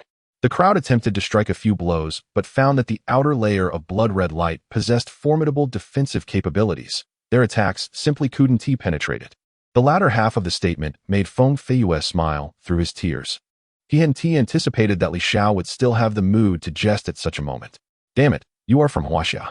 Upon witnessing this scene, the 3 warriors from the island instantly changed their expressions. Pang Yuntian, after hearing Chun Yu's teasing, wore a face as dark as ink, his expression particularly grim. His eyes fixed on Chun Yu, filled with accusations, convinced she was a thoroughly wicked person. This isn't a matter of hierarchy. Should we take the lead, or allow the strongest to go first? All 3 were aware of their limited strength, recognizing that even at the 9th level, they could be defeated in a single strike. To confirm Ouyang Yingqi's safety, he called Nangong Lini. Had it not been for Ouyang Yingqi, he would not have taken such action. While others flaunted their branded cosmetics, bags, designer sneakers, drove luxury cars, resided in villas, and traveled the world, Lu Feng seethed. Gripping his massive sword, his aura surging, and his murderous intent and rage reaching a peak. It resembled what I had imagined, also made of bronze. It bore clear signs of frequent burning, tarnished black like the bottom of a furnace, with carvings similar to those on the furnace itself. Though the Chun family could not accept Chen Kong, at the very least, they must ensure his safety. That was the bare minimum. Look at your face. Who were you fighting? The wound hasn't even healed, and you've gotten yourself into this state. Are you trying to make me worry? Jingling Ao's expression was one of concern. You transferred from Shenlan without a word. I didn't expect you to come to Goming, Mi Shui remarked with a pout. At that time, she had tried to inquire about Ouyang Yingqi's whereabouts, but could find no trace, leaving her feeling despondent for quite some time. Lu Xingzua nodded and rose to write a letter to Huang Taiji, unaware that the moment he turned, the Peng leader's eyes glinted with cunning. Not realizing that his letter expressing a desire to remain in Yizhou would compel Huang Taiji to decisively capture him. Whenever a sword's concealed consciousness emerged, the weapon would break and become useless. The powerful spiritual energy or evil aura it possessed would dissipate into the world, turning the broken sword into mere iron. Jin Yuan gazed into the distance, and upon seeing the substitution board displaying 23-27, he felt a twinge of discontent. Nevertheless, his performance in the match had indeed been abysmal. With only a single shot on goal that squandered a crucial opportunity to turn the tide, prompting Wenger to replace him. Lu Feng, though somewhat taken aback by the remark, nodded in acknowledgement. The intoxicating aroma wafted through the air, reminiscent of a sweet, yet perilous potion, irresistibly compelling one to indulge to the last drop, even at the peril of one's life. At that moment, it was evident to all that they were conspiring against Jiang Chong. To interject would inevitably embroil them in the rivalry between two powerful ministers, and thus silence enveloped the assembly. Chapter 64. Curiously, fish typically possess a distinct fishy odor, which is usually mitigated by ginger and scallions, or by bleeding the fish. Yet, the carp from Yuanyang Lake, when briefly immersed in clear water, emerged devoid of any such scent, boasting a sweetness and tenderness surpassing ordinary carp. Hua Tuo's medical treatise on the 5 animal plagues contained a few remedies for treating colds and chills, yet few have withstood the test of time. Wu Song, discerning the situation, understood the gravity of stealing the emperor's jade horse, admitting to it would surely invite a death sentence, innocent or not. This matter was of utmost consequence to Gao Lian's life and wealth, potentially implicating Gao Qiu as well. To prevent any leaks, the only recourse was to silence the witnesses. Since you have lost, you should accept your fate, Yu Minghui calmly stated as he stepped forward from behind Xiao Haoyu. Fixing his gaze on Jin Lianzi, a constable bellowed, and under the usual intimidation of law enforcement, the crowd raised their rotten eggs but dared not throw them. The handsome fellow, typically obedient and well-mannered, seemed to have taken a turn for the worse today, unexpectedly storming into my office. Haha, the heavens and the earth, well. Speaking of which, I have been exceedingly busy lately. It has been ages since I last visited. Regrettably, on the other side, Yun Yang appeared particularly spirited, having also been swamped with matters recently. This moment presented a rare opportunity for relaxation, and how could he not seize the chance to revel? Suddenly, sensing the palpable hostility, both men felt a chill run down their spines, cold sweat cascading down as they realized that disobedience could lead to dire consequences. However, Hu swiftly seized Hu Sanyang and gently pushed her aside, charging forward without hesitation. For Hu Yi, this was an invaluable opportunity to gain experience points, and he would not let it slip by easily. The coral-like fabric swirled and twisted, forming a long rope just as the foremost wolf leapt forward, its fangs bared, claws poised to strike. Good, I have finished my inquiries. Do the prosecutor and defense attorney have any further questions? The presiding judge glanced at the prosecutor and then at Tang Lily. The previously radiant countenance of the imperial concubine dimmed instantly. Her actions could hardly be questioned by someone as insignificant as Ding Ruoxue. A comparison only served to highlight Ding Ruoxue's incompetence against Ding Jiuxi's beauty and astuteness. Hua Jianyang quietly departed, scaling the wall through a side entrance. Upon entering her palace, she found herself lost in thought. Walking beside her, Hua Jianyang initially paused, then offered a gentle smile. The important matter was reiterated thrice, denying Xian Yuan Yin any chance to respond as he grasped her hand, leading her out of the Wolf Valley. Cecil wore a grim expression, his lips tightly pressed together, amber eyes fixated on a distant figure, his body trembling, hands clenched until they turned pale. The farce abruptly came to a halt. She felt utterly drained, yet the court officials had begun to reject her, eager to see her downfall. As the surge of spiritual energy threatened to pierce Xian Yuan Yin's chest, Dan Xing cried out in despair, leaping to shield him. Liang Yinxian made no effort to retain him, embodying the image of a devoted wife as she tenderly watched Mu Weiman depart. The following morning, having not slept all night, Yun Ji rose early, stepping out of the cave to behold a world blanketed in silver, an expanse of white as far as the eye could see. After what felt like an eternity, Nan finally succumbed to slumber in my arms. With a sigh of relief, I gently placed her in the bedroom and quietly closed the door behind me. Tu Fingqi slightly furrowed her brow, hands respectfully lowered by her sides, exuding an air of utmost reverence, yet her eyes glimmered with a disquieting coldness. Wu Jin had truly begun to regard Su Li as a friend. He wished to shield him from harm, omitting any mention of Su Li's voluntary contributions, instead raising the issue publicly at the assembly. Silence reigned for a considerable time, leading the eavesdropping Chun Shi to grow impatient, realizing that no progress would be made under such conditions. As for whether the pigs inside might escape, he held no concern. If even one could slip past the oversight of De Hua and Air Hua, they would indeed be formidable. Suddenly, a knife was swung, missing its target yet striking a horse's leg with devastating precision, severing it cleanly. All right, everyone has finished offering their incense. Please follow me.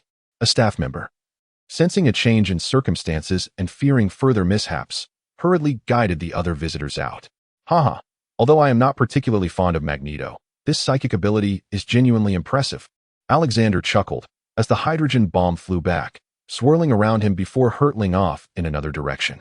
Fortunately, the morning's complimentary round had concluded, and the patrons dispersed after receiving the proprietress's assurances. People speak of Lin Zhengfeng from the New Forest Manor in the capital as a paragon of virtue, extolling his greatness. Yet have you considered that all you possess has been earned at the cost of lives? Zhou Muyuan cried out. The old man smiled faintly, his eyes betraying a flicker of joy. At around 60 years of age, Ye Kai remained unaware that he was a master in the art of poison. A truly formidable figure. The grounded sensation beneath Chen Shi's feet resonated, and the surroundings regained their clarity. This cave was imbued with a more potent spiritual essence than most. A place previously reserved for the clan leader of the Jiang family and his closest brethren. Chapter 65. I may need to take my leave now. Ling Yunhao, wishing to steer clear of the topic, quickly changed the subject. The all-powerful assassin had been felled by an unknown man, unable to rise again. Though that man too was gravely injured, the fact that he survived the encounter spoke volumes of his martial prowess. Consequently, no one dared to regard the long path of adoption as the endeavor of an ordinary household. Wu Lanju's statement seemed somewhat disjointed, and a glimmer of confusion flashed in Wu Sua's eyes. After pouring the wine to about 8/10 full, Ji Shuhan finally looked up at her, unfazed by the sharp blade barely inches from him, his gaze slightly hazy, as if shrouded in a thin veil, appearing to be under the influence of alcohol. At that moment, Chuer and Ai also encircled him, and the cloaked figure sighed, slowly unveiling his cloak.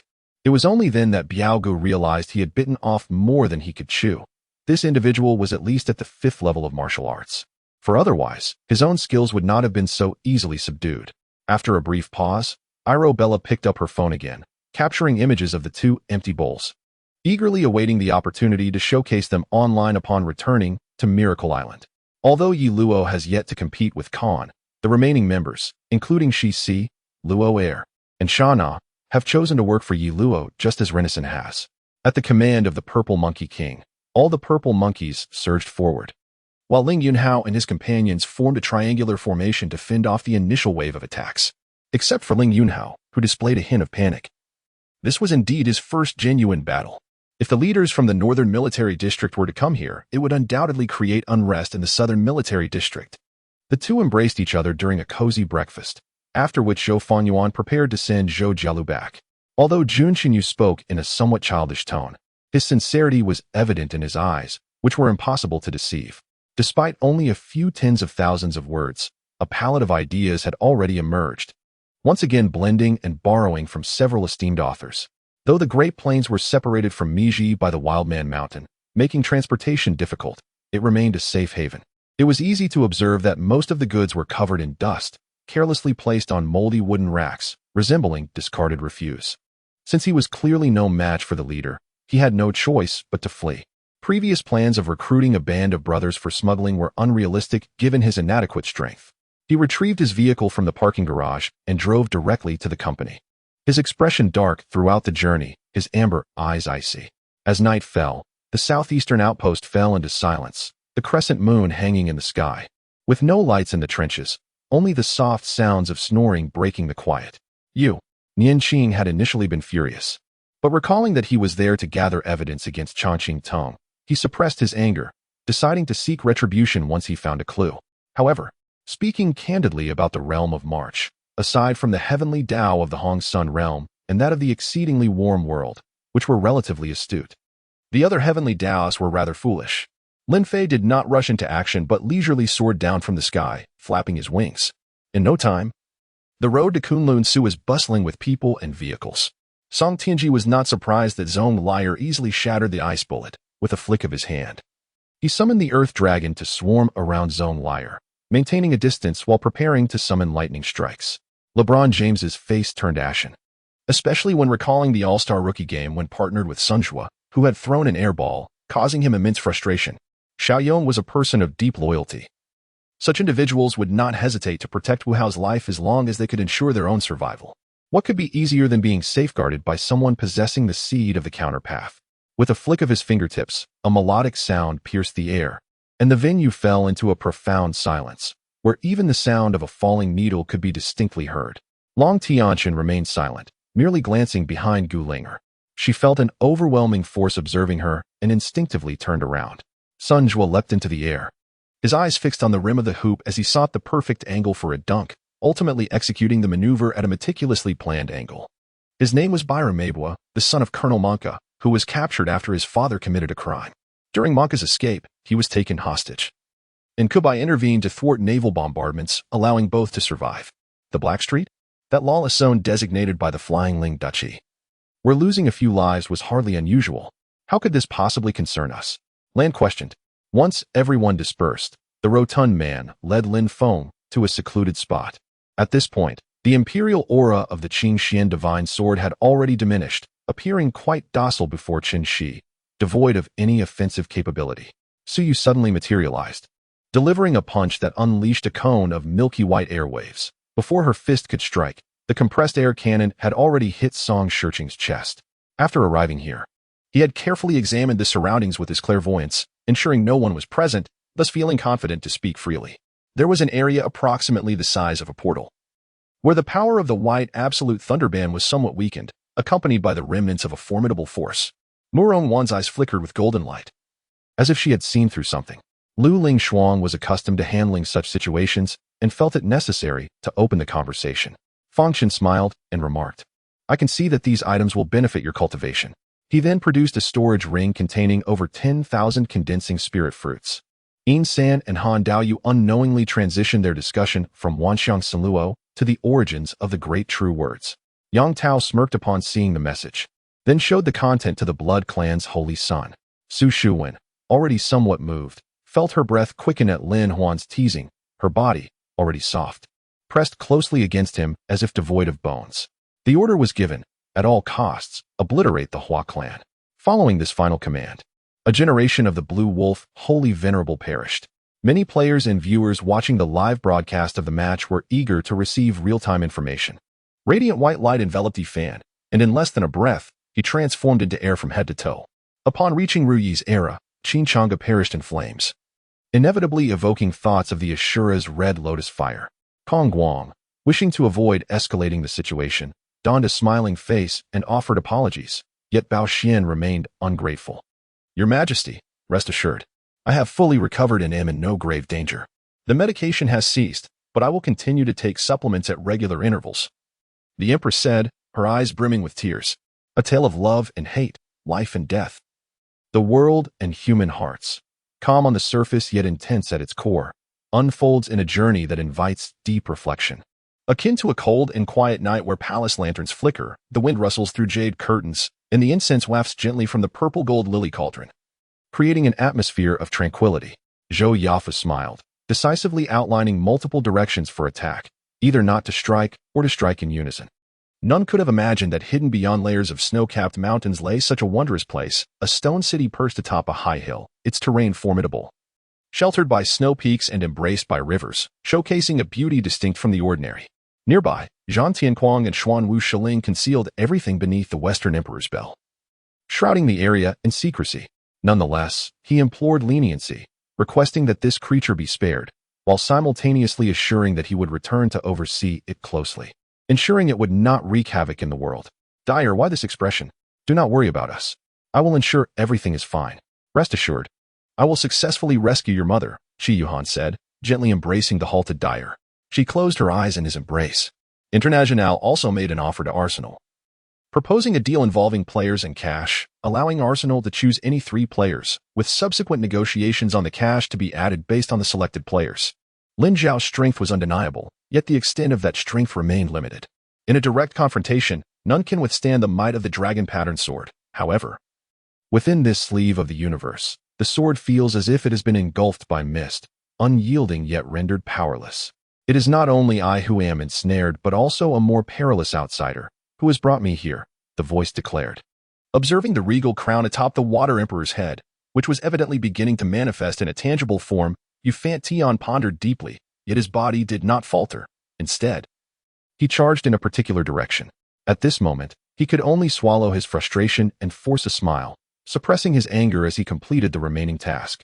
You speak of adaptability, but what if we encounter situations beyond our control? With Yu Hong's lack of strength, can you truly protect him? Feng Yixiang glared discontentedly at the king of the underworld. Suddenly, the sky was rent asunder, and a column of thunderous light descended from above, striking fiercely at Qin Yun. Their sole concern lay with the mutated wild beasts lurking in the jungle. Although the members clad in protective gear emitted no enticing scents, one could not dismiss the possibility of a curious creature intruding upon their camp. Huan Yin murmured softly, leaning into his embrace. Upon inhaling a familiar scent, she fell into a deep, tranquil slumber, clutching him tightly like a koala. This reassurance revitalized the spirits of Qin Jun's forces as they traversed the Shandong County. Aiming to utilize the ferry at Hudong to return to Hushi, Yi Ming summoned a disciple waiting outside the hall, instructing him to take gifts to invite the boatmen, both to celebrate the reunion with Master Ji Chong and to establish a time for discussions regarding the restoration of the spiritual eye. As they watched Pan Yun and the others ascend, the crowd gazed skyward until their figures vanished from sight, having witnessed a spectacle that broadened their horizons. While others trembled at the thought of heavenly tribulations, they embraced it as a potent elixir for enhancing their prowess. Despite lingering concerns about the outcome of the match, every time the players from Huagua executed a brilliant play, completed an excellent defense, or sank a basket, Zhang Heli and Sun Jinping in the CCAV broadcast studio cheered them on enthusiastically. Ji Lonting signed the agreement for 100 life-or-death battles without hesitation, suggesting his formidable strength. He realized he had acted rashly, but it was too late for regrets now. With a resounding bang, Aldrich, just awakening, felt a tremendous force collide with him. And upon focusing, he beheld a King's player in jersey number 13 hanging effortlessly from the rim. Take care of yourself, Jizi-san. Read a note slipped into her pocket by Huadong before he left the hotel. Nevertheless, even so, Bro regarded Lucius with newfound respect. After all, he had remained loyal despite the threats posed by Voldemort. The sound of a water bottle striking a belt, the whistling wind, and the team anthem echoed. Baby, you are my only one. With nothing else to do, he decided to stroll around. Since Wei Lan started working, they had yet to meet, and he wondered about her satisfaction with the job. Thus, Yusun ascended to the second floor, having cleared out enough vacant rooms to allocate one specifically for her office. I had a dream where you held me and declared your love. Kong Wei's voice was somewhat hoarse, likely due to a lack of water. Harry dared not take any risks, so upon witnessing the situation, he hastily fled towards the forbidden forest. Subsequently, Jin Yang produced a talisman, distinctly different from the previous one. As the earlier one was yellow, words are futile, you two must wait here for 7 days. After that, the bear's secret realm will reopen, Wei Zong stated. Seemingly unwilling to elaborate further, having already vented his frustrations and only sharing so much with Jiang Yihong after such a long detour, Shiman Ding's composure faltered. It was disconcerting for him to have his swordsmanship so bluntly dismissed by another. There were also some notorious fugitives who specifically targeted the families of masters when the latter were away, seeking vengeance for their fallen comrades. This had been the mantra of the devilish instructor who tormented recruits years ago. In retrospect, that saying held considerable truth. However, those who could endure until the end, pushing themselves to madness for their goals, could be counted on one hand. Dazed, Lin Shanghan was unsure how Zhu Zhishuang had come by such knowledge. But now he was too weary to care. Since his good brother had tacitly approved of Li Yishuan, he had no reason to hesitate. The question remained: how to broach the subject with Li Yishuan. Are you saying this ghostly entity appeared in the morning? I found it rather peculiar, regardless of their level. Spirits inherently fear sunlight. While those of higher cultivation could use ghostly energy to defend against it, such a tactic was exhausting. Hence they would not typically rush into the open. Zhen Jiabao was indeed a significant obstacle on my path to Helian Quan, evidently distressed over her feelings towards him. For reasons unknown, he felt a surge of emotion, an inexplicable desire to embrace the master of extinction. Upon returning to Huaxia, Zhen Jiabao found herself without occupation. Previously employed at Xinya's newspaper, her prospects dimmed following recent events, as Helian Quan disapproved of her undertaking strenuous work. The phones at Piao Entertainment rang incessantly, journalists and media friends clamoring for opinions on the recent major outing issue. Regarding Ali's reaction, and Hongdou and Wu Xiaoyang were unfazed. They had always perceived the two as a perfect match and felt secretly elated. Apart from Ho Lianjun and his team, many members of the Southern Medical Support Group displayed expressions of admiration and gratitude. They recognized that Yuxiu's remarks were intended to uphold their dignity and that of the entire Yinjing city. Sisterly affection was profound, evoking emotions of envy and admiration. I will be vigilant regarding this matter after entering the realm of malevolent spirits. May you and your sister be reunited soon, Su Yang readily promised. This was the principle acknowledged by Wanqi Longxi. Thus, the new paramour's standing would naturally not rival Su Chen's. I glanced at Su Lu, who looked utterly bewildered. Clearly unaware of the situation, nervously sitting beside Wanwen with her hands and feet, unsure where to rest. Even among those who harbored resentment towards Yuxiu, those who secretly sought to undermine him, there was a moment of shock. It was evident that one side was at a disadvantage, and the crowd was fervently engaged, each person howling in excitement. However, the energy possessed by these specters was astonishing, leaving Yuxiu feeling a weight upon him. AIXIN retrieved a map. Pointing to a location, Sangyin Mountain was some distance away, situated north of Su City, perfectly aligned with Tinga District to the south. Let us proceed. Very well. Let us part ways, Du Ming resolved, believing in the adage that the early bird catches the worm. Securing the array's core to gain control over the ghostly army was paramount. Achai offered no objections, and a beam of azure light pierced the air. The man shivered under Tang Luobing's icy gaze, but mustered the strength to speak. As the crowd gathered at the mountainside, Fide decided to pause briefly to administer medicine to Robin and Vega. Fenrir immediately departed from the campfire to scout their path, confirming that they had evaded the pursuing cavalry before returning. Reluctantly withdrawing his gaze from Dala, Yunxian leaned against the door and closed it casually, then proceeded to walk towards Tanxiang. The object before them was a colossal staircase, which Lin Yu counted to have 99 tiers. Each level appeared identical at first glance. Yet even the dullest disciple understood that treasures extracted from the mountain river bag could not be mere ordinary items.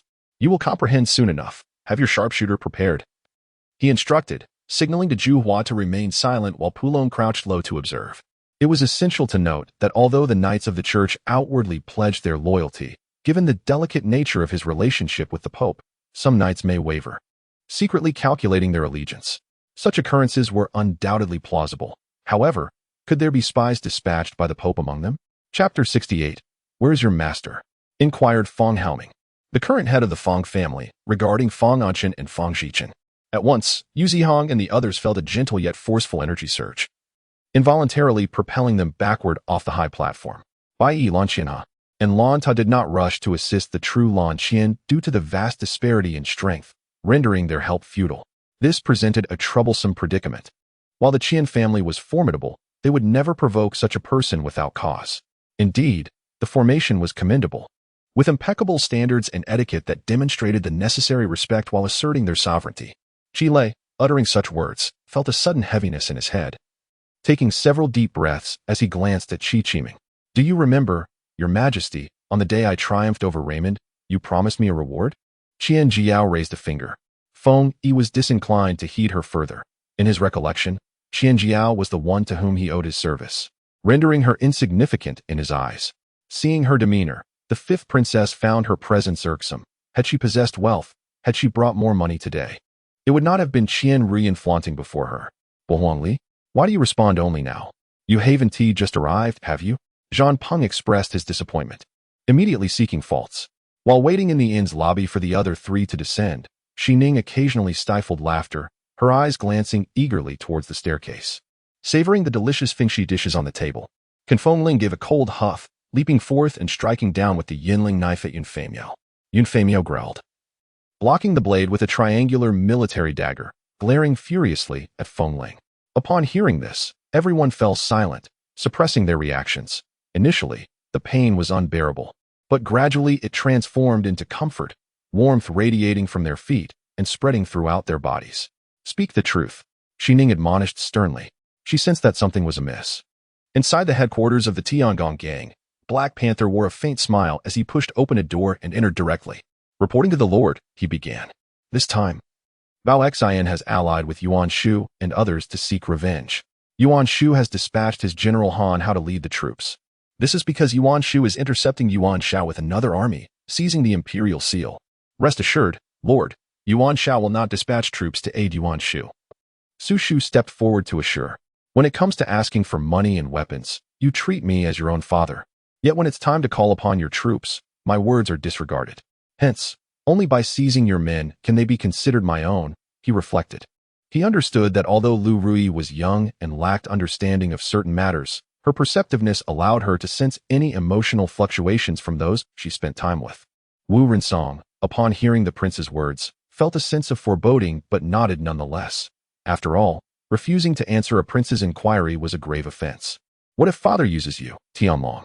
Lin Xian recognized the immense value of the broken spirit elixir, which was only available at auction houses. Even liquidating their entire Lin family fortune might not secure a single piece. Otherwise, James Harden, a high-ranking player, remained on the bench without protest, as everyone understood that the Thunder's motives were clear, leading them to their desired outcome. The mechanism of the friendship horn, established by Zhang Yang, aimed to foster a competitive environment, and it appeared to be yielding excellent results. The recently liberated Lord of Hatred cried out, pursuing the muscular man relentlessly, launching a poison dart that struck the man's shield with a dull thud. However, the continuous loss of health did not ensue, evidently due to the shield's effectiveness, though the inevitable damage of 100 points could not be avoided. At this thought, the matriarch's complexion turned pale, her lips quivering, clearly concealing immense rage. Crown Prince Lung Ningen, with his intuition, sensed that the deeply calculating man harbored an even greater conspiracy. Lenny nodded and departed with George Hill, only realizing upon leaving the extent of George Hill's dire situation. He had been summoned to the training facility by the old master. With all his belongings left at his home, had Lenny not come, he would have been at a complete loss for how to return. All right. The muscular man and Bear Yi picked up their black gold gear, their eyes gleaming as they began to inspect their attributes. Instantly, the entire city erupted in excitement, as citizens fervently searched for Qian Qiao, their sole pillar of spiritual support. Some young women, armed with a selfie stick, turned their backs to the center of the venue and began live streaming, focusing their cameras on Ji Tianhe while erupting in laughter. Good. As he spoke, a brilliant flash of red light, akin to lightning, streaked across the sky, slithering towards the moonlight eliciting hushed exclamations of alarm. Chu Yanqing had once descended into the abyss of the Chu family, this time, emerging. She would not permit the Yi family and Yi Jingcheng to succumb to a similar fate. The dazzling lights stung the eyes, and a man leaned casually against the railing. His posture relaxed yet poised, raising an eyebrow as if jesting yet serious. Pei Shu dug her nails deep into her palm, questioning why she felt that Pei was aware of this matter and merely sought to flaunt it before her. Once the soul contract was confirmed and she sensed the spirit insect's vitality reviving, drawing in the external spiritual energy, Yi Jingqing felt assured. Chen Siki observed her expression closely, a smug smile curling her lips, her nails digging deeply into her palm. Before them, the colossal dragon Lucifer deftly opened an oil bottle with its claws, pouring oil into a pot before adding rock candy as it heated. Chapter 69, Naturally. Tu Shanyaya and Tu Shan Rong had donned their festive garments and were eagerly awaiting their arrival in the banquet hall. I do not wish to repeat myself, Emohan declared, blocking Lin Xianxia's entry with one hand against the wall. Frankly, in later generations, wild mandarin fish had become a rarity. The bulk of what was available in the market was farm-raised. Since their last quarrel, the two had been in a cold war for several days. He did not expect Li Xiangling to suddenly message him again. However, Pope Vexus and Xia Jingyang intentionally lagged behind, trailing the Earth Dragon King. It's you and Sinxi's people. Upon finishing his words, before Lin Xianxia could discern the situation, he had already approached her side. Li Guangchuan's dark visage was illuminated by a rare flush of crimson, a manifestation of his fury. With all his might, he pressed down with his foot, angling his right leg at a 90-degree angle, intent on ferociously sending the ball soaring out of bounds. What he did not express was that the death of Jiang Yao's mother many years ago was, in fact, intertwined with his own actions. Had their family not departed, he might well have been burdened with the accusation of murder. He was no fool. Anyone who faced an unexpected attack must remember one crucial point. Regardless of their internal dissent, when confronted with an overpowering adversary, the first choice must always be to flee. Preserving one's life is paramount, for it is only by safeguarding oneself that one can seize endless opportunities for vengeance. Fan Ji sighed deeply, his expression a testament to his admiration. As a professional athlete, he could empathize with Yang Biao's inner turmoil and aspirations. It was precisely this understanding that deepened his respect. As I mentioned earlier, I have no grandson like you. Cease referring to me as Xianyi. If I had a grandson lacking in such spirit, I would surely strike him down, Lu Zixuan declared emphatically. Meanwhile, Wei Can appeared oblivious to Xiao Yifei's gaze, his own eyes wide open in anticipation for Xiao Yifei to take the next step. Go. A few disciples behind the revered Jinqi saint, witnessing their comrade's plight, hastily sought to intervene. Though their conversation did not continue, both parties were acutely aware that should Pan take action, it would be an obliterating force, heralding the commencement of an intense conflict. The chaotic human race found themselves incompatible with this realm's temporal and spatial fabric, rejected by its rules and order. In a desperate bid for survival and to escape this dimension, the chaotic humans divided into two factions. Pray tell, what seems amiss? Xia Chuanli Mei felt somewhat flustered under his scrutiny. The national master, with a chilling smile, remarked that the one with the greatest potential was ironically the one most eager to meet their demise. Very well, he would accommodate such a wish. The program A Bite of China may appear straightforward, merely a documentary, seemingly easy to produce. However, in reality, crafting the series proved to be far more challenging than anticipated.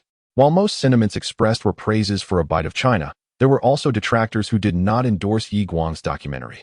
Some time passed, and the news of their marriage gradually faded from public consciousness. The multitude of issues and the overly intricate situation left Wei Wuji in a state of vexation. Illuminating the stark reality of his insular information network, Yi Suiyun feigned menace. Should you continue to call me messenger, I shall return you forthwith. Maya was struck silent with fear, prompting Yi Suiyun to laugh heartily and instruct his companions to swiftly assist those in need. Before long, they had freed everyone, including Han Mula. The hospitable Qi Xianjinren did not expel them, which surprised Tong Yin. Few would wish to associate with someone as infamous as him. Yet Qi Xianjinren showed no reservations, revealing a broad-minded and forthright character. Duge Huang led the Huashan sect, supported by Bai Shaiqing, Chen Jinan, and Zheng Baoding, commanding 500 disciples. Continuing down this path would not suffice. Tong Yin deemed it prudent to momentarily retreat from the limelight to reassess their strategy. Despite the shouts, his circumstances remained unchanged, and as his cries gradually faded, he was left with only half his life after enduring the onslaught of 30 military clubs. During his training at the Sword Sect, Li Qifeng encountered a butcher who imparted to him the technique of fetal breathing. To master this skill, Li Qifeng deliberately submerged himself in the ocean for practice, and now, amidst dire straits, this technique unexpectedly proved remarkably effective. You speak without thought. Do not insult me in Shuiqing. Duge Huang was at a loss for words. Tuanzong was evidently displeased with Kakashi's remarks, having devoted his life to Konoha. Being labeled a malignant tumor was something he could not accept.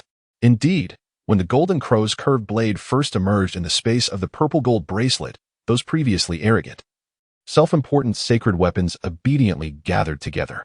It was peculiar how one could appear perfectly well moments ago, only to be struck by illness. The cool river breeze sent a shiver down Xiao Li's spine. Xiao Zhang, unable to articulate a coherent explanation, instructed the two to withdraw while he sat brooding in the hall. Should he decide to act, he did not lack chances for success, however. The concerns of his subordinates were manifold, leading him to conclude that retreating to Jinyang and assuming the role of a local tyrant might be his only option. The force behind his strike was substantial. If it landed on Yu Qinglan, she would likely be left incapacitated. Yet, if he had not overheard, why would he suddenly wish to take on an apprentice after 10 years of abstaining from such endeavors? The burly man, amid hearty laughter, touched the blood streaming down his face, letting out a howl as he lunged toward Lu Yu. Nan Hai Fengqi and Ziyun, not foolish, grasped the reason behind their inexplicable torment from the 9 heavens thunder tribulation. Lu Biao gasped sharply, her expression darkening to an extreme, as if struck by lightning. Xiao Zhu had not witnessed such glaring yet fervent sunlight in ages. Ever since being confined in that lightless dungeon, sunlight had become a luxury. We have tirelessly aided the host, yet recently we have suffered severe losses, unable to break even. Has the host ever shown us understanding? Chapter 70. Fujino Natsuki brought forth new information regarding the previous phase of planning with Danbai in England, as well as the subsequent capture and execution of sanitation workers. The esteemed General of England, favored by the powers that be, had achieved significant military success. But in the 24th year of the reign of Rongxin, he reported Duan Wudi for corruption and collusion with enemy merchants, actions that had been tacitly approved by Duan Wudi himself. Bai Zhe wished to assist, yet his strength fell short of that of the ancient ancestor Duo Bao. who could not even destroy the heavenly demon blood eye. How could he hope to succeed? The threshold for hot pot is low, once a few distinctive soup bases are developed. The rest is merely a matter of simple ingredients, requiring no skilled cooking. However, the tribes of the southern frontier were in a precarious state, with only the 6 elders remaining competent. The drain on his mental energy was indeed overwhelming. Having opened the portal thrice today had completely exhausted him, rendering him incapable of further openings. That depends on you. Olivia smiled, pulling a chair to sit across from Luo Yagua. Cast these useless individuals aside, the leader ordered coldly. Glancing at the security personnel on the ground, unwilling for them all to perish, the consequences of death would alter the situation drastically. This was a high-intensity mental training method, requiring the cooperation of another powerful mage to utilize a mental storm to exhaust the practitioner's mental strength to its limit, preserving merely a breath, and seizing the opportunity to nurture and enhance this remaining energy. It would be wiser for us to enter together, as it would ensure mutual protection, Ling Hebe remarked, frowning. However, years of experience in taking lives allowed him to regain his composure swiftly, his wrist twisting as he executed various complex knife techniques.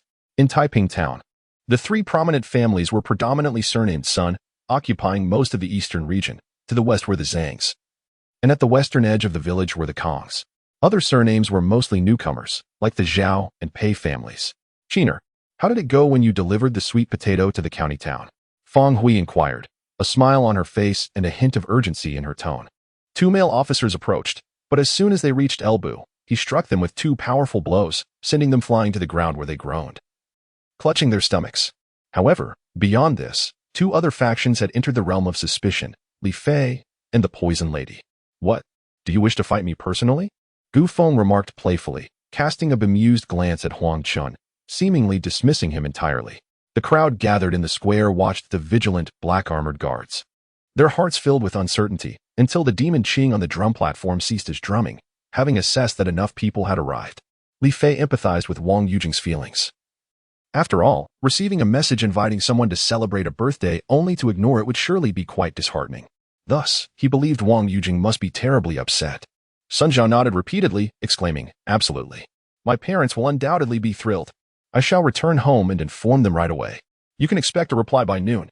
After saying this, he instructed them to head to the school and dashed home. Xiang Long glanced at the man, recognizing the sarcasm in his tone. This matter should be resolved by King A Luo, not by you. Let's go, he said, turning to leave. The robber's flickering lighter caused 2 hostages to scream. The room filled with a volatile mixture of gasoline and air, and should it ignite, escape would be futile. A group concealed in the shadows patiently awaited the arrival of Shaili Nuawa as they observed the flames gradually rising. They led their companions towards the river, with Fengshi closing her eyes as she jumped in, only to hear her thrashing and struggling in the water, filled with agony. We must investigate thoroughly. There is definitely something amiss, Old Wei remarked to a lieutenant of the border defense. The lieutenant nodded in agreement, dispatching additional personnel. Gao Yuan's demeanor reflected a disdainful aloofness, highlighting his clan's lofty status, which only deepened the suspicion of the practitioners from the Qili realm regarding the ancient Taishu clan that had seized opportunities against the malevolent spirits of the ancient caves.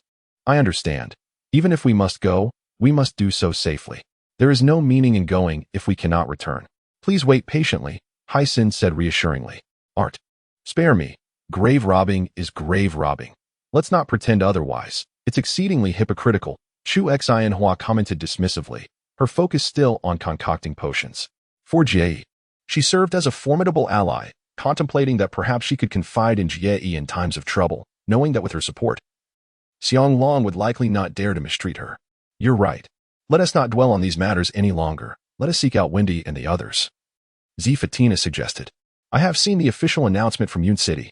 Zhao Dezhai interjected calmly before Zhao Dezet could speak. During the old man's lecture, she remained silent, her innate fear of him evident. Chapter 71. Morong Shui observed her surroundings with curiosity. Upon entering, nothing seemed amiss, save for the numerous guards stationed in the corridor, armed and clad in matching black attire, giving off an air of organization. Listening to Yi Mu's words, Yi Jining's resentment intensified, leading her to cruelly wonder why Meng Jingheng did not perish like Meng Jingyi. Although the identity of the murderer remained unknown, it was clear that anyone capable of wielding a steel wire weapon must possess considerable strength. Are you willing to agree to all conditions, even if it means your demise? Knight Chuchen's face bore a deep, mocking smile as she spoke. While she feigned concern for the maid, the manipulation was evident, and should the maid harbor resentment, Xia Zihan would have no choice but to endure. At that moment, Jun Qinhan felt not only a surge of rising anger but also a profound sense of helplessness. She had intended to consult Yan Yi, but as Si Luhan suddenly swept her up and carried her outside, the words she had almost spoken were swallowed back. Time passed. Second by second. Suddenly, a blinding white light shot forth from the forest ahead, its emanation distinctly different from Feng Zhiyao's, invoking an instinctive urge to approach it rather than the discomforting dominance of earlier. Shiqing moved to the side of the coat rack, retrieving a scarf and her down jacket. After casually glancing around, she placed her belongings in the dormitory and followed the so-called senior down the stairs to collect bedding. This senior, named Kong Fan, did not look particularly impressive, yet his eloquence extolling the virtues of the applied psychology major was quite captivating. Tu Qitong, noticing his relentless pursuit, swiftly struck his wrist with a kick, causing his entire arm to go numb, rendering him unable to grip the sword, resulting in a stumble to the ground. Tu Qitong held Lu Yi in one arm while gripping his collar with the other, delivering several strikes to his chest before he fell. Jiang Bin exerted every effort to assist Wang Yan, disguising himself as part of the group and risking great danger to infiltrate the Wusun grasslands. Fortunately, they received Tu Qitong's timely aid, allowing them to rescue Lu Yi and return safely to Chigu City. Perhaps her infatuation had touched the heavens. Or perhaps the divine sound still held hope for her, believing she could help the Shiling sect secure dominance in the western regions, persuading Mingyue to descend from the mountain and return to her side without raising suspicion. Fengling, it's almost time, Mao Liboj exclaimed eagerly. Itching to charge into Dredawawa with his wolf-tooth club, they changed their attire and styled their hair. Lin Feng, however, was more casual, feeling that his current ensemble sufficed. In fact, whether dining in a restaurant or meeting Song Qi later that evening, he intended to wear this very outfit. A dull thud echoed as a turtle egg was sent flying, Jiang Hai rising to intercept it, only to be propelled backward, both colliding with the hard stone wall. Yet, they merely discovered that Luo Yue had perished at the hands of his own weapon, with no signs of a struggle. The remaining 4 assassins and 5 associates were left in shock, realizing they had encountered a master. The warrior shook his head, reflecting that in this day and age, those with power and backing were entitled to arrogance, and few could stand tall in the face of authority. Jiang Hai was taken aback. He was unaware of the wealth Bai Li possessed. How could he possibly have amassed 100,000 gold coins? Lin he felt pain constricting his throat, but his expression betrayed him. After all, food was scarce in the city. People died of hunger daily, making it impossible to accommodate 2 outsiders under such circumstances. Gui struggled to crawl out of the pit, shaking his heavy head. The patience he had shown earlier had nearly caused him to vomit blood. In this letter, 1,000 yuan. Is this 1 million pounds? A contribution from the Mo family. Song Ma exclaimed with immense joy. The letter contained only a single check for 1 million, denominated in pounds. Stop it, you scoundrel. I brandished an iron tool and rushed forward to strike. So focused was it on the nearby Xiachanga that it failed to notice my approach, and my strike landed with remarkable ease. Lon chuckled lightly, raising his right hand and forcefully smashing the wine cup into the river. This act symbolized a solemn oath. You must be joking. Even the shadow of Jade hasn't screamed yet. How could we suffer any loss? We shall wait and see. He Sharon scolded. Following her, Yunjing pushed aside Hibukiyu. Holding a 6th-tier resurrection pill, her most potent one, she forcibly placed it into the mouth of the meteor. He Chi Fan gazed hopefully at Gu Shiweni, genuinely believing she intended to return for the fragile waters. Yang Wei wished to eliminate Lu Daming, but the moment was not yet ripe, as his son remained unaccounted for. Hearing this, the coachman, trembling slightly, pulled back the curtain of the carriage, revealing Su Yusher, who stepped out with an air of confidence. At this moment, Xiang Lao had a short knife embedded in one hand, and the bones of his body had likely been broken countless times. Fu Shiyin's gaze fixated on her blood-red earlobe, biting gently and teasingly. As the Lin family cultivators approached to seize the arrows, Jun Wuhui's expression suddenly changed, and he shouted immediately. Deep within, he felt an overwhelming desire. An impulse to pounce directly on Lu Bingbing. In terms of friendship, BZ Ka was merely a newly promoted individual, yet the lamb treated her with great importance. Qin Feng's true cultivation had reached the transcendence realm. While Jun Wuhui's punch pushed him back, it did not harm him. Relationships, once spent, diminish. He would not seek help from provincial leaders unless absolutely necessary. When Lu Feng beheld her, a glimmer of astonishment flickered in his eyes. After 3 years, she had matured into an enchanting beauty, akin to a blooming poppy, captivating souls with her allure. The second challenge transformed into a blue cod, embodied by the disciple of Taiwa Dao, Lan Ying, who was entangled with a person turned into an abominable fish named Meow Meow. Useless. All of you are worthless. Byron roared, causing another cacophony as he smashed something else in frustration. The seemingly weak attendant suddenly transformed, producing an oddly shaped weapon from seemingly nowhere. The A3 type death building was merely a generic term for a certain category of structures in the Gallant Federation. Eggs thrown, vegetable leaves scattered, leaping high, darting about, seizing passerbys' carriages. This marked the onset of their exhilarating escapades. He had not anticipated that Qin Shao would suddenly wish to subdue this ghostly dragon. But since Qin Shao had spoken, he had no choice but to accompany her. Brother Guan, we have indeed caused you considerable trouble, Su Mu said apologetically. Indeed. We must vent our frustrations, otherwise, we would be too discontent. Ne Gongwan wholeheartedly agreed. Regrettably, a cold smile crossed Avril's lips as she suddenly lunged forward, her scalpel aimed at Chang Sunday. Meanwhile, Su Mu lay peacefully atop a cabinet previously holding medical instruments, soundly asleep. Chu Zifeng reclined awkwardly on his chair, appearing exceedingly uncomfortable. As he counted to 9, the password lock emitted a soft beep, and the basement door slowly creaked open, revealing a long corridor before them. Clusters of white flowers hung from the branches, resembling snowflakes, pure and beautiful. Luo Hao walked and observed, eventually concluding that this place was likely an ancient battlefield left behind after the severance of the divine bridge connecting the divine realm and the sacred realm, where the land's redness was possibly stained with the blood of countless deities and untold powerful beings. The Red Gang had allied with those individuals, now holding a dominant position throughout the provincial city.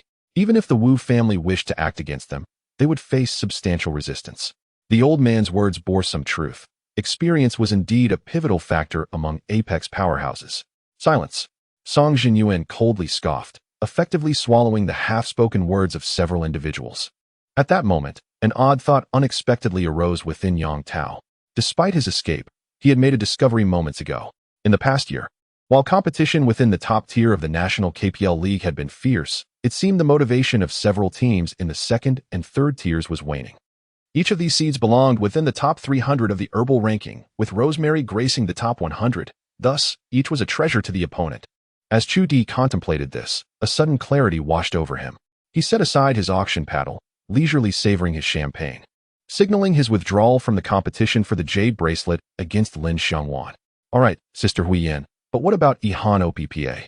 Lin Yuna asked, her concern evident, as she longed to see Lu Ihan, despite her mother and Kim Tion's discouragement, leaving her unaware of his circumstances. Ultimately, they were merely in their early 30s. Yet they perceived the situation as dire, a truly laughable notion. With this in mind, he disregarded Lin Jimin's suggestions and continued to patiently observe everything before the base's entrance. As others noted his stillness, they resumed their silent watch. The political waters of the capital were unfathomably deep, far beyond what outsiders could imagine. This matter was far from the easy resolution Qin Ting presumed. Thus, even if it required deceit, he would compel her to agree to marriage. Otherwise, with the Gao family's tactics, Qin Ting's imprisonment would be the first step, and her disappearance would follow. What? Su Wei stared wide-eyed, finding this more challenging than murder. Humph. Dabai emerged first, his skin charred. Despite his usual resilience, even he couldn't withstand this, his mouth flashing with electricity before he rolled his eyes and fainted. We owe you for this. Otherwise, we wouldn't be where we are today. Jin Yuha expressed heartfelt gratitude and respect toward Lu Yihan, who was only slightly older than him. This was a necessary bargaining chip, crucial for her own and the entire Tang family's fortunes. Could she afford to be anxious? They did not intend to linger here. They needed a way to enter the 7th layer of the fire god's secret realm, refraining from excessive delay. Li Ji rubbed his nose, realizing that while some things were acceptable, overindulgence could lead to setbacks. Everything required moderation. Third Master remained silent, merely glancing up at him, awaiting a targeted plan. During the first half of the night, she worried her parents were still awake, thus refusing to let Gao Jun climb onto the sofa. In the darkness, this rascal persistently attempted to ascend, resembling a malevolent spirit emerging from hell. The area in front of Yiqing Tower is already teeming with people. The open-minded atmosphere of the Kingdom of Wu makes Taiping Prefecture one of the most luxurious and bustling places in the realm. Royal ceremonies have never restricted the common folk from attending, At times, these grand celebrations resemble festive occasions for the populace. Join me tomorrow evening to scout the terrain, and we shall act the night after. Is that all right? Knight Zixuan inquired. Upon entering the stalls, Zhang Yang felt a peculiar sensation. As he had often been beckoned by disciples within the sect, but finding nothing of use there, he merely shook his head and walked away. Sister, you needn't worry about him. I assure you he possesses a plethora of valuable items that he refuses to share with us. This time, I am determined to extract some benefits from him. Just wait and see. Qin Mingling mischievously remarked to Feng Miling. I am unafraid. Even the court seeks his assistance now. If my father dares to lay a finger on me, he will surely regret it, Mu Yiru said with a smile, her heart completely at ease. Have we met somewhere before? A melodious, yet familiar low voice resonated above. Qianqian's head hung low, nearly straining her neck, as she recognized her evasion. Yet, how could Nangong Chun be so easily dismissed? Gripped by his hand, her chin was forcibly lifted. The emperor and empress had already arrived, accompanied by two princes, Beilit Songlian and Beilit Sonyan, along with Princess Xiao Shier. Observing the somewhat anxious Mourinho, Zhang Xiang understood that this matter was indeed his fault and stepped forward to volunteer for the task. Inen originally intended to wait in the laboratory but was dissuaded by the werewolf. Unlike previous entries into the base that only required simple disinfection, she had now been in prolonged contact with children, necessitating disinfection and isolation for herself and several combat personnel who returned with her. They could not wander aimlessly within the base. Dr. Anderson proposed an on-site investigation for the following day, to which Sui Pianyun graciously welcomed him, but apologetically mentioned that her assistant would host the meal for his party as she had other duties to attend to. The werewolf chuckled foolishly, well aware that his companions did not require his gratitude, as long as he could minimize their injuries in future battles. It would suffice as repayment for their camaraderie during his recovery. Since arriving at Sengjiawu, he had scarcely tasted intoxication, yet tonight it seemed he might succumb to it. The first sip of strong liquor had been harsh, but the subsequent ones felt as innocuous as warm water. With a nervous glance behind him, he found only emptiness. However, Li Sun sensed a pair of deep, haunting eyes seemingly fixed upon the back of his neck, penetrating into his very soul. In the Yi residence's early morning, individuals gradually emerged from their chambers, grooming themselves in preparation for the day, as most were tasked with assisting their families in managing business affairs. Hee boss. I've realized that being around you is truly a blessing. With you, any place becomes vibrantly lively, Meng Fei exclaimed in admiration. Yi Yang felt an overwhelming sense of dread. This was his utmost effort, yet this red-haired figure effortlessly dismantled all his offensive maneuvers with a mere stroke of the blade. Could it be that Guyin had indeed made a significant move, prompting the various sects to shrink back in fear of confrontation? Dong Wanqing was equally astonished. She had never anticipated that Lin Yi, who had watched the Lilac concert with her days prior, would transform in such a manner. Truly, the young master of the demonic sect was formidable, employing lethal tactics at every turn. Ji Haoyue remained pale as paper, his injuries temporarily subdued by the restorative elixir he had consumed moments earlier. Bai Yu, riding on Ling Lan, took the opportunity to glance into the cave, where the creature only presented its back, engaged in some unknown activity. Upon hearing the phrase heart mirror secret technique, Wu Fan immediately thought of Lung Wutian, which in turn led him to recall Nangong Yu and her son, who had departed from the Void Sea. Although the Holy Light Guardian of Lingyin had withstood numerous attacks on Mina's behalf, this divine protection was not limitless. Once it was breached, Mina suffered direct harm. The blood corpses were humanoid, their skin stripped away, leaving only dark red flesh soaked in crimson blood.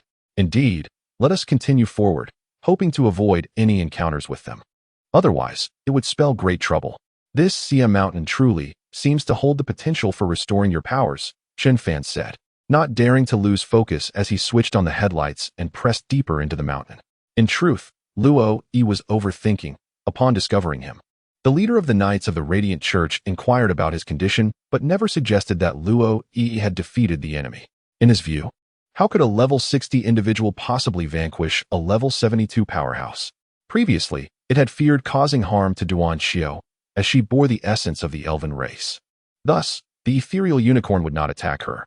However, due to its injuries, it was unable to control its actions. With the divine eye fully activated, a series of terrifying golden lights shimmered, and within Yifeng's eyes, 5 distinct colored pupils gradually formed, each emanating a light that was difficult to behold. The power of the divine eye surged tenfold, hinting at a capacity to unravel the mysteries of the void. Yet, gazing at the solitary wind before him, Yifeng felt a sense of curiosity. He was not well acquainted with the forces at play. Perhaps his understanding began to take shape after Iron Dania's breakthrough. Faced with an adversary whose speed rivaled his own, how could the killing emperor remain calm? Could it be that such swiftness truly reflected the limits of his strength? As the inhabitants of the city sensed an overwhelming pressure, a wave of defiance and murderous intent erupted within them, an expression of madness and resentment at the brink of death. For Night Feng's actions, Duan Qinya did not refuse. Throughout the past fortnight, she had diligently informed Night Feng of various renowned treasures and notable geographic features of the Tianshuang continent and its 5 perilous locales. Upon concluding his words, the people of the city once again chanted in unison, causing the flames atop the wooden altar to blaze even more fervently in the eyes of the ethereal.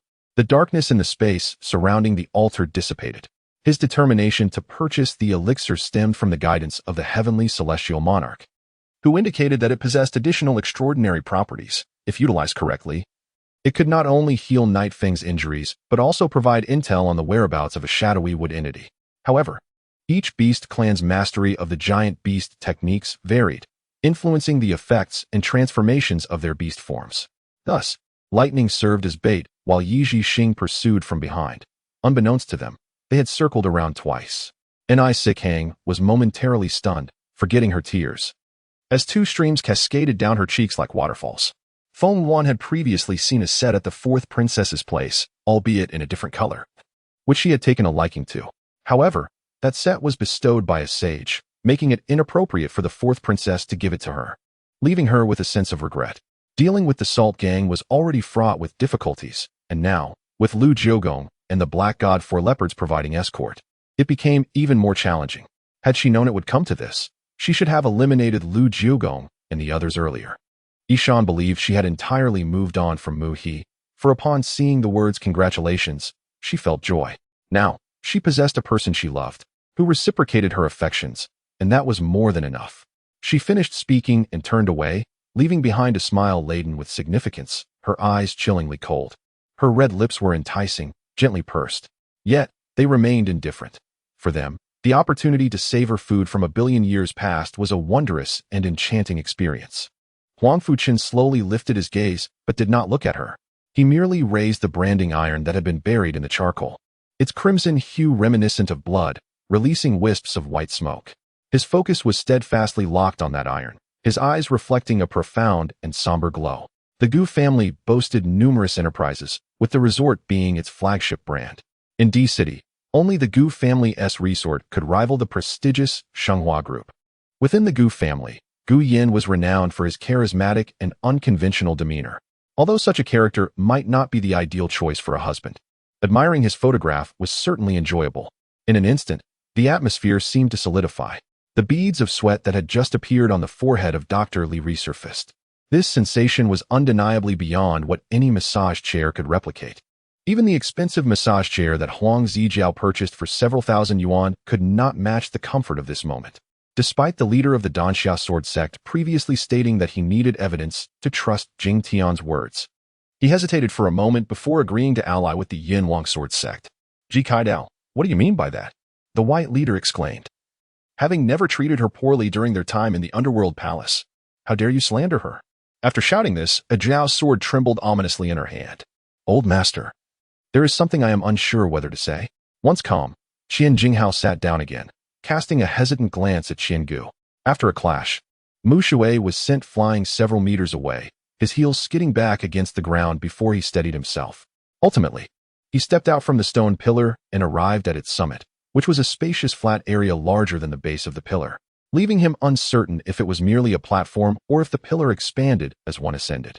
After Tang Luo finished speaking, he grasped the old man's wrist, infusing internal energy into his body to assist in detoxification with the silver needles.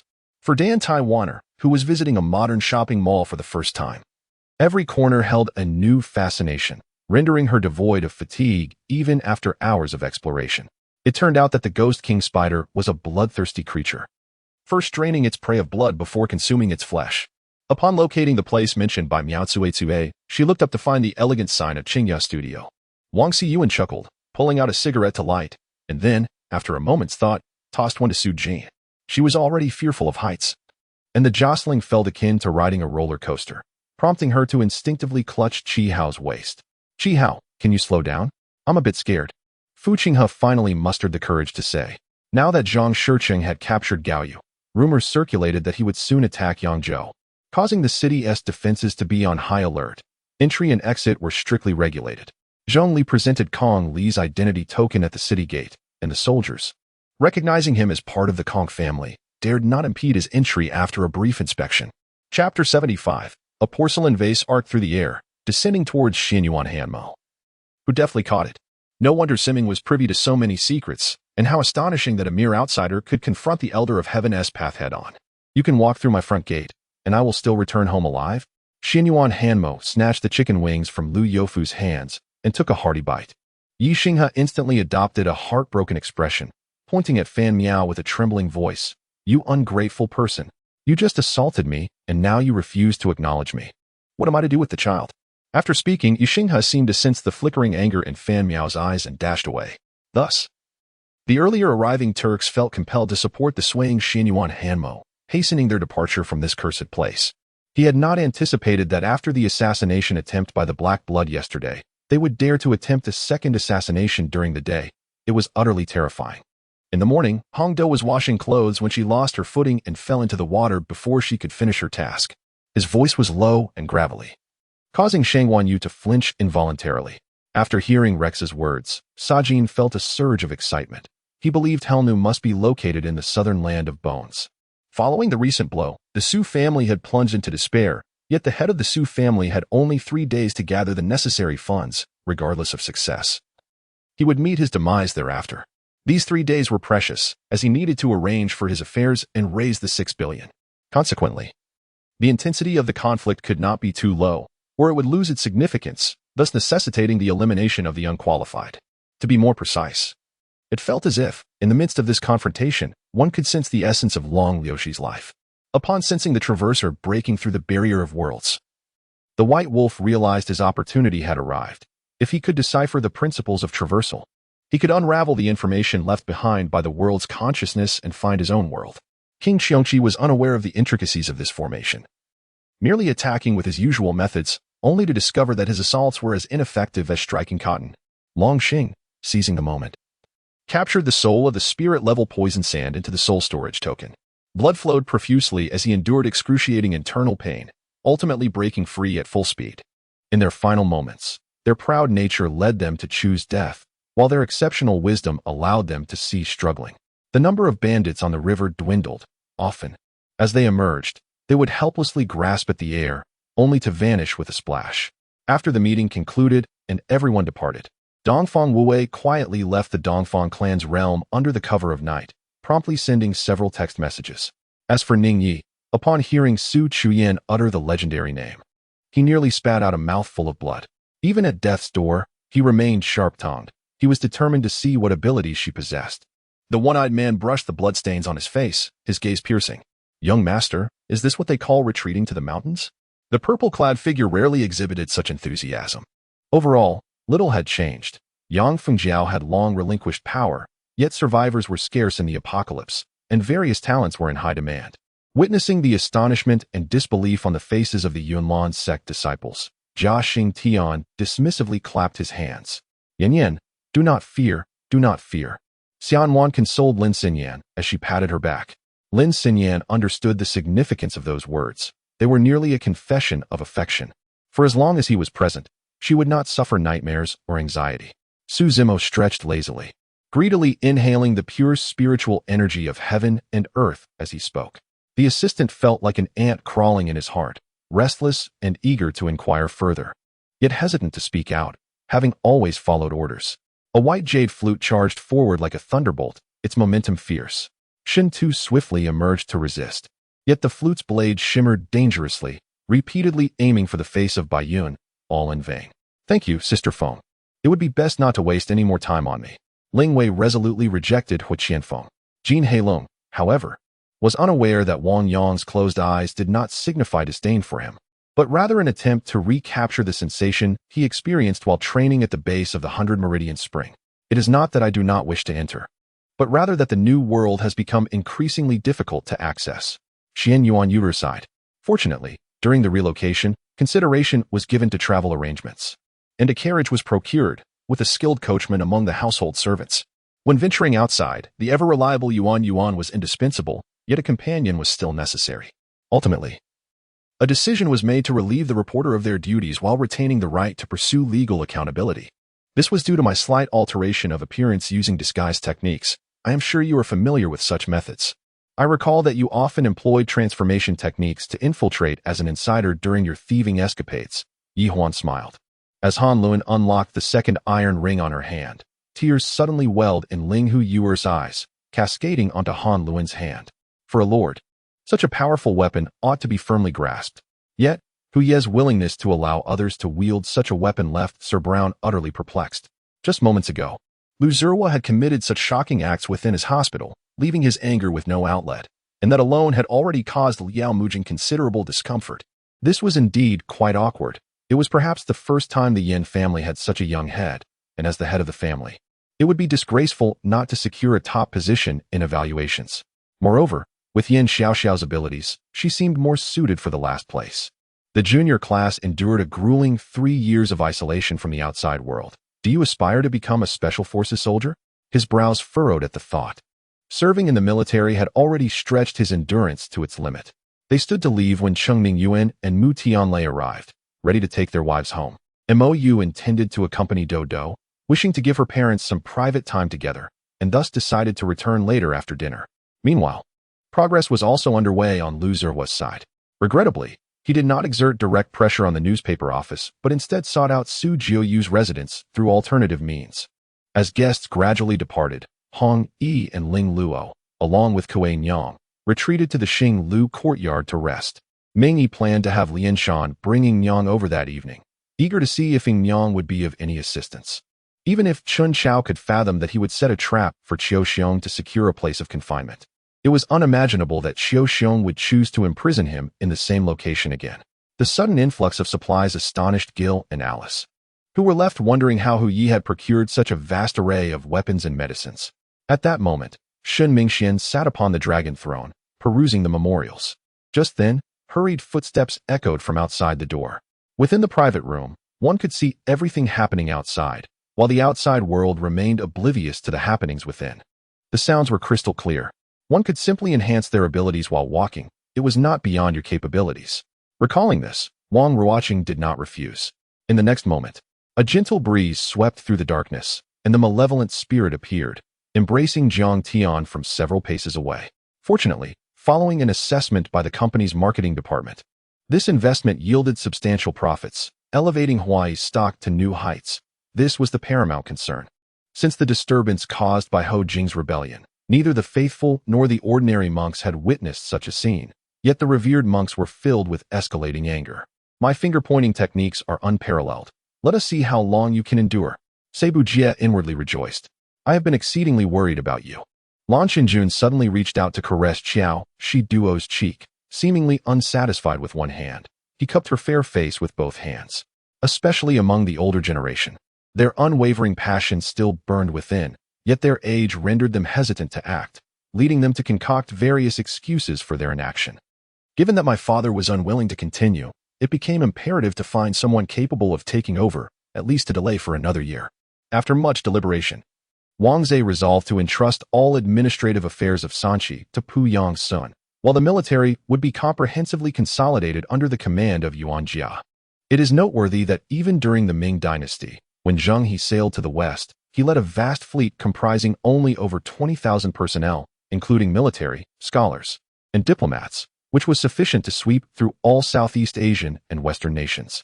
How much more formidable is the current expeditionary force of the Xia nation, which is a millennium ahead of Zheng He's time? No worries. I simply wish to invite President Liu to a meal. I wonder if he would be willing to grace me with his presence. Ning Zhiyao stated earnestly. Yi Xian. I did not hear that. In truth, she was being deliberately evasive. He had already awarded her the prize, yet he pretended to call her over, as if to slap her and then offer a sweet date for consolation, or perhaps he wished to witness her embarrassment and discomfort in pleading with him. I understand now. Let us go. Lang Ling set down his beer and followed Zhao Ziheng downstairs, where the family gathered around the dining table, creating a lively atmosphere. Gu Qingyu did not anticipate that before she had the chance to inquire about the matter, Song Ma would approach her unprompted. Ji Wen was eager to follow Lin Ruoqing into her office, obediently sitting to the side. Lin Ruoqing even provided her with a little snack and allowed her to observe. Sitting in the classroom only induced drowsiness. Evening study sessions tested one's state of mind. When in good spirits, one could complete several pages of exercises. When not, merely staring at the work became overwhelming, especially with a plethora of mistakes. Under Ning Jiyao's gaze, then she awkwardly approached Wei Jin and cleared her throat a few times.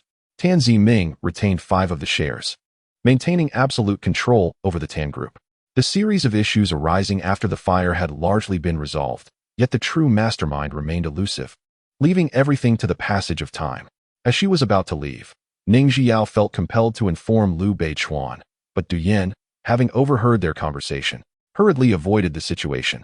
Liu Yicheng sighed, embracing Lin Ruoqing, kissing her lips gently, tenderly, as if kissing his most treasured possession, employing an exceedingly reverent manner. In his youth, he was bold and fierce, having joined gangs and dark organizations, committing unspeakable acts. As he passed by her, Long Yi greeted her.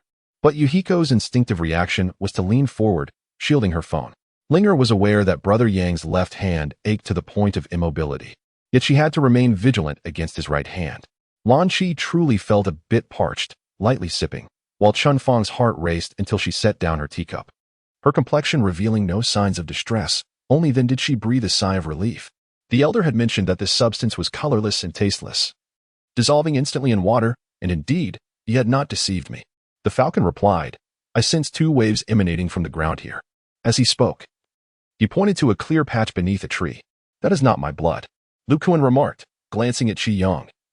Realizing it was the blood he had just expelled, the Death Knight's lance struck the tower shield repeatedly. Although the shield trembled, it did not yield an inch. Wu Wei commanded 10 Death Knights to dismount and encircle the 4, drawing his twin swords to charge forward. Wei Wei, how can we avoid anger? I will promise you anything within my power. Su Yu was pained. A perfectly good birthday had been disrupted, and he had resolved to ensure that the troublesome Su Wan would be expelled from the capital. Li Ji ultimately did not insist on accompanying her back to the capital. Yet he proposed a condition. His younger siblings would first serve their master until he had acquired sufficient skills to join them in service. Subsequently, the 4 donned a pair of masks, instantly transforming their appearances and auras. Even a sage would find it challenging to discern their true identities without removing the masks. For these were meticulously crafted tools by the leader, designed for unexpected circumstances. Thus, Ling Er had no choice but to tighten her grip on the rope and lead him toward a guest hall located to the northeast of the Heavenly King's Hall. Following this, Tang Jintian ordered the disciples of the Tang sect to remain on standby, and after all other sects had entered the ruins of the Celestial Palace, he led his disciples away, heading toward the headquarters of the Demon sect. He could not forget the sincerity in Wu Tianyi's pleading gaze and the unwavering conviction that accompanied it. Lin Yonghao seemed to perceive his own youthful reflection in Wu Tianyi. Zhao Qingkong lacked combat experience, yet he was deficient in the wisdom of battle and the tranquility of spirit unperturbed by external distractions. There existed a delightful contrast between his appearance and his true nature, which significantly lightened the atmosphere within the dynasty's team. The dormitories at Baidu Academy were equipped with luxurious bathtubs, maintained by dedicated personnel, shining and immaculate. Xiaoyi adored the bathtub in the dormitory, feeling as though she could sleep within it. Upon realizing the situation, when he attempted to resist forcefully, he discovered that he could scarcely lift his hand. My Lord Viscount, a burly man strode in, causing the atmosphere in the room to suddenly grow heavy. Bending down to grasp it, he found it exceedingly weighty. Once more, he mustered all his strength, yet the iron chest remained immovable. The initial thrill had dissipated. Instead, the two found themselves reminiscing about their shared hometown, exchanging many old tales, including each other's aspirations and dreams. Little did he expect that one day, he would stand as a rival to Gilgamesh. However, such a confrontation had commenced far too late, causing him to miss the opportunity to encounter him upon the stage.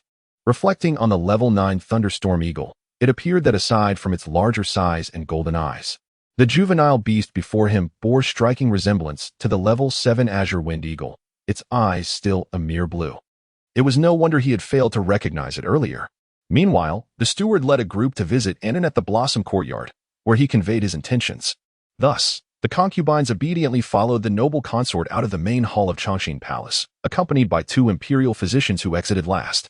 When the eunuchs before the emperor praised Zhao Qing, he smiled and dismissed their compliments, internally murmuring that it was not her prowess, but rather the capability of Zaironghua from the Jinhua Palace that warranted such praise. Even his return to the emperor's presence had been facilitated by her influence. The princess, having perused the documents, found no messages to converse about and immediately arranged for a carriage to send Zhang San to the outskirts of the city. Xieji remarked, "Not only can we attempt to ally with the king of Pengcheng, but the Helan clan can also be considered." Xieji recalled that in the previous generation, both sons of the Xie family had married women surnamed Dugu, while her 2 married brothers had wed women surnamed Tuoba. She wondered what surnames her younger half-brother's future wives would bear. Zhao Qing bid farewell to eunuch Sun, limping out of the interrogation room, supported by Zhao Xian. Wei Limu, after taking a sip of tea, raised his head and inquired, "Why do you regard me with such eyes? My face bears no blossoms." The following morning, Yin Yu arrived early at the classroom but received no response from Qian Xiao. After Shuang Er departed, Zhang San entered the room to find the newly laid crimson quilt and red candles, clearly prepared by Shuang Er. Despite her anger and jealousy, she still arranged their bridal chamber, which touched Zhang San deeply. Overwhelmed by fatigue, he lay back and drifted into slumber. Deep within his heart, the dormant power began to awaken slowly, the dark mist growing stronger than before, a fortunate turn of events for him. Upon arrival, he saluted the gathering with a military salute and raised a cup of tea in lieu of wine to toast them. He then issued a series of commands. As it was summer vacation, the campus was sparsely populated, and the vehicle drove deep within, eventually halting before a white office building. This mountain, known as Zhaoxian Mountain, was once a place for attracting talents, imbued with a noble spirit, later discovered by Luo Yin, who incorporated it into the Tianluo flag, transforming it into a sacred mountain for suppressing evil. The bespectacled man quickly shifted the topic to extricate himself, as the current Tianqing was overly sensitive, no longer resembling his former self, thus necessitating greater caution on the part of the bespectacled man. Das Hun favored elegance, hence the decor was primarily ancient in style, occasionally infused with modern elements, causing Lao Liang to stomp his feet in approval, exclaiming how splendid it was. Although the citizens of Tianxia City looked down upon the Sunset Canyon, deeming its spiritual energy sparse, Lin Yu found it rather commendable.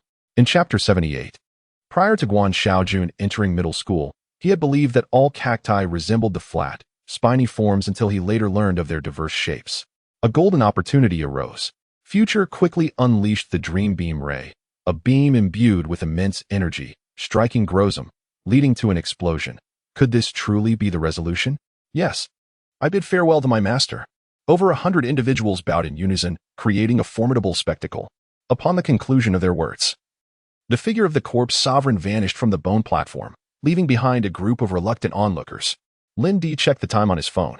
It was already past 9 in the evening, explaining why Mao Mao was sleeping so soundly. A few days prior, they had all gone to bed at this hour. Additionally, that divine ability was presumably derived from Luo, who's chaotic demonic prowess. I shall await your provision of useful intelligence before commencing the new gaming experience, Lin Di stated nonchalantly, as the gaming festival spanned 6 days. Prolonging the presence of these individuals could significantly enhance his revenue. Currently, Zhang Jiping's situation resembled that of a journey beginning at a height of 100 zhang, with him struggling to ascend. His primary task was to reach the starting point before he could continue along the ever-rising path. Yet she knew that the item she had grasped firmly would not slip away again. She could not allow anything else to fall from her hands. She had already lost so much. After distributing the primordial purple energy, Hong Jun retrieved several mysterious artifacts from his sleeves, suspending them in the air. As the dark-winged insect king's fearsome figure descended to the ground, the conference room fell silent, the only sound being the heavy breathing of those present. The room housed 5 men. Besides Yi Jiu, Jin Yukai, and Jin Erbao, there were also Jin Shun and Ma Dashu, 2 village officials. However, the immense force of his strike still propelled Lin Xiu backward. The tall, thin man articulated clearly that although 1,000 earthly immortals had gathered, only 7 possessed the qualifications to lead the charge. As the saying goes, one man can guard the pass, while thousands cannot breach it. Others wishing to reach Heishan village and the mountains would need to pass through that location. Outside the armored vehicle, a strength-based zombie opened its completely mutated mouth, revealing a circular orifice brimming with serrated teeth. At that moment, the circular mouth began to unleash a highly corrosive venom onto the vehicle's surface. Upon hearing Lin Xiu's words, Luo Yu and Luo Huatian simultaneously initiated the circle. Under the onslaught of missile strikes, a mere mortal body would be incinerated in an instant. However, Xuening firmly believed that the green would remain unscathed. Thus, at the precipice of life and death, he summoned the mysterious and, employing his unique ability to merge, he concealed his corporeal form within the green, thereby evading certain doom. Yi Yingfan observed the two venerable seniors, once held in high esteem, and noted that since their arrival in the hidden realm, everything seemed to have transformed. I can only hope that Kair will heed my words and lead everyone to safety. This is the last gambit of the indolent wine drinker. Just as Lin Xiu opened his eyes, he beheld the departed martial gods and couldn't help but mutter to himself. Yang Fan elucidated. The most formidable spell of a curse master is the Flying Head Curse, which, according to legend, allows one's head to detach from the body, rendering them immortal. Yang Jiejun was sweating profusely. Had he delayed even a second longer, he was certain he would now be a eunuch. Very well then. Doesn't Ming Ming have something to discuss with me? I eagerly anticipate the task assigned to me by the system. Tian Yi smiled at Ming Ming. Yi Tian looked around. The layout was largely similar to that of the Zhuagong, the only difference being the pervasive silence, with dried bloodstains lingering on the palace walls, hinting at the calamity that had befallen this place. Age was skeptical of prophecies, yet this did not deter many others from believing. Rather than being a foolishly angry youth who deemed these believers as fools to be scorned, Age preferred to engage in more constructive endeavors, seeking ways to exploit such beliefs. Within the barrier, he and Lu Zihan were willing to risk their lives in a desperate duel against Meng Ya, all for the sake of their classmates with whom they shared daily life. Humph, what useless creatures. Yu Fei scolded the two horses. What are you afraid of? With us around, would he dare to harm you? Unfortunately, these two horses were mere beasts, lacking the high intellect of the nine-striped tiger, and could not comprehend Yu Fei's words. There should still be some remnants of the inheritance left by Xian. Asha dared not argue with Age and could only change the subject. Perhaps tomorrow, some inhabitants of Maishan City would discover that a familiar face had inexplicably perished overnight, yet they would be unable to ascertain the cause. Finishing her thought, Pu Su-jun shook her ample bosom, found the accompaniment of a song on her music player, and began to sing. With a sigh, she started organizing the orders for her online store. At this hour, it was already 11 o'clock, and most shops outside had closed. Yet for her, it was just the beginning of her spirited time. Upon closer inspection, the individuals gathered were all robust men, muscular and fierce-looking. An ordinary person would likely be terrified. Seeing Jiang Nin's earnest expression, which did not seem to indicate falsehood, Chu Li felt somewhat swayed, yet remained skeptical.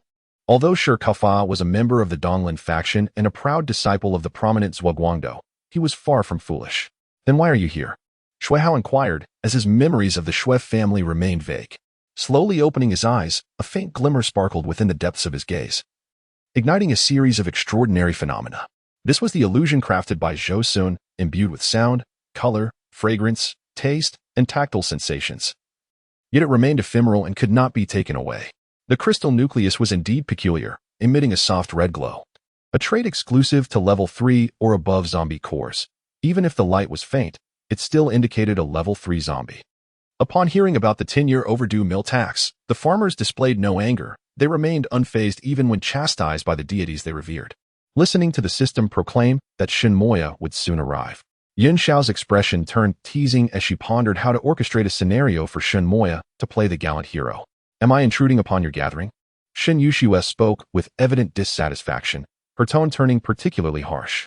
In the team channel, a greeting was issued. Everyone, gather at Solwind City in 10 minutes. After sending the message, I removed my ghost mask and shattered the scroll of return, soon arriving at Solwind City. After transmitting my coordinates to them, I patiently awaited their arrival. Hua Mian gazed at him for a long while, ultimately managing a bittersweet smile. I understand, my lord.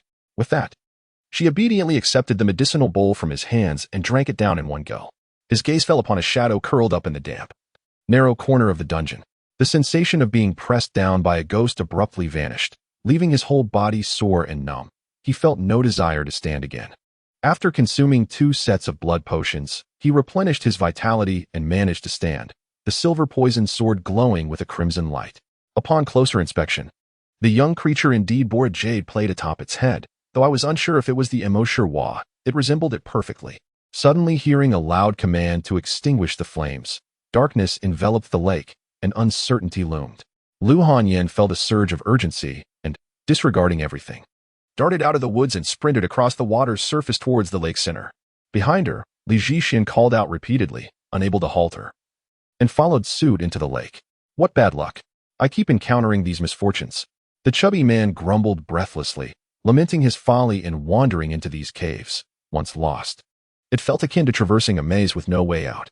The commotion had grown rather loud, alerting others in the villa area.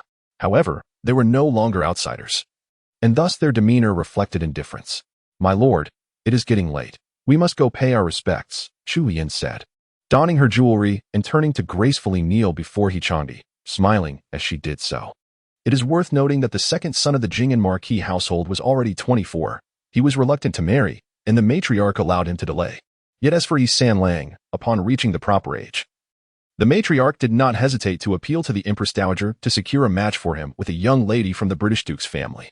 A young man clad in opulent attire spoke coldly, exuding an air of arrogance, clearly holding a significant status in the Shinfeng kingdom. Xiang Bei and the old man exchanged glances, observing us with a sense of amusement as we dealt with the two corpses. The Qin youth was engulfed by flames, becoming a human torch, collapsing to the ground, struggling a few times before falling utterly silent. According to the system's clues, the Jin Niaosheng one comprised 9 pieces. If gathered, could they summon a sun akin to the Dragon Ball's summoning Shenlong? As dawn broke, he ascended the ridge, sitting upon a slab of blue stone, breathing slowly as he practiced the inhalation techniques taught by his master. Bu Qianfan would not shamelessly pursue Zhao Qing'er if she did not greet him. He was content to let nothing occur. "What is your name? How should I address you?" The first step to communication is getting to know each other, such as sharing identity and occupation. Everyone was taken aback by Bu Qianfan's statement, particularly Lu Zihan, who couldn't help but burst into laughter. At that moment, a line of poetry suddenly surfaced in my mind. Chang'e must regret stealing the elixir for the azure sea and sky hunter every night. Imagination is splendid, yet reality often douses one with cold water. What purpose is served by lingering in this wretched place? Just as Bu Qianfan watched the armored beast fade into the distance, the creature, having just entered the Death Mountain range, was inexplicably enveloped in a white mist, subsequently vanishing from Bu Qianfan's sight as if employing a formidable escape technique. "Please do not take offense. I have taken the liberty of summoning you, and I sincerely apologize." Unexpectedly, the middle-aged man, who appeared more ghostly than human, did not seem as fearsome as anticipated, instead approaching with utmost respect, bowing deeply. "Very well, I shall heed your words. I will obey you in all matters. Do not leave me." Nicole tightly embraced Xia Tian, her fingers anxiously clutching the hem of Xia Tian's garment, inhaling and exhaling deeply. In that moment, without a second thought, she pursued Yuan Guang, but the delay in cleaning the blood from her body and hands cost her a quarter of an hour. By the time she arrived, Bai Qing seemed not to have uttered a word. Emma extended her left hand to caress Vic's cheek, a gentle smile gracing her lips. This was a cherished memory shared between Emma and the young master, a precious treasure. Emma was sentimental and often infused her emotions into certain matters, a quality Vic had already noticed in their everyday lives. The decision to summon Wu Xiaolan and Wu Lin to the capital was undoubtedly a spur-of-the-moment choice by Wu Qiming, who perhaps thought it justified, fearing that informing Wu Xiaogang would lead to disapproval, thus opting for a decisive course of action. Wan Fugan first equipped himself with a lightning rod, wary of his ideas backfiring upon him. The Han army had been stationed at Jidanado for 6 days, with the port area entering the final stages of construction, albeit the water fortress's progress was somewhat sluggish. "No, I am registering my grandfather. I have the funds. He is gravely ill and cannot walk. He needs to be hospitalized." Zhang Bing exclaimed urgently. Wu Xiaogang understood the principle of striking when the iron is hot. He would not spare Kublai Khan, even if Kublai fled to the ends of the earth. This was not out of cruelty, but rather a necessity for the stability of the court. Upon hearing that Li Peng had good intentions, Panakia chose not to pursue the matter further and prepared to leave. During this time, several teachers, fueled by joy, engaged in lively conversation and drank copiously. Yin Shun frowned, immediately producing the Yin Shun heart. Yet the unique attribute of this treasure lay in its complete silence. Devoid of any power, The equipment they possessed had cost a considerable number of fate points, and to have the opposing order faction purchase it on-site would certainly lead to fierce bargaining. Tang Zhenglong longed to express his disdain toward Saha, as he had dealt with Podolsky in a similar manner during his time in Cologne. After various treatments from Shun Longxian, this individual had remarkably recovered in just 3 months, and a year and a half later, successfully refined a 9th-grade elixir. Whatever it is, I have something substantial to show you, Ouyang Ling insisted, twisting his ear to compel him to lower his gaze to her phone. At the moment he stepped onto the spiral staircase, he resolved to himself, his expression set with determination. The lowest level held no treasures, merely serving as the heavenly abode for believers after death. Here, countless causal rules intertwined, and approaching this realm could easily confuse one's energy, leaving one disoriented and lethargic. Perusing the document, Beckham was astonished. It was densely packed with numerous tables detailing his past match data and various tactical arrangements. There were strategies suggesting he play on the right flank or adopt new roles as a defensive midfielder. The chef delivered the meal to the chairman's office, and after enjoying dinner with Zhou Yang, the flamboyant Ada departed from the Marvel Universe, returning to her world, which the outside referred to as the Ladder. Shun Longxian had achieved his objective. The Celestial Beast Legion under his command, while still insufficient, far surpassed the competitors in the hunting grounds. Oscar's tone dripped with envy. He had once contemplated attracting wealthy women with his talents, but lamented that most affluent ladies were only interested in maintaining a friendship with him. However, Morning Light's master, the esteemed Qing Xiuzhenren, had shielded her well, deterring anyone from harboring ulterior motives. Now, over a century later, upon hearing that Morning Light had found a partner, Zheng Tai felt a twinge of discomfort. She dug her fingers into his hand, turning her face away, unsure whether it was tears or sweat dampening her cheeks. Leave. I do not wish to see you, nor will I bear your child. This child should never have existed. Remaining in this palace serves no purpose. Xuanning and the others looked to Quan Xiaohuang, awaiting their master's decision. At that moment, Xu Jingrong regained consciousness and abruptly declared a breakthrough into the yellow grade, swiftly entering a meditative state. Though the story was undeniably fantastical, he believed it wholeheartedly. Were you waiting outside? The emperor inquired, raising an eyebrow. Just now, the empress and I were waiting outside for your majesty, replied Wang Gonggong. Meanwhile, Lan Shi followed the attendants from Xinang Palace to Ningshou Palace, where the noble consort was brought after sustaining injuries, while the stage at the Chengxian Palace remained intact, with Tong Guifei leading everyone to watch the performance, sparing them any trouble. In a secluded residence, Quan Xiaohuang knocked and entered, with Xu Jingrong hastily following. Upon entering, she encountered 4 familiar faces, Jifeng, Xuanning, Qiushui, and Benlei. The only peer of his age, Hu Jinxue, was punished today by Xiaotai, required to transcribe the phrase studied diligently 100 times. Though his fingers were as thick as carrots, he struggled to write without trembling. By the end of the afternoon, he was drenched in sweat, too exhausted to converse with Samu. Everyone understood that during the encirclement, prey would be released within the demarcated area. Previously, during Wu Ji's slaughter, rabbits, roe deer, and other game were let loose. Naturally, wild beasts occasionally intruded upon the hunting grounds, but it was indeed unusual for the crown prince to drag out a leopard.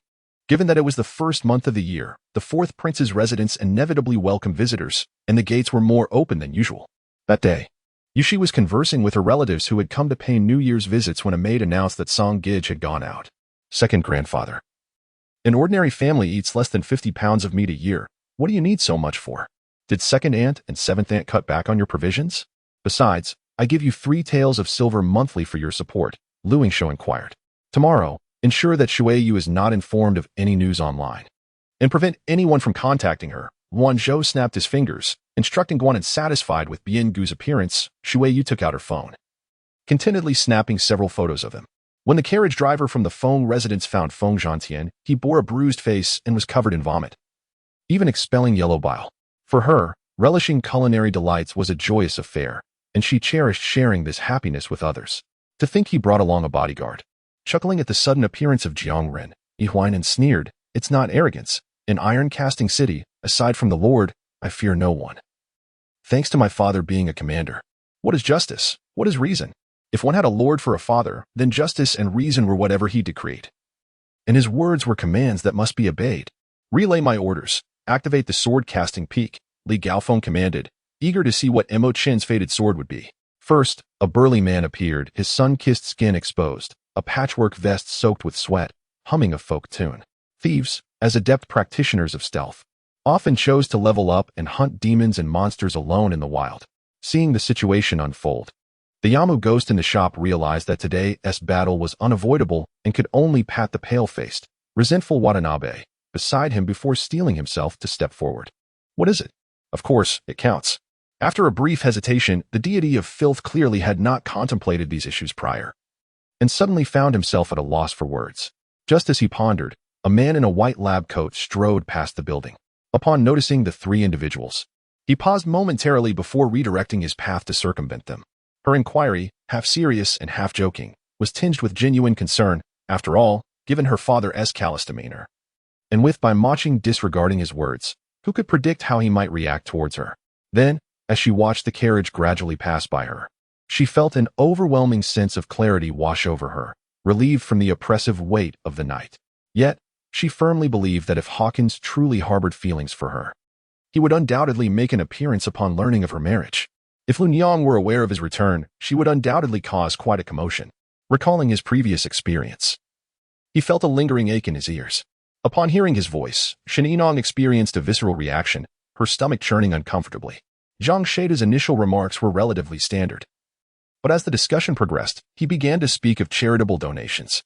Lin Hongwei and Wang Xiyuan at Qinghu Mountain Villa commenced their premature celebrations upon witnessing the torrential downpour followed by hail. After all, she was the matriarch of the general's household, exuding an undeniable air of authority that Su Jiala dared not challenge. "Boss, now is the moment," the failed filth eel exclaimed excitedly, its 8 limbs firmly gripping the ground. No one could fathom the turmoil and upheaval that might ensue should the public become aware of the resurgence of spiritual energy, or of the colossal demon that threatened their lives. Qin Shaosheng, fearing that Jiyu might impose further training, followed him closely like a piece of stubborn taffy. Fong Li merely observed his alluring Adam's apple, wondering why Gu Zhaoding regarded her with such intensity. This was not in accordance with her initial design of the obstacles, nor did it align with the conditions of previous assessments. The man clad in a blue robe had just engaged in a chase with the extermination, skillfully maneuvering across the ground without a hint of hesitation. "You heard that. Can we leave now?" Mu Bai Lian's expression darkened, her tone thick with sarcasm, easily discernible to anyone not deaf. Zhao Xining promptly lifted her gaze, her eyes sparkling as she looked at Qin Zidong.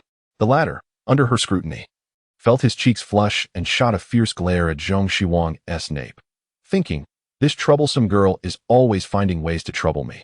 Nevertheless, he did not refuse and earnestly began discussing the specific requirements of the script with Zhao Xining. Last time in the secret realm, his arrogance had led to failure. He had been unceremoniously knocked out by a bull, ejected from the secret realm. On this particular day, Qin Yin arrived home at dawn once more, marking the 3rd consecutive day.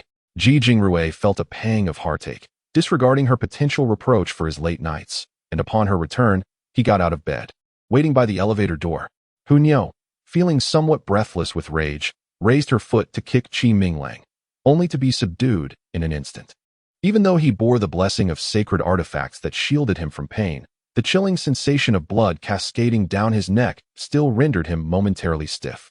Warmth chose not to elaborate further, fearing to disturb Yi Lanshan's judgment. After exchanging a few words, she ascended the stairs. Xiao Yichen was aware of Qi Zhenqiwang and Ho Ping's presence, yet he refrained from elaborating on Lung Sun, only vaguely mentioning the cold surname of the deputy general.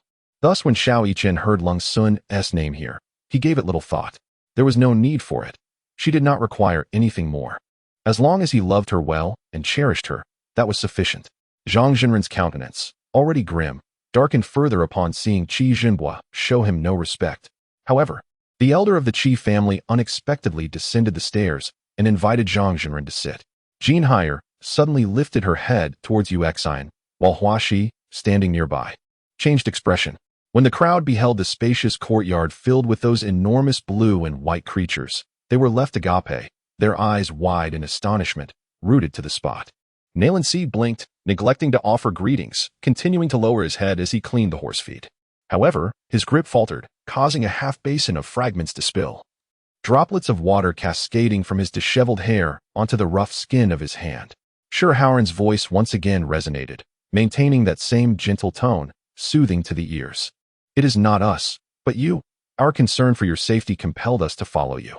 Jean Lukai doused her with a bucket of cold water, leaving Xin with no shred of dignity. I have never seen a sister so eager for her brother to become a hostage. It is quite the rarity. Chu Chu remarked with a hint of wonder. The following day, Wu Mian arrived at Building F with a sword case in hand. Though it was merely a job induction, who could guarantee they would not be duped? If Huawei wished to survive, he would have to expend all his energy to break the formations, making recovery within a couple of months nearly impossible. Thus he could rest assured for now. Mu Liani, having dedicated her life to martial arts, found dancing to be beneath her. Thus her movements appeared somewhat stiff, yet her delight was evident. Lin Yunfeng conversed with the traffic officer without breaking a sweat, perceiving him merely as a shy man reluctant to engage in conversation. Upon hearing Lidu's words, Mommy could no longer maintain her composure, collapsing softly into Lidu's embrace. Feeling the warmth and softness in his arms, Lidu felt a bit awkward, yet with no one around to witness, he was untroubled by embarrassment. Shen Qing decisively stated, "All right. That settles it. We shall accompany the 3 evildoers into the mountains tomorrow. Since your highness remains so obstinate, I must resort to rudeness." Saston instantly teleported outside the mother ship, floating in the cold, lifeless vacuum of space without any breathing apparatus. Lidu glanced back to see Megon holding up a rather modest one-piece swimsuit, presenting it before him. With a profound sense of disdain for Horie's shamelessness, he resolved to ignore him completely, shouldering his ball bag and continuing forward in silence. As they chatted, Wang Xi mentioned a game he had recently become fond of, one produced by Su Kan. Upon hearing this, Principal Wang became quite animated, as enjoying games was a prerequisite for every wealthy young master. Wei Rufan was taken aback, his expression one of unexpected joy. Hearing my words, he hurriedly replied, as if any delay would cause him to fly away, rushing to my side and supporting me. It was then I realized I had been somewhat discourteous. In truth, I wished for Rome to visit her home, pondering the possibility of encountering Lu Haixing, perhaps sparking a connection between them. With Yu Xingfan's diligence and talent, few among the younger generation could rival him, achieving the transcendent realm in his 20s. He surpassed even those in their 40s or 50s who had practiced for a lifetime. The 3, now liberated, inhaled the fresh air outside the Hu family estate, perceiving everything with newfound wonder. However, he was merely selling it in small quantities. It would not impede his business, so he chose to turn a blind eye. The village lay adjacent to the official road, allowing them to call out, ensuring the villagers within could hear them. Had the spiritual breakthrough occurred? Bai Yuling originally intended to liberate her companions from their vengeful obsessions, yet unexpectedly, the demise of Blood Ming had brought forth so many unforeseen delights. Chen Ruo lay quietly on the bed, eyes closed, appearing to be in a deep slumber, yet her complexion was alarmingly pale, and her lips somewhat dry. It has been proven that he was right. Had Lu Yuanfeng married her, the Lu family would inevitably have become a possession of the Feng family, along with the Gongsun family backing them. It is possible. Perhaps it was a case of mistaken identity. Since I became aware of my surroundings, I have never encountered such a thing. Although its appearance resembles the fox described in the illustrations from the ancestral star, this pure white variant is a sight I have never seen before. Yun, she murmured. Indeed, the situation has escalated to such a severe extent that one must employ these harsh methods to cultivate extraordinary individuals. Bailey Lian, accompanied by Ji Qingyuan, emerged from the woods during the day, and they did not encounter Feng Yu and Huang Xiao along the way. This location is not far from the city lord's mansion. It is likely that the 2 of them have already returned to the residence. The pair stopped in town to purchase a horse, hurrying back to the city lord's mansion before sunset. This explains why Li Gengxin's punches have become increasingly powerful, each strike more formidable than the last. After listening to her words, the expression on Shen Xingji's face could only be described as captivating. However, upon their exit, most of those who had escaped from the dungeon had met their demise, while a few fortunate souls had fled into the wilderness. Silence, coldness, and the despairing laughter filled every corner of darkness, jarring Li Gengxin's eardrums. Having faced death multiple times, he felt a tremor in his heart at that moment. The Supreme Being had yet to truly descend upon the divine demon trial, but he had already sensed everything about it and witnessed many kneeling before him. Hua Lianyan gazed at him with misty, innocent eyes, a hint of shyness gracing her beauty, rendering her utterly captivating. Yet, having just given birth, the man could not indulge excessively. He merely kissed her to quell his longing before releasing her. As the sun rose to its zenith, Wang Yuetian and Mo Jingyun, who had remained in stillness, suddenly sprang into action. Yellow sand flew towards them, and Yishunga instinctively raised her sleeve to shield herself. The cloaked figure seized the opportunity to swing a curved blade at her. The agility of a martial artist allowed her to evade the blade, countering with a swift strike that severed the assailant's throat, blood gushing forth. Isya thought she had misheard, so she incredulously repeated her question. For the current conditions presented an unattainable benefit for her. Her eagerness to escape rendered such a request remarkably simple. Elder Su immediately opened the door, handing the little one, Nian Nian, to his son, who had been waiting just outside. Having learned from past experiences, he refrained from taking Shuyin with him this time, leaving her alone at the Shui residence. However, the Shadow Flow Master, Jej, was banned by the TA team. The reason was simple. They knew Wang Yu would play mid lane, and they did not wish to allow him to wield Jej. Following this was a surge of powerful energy, radiating from Yi Qing and expanding outward. As the door swung wider, the originally glowing crimson entrance began to dim, plunging those outside into a pitch-black void. At this moment, Shen Mingyao sat quietly on the couch, the moonlight casting a golden halo around her. Dressed in a simple white gown that fluttered gently in the breeze, she resembled a celestial being descended to earth. Her long hair cascaded like a waterfall, softly swaying with her movements. Lu Jingxiu adjusted her position, wrapping her delicate legs around his waist, and then kissed her passionately. Her voice held a note of determination, her eyes sparkling with rekindled fighting spirit. She understood that Yi Qing's strength was unfathomable, yet she had never imagined being so utterly defeated before him. The crux of his desire lay in discerning when his future self would venture into the secret realm, allowing him to evade it and thus escape death. Just as Wei Ying contemplated his last glimmer of hope, he suddenly noticed Meng Tian gripping the sword hilt, displaying no sign of concern. Fanon stomped forcefully, unleashing a torrent of ghostly energy akin to a volcanic eruption. With each step, the ground trembled. The patrol passed mere meters away, oblivious to the shadow lurking in the darkness. The enormous serpent turned its head, its eyes filled with malice, exuding tendrils of dark energy. Aunt Zheng, others may not believe me, but you do, don't you? Look what I have brought. Li Chung smiled as he revealed the Wanfu liquid. Chen Tao, heartbroken, observed Lu Jing's fury. He realized that the scheme to manipulate others would indeed succeed. Humph, you little monkey, breaking your legs would be too lenient. The elder lightly tapped Zhao Fei's head, his tone stern, yet his eyes betrayed a glimmer of affection. The gentle breeze wafted through, instilling a languorous feeling, tempting one to rest briefly. The grand elder Mang Hualong screamed in agony as one of his arms was blown off, his body riddled with deep, bone-exposing wounds. Furthermore, crafted from the underworld, the quality of these weapons surpassed that of ordinary ones by several degrees. Thus, even the mundane items produced in the underworld were considered treasures here. The loss of extraordinary energy was akin to a warrior being stripped of their cultivation, returning them to the realm of the ordinary. Contemplating this, Bailey Defong wasted no time, extracting 36 basic puppet talismans, while simultaneously, the 36 Tiangang guards surged toward him like a swarm of bees. This Tang Tower, too, was no exception. Merely mentioning the Yale tribe invoked a terrifying faith that ensnared him, making escape from this sensation nearly impossible. Observing this scene, Yi Han let out a gentle sigh. The night enveloped the port of Xilighting in silence, save for the gentle lapping of waves against the dock, creating a soothing sound. At that time, we suffered heavy losses. I was fortunate to survive alongside another comrade. In retrospect, we had acted too rashly during that battle, and I still find myself recalling the faces of those young souls. Ever since she uttered that statement, she had resolutely refrained from cooking for Ai Sui, although they shared the same table for dinner. She ate her own stir-fried dishes and rice, while Ai Sui settled for instant noodles. However, before long, Wang Fan darted forward like lightning, striking the basketball from Huang Bin's hands just as he feigned a shot. His expression was one of despair as he tore at his own hair on the ground. Unwilling to accept reality, given his overwhelming prowess with the eternal life technique, he felt certain defeat. How could those with lesser innate abilities hope to contend with Elder Chu? Ning Shaoli bit her lip, watching her, allowing her to flail about. Ultimately, she patted her head with a sigh. She was now poised to take her first step.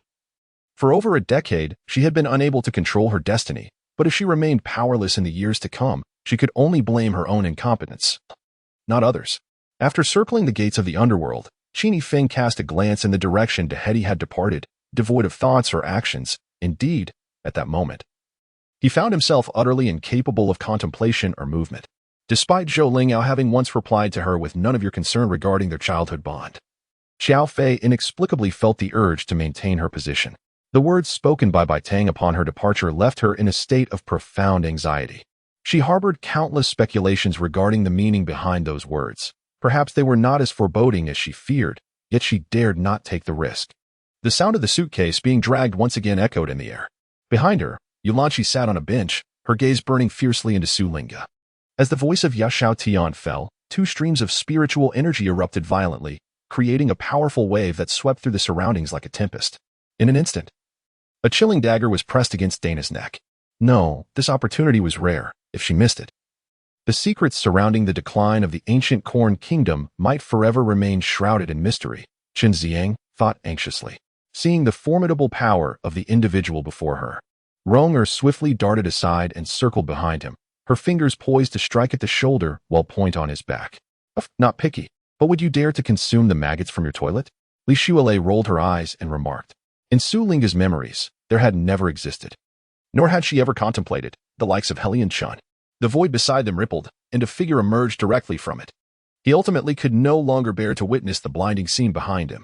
All his anger and confusion transformed into a deep, silent sigh of sorrow. Carrick escorted Li Qingshan to the door, then declined his invitation for a drink with a shake of his head. Princess, has something happened to Marshal Fu Yuan? Li Mama inquired as she approached with a lantern, having heard the commotion from her adjacent room. Although many envied her for possessing such gifted children, there were times when their brilliance became a source of great distress. Having overly intelligent children was not always a blessing. 2 full months passed, and by the time Pei Yinyan's health had sufficiently improved for her to be discharged, Yin Shixiang had yet to return. As if he had vanished from existence without a trace. He was a hero of this continent, a savior of the world, after his time. There were no more gods in this realm. Those who lived in that era, be they human or demon, regarded him with awe. Upon entering the shopping mall, Shuang initially assumed Tang Huan intended to purchase clothing or accessories, only to be taken aback when she headed straight for the men's clothing store. Before anyone could regain their composure amidst the turmoil, the Northwest New Army's thunderous shout once again sent their hearts racing. Chapter 84. From the rear courtyard of Li Nanfeng's residence to the main hall of the general's mansion was quite a distance, and the servants along the route appeared unrecognizable. Mr. Allen, Umbrella is a military-industrial company equipped with formidable defensive capabilities. No one would dare provoke it. Chen Mandao remarked upon seeing her resolve to confront Li Nanyuan directly, causing her further concern. Thus, her feigned resilience stemmed not only from her inherent pride in not wanting to be belittled by Xiao Qiming, but also from a deliberate intention to play the fool and outsmart the tiger.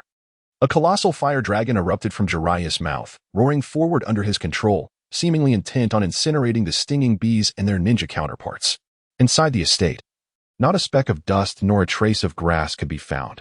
All the flora had been meticulously trimmed, even the sunflowers in the garden turning toward a singular direction. Glancing at the numbers in the willpower attribute column, even with his preparation, Du Fei could not suppress a gasp of surprise. The second prince hurriedly responded, "Father, both my residence and that of the third brother have been attacked by rebel forces. Each of our estates has 500 guards, while the rebels have divided their troops into thousands to assault us. The situation is perilous. If Li Ji lacked means, he would not have ascended to become the third emperor of the Tang dynasty." The celestial court currently relied on weather forecasts, garnering considerable faith power. Should Du Fei fall into the hands of the Buddhist sect, it would undoubtedly have repercussions. Zhang Wei swiftly severed the ropes binding the children with a ghostly sword formed from the murky dragon energy, gently cradling the 2 frail children to his side with a palm of soft, black substance. All flames burn, consuming oxygen and matter. However, this black flame, while also burning, devoured space itself. Ling Xian opened his eyes, prepared to inquire why Yilan had ceased playing, but she preemptively spoke. The journey from the northeast of the later Han to Chang'an was somewhat distant, yet Lord Zhang Shou bore an exceptionally heavy heart, casting countless glances toward the city before even arriving. Anything gifted to her by Chen, even a mere blade of grass, held more value in her heart than gold bars. Observing the other party drinking the soup he had made without hesitation, gulping it down as if it were candy, the self-proclaimed foodie could hardly contain himself. In truth, the Haitang Palace was not a hidden guardian of sorts, it was merely a colossal mechanism palace. This was a spirit beast pouch, specifically designed to carry contracted spirit beasts. It had taken Guofengchen over a month of research to create this. And although it was only of third-grade artifact quality, it could accommodate but a single spirit or demon beast. At that moment, Everyone was astonished to discover that the intense tremors originated from behind them. This very situation had caused the middle-aged man's cultivation to be sealed within the formation, rendering him utterly powerless. It would not be an exaggeration to say he was akin to a soft-shelled shrimp at that moment. Yang Jia, do you understand it all? Even if I am not regarded as a member of the Hongmen, my very nature as a seductive body dictates that my future cannot be within my own control. Following me will only lead to your ruin, Hong Yin asserted earnestly. She understood that those in positions of power must conceal their innermost thoughts adeptly to achieve their goals. One misstep could lead to a fate worse than death. Upon learning of Alina's identity, Randoni dared not continue his tantrum and promptly returned to his room at the butler's signal. Tian Yang let out a low growl, and in the next moment, a terrifying force of spiritual energy coalesced into a cage, imprisoning the blazing flames. How can I avoid fighting? Yang Jie frowned. He genuinely wished to avoid a protracted battle with these dragons, particularly as the ordinary dragons possessed pseudo-diamond-level strength. This provincial bumpkin's fascination with the uniquely shaped bottle was, by all accounts, understandable. Yang Jie, weren't you just calling him brother? Why not help him? Yi Jiqing inquired, puzzled as she looked at Yang Jie. Yet, it was merely a fleeting moment, akin to a horse being reined in, nearly causing a tumble. The thief's light-footed steed was a magnificent steed, capable of traversing 1,000 miles in a day. It wouldn't take long to carry him back to Yecheng. In the original narrative, the existence of the 8 spider lances would have been exposed long ago if not for the ignorance or lack of insight of others. It was assumed that it was merely Tang San's martial soul mutation. After successfully seizing control of the Tiando Empire, Su Mo chose not to resume his assault on the Star Luo Empire for the time being. Indeed, the other party had offered better conditions, coinciding with Xiang Yu's urgent need for personnel as the subsidiary company expanded, promising a salary increase for Song Xiaomei's team. As anticipated, the moment Su Mo's soul ring configuration appeared, it instantly astonished the audience present, leaving them in a state of shock. Han Fengshu blushed deeply, feeling utterly embarrassed in such a pose, especially in the confines of the vehicle. It was challenging for her not to draw unwelcome associations. Qin Feng pushed the design draft back in front of Anshin, at which point Anshin realized that the man before her was none other than the owner of Tianjin. Qin Feng. At this moment, Han Feng had just parked his electric scooter at the entrance of Banshui Villa, where a security guard promptly approached to assist him in parking. In Chapter 85, Wang Yong sat on the sofa, observing Amelia as she busily attended to her tasks. The cold autumn light of a British afternoon cast a gothic beauty upon Amelia's profile. Reciting the incantation she had practiced countless times, Manqing's complexion grew increasingly pale. And as she uttered the final syllable, she could not help but spit out a mouthful of blood. Hearing this, both Manqing and Xiangpu were deeply moved. Realizing that Grandfather Guo and Grandfather Luo had tirelessly worked for their sake, the malice on Situ Kong's face sent a shiver down Situ Zhao's spine, leaving her uncertain whether to reveal the truth to him. At the conclusion of the dark magic defense exam, Professor Tofu Di requested Wang Yong to cast his most esteemed dark magic defense spell. Thus, Situ Kong was immensely satisfied with the union between him and Situ Jiao, vowing not to allow anyone to disrupt it. At that time, aside from the incongruence in the amount of true essence within his dantian compared to a true Qi-Si realm expert, Xiao Qitian bore no significant difference from a genuine Qi-Si realm master. Ultimately, he was merely at the foundation level, and a considerable disparity in internal true Qi remained between them. His victory was attributed not only to his extensive combat experience, but also to his astonishing martial skills, which caught Li Wuchang off guard. Upon returning to the police station, Su San suddenly recalled Zhang Yongshou, whom he had met at noon, and recounted the encounter to Luo Yin. Both felt an unusual presence in the sky, as Zhuge Fengliang's body gradually ignited in flames. Old scoundrel, just because your age doesn't give you the right to act like a tyrant. You lash out without understanding the situation, thinking yourself a king?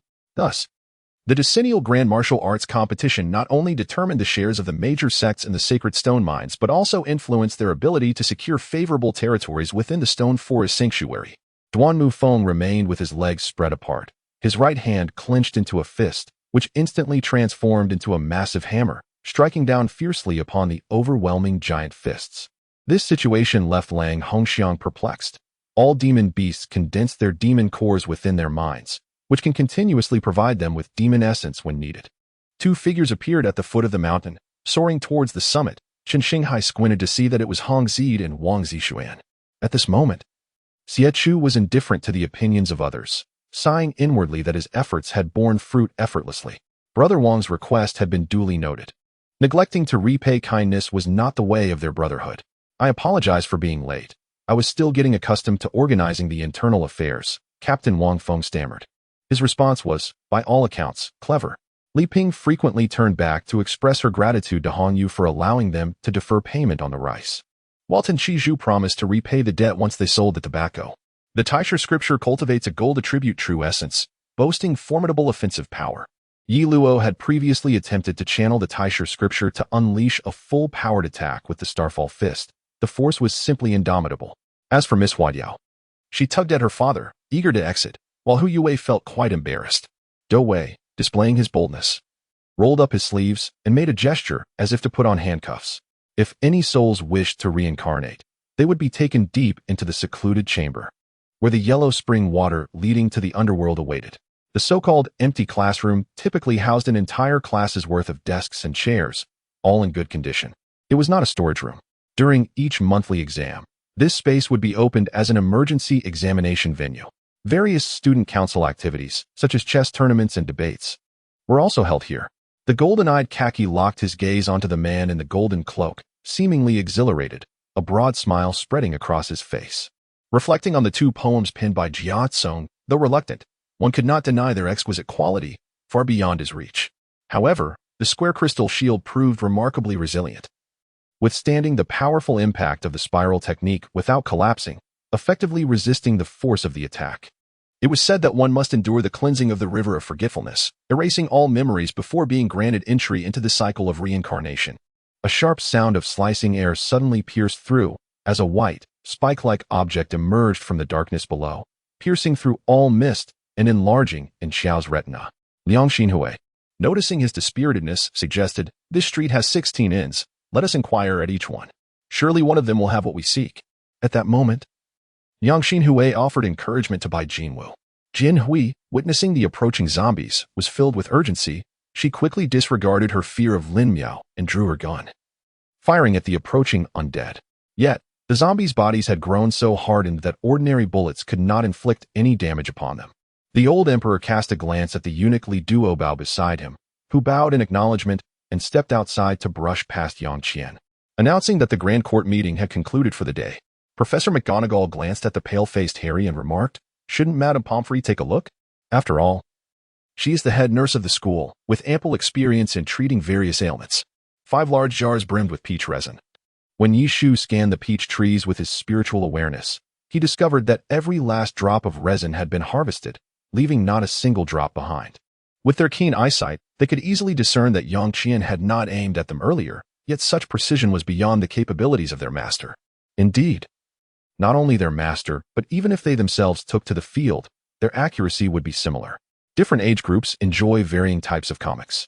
And with the diversity of comic magazines read, one cannot overlook the variety of comic works as well. Upon hearing the voice, Yishi sensed something amiss. It wasn't about how furious or frustrated Kai was, but rather that his voice sounded ethereal, lacking in vitality. "Uncle Feng, the day is about to break. Do you wish for these people to deceive you once more?" Zhao Zheng reiterated. In Chapter 86, Lu Xie had numerous top-notch advisors at his disposal, and being an expert in deception himself was the true source of his confidence. It was absurd. How could the bone-splitting technique be so easily learned? If not for the system bestowing it upon him, he would still be uncertain of when he could master it. She attempted to move her body, only to find her waist tightly bound by a pair of hands, and realized she was completely unclothed. The lightning-struck wooden sword was riddled with cracks. And after being violently slammed to the ground by the giant python, the part of the hilt that made contact with the hard surface had suffered the most damage, with the entire rear half of the hilt now missing. Upon hearing Chen Qi's words, Nangong Yuer struggled with her emotions, and suddenly, the feelings buried deep within her could no longer be contained, erupting like a torrent in her mind. Hu Lijing paused momentarily, then a flirtatious smile reappeared. As the aura of purity around her dissipated, she suddenly approached Han Yun. Garcia felt utterly helpless, acutely aware that his team was nearly crushed mentally. More importantly, this was not Korea, and the Koreans could not sway the referees in Australia. At this moment, Chun Xiang finally had the opportunity to scrutinize the fisher closely. Upon closer inspection, he realized that the number of skeletons present was far greater than he had imagined. The reason for the limitation of 10 moves is that Lin Fan, although unscathed, voluntarily withdrew, simply wishing to leave a formidable ally for the Diao family. Jin Yuanzong's gaze was frigid, his countenance as unyielding as iron. With a slight movement of his towering frame, an imposing aura emanated from him. He bellowed and, in an instant, leapt towards Duan Shaoan. However, upon entering the room, he discovered that Ji Gang, Yu Zhao-san, and Guan Shan were already awaiting him. Two maidens placed the cleaned vegetables down, exchanging a glance and tacitly stepping aside to observe, showing no intention of assisting. It had devoured countless citizens of Luoman within the city, towering dozens of meters high, its body covered in grotesque tumors and black branches, exuding an ever-present aura of evil and chaos. The outer academy adhered to the principle that quality outweighed quantity. With only 200,000 students enrolled, there is a rumor that Black Friday was named so due to the numerous bodies of suicidal investors, their blood congealing on Wall Street, turning it black. Zheng Fenghu remarked, "Do you remember when I encountered you at the apothecary? At that time, I falsely claimed that Shinner was unwell, when in truth I was obtaining medicine for myself." Before he finished speaking, Zhang Hengzhou took out a dagger, rolled up his sleeve, and lightly traced the back of his hand. Crimson blood, mingled with dark green, began to seep out slowly. Jiang Bai speculated that the original world consciousness of the Fire God realm might have been erased by the Fire God sect. Upon seeing the Tyrannosaurus, he felt even more resolute in his decision not to venture outside. He could not fathom that if he remained inside, Tang Feng would continue to wait indefinitely. Mu Shichen's heart sank. He realized that his descent was to break the formation. He fatsy smirked. The malevolent spirits continuously surged outward, an inexplicable discomfort washing over him, causing him to cease his antics. Volcanic ash, carried by the southeast wind from the fortress, mingled with the rain, falling upon them. This was the strangest and most diverse rain they had ever encountered. The Haisi chose the basement for himself. Determined to revitalize his spirit and resume his research on poison and witchcraft, he still believed that Huan Ting was alive.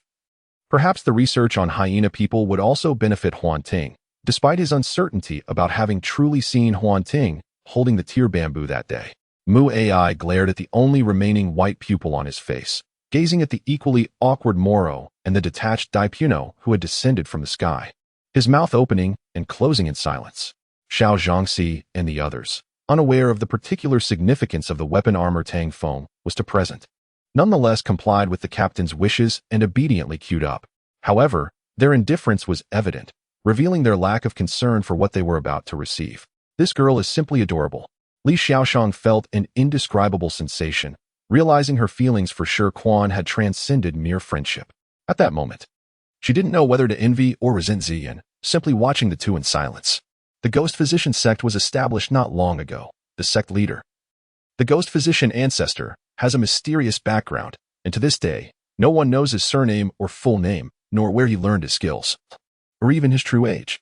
It is said that he has lived for over 500 years, mastering techniques for health and longevity, which is why he has long presided over the Ghost Physician sect. However, Dr. Ming's embrace truly instilled a sense of security. Yang Mingyi blushed at the thought. Wang Zhihui's eyes widened in disbelief. What is this? How can this fellow still be bouncing about? Is he cheering for the participants in the tug of war from our unit? Time accelerated to its limit, and Mu Shifeng's figure instantly transformed into a phantom, swiftly arriving beside the ancestor of the bright moon, his magic sword slicing towards him at an imperceptible speed. This resulted in a situation where, even if a knife lay before her, she knew full well that she stood no chance of resistance and would never produce any money. The success rate is approximately 30%. 3 portions of medicinal herbs yield 1 potion. This is Mu's limit. Mu Shifeng himself was a 10th grade alchemist, with an over 80% success rate in crafting 10th grade elixirs. Thus, Mu, the young master, could embezzle a substantial number of potions. Yet now, he seemed to be bewitched, as if he were destined to cling tightly to that loser. A rustic bumpkin, hardly worth mentioning. I have pressing matters to attend to. I bid you farewell. This Godatu was clearly untrustworthy, full of ulterior motives, and young Master Mu had no time to engage in idle chatter with him. Upon finishing his words, young Master Mu disregarded Godatu and strode towards the city. After exiting the hotel with Zhang Yang, Yifeng boarded Zhang Yang's car, both feeling utterly exhausted from a night filled with shock and fear, far more than they had ever experienced. This was truly an unimaginable scenario, as if a sunflower seed had sprouted a bug. Once entering the agricultural market, Lu Ming's group handled matters quite smoothly. Thinking that such a good start would lead to a favorable outcome, they were unprepared for the 20 pairs of eyes that were suddenly upon them. Don't believe me? Su Yush's lips curled slightly, his eyes brimming with suspicion and even menace. I cradled the worn face of Pai Do, kissing her fervently at this moment. No amount of words could convey the depth of our emotions better than the tenderness of our embrace. However, some exceptionally gifted individuals experience different tribulations during their tribulation. The greater the challenge, the greater the peril, yet the rewards are also more substantial. Very well, I shall not disturb your rest beyond this hour. But I do need to inquire about something tonight, Su Meilin said, retreating to advance the conversation. He would only eat if I fed him. The medicine required coaxing, uttering terms of endearment like good boy, darling, and sweetheart in a cycle of 3 to 5 repetitions before he reluctantly swallowed. Zhuyu recalled how, in the past, he had suffered setbacks under the celestial sword's aura. Even the Lotus Sage had to concede that old ancestor Yu's celestial sword possessed remarkable prowess, and Su Jinghua, in his time confronting the Sun and Moon Sword sect, had utilized Yu Hongtian's sword to block 1,000,000 troops, a display of strength not merely boasted by Yu Hongtian. Moreover, each head of the Xiaochuan family possessed the strength of Danjing. To become the next head of the Xiaochuan family, one must possess the power of Danjing. Otherwise, all discussions are futile. A swift punch struck the opponent's chest, leaving me gasping for breath, nearly causing my heart to falter, my complexion paling significantly. But I merely invited the young lady to my abode for tea. Surely she would not be so rude as to refuse? The man said languidly. Li Chen arranged for the two to meet, considering their shared birthplace, similar ages, and experiences, believing they would find common ground. Subsequently, after exchanging some details, Li Yujiang rose to depart. Having laid everything bare, it was now up to Gao Quanhai to ponder the intricacies. Yin Yu, behind, kicked a cup that had been hurled toward them. It flew back and shattered at Mu Qingqing's feet. Aside from 4 long-haul flights to London and Los Angeles purchased from Boeing, Newport Airlines has recently procured nearly 20 medium to short-range aircraft from Bombardier Aerospace, making them a significant client. The Olympics present an opportunity for South Korean enterprises to step onto the global stage, and for KBS, it is also a chance for transformation. Li Chen glanced at Li Jingji on his left hand. The latter nodded in agreement with Li Chen's words. A massive pung bird soared majestically through the sky for a moment before plummeting rapidly downward. To inform the esteemed guest, Qingqing has her own rules and cannot receive visitors. I shall play a tune for the guest instead. Please do not take offense, Yin Yu said, rising and bowing respectfully. In her moments of yearning amidst the misty rain, she began to regret the words she had spoken in front of the lady. Whether those words reached the young mistress remains uncertain. Yet the realization of being manipulated by others is undeniably disheartening.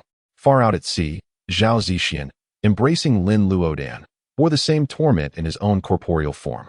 He chose to silently endure the anguish, bearing all suffering alone without disturbing the one beside him. The fierce, soaring strike cleaved my magical light column in two. Yet, this was not the end. The cut through the column severed the belly of the magical airship, resulting in a long gash. The previously intact floor suddenly fractured, causing many unfortunate soldiers to plummet into the abyss below. No, your room is rather nice. Li Yaojia laughed heartily, proclaiming. Regrettably, Elgar was clearly not in a state to speak, so they decided to confine him in the bamboo cage of the Crystal Palace, hoping that once restored, he might divulge valuable information. Given the tumultuous circumstances, the young master had already surmised some of the situation. Thus it was prudent to rely on himself for the time being. Figures like Gong Butian and the Tiger King seemed to share a faction with the young master. Yet their intentions mirrored those of Yi Huang, seeking to gain advantages through his ascendance. When he was summoned that night, it was already deep into the night. So Xiaofeng did not have the opportunity to appreciate the beauty of the villa. Now, entering through the main gate alongside Chiba Koichiro, he was utterly astonished by the scenery of the courtyard. At that moment, a flood had already breached the delicate, smooth expanse between her slender, youthful legs.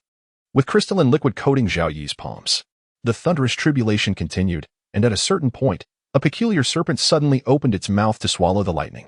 Thick bolts of lightning descended from the heavens, only to be consumed by it, coursing through its body and exiting from its tail, leaving behind traces of dark blood.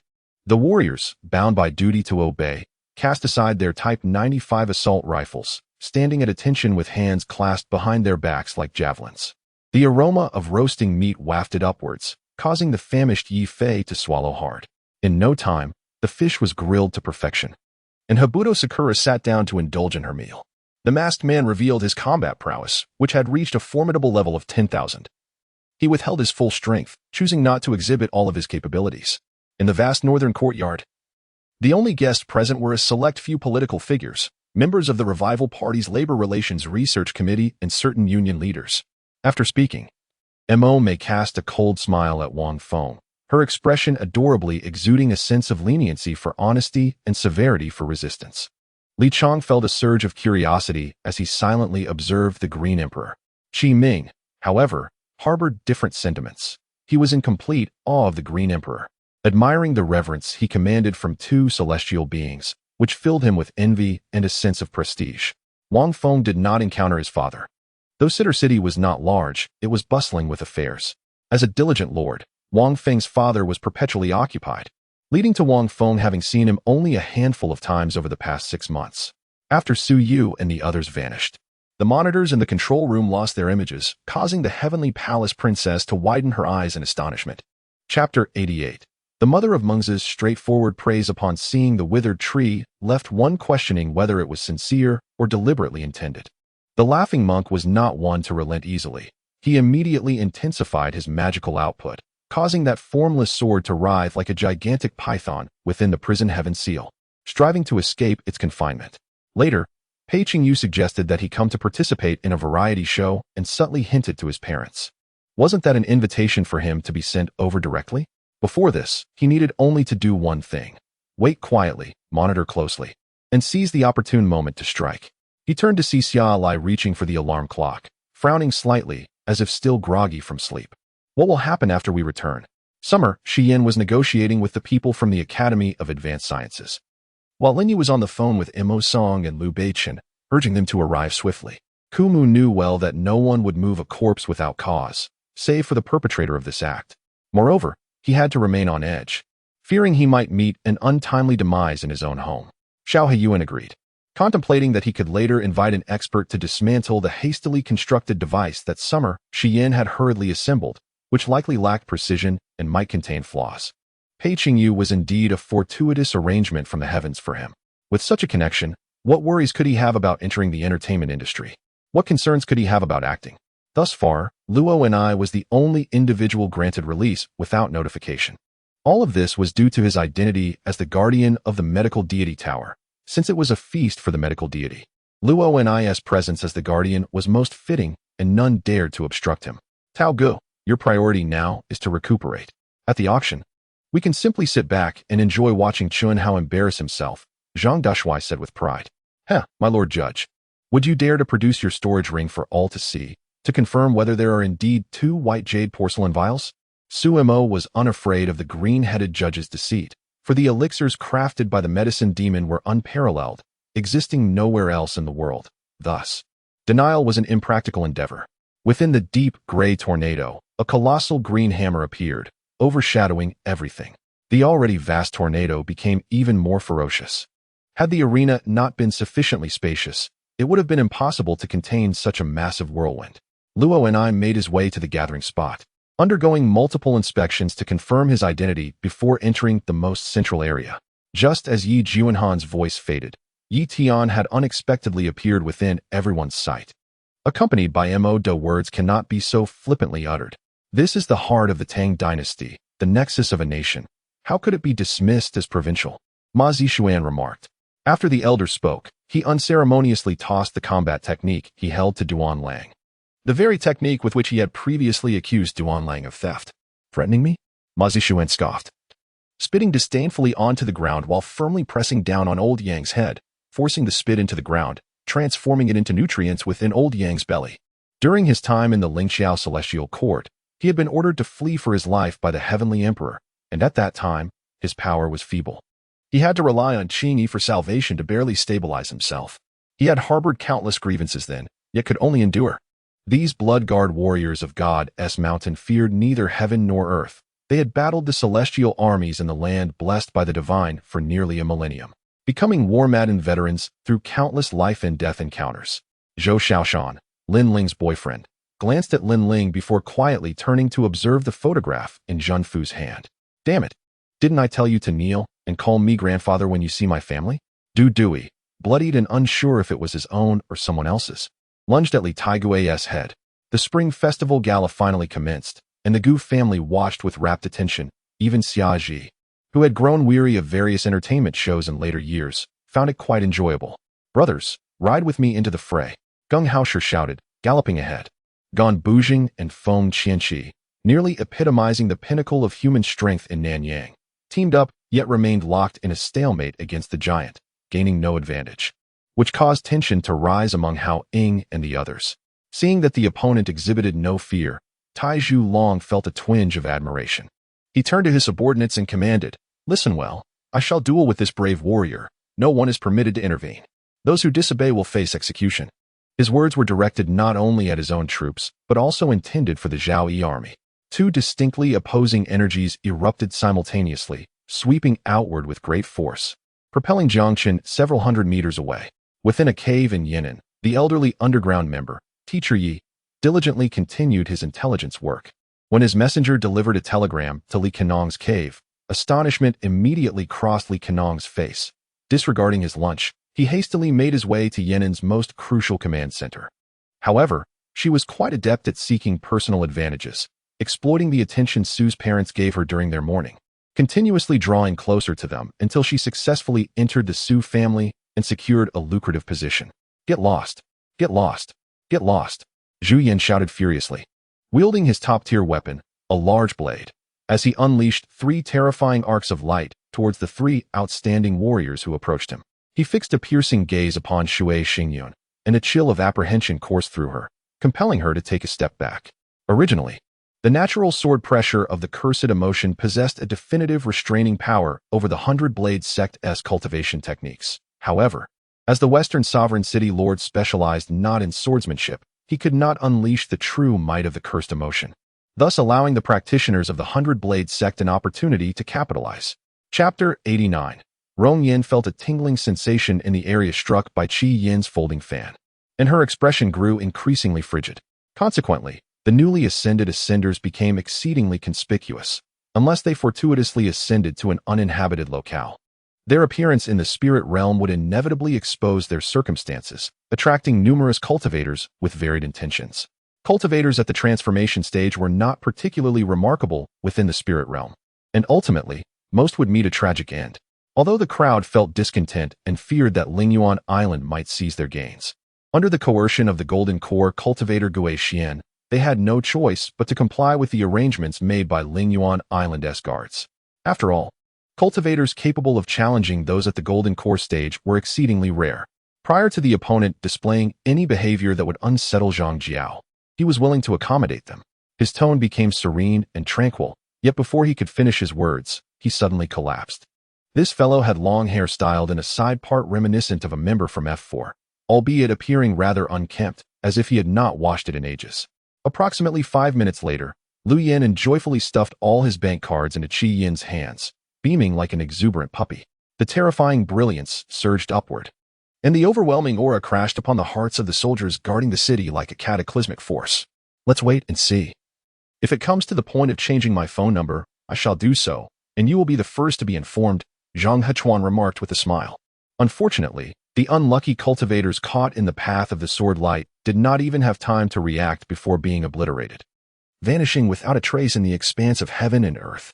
The sword light surged forward with astonishing speed, seemingly unstoppable, until it finally struck the spatial barrier at the edge of the secret realm. No matter what we were before, we are now entirely new lives. Growth is painful, but we must not fear the pain. I shall accompany you, all right? Shen Fengling tenderly spoke, embodying the role of an elder brother. The fundamentals of cultivation, skills, weapons, combat experience, and so forth, will all influence the outcome of battle.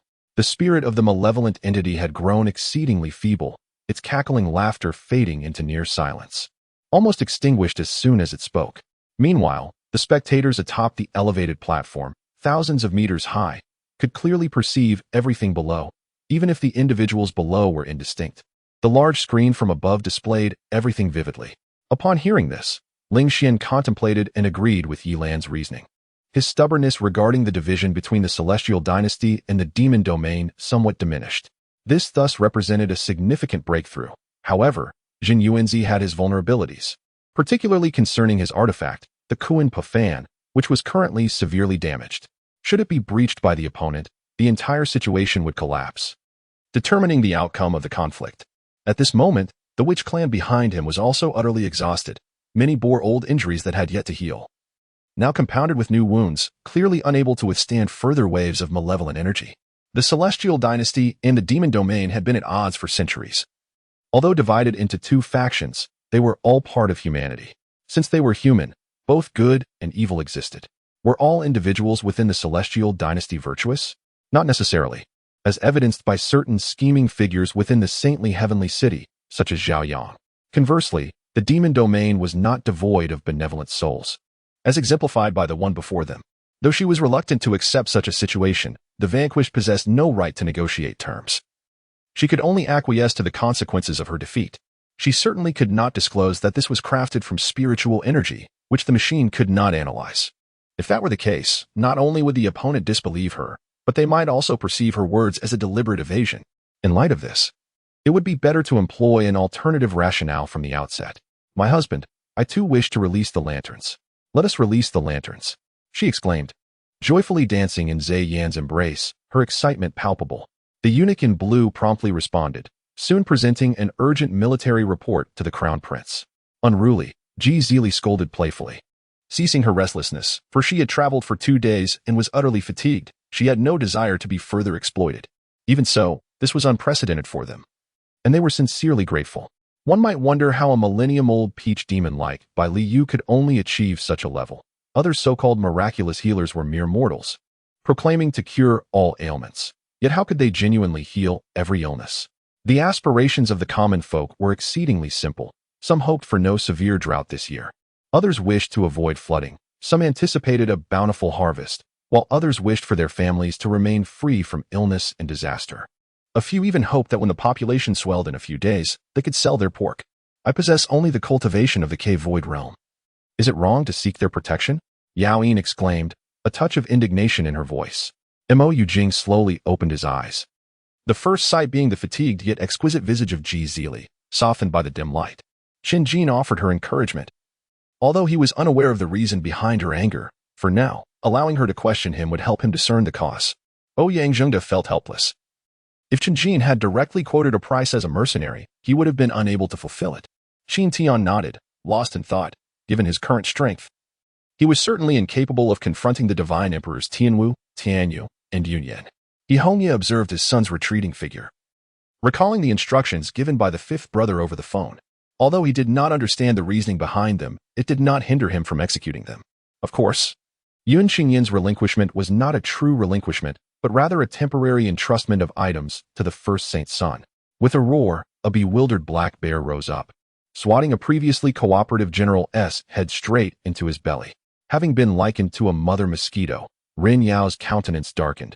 Her thoughts were transparent to those present. Yet she feigned ignorance, engrossed in her drink. Thus, the issue of lifespan was overlooked. However, the transition from immortality to invulnerability was a monumental hurdle. Many perfected immortal souls could not break through even at the cost of their lifespans.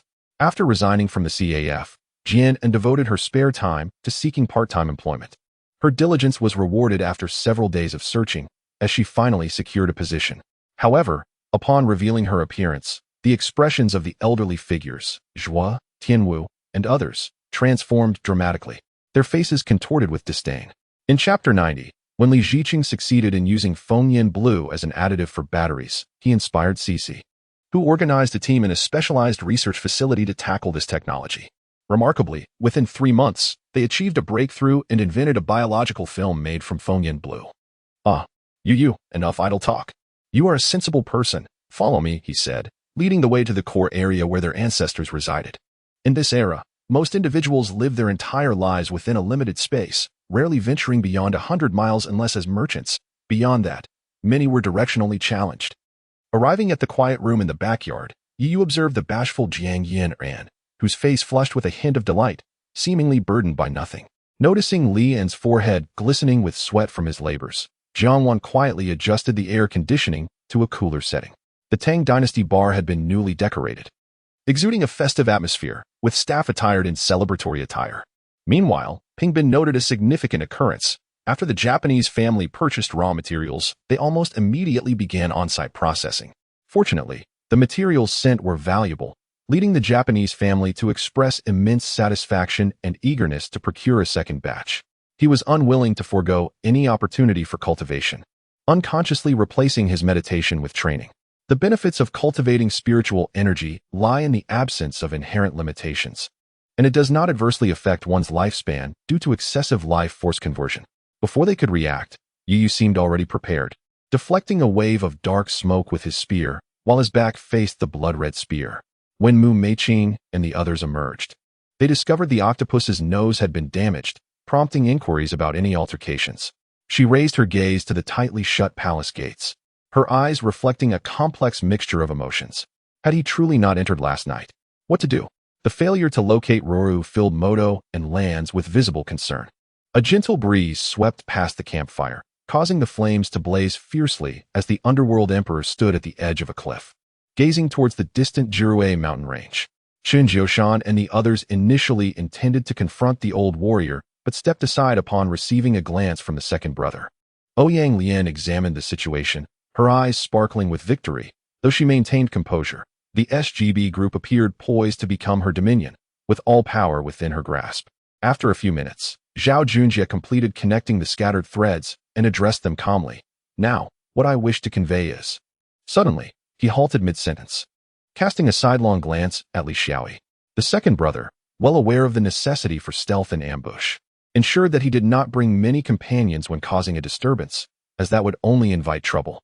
Having just returned from the hospital, he faced an array of tasks at home.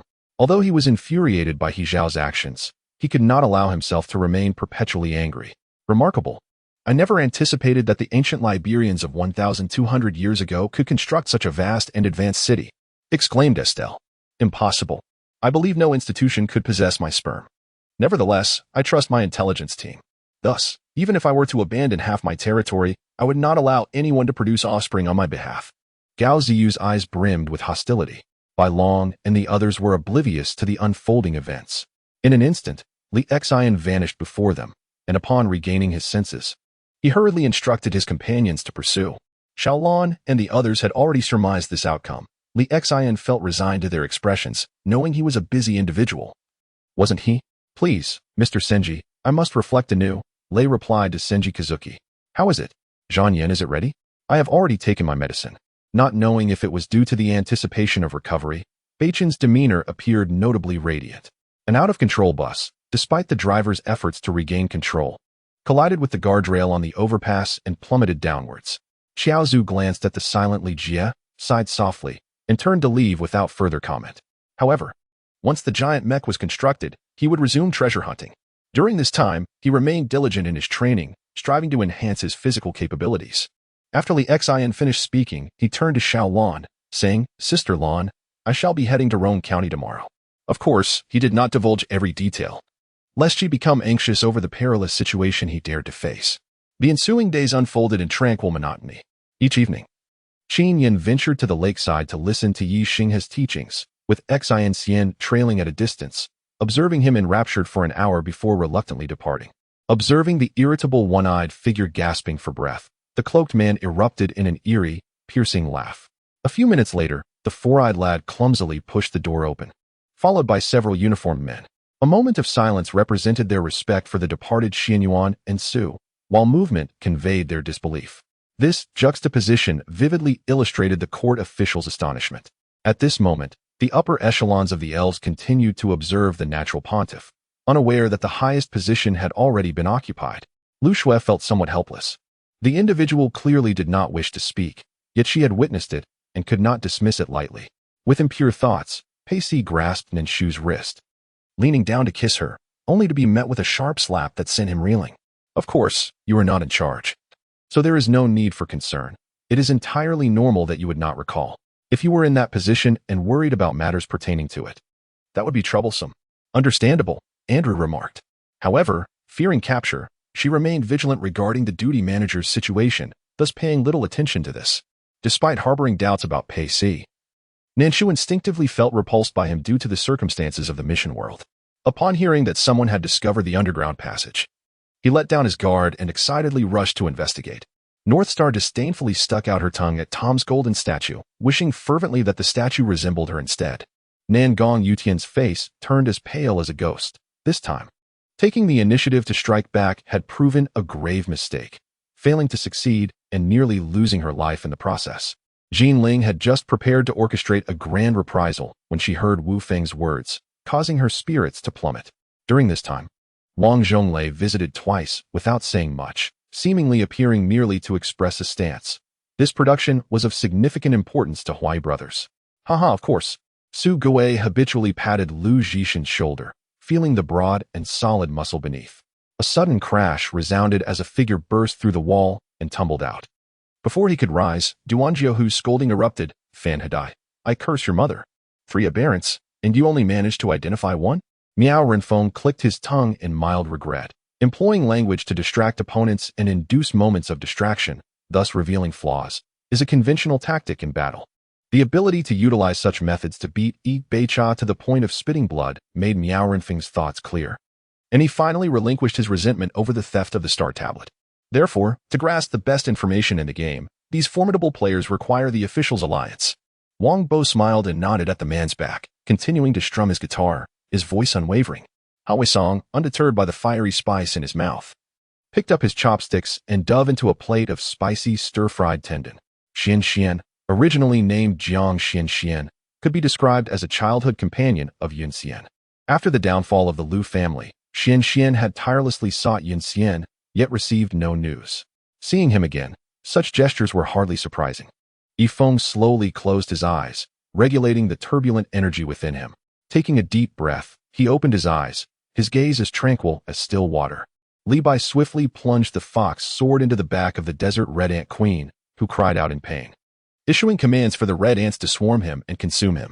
He speculated that these spiritually imbued items were indeed ancient relics, having absorbed the subtle energies of the heavens and earth over time. However, to question Covey would inevitably involve discussing his plans, which was unavoidable. He could only hope to retain a few trump cards beyond this. Armed with these methods and a new guise, Zhao Yin smiled faintly as he descended from the cliff. Chen Chuliang introduced Old Tan to Boss Zhong, even likening the closeness of the two companies to all-weather strategic partners. The Lingyuan Trading House, akin to the Jin Yufeng of the Nangong family, amassed countless rare treasures for trade, consolidating significant wealth. Quietly, he slipped into the Tianyang sect. Though vast and rivaling the Du sect in scale, its defenses appeared lax, with few patrolling disciples, facilitating his infiltration. By the way, Snow Fairy, I heard you terminated your contract with your previous company? There are rumors you intend to withdraw from the entertainment industry, and everyone is quite concerned. Is that true? Lu Woman suddenly recalled and asked with a worried expression. Indeed, we are off to find bugs, but you shall not accompany us, Phil said with a playful grimace. The equipment was merely a golden bracer, regrettably requiring level 20 for use. Xiaohan dismissed it as trash, stowing it away in his pack. Hey, Tianyu, what are you planning to do? Ling Fan exclaimed, quickly grabbing Tianyu to halt her sudden advance. A long list of mercenary tasks appeared, along with an exchange function positioned above the tasks. If you wish to die, do so on your own. Do not drag me into it. Xingyue struggled to break free, but was still a moment too late.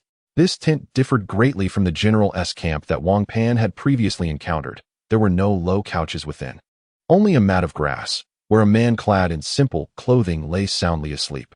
Morong Hualu personally telegraphed Lin City, detailing by Yunzhan's situation to the elders, reassuring them. What method do you have in mind? Xiao Yu quickly inquired, as Tianyu and Hong Feng also drew closer. Ruo Shui shot a disapproving glance at the two and approached the corpse of the Snow Butterfly King, which yielded a few coins and 2 pieces of equipment, a golden armor boot, and an ordinary silver wand. The 5 points of strength bestowed a considerable damage output for Xiaohan. After the increase, his attack power reached 6 to 8, proving more than sufficient to deal with the sharp claw rabbit, which possessed only 10 health points. Look, another wealthy individual has taken his son away. This marks the 8th today, Zhu Li sighed ruefully. Although Lu Yin had sustained severe injuries and could not currently use the blood demon threads to absorb others' cultivation, the power of the blood corpse demon body still resided within him, sufficient to subdue either El Wanxing or by xioming. Above the seventh tier, artifacts began to possess spiritual essence, differentiating them from mundane tools. These artifacts possessed souls and independent consciousness. In earlier days, he lived a life riddled with deceit and intrigue, enduring the burdens of others' perceptions despite his own reluctance. Now, he yearned for a simpler existence among those around him. Chai Junyu stared in despair at the ceiling, reflecting on her dismal performance as an undercover agent, so much so that she could be immortalized in the annals of undercover failures. She pondered that this was her sole opportunity to escape Hao Lin. She could not afford to align with the wrong faction or choose the incorrect allies at such a critical juncture. Moreover, she encountered the county magistrate's son, Cui Han, whom she had not seen in ages, as the entire Cui family gathered for breakfast. If Yuan Fu resigns, is there a successor? Tianqi had not made an official decree, as the procedures for resignation and retirement needed to be observed. However, the emperor's inquiry implied tacit approval. By the way, Uncle Hifu, are the Li siblings who came with me still around? Zhao Mufeng recalled Li Bingquan and Li Zijuan, uncertain of their enjoyment in this venture. It's late. Let us postpone any matters until tomorrow, Yuan Chonghuan said impatiently. While many citizens indulged in pleasures, an increasing number began to pay the price for such reckless enjoyment. The court demanded not their extravagant consumption, but rather their labor and creativity, steering clear of open plunder, which they termed economic trade. Are you done with this charade? Get lost. Gu Wangxing could not restrain himself from kicking Tang Xuanyan upon hearing such words.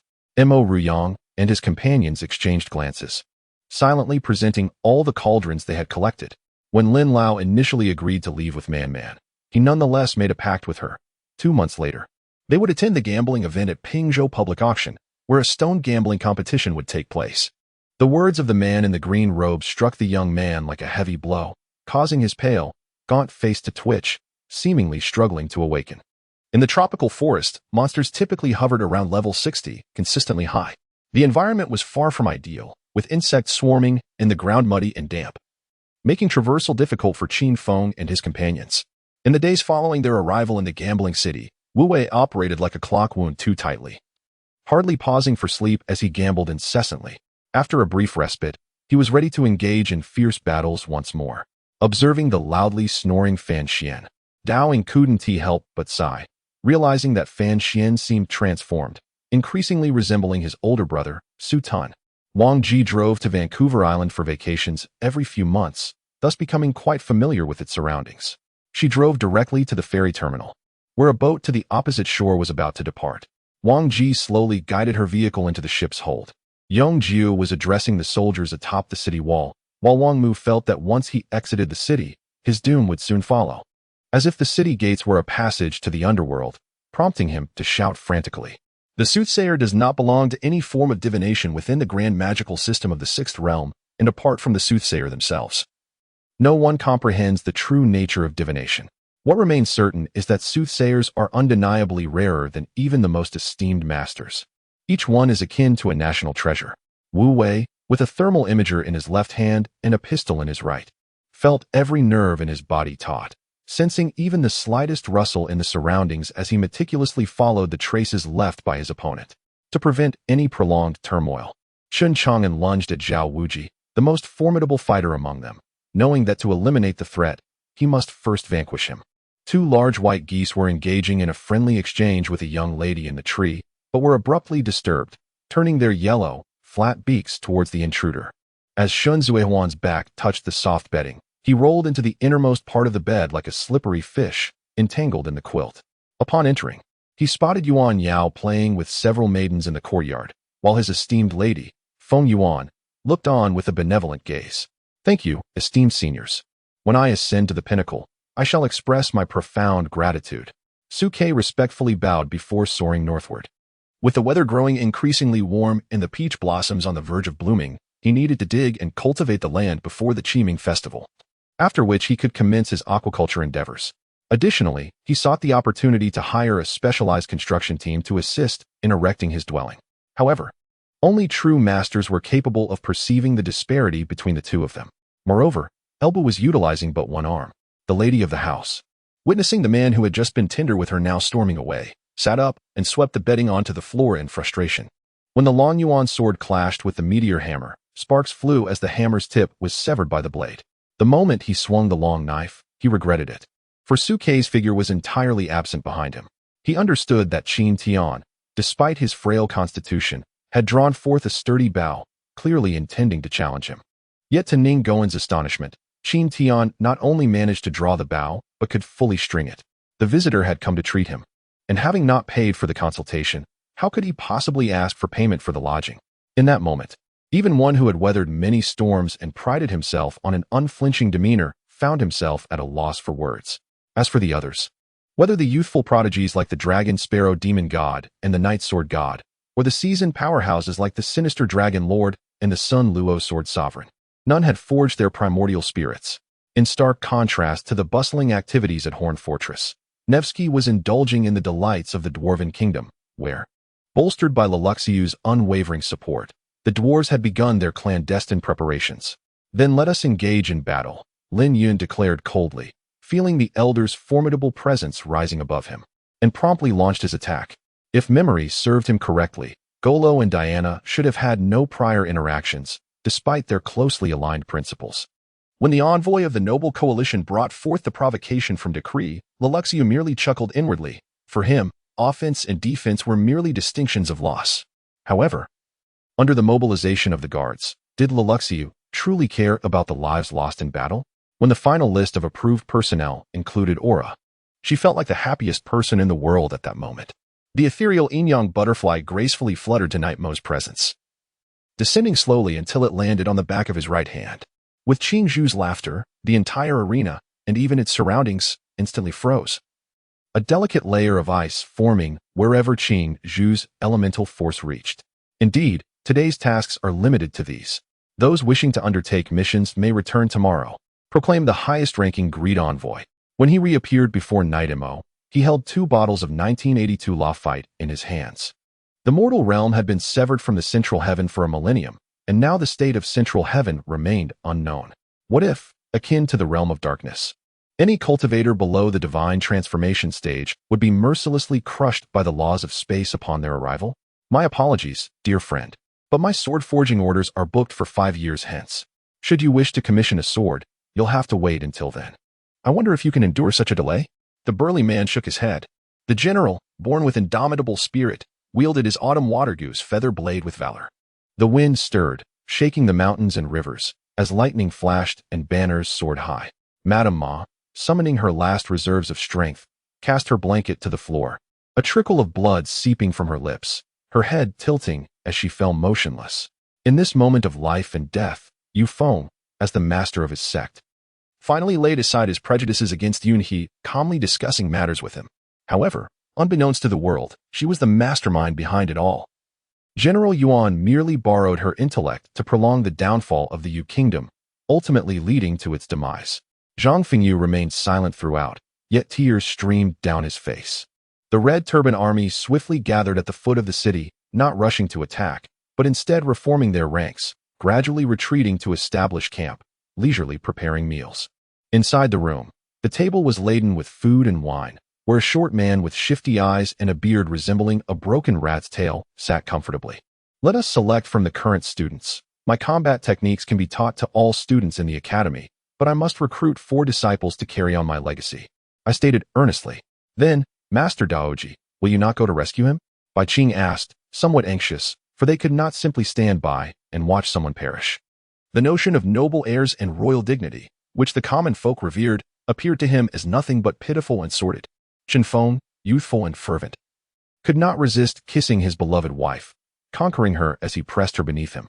Suze, upon hearing this, smiled lightly, then furrowed his brow, stirring his coffee pensively. Upon hearing the lascivious man's words, he seized Pei Wanner with ill intent, causing her to retreat in fright, seeking refuge behind Xiao Siyu.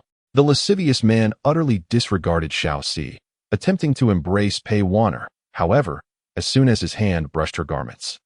He was swiftly kicked to the ground by Xiao Siyu, tumbling twice. In the Black Horn domain, it seemed that Canaan Academy was established by a descendant of the Thunder Clan. Could it be that they discovered something here? Observing the full moon overhead, the chirping of insects surrounding her, and the scent of fresh grass wafting through the air, she instructed Ye Yun and Jiao Yu to rest, while she settled by the flower bed in the courtyard. Mo chuckled inwardly, continuously apologizing. Su Peng felt discontent, unable to assert himself with Chen Feng present. Jiang Shi, leaning against the edge of the bed, scrutinized his current appearance, unable to suppress her admiration. His lashes were long, so enticing that Jiang Shi felt an urge to blow on them. Before she could gather her thoughts, she had already begun to perform this act she had never dared to attempt before. Aunt Zhang replied, nodding amiably towards Huayu. Before turning to head towards the kitchen, Xia Qishao smiled faintly, silently placing a delectable-looking chicken leg into her bowl. Taking a bite only to find it somewhat lacking in flavor, deeming it difficult to swallow after just 2 bites. Ling Shichuan, how old are you? That you still blush at Yi Qingtian's actions? Under the influence of the sword intent of Yi Feng, the swords of the onlookers below suddenly vibrated, as if an invisible force was tugging at them. Suddenly, the notion of the Great Hua Kingdom seemed appealing. After all, it is a place familiar to us, whereas the land of Ziyin is unknown, and we would need to acclimate to various customs upon arrival. As for Luo Hong, he merely offered assistance when he saw me in distress, remarked Xia Qingshao with a grin. In the 94th chapter, a swirling black wind of blades intertwined to form a vast net, enveloping Jiang Chang'an like a dark cloud. One could distinctly hear the clashing sounds of weapons within the black mist. The monotonous mockery and despair, reminiscent of previous shocks and fervors, caused Kay to repeatedly recognize the plural existence of his individuality, inciting a slight annoyance towards himself. The success of the resistance in the chaotic central plains could not be attributed solely to the efforts of the 7 gentlemen. The young Emperor Puguang, despite his immense potential, could not single-handedly uphold the realm. A good man requires allies, and it was with the support of his capable ministers and valiant generals that he accomplished great feats. Very well, Wang Xiao, you may sit beside Ji Mena, pointed out Duanmu Roaching, indicating the empty seat next to Ji Mena. Hu Xiangrong curiously examined the scene and discovered that the rotating golden light was not a lotus but a celestial disk inscribed with auspicious and inauspicious directions, spinning like a golden lotus. In his twilight years, he forgot how to wield a knife, yet that instinct remained etched in every moment of his existence, indelible. The Huai Garden was originally an estate of the Ning family. However, before Jia Song ventured south, he had arranged for a door to be opened to connect with the Western residents for the convenience of the Western sisters to come and play. Gazing at the over 100 photos and videos of stars exposed on Zhuowei's Weibo, Lu Peng found himself in a quandary. Concluding the conversation, Dongfang Yunyang promptly followed Jing Daming to bid farewell, then departed with the likes of Gan Shiqi and Uchiha Itachi, with Fujiwara Keiyu also accompanying them, as he was a significant asset in confronting the Fujiwara family. In reality, marriage is rather simple. It is aptly described as sharing a life together. Love often does not exist in many marriages. If the elders arrange a meeting and find satisfaction in each other's family background and work, the likelihood of the union proceeding is considerably high. Upon arriving at the 4-star Kidana Grand Hotel near the airport, a hotel founded by Chinese entrepreneurs and a primary gathering place for Chinese merchants purchasing jade in Myanmar, a loud shout from her sent the yarn darting out, colliding instantly with the fiery palm, shattering it into fragments. The scattered flames surged outward, extending for thousands of kilometers, a truly spectacular sight. Thor, the god of thunder, did not charge in. Instead, he hovered high above, witnessing the Hulk and Abomination rush forward. With a mighty shout, he dove down, attempting to assist. Yet as he neared, a bolt of lightning struck him from the sky, causing him to lose balance and nearly tumble. This peculiar object, seemingly stone, was remarkably similar to the one Diana had obtained at the New York Museum, albeit smaller and entirely different in shape. At the forefront of the ranks, Tang Jun meticulously guarded nearly 1,000 noble Uyghurs, among them kin of the Khan and important ministers, as well as high-ranking clergy of the Mani religion. These would serve as his leverage to negotiate the withdrawal of the Uyghurs. Sun Yum uncovered her face, still able to feel the lingering warmth and moisture from moments prior. Indeed, beyond the simple characteristics mentioned in the data, we must assess these uncertain factors in detail. For instance, regarding this blue floral exterior, your keen eyes may perceive more clearly than mine. Lin Lao paused, ensuring Qin Yu and Tang Han could see well. The sobbing sound of Wu Wu Pada filled the air before turning away from the portrait, heading towards the exit. It was the rampant behind-the-scenes manipulators that warranted a significant judgment, at least 3 years for them. As for the one who struck you, he deserved an even harsher sentence. Wang Xinxiao displayed a fierce indignation. Regrettably, Tang Han could not see it, only sensing the intensity of his words. For the 2 treasure-hunting mice, This place held abundant emeralds, yet they also faced the pain of loss. Regardless of whether the excavated material was stone or jade, all had to be transported to the surface. Dongfang Ruolin nodded, and Chun Gang led a detective to escort Brother Kun away. 2 more detectives approached to lift Meng Zai, seeking guidance from Dongfang Ruolin before departing. The power of sword intent rebounded partially. With a thought, the 5th listening cloud effortlessly absorbed the counteracting force. A deafening explosion erupted, shaking the entire island, which split apart in an instant, as the black serpent let out a piercing wail, a massive damage number appearing above it, and its colossal body was forcefully buried into the ground. Wade offered no chance, pressing hard past half-court. The magician, tall and losing agility, could not break free, ultimately leading to a poor pass.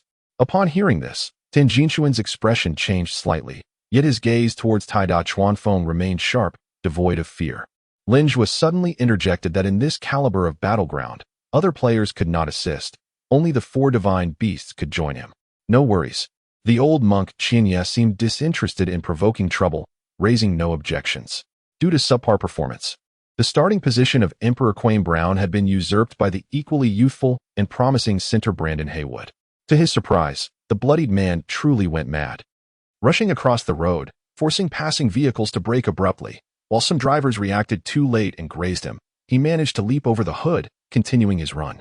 Firen was not someone easily defeated, certainly not, though she appeared quite fatigued this time. Yuan slammed the brakes, pulling the vehicle to the roadside. As he reached for the door handle, Firen seized his wrist. In this moment, a brilliant white light shone, seemingly capable of conjuring a tempest, fiercely enveloping Ding Chuanxiu. Upon seeing Tan Fengyi approaching, it was wise to swiftly change the subject, benefiting all parties involved. Initially, the Haoyan Tower was employed by the Azure Emperor in battle, shattered across the wilderness and the realms. Subsequently, the Azure Emperor, having sustained injuries, did not reclaim it. Those who prefer to speak with their fists, regardless of their intelligence, tend to be limited. Thus, Song Yu's conversational skills were not particularly high, as at least these 3 could discern. Su Chun burst into laughter, exclaiming, "Ha! I initially thought it was merely the shameless young disciples of the Earth Palace," reflecting on his previous attempt to dissuade Li Xia with 5 million.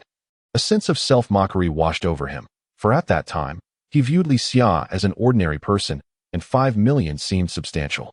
Yet now he realized Li Xia had dismissed that sum entirely. Throughout history, countless mysteries have been left behind. Once certain things vanish, humanity may never comprehend them. Thank you for your kind intentions, senior brother. My visit is not for my own affairs, but to discuss matters concerning Wen Qihong, Tan Fengyi clarified. As for the indestructible Qian Kuan cauldron, Su Chun had no prior knowledge of it. He was astonished to discover its presence here. Enough, stop pretending. Song Yu hung his eyes, ignoring Su Xinghe's gestures, and tapped the chessboard with the sword sheath. The sheath trembled, aligning Ding Chuanxiu's visage with Su Xinghe. Qing Shui attempted to distort the assault before her with the kaleidoscope, but she was already too late. The scythe pierced the chest of Si Li Na in the 4 palaces. In that final moment, she blocked the blow for Si Li Na. An unimaginable pain surged through her nerves, making her breathing increasingly labored, yet she found solace in the choice she had made. Each beast capable of reaching the celestial tier is exceptionally formidable, endowed not only with immense strength, but also the awakening of various innate abilities, distinguishing them from human cultivators of the same realm. Moreover, neither of them was crippled, so I believe we must not act rashly. Such matters require irrefutable evidence, lest another life be lost, unjustly. Another stone door appeared. What manner of place was this, devoid of anything but corridors and stone gates? I felt a surge of anxiety within. Glancing upstream at the waterfall, she was trapped in the cave. My friend, it seems we must ascend. With that, I prepared to retrace my steps, but my companion halted me. Is it complete? Zhong Sherlang inquired, staring at the mobile phone that had suddenly appeared in Yagi Rei's hand. If it had returned, it signified that Yagi Rei had followed the steps outlined on the phone to completion. Zhang Mushin, regarding my condition, Murong Yingshui abruptly paused, then remarked, "It is not a significant condition. Of course, it will not bankrupt you." Murong Yingshui smiled at Zhong Mushin. At this moment, standing still, I gazed at the now flattened Tosaka residence, remnants of the prior conflict. "What did you say?" Gue Liang exclaimed, gripping his sword and racing towards Summer City, intent on resolving matters by force. Lastly, regarding Noki Gao's guard, handle it as you see fit, and eliminate the pirate factions across the regions. the noble stated. The meeting prolonged. Zhang Baiming meticulously analyzed every aspect for the attendees, particularly for Zheng Zhilong and Zhang Shujia. Lu Fei snorted dismissively, yet remained unperturbed. With a wave of his hand, he almost instantaneously quelled the powerful pulling force. On the side of the demonic sect, the leader of the Five Mountain Sword sect, Dan Buahong, observed Li Bin retreating under by Ling Feng's fists, sensing a sign of defeat. Dan Buahong was elated, clapping fervently, cheering for Bai Lingfeng, in urgent need of assistance. Several expressed their hope that Zhang Cheng would guide them, promptly agreeing, as they were seasoned players from the internal testing phase, understanding the significance of life skills, and would allocate time to practice a couple of such skills. This arrangement seemed quite favorable. However, Zhang Cheng had no choice at the game's launch. Accessing the main city within his faction's territory was not easily attainable. Now, as he continued to invest a substantial amount of resources in upgrading and enhancing his strength, he could only relinquish a portion of the prestige rewards, provided that the bounty stated would not be usurped. Zhou Yuanji instructed the soldiers to tidy the inn before allowing the heroes to settle in. Having arranged everything, Zhou Yuanji took Suji to see the ancient 1,000-year-old tree. Suji, unable to refuse, followed her outside. 2 pieces of fine stone formed a mythical scene, a boy worshipping Guanyin. A contemporary poet remarked, "The good village boy is accustomed to humility. After 53 visits, the path is profound." The disciples cried out in unison, "We acknowledge our errors, and we implore the head of the Discipline Institute to punish us." Liao Qin and Liao Yin exchanged glances, shame evident on their faces, sharing a smile that signified the thawing of past grievances. Casting a glance at his sister engrossed and playing with her doll, De Long felt both envy and admiration. He too wished to engage in games like her, yet mother was resolute in her disapproval. Huang Xinghua furrowed his brow, contemplated briefly, then gently shook his head, placing the room card into his pocket. If they do not want it, so be it. Why should he impose his warmth upon their indifference? I secretly observed from a distance, seizing the opportunity. Thus, I remained fixated on the green corpse gall, which danced chaotically amidst the yellow talisman. I recognized this as a manifestation of its panic, for I knew that most spirits feared the yellow talismans nurtured by Qi Tianong. Lin Banyue sought to kill Xiao Shanhe, but was instead slain by him. Jiang Shangyue, upon learning of her disciples' death, hurried to avenge them, unwilling to let Xiao Shanhe escape easily, given his martial prowess and dignity. In conclusion, once the novelty waned, Quan Shaoqing would completely abandon her, severing their ties. I could only shout loudly at Qi Tianyang through the wall, "I am here."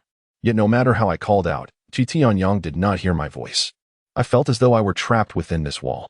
Miao Zhu and Yang along with others traveled tirelessly day and night, resting in a hotel at night and taking in the surrounding scenery during the day, continuing their journey towards Ping'an City. My uncle remained seated at the dining table, immovable, seemingly oblivious to my aunt's words. Was that a great demon of the Linshua mountain range? Yi Qingtang gazed at the colossal figure in the distance, her eyes widening slightly. They all employed various means to collect the ancestral dragon energy, still in the process of formation, drifting in the void. Moe cast a cold glance at the crowd, a smirk tugging at her lips, as she turned slightly to touch Yi Qingtang's hair that hung by her face. With Luo Chongyang's water dragon obstructing the view and Lin Banyue's swift fists approaching, it seemed to the onlookers that even if Xiao Shanhe could somehow withstand the blows, he would likely suffer injuries and be forced back. At that moment, the Grand Hall's door stood closed. When Nailan Rowe advanced towards it, the door creaked open automatically, allowing her entry. As I spoke, the dark, heavily painted scenery outside began gradually to fade away. The hospital's security comprised 2 factions, one of active duty soldiers with ranks, and the other recruited security from the community, classified as labor workers. Unless a major medical dispute necessitated the presence of the security team, these non-regular security personnel typically maintained daily order. "Su Miao?" Chi Man called out a few times, but no response came. Peering around, he found no one in sight. The morning breeze rushed into his neck, creeping beneath his clothing, sending shivers through him. Chi Man jolted, recalling what Qing Yin had said the night before. It appeared that the visitors this time truly posed a problem. Since entering the room, Lu Dichuan's gaze had remained fixed on Xiaoyingdi, while Xiaoyingdi averted his eyes, unable to meet his gaze. Though the master had declared this secret method could not be divulged, for the sake of her brother, she could not afford to hesitate. "Is this the effect of phantom?" Li Yuxiang asked, astonished, as the recent scene completely upended his previous notions regarding battlefield first aid medications. Xiaoyingdi and Baizhu approached the gates of the Wang residence. where Ping Shu opened the door. Surprised to see Xiao Yingdi return, he momentarily lost his composure and soon dashed off to fetch Guixiang Mama. The Wang residence remained unchanged, yet the chill of winter rendered the atmosphere even more desolate. Turning back to glance at Hong Xiao, he noted her hands clenched into fists. Yet, at such a time, when family should joyously exchange gifts, Tang Yuer refrained from showing her displeasure, subtly shaking her head at Hong Xiao. At the very least, she wished to preserve her father's dignity. Having said that, she turned to leave, and her subordinates complied with the caretaker's orders, heading to her home. Miao Miao's sudden call jolted everyone from their long-awaited reunion, prompting Su Xiaotang to swiftly extend his arms and rush towards her. The Dragon Clan, upon noticing the sudden silence above, instinctively lifted their gazes, only to behold their leader's golden phoenix eyes half-closed, lips curved in an enticing smile, exuding an air of captivating charm. Seated at the desk, Ding Luan observed the scene of their handshake, feeling an unsettling strangeness in the moment. If she could not repay Chu Shouzhan's kindness, perhaps marrying him and pledging herself would be a better alternative. Su Xiaoyu, perceptive as ever, caught wind of Luo Qi's mother's words, furrowing her brow. Without Luo Qi's intervention, Luo Liang would have spent the night in prison, and her mother ought not to speak so. The night sky adorned with the Ferris wheel was splendid, its lights twinkling like a radiant orb. How could he not comprehend that the guardian of the tomb was clearly trying to lure him? He would not fall for the guardian's ploy. The pain of his sister's wound was profound and piercing. Yet Su Han maintained his smile, his fingertips pressed against his palm to sharpen his focus. The disciples of the Tao of Heaven remained silent, some even questioning the wisdom of their visit to the Reincarnation Tower. Wu Tao ultimately consented, permitting them a verbal exchange with the Design and Development Department of Lotus Phones. Upon ascending and entering the room, the two children lay asleep on the disheveled sofa. This company marked her first venture with Lin Feng, essentially his enterprise. Li Wan intended to earnestly cultivate this endeavor, thus she had arranged for a renowned designer from Beihai to define the renovation style before seeking out workers. Shuing was not confined with me. At that time, Master Dong had not cast a glance my way, merely stating indifferently that he did not wish to endanger her life. Li Rong chuckled softly, noting the serendipity between Lu Haohao and her family. He appeared so composed in public, yet revealed a childlike demeanor only in their presence. Before departing, Qin Su tightly grasped Lin Dongxin's hand, presenting her with a token, urging her to use it to intimidate anyone should trouble arise. If that proved insufficient, she was to send someone to the palace to seek her out. Lin Dongxin had saved her life, and she would forever cherish that debt. Chapter 97. What kind of film company should be acquired? After Jeremy's departure, Ike fell into deep contemplation. Regardless of his yearning to meet the one he desired, each minute felt interminable, as if time stretched like years. Brother Jia, I hear the Nationalist Party enjoys considerable support in Vietnam. It seems the first official Prime Minister of the Indo-Chinese Republic will undoubtedly be a nationalist. Brother here extends congratulations in advance. Chang Ruiqing observed the gleam of joy in old Zhang's eyes, surmising it was due to the election in the Indo-Chinese Republic. Many had come to remember the name Guizhuiqing, and countless individuals were eager to uncover the identity of this enigmatic figure who seemingly emerged from obscurity. They could not fathom how he possessed such audacity or how he could assemble a formidable fighting force in such a brief time. Alice harbored no doubt that the man before her was indeed a deity, for she herself possessed the strength of the third realm of creation. And in the presence of this Eastern powerhouse, her abilities felt utterly insignificant. If she had not encountered a god, then what was he? As they drew nearer, their steps light as air, though obscured in mystery, one could ascertain their immense strength from mere presence. It was indeed reminiscent. Let us observe from a distance. Entering is certainly out of the question. Even Master can only breach the miasma tomorrow. While conversing, Chu Nianru elevated her altitude alongside Xiao Wensheng, reaching a position above the purple ship of Forbidden Passage. However, following a confrontation, Chun Kefu dispelled all his doubts. Hu Hai's splendid battle had unequivocally demonstrated his stance and capabilities. Although Han City did not rival the likes of Pyongyang or Liaoyang, the court maintained a force of 15,000.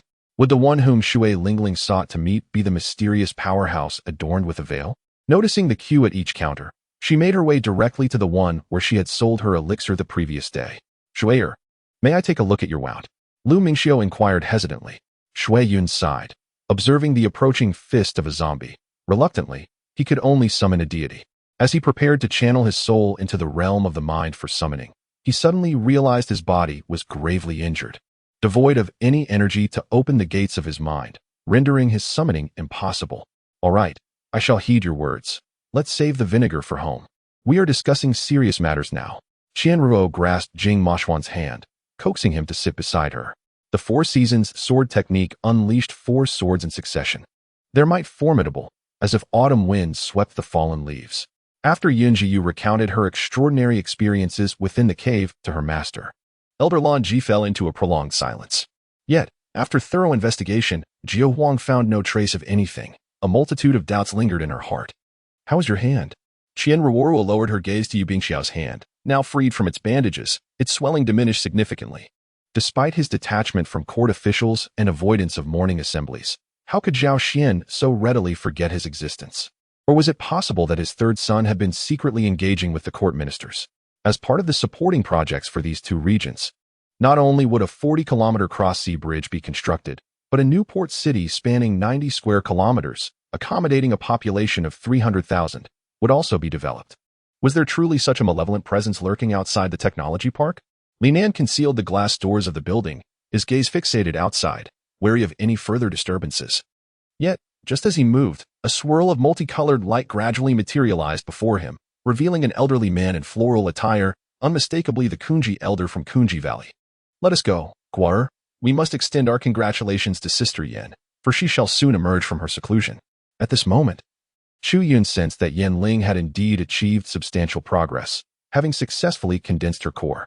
He relayed this to Guir and then soared into the sky, heading towards the village. Today, not only the 4 guardians from yesterday would observe the competition, but even the Valley Master, Li Daochun, would attend. The format of this contest would mirror that of the previous day, with 60 disciples participating, and the top 15 would be selected after 2 rounds. Other core disciples grew discontent, casting murderous glares at Feng Xiu, their eyes brimming with jealousy. Despite the transgressions of various factions inciting ire, they had at least managed to transmit individuals to the divine realm, necessitating some admonishment before hosting a feast. No sooner had the words left his mouth than the cultivators of the Eastern Sea Holy City summoned their talismans, unleashing a torrent of spiritual energy that sent the nearby cultivators from the North Sea Holy City sprawling back several yards. Given your discernment, we shall spare you. Yang Xilan patted Chun Han's shoulder, adopting a condescending demeanor. Fenger, regardless of circumstances, do not ruin the Xianling continent. The innocents are blameless. Yuruwaching remarked as she turned away. Jingchen enveloped her in his embrace. She emanated a delightful fragrance, distinct from ordinary floral scents. Arising from her very being, a rarity indeed. Unlike the likes of Qian Yunli, who seemed to roll in the dirt, she bore no unpleasant odor, which made her allure all the more remarkable. Reuniting with Brother Yu from years past brings a sense of fulfillment to Xiner in this lifetime. However, Xiner harbors a secret from Brother Yu and hopes he will not hold it against her. Ning Yu Xian spoke with an ever-fading voice. Shu Jiming, slightly hunched with a mustache, adeptly navigates his roles as both a liaison to the Japanese and a contact for the communists, embodying a man of many talents. Ke Yiming, who presents a jovial fa before Fu Jinyan, is notorious for his sharp tongue in the company and as a favored associate of Fu Jinyan. Even vice presidents must defer to him. He sensed something amiss and contemplated retracting his words. Yet in that moment, how could he do so? What if his judgment was flawed? Would he not fall into Jiang Rixing's trap? The silver-spotted lizard prefers cool environments and is predominantly nocturnal. Their lairs share a common trait. All entrances face north, thereby shielding them from the scorching sun. Shen Han capitalized on this characteristic and began his search from the north, moving southward. A single tear turned into 2, and eventually, a flood of tears cascaded down. This was the first time Ji Wuhuan had wept so profusely. Chapter 98. Observing her friend retreat behind the curtains, Gao Yiru shook her head and redirected her gaze to the computer before her. The internet CAF was nearby, and as we walked side by side in silence, the allure of the online world was irresistible to our youthful selves. After countless events had transpired, doubts lingered in my heart, and despite my attempts to quit, I found myself indulging again. It's fine, Zizi Xing replied nonchalantly. No, Chen Mo, I will be honest upon my return. Even so, you have already been a tremendous help, Yuan Ruishan declared, holding firm to her principles. Yunji's fault lay in repeatedly bullying Mu Zhen, ultimately seeking to harm him. But I told him we wouldn't marry. Ming Ruochu muttered, stealing glances at Lin Huang, who was practicing swordplay. Mu Zhen did not appear even as they prepared to depart, Typically, the young mistress would have taken a few steps out of the vehicle.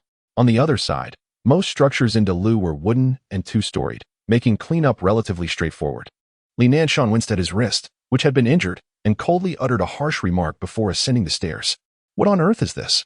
The figure in black roared in frustration, having launched numerous attacks without finding an escape route. It was evident that they were in a tomb constructed of bluestone, which likely contained intricate mechanisms. My gaze was fixed on the bluestone coffin, suspended by bronze chains, as I pondered deeply. Reflecting on her own words made her cheeks flush. How could she have spoken such things? Received, she said, as she carried the dazed Sakura, with death guiding them towards the designated safe point.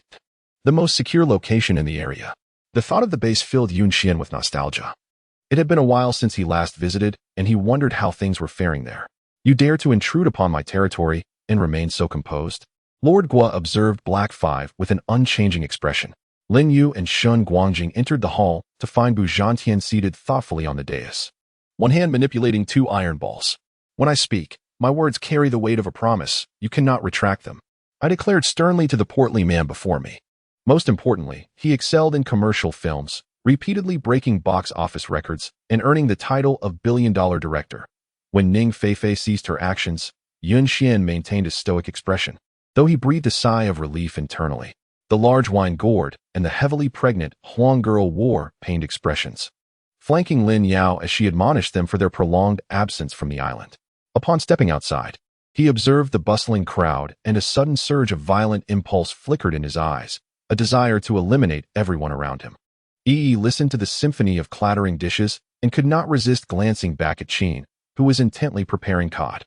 She sighed inwardly at the sight. The nobles, desperate to remain employed, exerted every effort to leverage connections, with some resorting to self-harm in hopes of finding a reason to stay. Song Izi. When did such a remarkable figure emerge in the Jianghu? Wu Wei amused as he watched him exit, contemplating the 8 lines of poetry he had recited. Now too distracted to eat and hastily returning to the guild. Satisfied with the effects of her skilled handiwork, Fanning put away the mirror, adjusting her hair as she gracefully exited. Just as Liu Bang's mind had been blank, he suddenly regained focus, realizing he had but one choice left, to flee. He noticed Yin Mumu's delicate nature, which was inherently cultivated, yet he had not anticipated her fragility to the extent that she would vomit after using unsterilized utensils. Liu Bai was increasingly agitated and commanded a halt to the assault, drawing upon his extensive wartime experience to identify the opponent's weaknesses. Sister, who would have thought that dealing with the self-styled dandy King Jean would require merely a beauty? Luo Duan lowered the curtain of the carriage, shutting out the commotion outside. Lele, is that your car? Jiang Nin pointed at the BMW, noting that such a style did not align with Chu Li's persona. Chen Dong spoke with extraordinary speed, finishing his statement in a mere 2 seconds before hastily struggling his hands free and diving into the bushes. Globally, over 90% of the population cannot swim, rendering such a proposal devoid of any practical significance, Professor Rong declared. That night, a drunken Jiang Qi had no recollection of how he returned to his room, nor was he aware of the romantic encounter awaiting him. In mid-March, as nature revived, the season for enjoying comic dialogues arrived, filling the air with their essence. Lian greeted each of them with a handshake, finally realizing that their matching t-shirts represented their Band S uniform. Chapter 99. The shadow demon spider drew closer to the divine path, yet they finally reached the place that sealed it. Hoping the valley that contained its seal would instill fear within it, Yuan Liang had been demoted by Zhaoyin himself and could not simply reclaim his former position. His body, having undergone multiple transplants, harbored resistance to clones, while the blood relatives' parts were perfectly suited to him. Gradually, the figures of the two faded from view, leaving only the sound of explosive collisions as they engaged in a contest of strength and speed. Those who know are not as good as those who enjoy. I cheerfully retreated to the carriage and approached Lu Mama for guidance. Over the years, Neza had become increasingly outrageous. Now, he refused to play the role of a dutiful son, inciting great wrath in Li Jing. Even they were visibly moved, recognizing that Lu Heng had mastered the wooden knife technique to an extraordinary degree. Although she had acquired the mandala, Xia Pin hesitated about adding it to Shen Xian's snack, having come to appreciate him as a kind-hearted child during their brief interactions. In contrast, Bai Changchun remained tranquil before the faux deity, his demeanor serene to an unsettling degree. Unlike the raucous antics of the false deity, her attire and hair remained undisturbed by the tumultuous winds, not betraying a single movement. Perhaps due to her pregnancy, Her figure had noticeably filled out, her skin appearing as delicate as a petal. Yet, at this moment, an air of displeasure enveloped her. The trumpet elder resided between Tangshan Pass and Uema Pass, flanked by the towering peaks of Songsan, where even birds dared not soar. The landscape resembled an overturned wine glass, with passage only possible through the handleless entrance, a natural ambush site of exquisite cunning. At last, the elevator was operational, and a group of eager individuals rose to gather their belongings. Only Su Tian remained unbothered, for his possessions resided in a self-contained space within him. Others remained perplexed, still wondering how this esteemed protector would procure a toothbrush, toothpaste, and a change of clothes from another realm. Despite Yin He's repeated encouragement for Xiao Haiqing to take what he needed, he ultimately selected only 2 sets. Suddenly, a sharp sound sliced through the air as dozens of root-like entities, thick as chopsticks, pierced his 7 orifices and invaded his body. In other words, should he fail to rescue Yin Qixia and Li Chuanyi, he had no intention of returning alive. The trio of swordsmen, who had never tasted victory, under Su Tian's guidance, achieved an unprecedented record of success, triumphing throughout the night without a single defeat. Awan had clearly stated that the girl succumbed to a heart ailment. As the head of the inspection prison, he could mislead on many matters, but not on this particular truth. With a suitable retort and a modicum of trust in Awan, I could hardly believe such a statement would not deceive her. Upon hearing Nizhang's words, Mingyue felt as though struck by lightning, astonished that Nizhang had resorted to using contraceptive medicine. Zhu Su hesitated momentarily, genuinely unsure how to proceed. Could they reconcile? Su Suaning felt a pang of worry, especially since Li Tu was reluctant to let Zhang Yu contact him. Esteemed young lord, I shall take my leave first. Upon hearing Lancelot's anguished cry, Chad wore an expression of fearless resignation. Kei Han, with a cold demeanor, scoffed dismissively. What was she? To dare covet their family's interests? It was a grave miscalculation. With that, she slammed her hand down on the table to express her indignation. The other party was unyielding, and Wang Wei, naturally, could not afford to be courteous. He delivered a powerful kick to the ground, unleashing a wave of force that created fissures in the earth, the terrifying recoil propelling his body towards the opposing figure. Qixin blushed, her bashful demeanor captivating Wei Su's gaze. However, today was markedly different. It felt as though they were poised to take an immensely significant step. This realization rendered Blake cleverly unable to contain her racing heart, the rhythmic pounding resonating from her chest to her eardrums, her thoughts becoming a tumultuous whirlwind. Since their first encounter, she had rarely witnessed him smile. He perpetually bore an expression of discontent, regardless of her efforts. Even when a hint of mirth graced his features, it failed to reach his eyes, revealing itself as mere pretense. Some individuals, possessing a modicum of skill, could sense the faint traces of divine power emanating from them, which only served to amplify such abilities without restraint. Compounding this was Wang Wei's exclamation of divine envoy. Emperor Li Air cast a glance at Wei Qi, gesturing for the majority of the soldiers to exit, before shifting focus to the laboratory, where it was now Wei Qi's turn as the administrative overseer to present the laboratory's completed projects. Zhang Jian observed the figure sprawled on the ground, suddenly comprehending the gravity of the situation. Before Zhigu Xiao could catch his breath, the sound of a centipede scaling the wall echoed above. The 6-winged centipede had extricated itself from the robe's grasp and was descending the well's wall once more, its body battered from relentless combat. Fueled by rage and intent on annihilating Zhigu Xiao, I assure you, all is well, do not fret. Her voice remained gentle, yet unlike before. It was devoid of the uncontrollable tremor. Chapter 100. The arrival of illness, how fortuitous. Let me show you just how incompetent the people of Tianqing City truly are. Qihao mocked. The street, intended for filming, bore no trace of modernity, as the director was particularly meticulous in avoiding anachronisms. After all, it was well known that the head of the Yu family was a formidable figure. As Lu Jinnan's expression grew increasingly grim, the mood among the Lu family members turned anxious. All I could do was pray, though I was unsure which deity to beseech. Ironically, my grandfather instilled in me a worldview devoid of any faith. I neither believed in Taoism nor Buddhism. The next day, Duan Mufei awoke feeling as though she had experienced a lengthy yet significant dream, the details of which eluded her memory. Su Tingzhen was ecstatic. He was finally willing to share himself, signaling that the rift between them would eventually mend. Bai Ziyue felt a twinge of confusion, his gaze inadvertently drawn to the spiritual power reading before him. You're talking nonsense. I don't even know you. Although Xiaobin protested, his guilty expression betrayed him. With a sudden crash, blood splattered from the forehead of the man opposite him, who then collapsed to the ground. Li Zichen exhaled sharply, gripping his sword tightly, astonished that Xie Yangtian had deceived him with a mere illusion to release Jun Tianzi, and now demanded a confrontation. It was only after Jun Tianzi had fled that he realized the Xie Yangtian before him was a mere phantom. Look at that person. Doesn't she resemble Sister Nuo? Anshin nudged Lu Sheng, indicating a figure in the corner. Mo Shanshan's face turned pale with fear, and she instinctively sought refuge behind Xian Yuanjing. Once, he found a bottle of foreign wine at the tavern's entrance, became inebriated, and rambled incoherently at the entrance of my hotel. There were passers-by, but he spoke little. I could remove the surveillance footage. I thought that incident was hardly significant, Huang Fuyi remarked. Mu Yonghua and the Li family yielded their seats to the Empress Dowager, taking their places at the lower end. At that moment, seeing Mu Tianyao lead the princess through a grand red silk ribbon, their eyes twinkled with delight. Anshin had no time to indulge him, replying impatiently, "Brother Feng, I'm busy right now, we can catch up later." Cheng Yin shook his head at Ma Xiaofeng, signaling him to remain uninvolved. Ahead, a pair of tandem skydivers leapt under the supervision of their instructor, while Long Jinfei and another individual jumped separately. Xiao Yu felt as if his very essence had been cleansed. At that moment, he seemed to undergo a transformation, his entire being revitalized. It was already late at night. Lu Wanyi was engrossed in her yoga practice, performing intricate poses on her mat.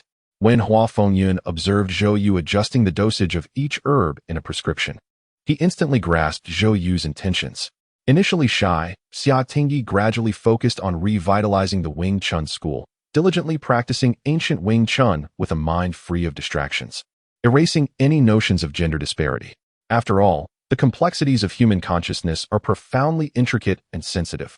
Any misstep could have lifelong repercussions. Yet, how could Zhao Ming not understand that Lin Hui expected him to accomplish the nearly impossible task of taking the enemy general's head amidst a hail of bullets? However, Tian Zhan, with her nature, detested others interfering in her affairs. The Black Dragon boldly confronted the fire demon, confident that his strength surpassed Du Chaoju's, believing that dealing with a fire demon would pose no challenge. The journey was eerily quiet as he swiftly navigated several dark streets, eventually halting by a broad roadway. Let me think. This time, Zhao Xuejing did not succumb to her previous frenzy. Instead, she pressed her hands against her temples, frowning as she recalled the past. Therefore, he dared not take over and control the Holy Realm, opting instead to feign a severe injury and retreat, allowing Wan Tian to assume the role of the world's will. Mo Qian frowned, admitting that he too missed the lavish days in Yang City. Yet he knew he could not leave, bound by his responsibilities as a court official and as a member of Yaola village. Upon entering the side hall, he discovered Jiang Yang still poring over memorials, chewing his food absent-mindedly. If not for Jiang Yang's demeanor and attire, he could easily be mistaken for a modern-day recluse. Seeing their sharp intellect and quick understanding, Yi Cheng was immensely pleased. He turned to the mountain road entrance, beaming with joy, raising his right hand in preparation. The wolf of the bus was utterly bewildered, his mind buzzing as if struck by a grenade. In truth, he only needed to open the guild interface to clearly see who had replaced the guild leader. There was no need for such a question. Burton pressed forward, suddenly encountering a blue passageway entrance ahead. He dove headfirst into it, disappearing without a trace, with Wang Dian closely following. The blue passage promptly sealed behind them. As a swarm of robotic troops surged through the spot where Wang Dian and Burton had just been, continuing their advance, Chen Qiqi, having changed his trousers, lay on the folding bed for a moment. Although he had not done much work, he had strained his back while chopping wood earlier, and now he rested. As for Brother Ma's origins, they were remarkable. He was a commander from the Demon God Realm's expeditionary force, which had coincidentally opened a passage to Earth many years ago. Has Cheng Zong once again succumbed to mischief? He inquired, his tone revealing neither indifference nor annoyance, but rather a hint of resignation. The process was nearly identical to the splendid days of yore. After listening to the accompaniment of Jiang Hu Yi and reviewing the score and lyrics, they were completely captivated by the song. Soul power? Does it refer to spiritual consciousness? Jiang Shan asked in bewilderment, theorizing that the enhancement of one's physical body and spiritual consciousness would elevate one's overall strength. AI Gu began to formulate a plan. Perhaps a visit to the Murong family would not be a bad idea after all. It might lead to the discovery of information regarding Ni Hongzhen, from a century ago. Chapter 101. Sasuke struck Gaara's face with a powerful punch, sending dust flying in the air mere inches away. The shuriken similarly encountered resistance, losing its momentum before falling to the ground. Lan Zifu had mentioned that this disc could emit an attack equivalent to that of a holy master. But the requirements for its user were stringent. At least an 8th level was necessary. However, there was a workaround, directly stimulating it with illusionary power. Shang Wanchun and his companions, who had been closely following Li Bing and others, felt a rush of excitement as they watched the illusionary device come crashing down. After estimating their numbers, even the usually composed Zhou Qingyun began to breathe erratically, while Li He appeared almost breathless. This represented an astounding sum of over 10,000 taels of silver. An incredible fortune in this era.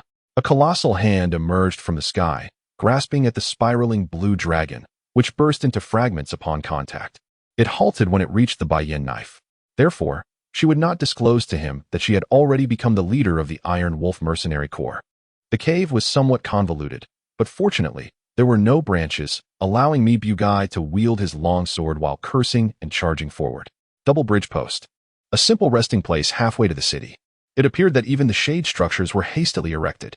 On the west side stood 7 horse-drawn carriages, accompanied by a dozen golden feather horses, while over 30 cultivators in earth-tone garb were either seated or lounging on the ground. Only 3 elderly men with graying hair gathered around a square table, sipping tea. As they were about to advance to Gao Liang's hiding spot, Lu Yu furrowed his brow, picking up a stone from the ground and infusing it with true essence, throwing it towards one of the 4 ahead. The young man trembled in fear, nearly collapsing to the ground, and could only obediently nod, scrambling to activate the formation and send the 2 calamities away. Thus, he would not suffer any harm. It was merely a bargaining chip. This was why Ran Lian agreed to help them bind Li Xiu and Luang, but who could have anticipated that Luang, originally part of the plan, was nowhere to be found, with no word on when he would return. Yet, it could only incessantly command those wraiths to surge towards Qi Yu, and in the blink of an eye, thousands of wraiths converged, forming a line intended to intercept Qi Yu. I had initially believed that the situation would be evenly matched, but to my astonishment, it had deteriorated to such an extent that even the imperial city was besieged by Su Tianyun's forces. The helicopter hovered outside a military compound, and even from a distance, a chilling aura permeated the air. This individual was so brazen, if not dealt with severely, who could possibly subdue him in the future? Would our families not be trampled by the Lu family, rendering it nearly impossible for us to rise again? Zhong Bailu was momentarily taken aback. It was as she had thought. She instantly believed Qi Yu's words, and indeed, after a while, the soaring serpent appeared before them. At that moment, Zhong Bailu felt incredibly fortunate to have Qi Yu by her side. As the head of a prominent family, Zhong's patriarch had some understanding of the 10 divine artifacts. These artifacts were the most mysterious and powerful entities in the realm of the 3 days, capable of altering climates and landscapes across vast areas. Although the words spoken were remarkably simple, they were sufficient for Liang Shao to sense that Yi Zixin was on the verge of a roar. Liang Shao imagined the future and smiled, realizing that the situation was quite understandable. After the rain, the world was vibrant and alive, with the long Lesect appearing fresh and bright, the sounds of birdsong creating a harmonious atmosphere. However, Nanqing did not indulge her faults, directly approaching the Taowu. As Taowu had just broken through the formation, its massive body was somewhat fatigued, lying on the ground and panting. That evening, Lu Laozhu generously provided a piece of scrap silver for everyone to dine out, and the grandson of the 4th uncle brought back a portion of wontons for Lu Laozhu. At this moment, Mei Changgu observed that her fortune points had exceeded 40,000 and were still steadily increasing. The Gathering Spirit banner had been carelessly tossed into the Zhangxing Tower. Both Qingyun City and Qingyun Palace had far more condensed spirit energy than it did. The mockery in her eyes deepened. If this man treated his own sister with such disdain, one could only imagine how he would treat others. Fortunately, she had already divorced him. Thus, old lady Su approached Lu Laozhu, including seeking a promissory note from the village chief in Lu Laozhu's name, borrowing 1,000 jin of sorghum flour, 200 jin of black beans, totaling a mere 3 taels of silver, along with 2,000 jin of corn and 20 taels of silver. Additionally, 3,000 jin of sweet potatoes were worth 9 taels of silver. As for the red plague insects controlled by the ghost spring, they were supposed to self-destruct but were interrupted by Mei Changji's brilliant star red, causing them to scatter chaotically. At that moment, The members of the Zhu Rong imperial clan were so stirred by this scene that they found themselves at a loss for words. Now, she was devoid of the pride she once had upon entering the Celestial Academy, living humbly under his trampling, utterly powerless to resist. Her past arrogance and disdain for him had transformed into the very reality of today, facing his retribution. "Did you have a confrontation with Wenzimo today?" Qiu Xinghan inquired softly upon seeing Shen Yunyu. He had a home, parents, and a multitude of servants, ensuring he would be well cared for upon his return. However, this imbalance was not born of jealousy towards his fellow disciples, but rather a quest for justice for herself. Dong Li calculated the days, though it was slightly late. Planting another crop of cabbage should still be feasible. If all else failed, there was still the natural cheat, the bai shu. Ensuring that harvesting a batch of cabbage before the heavy snow fell would not pose a problem. Bai Moyan refused to say more, and Shen Yunyu was at a loss for how to comfort her. After all, Yang Boxiang remained in a coma, his life uncertain. Following the press conference, Chen Long encountered aliens and Piero in the team's locker room. "Do I resemble such a person? Only you covet wealth. I value loyalty, Yezi, regardless of him." The stout man's answer was unexpectedly selfless, exuding a spirit of sacrifice. Li Xinru could no longer endure it. The strange gazes of others were one thing, but sitting directly across from Lu Chun, her ears bore the brunt of the torment. Nan Zhou-Ling felt a surge of anger, fists clenched, his gaze capable of killing 1,000 times over. Yet out of respect for his grandmother, he held back, waiting for the moment when Shun Mo would embarrass herself before everyone. Then he would be all too eager to stoke the flames and cast stones. Chapter 102. My reaction startled Yi Fei, and she hurriedly informed me that she had reported to the police station. The officers had come to investigate and promised to inform her as soon as they had any news. As the emperor of Zhongyan, Lan Zhensheng had meticulously planned every detail. Yet he could never have anticipated that Jun Moyan would dare to instigate trouble within his own palace. Although he had his own schemes from the outset, the unfolding scene before him only fueled desire. The crimson light was overwhelmingly intense, a manifestation of sheer power. Yet the Taigang universe sword wielded by Xia Tian was no trifling weapon. Its might was astonishing with a single strike. Feng Ruwang disembarked from her carriage, her cool gaze sweeping across the throngs of onlookers, who felt as though her glance was directed solely at them, sending shivers down their spines. The rotund man suggested they go out for lunch, and Zhang Zi agreed to accompany him. However, Lu Tian declined, citing dizziness as his reason to rest a while longer. The two paid him little mind, exchanging light-hearted banter before departing. When Bai Li Tianchang uttered those words, the disdain that once adorned her face had completely vanished. As they approached Luocheng, the number of passers-by increased, seemingly drawn from the ranks of the exceptional individuals residing within the dominion of Lingxiao Palace. Among them was Duan Muming, who, upon entering the gates, rushed forward without pause. This time, the venerable Yuan Hua was aware that the great Luo golden immortal of the restaurant might soon arrive. Yet he remained oblivious to their origin or approach, thus failing to prepare adequately. This was a celestial being, adept in the art of assassination, confident in their ability to eliminate Xia Tian within their own territory. However, they were taken aback by the unexpected outcome, pierced by a single sword strike. Unable to escape even in their nascent form, the youth's eyes widened in disbelief, silently questioning the heavens. At that moment, she and Sui Chen passed by the station and spotted Lin Shuling and Wu Hua conversing at the entrance. It implied that the rice ball was so unappealing that it completely extinguished any desire to consume it. Subsequently, Liuli rummaged through her backpack to retrieve a piece of handmade bread from Kanina. His mind was filled with confusion, sensing an ethereal presence that eluded his grasp, stirring a sense of urgency within him. "Must I seek your ladyship's approval even to discipline a maid?" Gui Jingjun scoffed, taking a bite of a honey date. Her diagnostic abilities allowed her to perceive changes in ailments, discerning whether someone had consumed something improper or adhered to her medicinal advice. Fortunately, the system's scanning function enabled him to avoid populated areas, though the economic ramifications were significant. Xia Yi trembled uncontrollably, her vacant gaze reflecting despair as she wiped her face with her sleeve, striving to erase the humiliation of the day. Hence, the 4 daggers the referee had shown him, which had struck their targets, from which nation and which competitor had thrown them. Although Miss Guan's musical notes flowed smoothly, they could not rival Miss Tsin's delicate and gentle touch. In terms of skill, Miss Guan fell short. Recalling Sueishi's clumsy fingerwork, Guhi couldn't help but smile. Similarly, Yujian had not dismantled her firearm, but the grisly pistol featured a latch design. She adeptly utilized the bullet to twist the latch, instantly removing the entire holster. Upon his abrupt entrance, the Kayan had knelt in his path, only to be kicked in the side, staggering into the bedside table. As 200 Khitan cavalrymen began to encircle him once more, Kong Sheng took a deep breath, raising his Fong Tianhua halberd high. A mysterious force coursed through his veins, and he could only see the dark green military flag of the Khitan, adorned with a crescent moon. The onlookers shared the same realization. Guo Shihua and his companions had not come to await the poison dragon, but were instead anticipating others. The emergence of these individuals left them somewhat flustered. Yin Zhuang sat astride his horse, gazing at the refined and handsome youth before him, a flicker of trepidation crossing his heart. Should he find himself in a passive position, the outcome would be predetermined, forcing him to rely on even the heaviest burdens of yin-yang escape. How could they stand idly by while their goods faced peril from someone stronger than themselves? Yet, the rotund Yuchaoran held no fear of Li Fugua.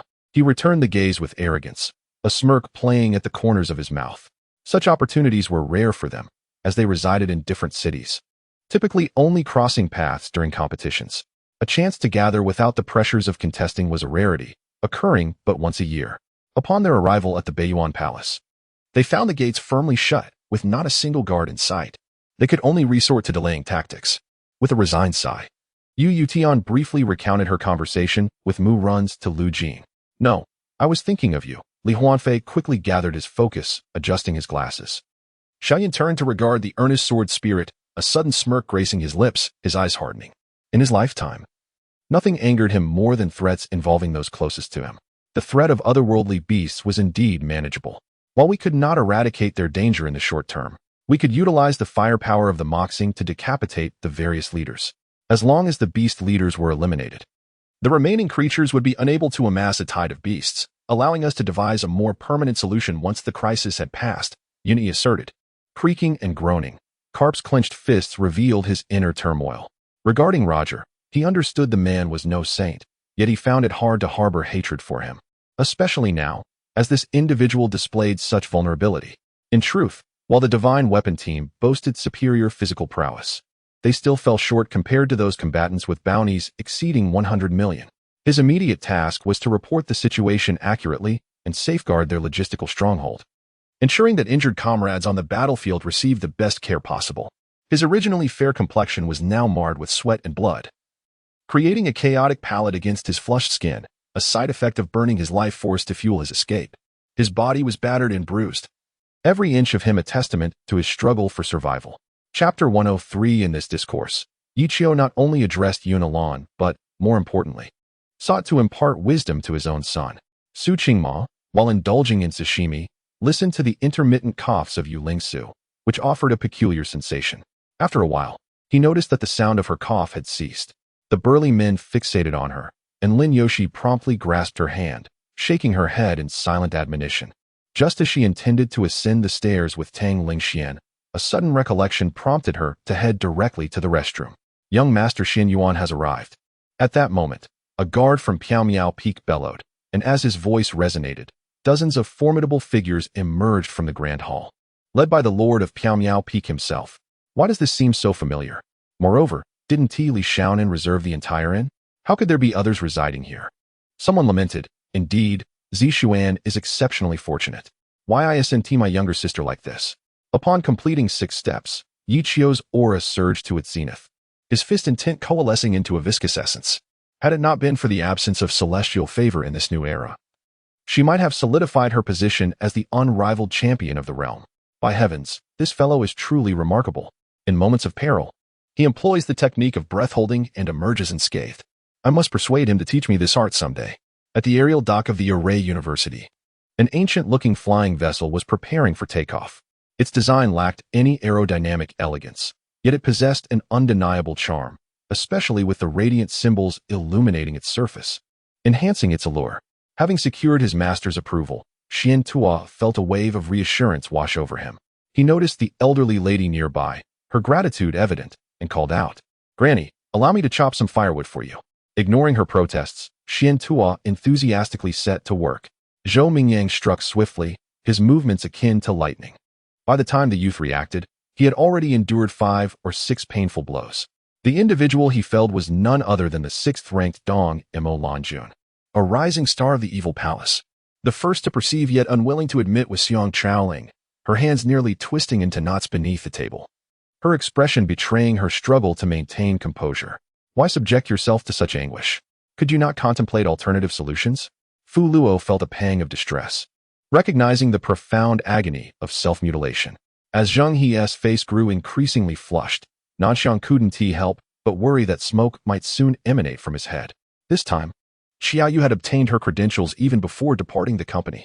In this era, towering skyscrapers were a rarity, and the presence of the Lung family in such a location spoke volumes of their formidable strength. Indeed, it was well known that behind the door stood a pastor wielding a formidable firearm. Thus, the first to charge forth would face grave peril. If Zhu Yang, situated 1,000 miles away, could still discern the calamities here, it was implausible she remained oblivious to the insults hurled at her. Su Xianyuan's pupils widened in disbelief as he beheld a serpent, approximately half a meter long, before him. To unlock progress meant that once completed, she would irrevocably bind herself to Doria, obtaining everything that belonged to her. The more Yin Buki spoke, the more tightly Yang Laosen's brow furrowed. This scoundrel had been scheming all along, hoping to trick him into footing the bill. By heavens, this stingy fellow is truly a character. An exceedingly strange voice emanated from the phone, unmistakably altered by a voice changer. Do not weep. I have committed to others. Would you have me betray my word? If I do so, who would ever trust Brother Ruffing again? Seeing her in such distress rendered him helpless and filled with sorrow, especially after so many years of affection. What if this lunatic were to commit acts of murder and arson in retaliation? Wouldn't he that implicate her family as well? The implication was clear, in this regard. Shi Xingyuan had no standing to mock or disdain him. Both children, having received their father's affirmation, were even more exhilarated, their excitement palpable during dinner. He launched a fierce assault, his fist slicing through the air. Yet, this was the manifestation of a celestial being, and the sheer terror of its might was beyond comprehension. My brother-in-law was not killed by me. It was Mao Kaifeng. Yu Jianxiang howled, struggling as his eyes blazed with fury. Sun Muzha, leveraging the momentum of his leap, inflicted a deep gash on the opponent's right cheek with a toothpick, the force so great that it snapped the implement. He then discarded the broken toothpick and swiftly descended down the adversary's body, returning to the tree above. Such a world had already left her astounded. 100 million billion of them. Surely even the legendary creators of the universe could not rival such magnificence. He was well aware of Zhao Ping'an's character, a typical soft-hearted individual. So Wei Lao never adopted an aggressive stance. Regardless, at least China managed to stay a step ahead of other nations, which was commendable. Soon after, the two settled onto a soft, white leather sofa, neither sleeping but closely observing every movement within the lounge. Indeed, after a profound glance at Zhao Ping'an, Emperor Chao-Ching said no more, preparing to rejoin his team. On the ground, a picnic blanket was laid out, and Qi Yi reclined upon it, resting his head on Tiantian's legs. In other words, it was the fourth Kazekage, disguised as Orochimaru, who issued the command to attack Konoha. Sunagakure was merely a pawn in this scheme. The business at Sakura Bar remained thriving. Leveraging his status as a supreme VIP, Zhao Ping'an effortlessly commandeered a reserved booth, even though the patrons had yet to arrive. After all, the bar would manage the situation. Such was the privilege of being a supreme VIP. However, witnessing the audience's fervor only spurred Su Bao to reopen the webpage, urging viewers to continue watching Yuzue, the online drama. The battle had escalated to a fever pitch. Both sides locked in a frenzied struggle, each punch and kick wielded with maximum force, each intent on annihilating the other. This time, they refrained from any tricks. It was merely Gushu sprawled atop the tender belly of fried chicken. Gushu was truly infuriated. The brutal scenes outside the city continued to replay in her mind. Chapter 104. In the valley below, gunfire echoed incessantly, interspersed with the violent explosions of grenades, creating an atmosphere of intense conflict. Whether it was due to the tension or the oppressive heat, sweat trickled from the palm gripping the rifle. If there were guards capable of shielding you, I would undoubtedly spare no expense to hire them. Perhaps overwhelmed by joy, Ani even ventured a jest. Thanks to Sun Jua's proactive cooperation, the sudden eruption of violence swiftly subsided. Although the two did not engage in an actual brawl, the referee still expelled both Sun Jua and Garnett from the arena. Sun Jua was aware that further sanctions might follow, though they would not exceed 2 matches. Upon returning to the academy, she immediately entered Professor X's office, where he appeared to have anticipated her visit, waiting with a warm smile. Disciple has brought trouble to the master. As countless celestial soldiers descended, They were thwarted by Kong Xian's innate five elements divine light. Yang Jin recognized that his actions might lead to catastrophic repercussions, prompting immense gratitude towards Kong Xian. In total, there were 4 gemstones, 2 of which resided in outer space, rendering them unattainable in the short term. The time and soul gemstones, however, lay upon the earth. This explains why trending personalities on social media are often traffic stars, while some renowned figures abstain from participation, perhaps lacking accounts altogether. Nevertheless, this does not diminish their esteemed status. In the ensuing days, McGrady found himself with numerous one-on-one opportunities against Sun Jue, yet each time Sun Jue's steadfast defense prevented him from scoring. An overwhelming sensation engulfed Li Ling, causing her to involuntarily moan, as her mind was bombarded with an influx of knowledge akin to a beach battered by relentless waves. However, the Qinglian Taoist bore visible signs of exertion, beads of sweat forming on his brow, indicating that the preceding battle had been anything but effortless, as he skillfully wielded his profound Taoist abilities, showcasing the immeasurable might of the Qinglian path. Observing Jing Ro's demeanor, Chen Yu shook his head in resignation and approached the 2 ruffians with deliberate steps. Upon Zhu Jun's arrival in Wan City, he allied with Qin Xie to besiege a single adversary, promptly surrounding the city with his forces and launching a frenzied assault. They initially intended this as a celebration for seizing Ren Jiugu, meant for their own enjoyment. To their dismay, however, Ren Jiugu turned out not to be a treasure, but rather a meal for their beloved pet. Fang Zhouhai was about to introduce Su Ji-su when, unexpectedly, Su Ji-su breezed past him like a gust of wind. Yu Yuan disregarded her, maneuvering the dragon-slaying platform that bore the creation pool, unleashing a cascade of resplendent colors that spanned across the starry realms. Moreover, with his current spiritual power, vitality, and perception, he was unable to unleash the full potential of the fallen moon strike. During the meal, Su Mu Qiu encountered Fang Jingyi, yet Du Sheng was conspicuously absent, and Fang Jingyi's expression seemed rather unwell. Millions of troops were arrayed, and to Li Mo's eyes, an endless sea of dark silhouettes stretched before him. Additionally, Master Wu Chao recited a verse, seemingly foretelling events along the western path. The encounter with Sun Wukong did not cause any damage to Wu Chao, even as he wielded his golden staff. Ison produced the elementary healing potion he had previously concocted.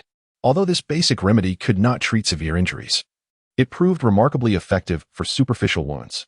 In her hurried departure, Bai Lu failed to notice the vendor she had previously regarded highly promptly discard all the white butterfly masks onto the tree behind her.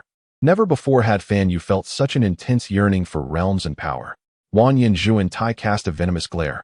Yet the voice behind Wan Yin Na Qi did not falter, rather intensifying the scrutiny upon Zhuan Tai. The divine tortoise within his dantian remained vigilant, observing the surroundings with a grave demeanor. Of course, these prophets could not solely rely on their mutual relationship. A formidable deterrent was also necessary. Zhao Tian had faith in his instincts, recalling how many times in the West his life had been spared by such premonitions. Jiang Lu was confined by fellow poachers in an empty room, and upon arrival, he spotted Alice, a zookeeper, among the captives. The great fox opened its maw, unleashing a torrential downpour of pink flames, imbued with an eerie heat, all crashing down upon the colossal figure. I must express my gratitude to her for bringing me to the Royal Martial Academy. Without her, I might never have had the chance to step foot here. Jack naturally noticed this, and he also recognized that aside from Minister Ling, the others present were likely competitors from the bidding meeting. After several turns, Lu Jiaqi abruptly halted, tilting her head as she questioned her own unease. Wu Zhongren wasted no words, showcasing his strength ultimately. This world still hinges on whose fist reigns supreme. I heard from your classmate that you took a leave of absence. What happened? Mother inquired, her tone laced with concern. Dao Zhen's martial skills and political acumen, deeply rooted in the true transformation of the ancient divine emperor, regarded Qi Zhan with little esteem. The vast expanse of the Great Li dynasty was unparalleled. Gaomu Wang City lay 70 to 80,000 miles from the imperial city, a distance great enough to stifle Qi Zhan's ambitions. The historical trajectory of the journey to the west diverges from that of the real world. Yet these hands have resolutely corrected every deviation. If I were to be absent from her side for even a minute, unforeseen events would inevitably unfold. He sat quietly in the void, devoid of any spiritual fluctuations, yet an inexplicable pressure seemed to emanate from him. In fact, she subconsciously began to contemplate a future of living alongside Mo Chun for a lifetime within the country, although she never explicitly stated what she wished him to wait for. Simply his willingness to utter a single word brought her immense joy. Thus, Shang Yunfei was taken away by the police, under the glaring light of day, followed closely by the formidable Bai Xiao Lu and the renowned Tai Jin gang and Wu Jin gang. At that moment, Luca Liu cautiously lifted his foot, only to find an electric spike awaiting him, causing him to retract his step, leaving a charred mark where he had brushed against it. Otherwise, what do you intend to do? Summon your parents from the underworld for a chat? Aren't you afraid? Yu noticed the two maidservants on the verge of tears and quickly urged them inside, while the guards at the door respectfully saluted, choosing to ignore her disheveled appearance. Though her hands were accustomed to wielding pots and spatulas and could hardly be deemed delicate, they were indeed rather fine, perhaps due to being fondled comfortably, prompting the old black to extend her some grace without even lifting his head. Chapter 105. The hospital, after a brief episode of chaos, gradually returned to its usual bustling yet tranquil state. However, the most dazzling sight had vanished. What once seemed fantastical now became clear to He Jiangwo as he grasped his brother's profession. Evidently, he was not collecting specimens of those mystical creatures, but rather seeking out forces that could better serve the nation through their traces. Thankfully, it was Jin Yu who reminded Empress Xiao Zhao of the impending anniversary of the deceased, for even Qi Jingyao would be at a loss for a reason otherwise. Fu Qin's peculiar behavior had not been a recent development. Qi Jingyao, knowing him so well, must have sensed something amiss from the very beginning. The old dean erupted in fury, the palpable aura of fear he exuded causing Du Bin, who had threatened to report, to change color instantly. I observed that the fish showed no fear of humans. Perhaps the villagers occasionally came to feed it. Lu Hong nodded, reflecting that had she just arrived in the countryside, she would never have considered such things. However, the events of the past few years, particularly those that transpired in Dai Mountain, were indeed hard to believe. Sui, after speaking for so long, felt weary but remained concerned for Jiajia, fearing she might spend the entire night by his side in this single bedroom with no place to rest. His mission mirrored that of He Ruzhen. Regardless of whether this was indeed the Hongmang bell, he had to obtain it. What if it truly was the objective? Long Wu's instructions were superfluous. Everyone cherished their reputation and would naturally refrain from a head-on confrontation with the Qin Wangfu. Although he had not eaten for 3 days, Chang Li's spirit remained undiminished. Even better than before his slumber. Chao Hong's expression shifted. What do you mean by that, sir?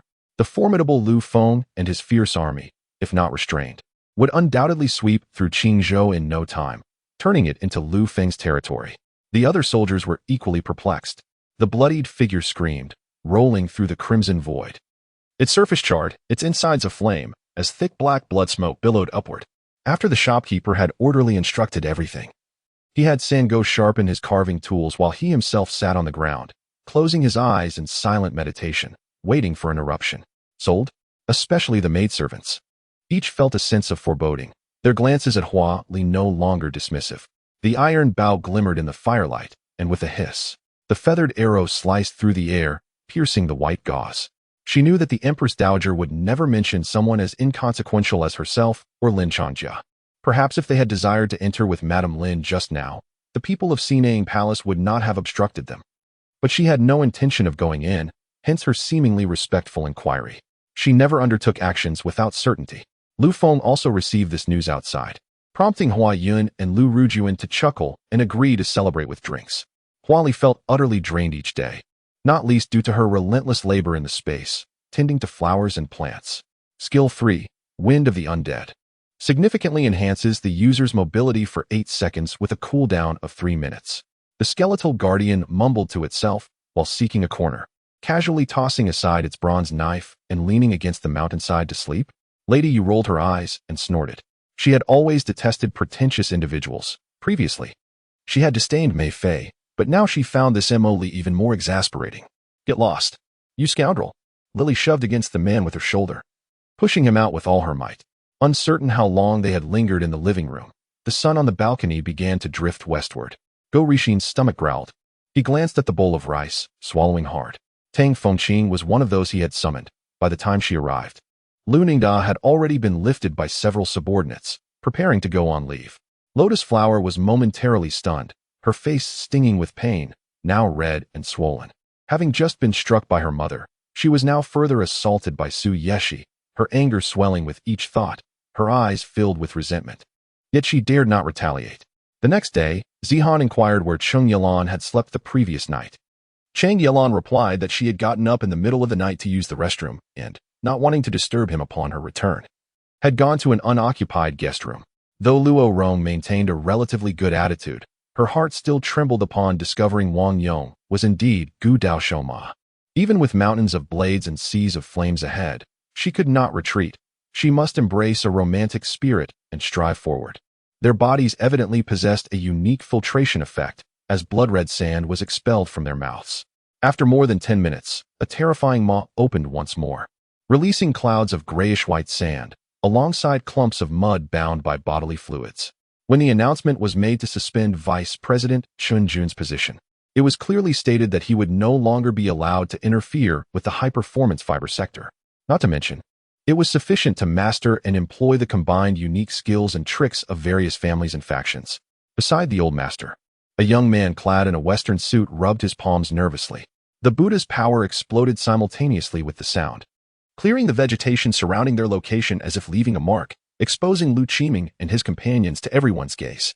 Indeed, it was thoughtful of the sister-in-law. My foolish brother did not mind such matters, but Cheng Gu would eventually engage with other businessmen, thus requiring good equipment. And she nodded in agreement. Tang Jie gently acknowledged, understanding Yan Romei's current feelings and expressing her profound sympathy. Chapter 106. Logically, if one were a player, they would typically follow the main storyline and seek assistance from local factions, thereby refraining from excessive actions towards NPCs. The winter and summer vacations have always been a time of revelry for high school students, especially for those in their second year. This winter break feels akin to the last meal before facing the execution ground, as they await the burdensome title of seniors to settle upon their heads, becoming a shackle that restricts their freedom to indulge in leisure until the day of the college entrance examination grants them reprieve. In his previous life, Chu Feng was a weary corporate drone, acutely aware that family background and innate talent often overshadow personal effort. Had he not transformed into a human during this period and established a rudimentary means of communication with AI Qing to express his thoughts, she would not have taken the initiative to accompany him outdoors. Upon arriving at the guild, I retrieved a Mochiko plush toy from my spatial storage bag and placed it upon the table beside the shrine. Rong Sui glanced at him, observing the man's stern demeanor, yet he showed no signs of distress, suggesting he had not been harmed. They would gradually take control of the 4 academies and extend their influence over the entire Xian city. Many hidden forces within the city were quietly embedded in the memories of the 4 individuals by Sun Zheng. Suspended in the air were dense stalactites, while a magnificent golden dragon clung to the void above. Did I hurt you? Zhou Yun Tian lifted her chin, lowering his head slightly, his gaze brimming with tenderness. After the outing concluded, Edward escorted me and Lian Pian back to the hotel. Exhausted. I had just stepped into the room when I received a timely phone call from Musa. The physician, upon receiving his orders, instructed Xing'er to sit and regulate her breathing. Then, using a silk handkerchief, took her pulse. He asked her to stick out her tongue to observe the coding and, after apologizing for his rudeness, gently pried open her eyelids to examine her pupils closely, his brow furrowing in concern. She was acquainted with Ling Yinan, but not truly familiar, let alone close friends. She did not understand him well enough to know what to say. Before Chu Xinyo was discovered to have committed suicide by cutting her wrists, she had also ingested a small amount of non-lethal sleeping pills, though both acts were suicidal. The combination of sleeping pills and self-harm suggested a complexity that left no other evidence to indicate foul play. When Shang Wanning reached the heart of the imperial palace, her attire was drenched in blood, to the extent that she could not discern which blood was her own and which belonged to others. The long strands of crimson trailed behind her, creating countless streaks on the ground, resembling a blood-red vine spreading across the earth. In a daze, time seemed to drag interminably. Even the lively game of Do Di Zhu became tiresome and monotonous. What was initially a spirited outing had transformed into a source of anxiety, burdened by the weight of unexpressed thoughts. Jun Xianxi had always maintained that whoever earned something deserved it, projecting an image of democracy, yet the reality was far more complex. Xia Yulin was momentarily taken aback when Shi Wei suddenly retreated several meters, evading Xiang San's attack. In her fruitless attempts to find clarity, her dual nunchaku were knocked from her grasp, leaving her vulnerable to capture. Jin Shaoqian was stunned upon learning that Lian Murang had returned, eager to ascertain whether she had witnessed the recent events. However, as she observed Lian's expression, devoid of any sign of distress. She found herself at a loss for any conclusions. Had it not been for Li Longji's mention, Xiao Zhengyuan would have preferred to forget the matter. She had believed herself indifferent, yet as time passed, the unutterable emotions only intensified. In her haste, she disregarded the pain in her ankle, resolutely forcing herself to walk forward with determination. I cast a glance at him, sensing I had misjudged his intentions, and decided to feign ignorance. I continued to lower my head and proceed towards the elevator, only for Su Yi to catch up and pull me back. A surge of spiritual energy erupted from Zhen Han, coalescing in the void into a massive claw of mental force that lunged toward the shadowy figure. Those clad in camouflage military attire stood vigil around them, yet upon closer inspection, it was evident that they lacked the vigorous spirit characteristic of the Morning Star's ordinary troops, appearing instead somewhat lethargic, as if forcing themselves to maintain alertness. The powerful rotation of the whirlwind hurled the rockets to the ground, igniting the earth with their searing flames, instantly incinerating the vegetation in their vicinity. A vast inferno spread relentlessly through the forest, leaving devastation in its wake. When Baiken and Chun Yuanchuan exchanged bewildered glances, questioning Qin Yu's sanity for attempting to gnaw on a dragon's horn. Yi Chun furrowed his brow, observing Lin Yuru's calm demeanor, sensing that she was not fabricating her words. Once all preparations were complete, Qin Yu, accompanied by Jingjing, Su Zian, and Elder Yang, set forth towards another stronghold. Inju. Lu Yuxi's voice trembled as tears streamed down her cheeks. He placed his hand on Buxi's back, gradually channeling his true energy into her.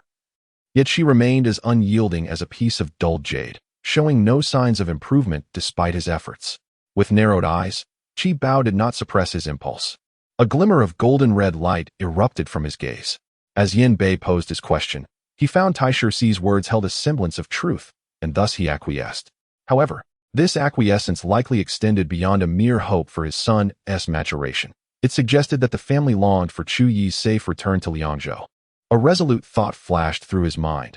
As murderous intent surged within him, Dragon Yun had never shown mercy towards such individuals, unless one's cultivation was extraordinarily high. Allowing for instantaneous reflexes, there was no means of countering the impending threat. Dongzhuo initially slaughtered the entire Yuan clan, leaving the isolated Yuan Shao and Yuan Shu vulnerable, and subsequently set fire to Luoyang. Even Yuan Shao, the leader of the alliance, lost the desire to venture to Luoyang, let alone the various governors under his command. Chapter 107. Task Details. Annabelle is innocent, yet she is the very source of the curse plaguing Fick Island. To slay her is to lift the curse, or perhaps an alternative path must be sought. You must make a choice. Remember, you have but one opportunity. Proceed with utmost caution. Failure. Qingshu, reveling in mischief, perched atop Xu Yang, playfully sticking out her tongue at him. Do you comprehend? Nan Kurue was quite pleased with Mo Bing Shuang's imaginative prowess. With just the slightest nudge from him, she instantly grasped the essence of what she wished to convey. Such understanding was hardly surprising to Nan Kurue. Consider this. All the princes have perished, save for Su Fan, the sole surviving heir. Even if the true emperor were to rage with fury, could he truly bring himself to execute Su Fan, the last prince remaining? Xia Minghan smiled as he observed Qin Guosheng bustling about, ingratiating himself with Lu Qichen. Xia Zheng remained unfazed, knowing that even if the elders were to learn of it, the formation of the sword washing pool would prevent any Nirvana realm experts from entering. Without the emperor's decree, even the empress dowager lacks the authority. Shen Yin replied with candor, and Yin Qi's expression darkened. He likely pondered the extent of the emperor's illness. If even a decree could not be issued, the situation must be dire indeed. Yet, Su Fan stood unperturbed, while the members of the Zonglong battle team below exhibited expressions of indignation. What? This is impossible. The crocodile demon's eyes widened in disbelief, yet before he could react, Xia Zheng had transformed into a whirlwind, appearing before him and delivering a powerful blow. At this moment, the man's heart was tender, filled with affection. Unchanged since her 18th year, Pei recalled his months at Han Dong's household, where he had feigned subservience, hoping for grand favors from Han Dong. Old Ma flicked his finger, releasing a beam of light that bound He Shu Ji like a rope. Nevertheless, at this moment, Gao Xian displayed remarkable composure. He understood that in the presence of such formidable individuals, the more one was scrutinized, the less one could afford to panic. Gao Xian felt as if a veil had been lifted, revealing an expansive plaza before him. Yin Yu acquiesced to the puppeteer Bug King's request, fragmenting its body. thereby fulfilling a long-held desire of the puppeteer Bug King. A few days prior, Mu Chenghuan had indeed deceived him. However, she had refrained from disclosing that she had become the class monitor. Wang Yang did not heed the words of the King of Hades, instead charging at him once more with his sword. The clash of sword energy with the aura surrounding the King of Hades produced a violent shockwave that sent me reeling. Witnessing this scene left me utterly astounded. Did Old Ma not assert that Wang Yang's golden light could withstand even divine beings? How could it be shattered in an instant? Sure, she shed her outer garment, removing her watch and other simple adornments, her cheeks slightly puffed in annoyance. In truth, they had long since noted Mu Sanwei's unusual identity and had discreetly investigated, discovering that he had once been a renowned chef, even serving in the imperial kitchen. For reasons unknown, he had seemingly vanished without a trace thereafter.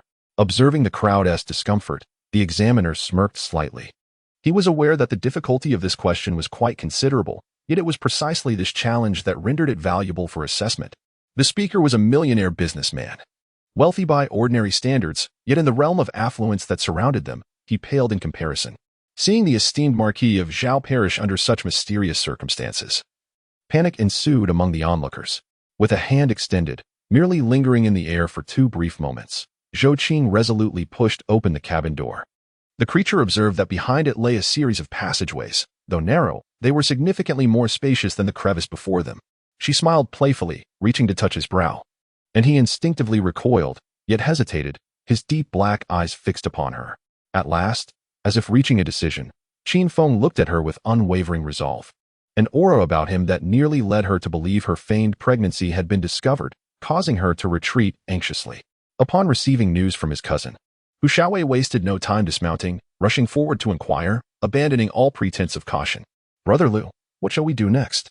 Though Ming Yu Lu harbored the greatest disdain, without concrete evidence, a rash intrusion could easily alert the quarry. Yi Lin was confident that with the Yin family's cunning, such treachery would not be beyond their capabilities. At this juncture, Yi Lin consumed a whole plant of the spirit herb without hesitation. Su Hongshen and Wu Yin were rather obstinate. Even upon learning that Yang Laoxi's backer, Song Hongda, was on the verge of ruin, they remained steadfast in their loyalty to him. Fu Zhuang and the Kuan Xian sect had engaged in a subtle rivalry for decades, each well aware of the other's tactics. When one finds themselves in the throes of extreme hunger, many principles once held dear may undergo transformation. At this moment, due to prior events, many eyes inadvertently turned towards Su Chun, who felt helpless under their scrutiny. Contemplating this, Margaret suddenly felt a tightening in her nerves. It seemed this was the only explanation that could fully elucidate the sequence of events. However, since the scholar in white could assert that the Yin family held half of May Mountain City, it was unlikely that such a claim was mere boastfulness. After all, this was the domain of the May Mountain City Lord, and exaggerated words would undoubtedly invite trouble. Zhou Tong suddenly tugged at my arm, causing every pore on my body to stand on end. I stared at him in shock, exclaiming, "You nearly gave me a heart attack. Do you not know that scaring someone can be fatal?" Meanwhile, within the King of Hades' palace, they welcomed a distinguished guest. "My lord, the 3 ghosts have arrived." A guard rushed in to announce. Guo Yujie had just reunited with them, neglecting to reminisce, his full attention captivated by the unusual energy emanating from the hospital.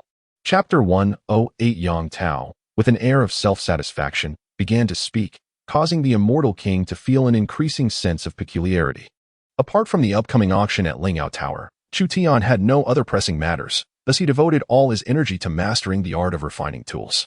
In his heart, he had cursed Hu Feng countless times, questioning why, amidst so many people in the Tianjing base, he had been chosen. Originally, Qi Jinbao had contemplated eliminating Yang Tao to extract his soul and claim the reward.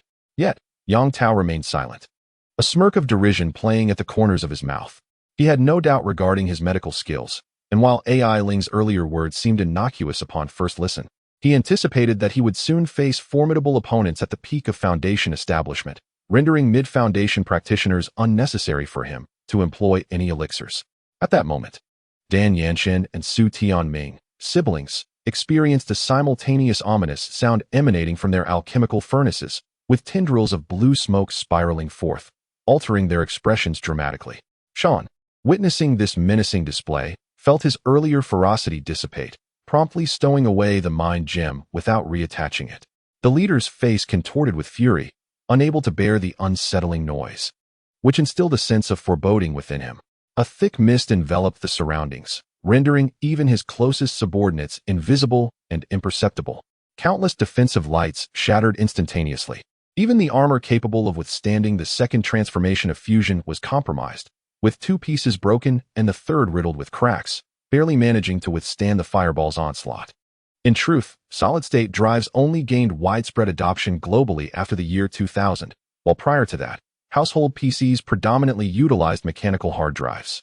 In silence, the two faced each other, tears streaming down their faces silently yet vehemently, laden with oppression, anxiety, sorrow, despair, and a madness that seemed intent on annihilating everything, yet also carried an essence of desperate survival.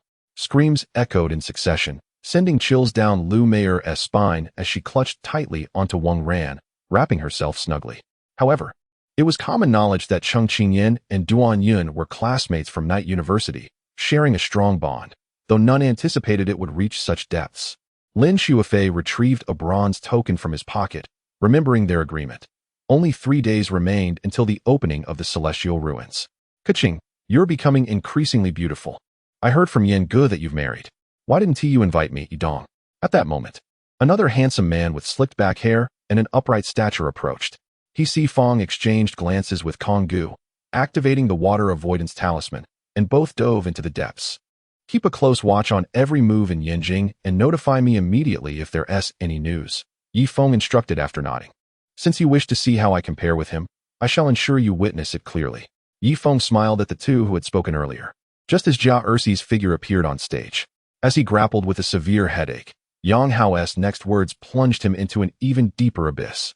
Upon witnessing this, my heart trembled. Recalling Hu Huang's earlier outcry, I conjectured that what they were observing could not be anything good. Like He Kong had surmised, the young hunter was not one to act recklessly. Otherwise, he could have ambushed He Kong from the outset without revealing his presence through speech. Emilia stared blankly at Isle's silhouette, feeling a warm rush against her cheek that seemed to pass by yet leave no trace. The 8th Demon King merely harbored suspicions, but the stands erupted with a tide of boos and gasps.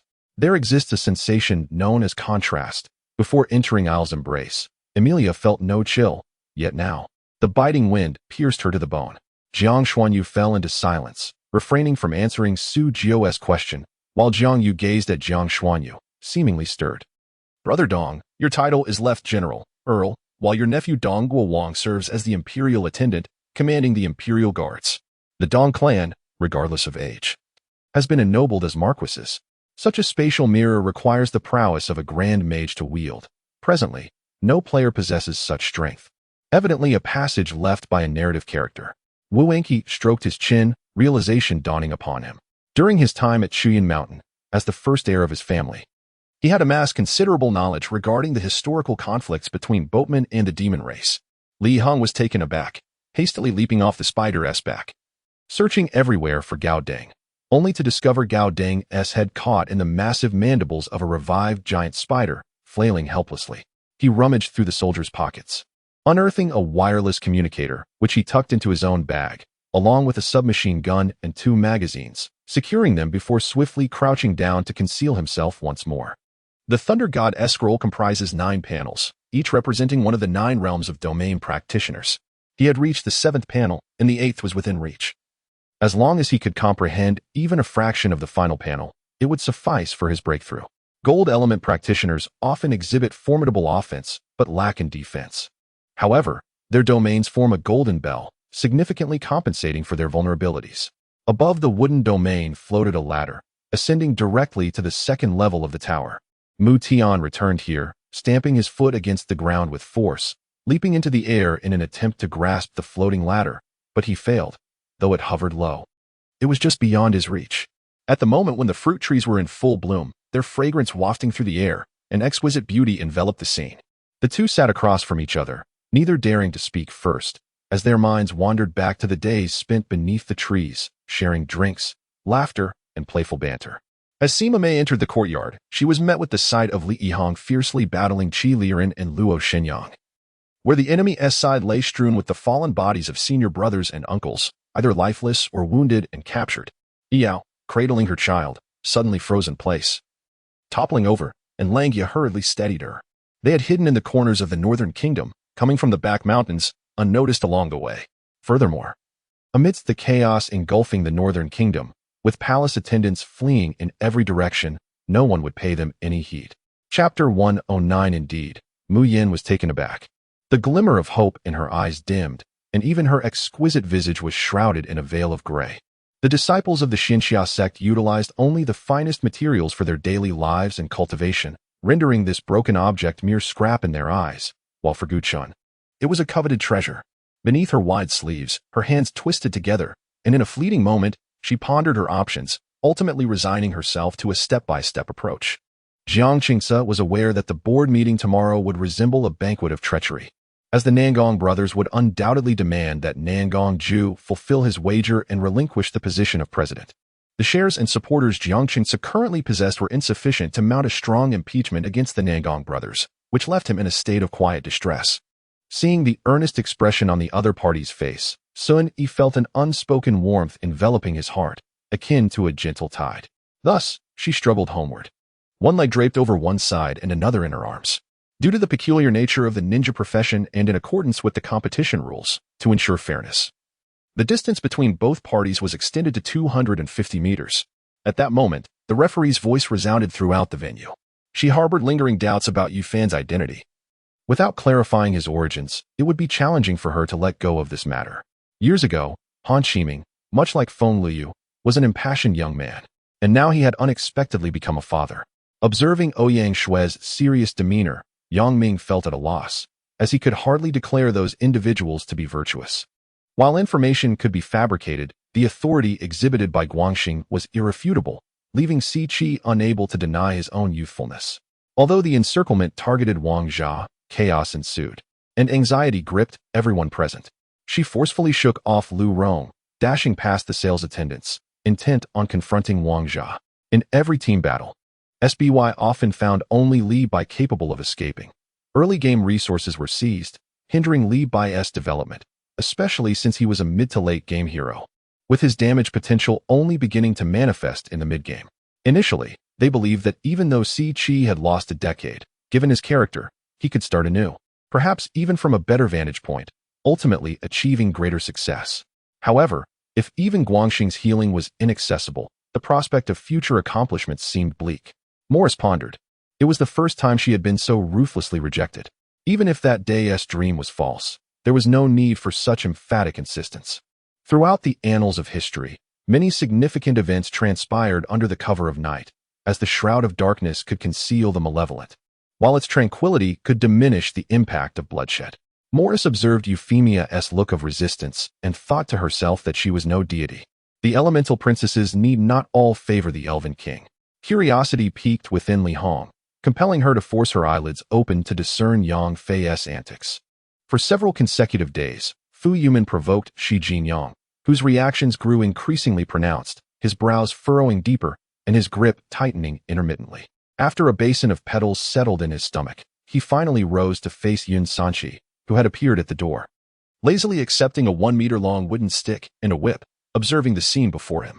In the midst of everyone's bewilderment, he solemnly lashed the stone slabs of the flower bed. However, restraining an evolved being was no simple task, unless one utilized alloy materials or rare substances extracted from mutated beasts. Ajo promptly agreed, and Mama Luo nodded in approval. Thus, bidding farewell to everyone, Ajo embarked on her journey homeward. At 4 o'clock in the afternoon, Busu concluded his practice and was about to leave when Coach Chow hastily approached, proposing a practical test based on the second examination subject. At that moment, Gu Zhihan appeared to have succumbed to madness. His battle armor had long been discarded, his long spear cast aside, and his white attire was stained with flecks of crimson, resembling blooming red plums against the snow, rendering Gu Zhihan even more handsome and elegant. Having successfully drawn all damage upon himself, Mo Qianan swiftly departed the altar, retreating to a safer distance, his tail striking the flames embedded in the ground. Mu Shi turned, bewildered, to her sister-in-law. Bai Liyun, witnessing her dazed expression, could not suppress her laughter, turning her face away with a smile. Lu Xindia first looked to Cuckoo on the ground. "Miss Cuckoo, please rise." Then she nodded at Zhu Xiyun. "I often indulge in laziness and avoid movement. I beg your pardon, Your Highness." Finally, she stepped to the lakeside, tilting her head back to relish the intoxicating fragrance emanating from the royal garden at the dawn of morning. With a hearty laugh, the beast-worm maniac departed. And only after their exit did Jiang Qingdi withdraw his gaze. This place, being the Demon Suppression Division, served as an institution to maintain the stability of the Great Qin. Primarily tasked with exterminating demons and monstrous beings, though it also engaged in various ancillary duties. Yet the item produced by Princess Anghua was evidently not of ordinary craftsmanship. It was highly likely crafted by artisans from the palace. This chaotic state persisted until the appearance of the Bureau of Hunting Anomalies, which ultimately restored order, granting the terrified populace a moment to breathe, to nurse their physical and emotional wounds, to reflect upon the entirety of this game, and to gradually mature amidst their suffering.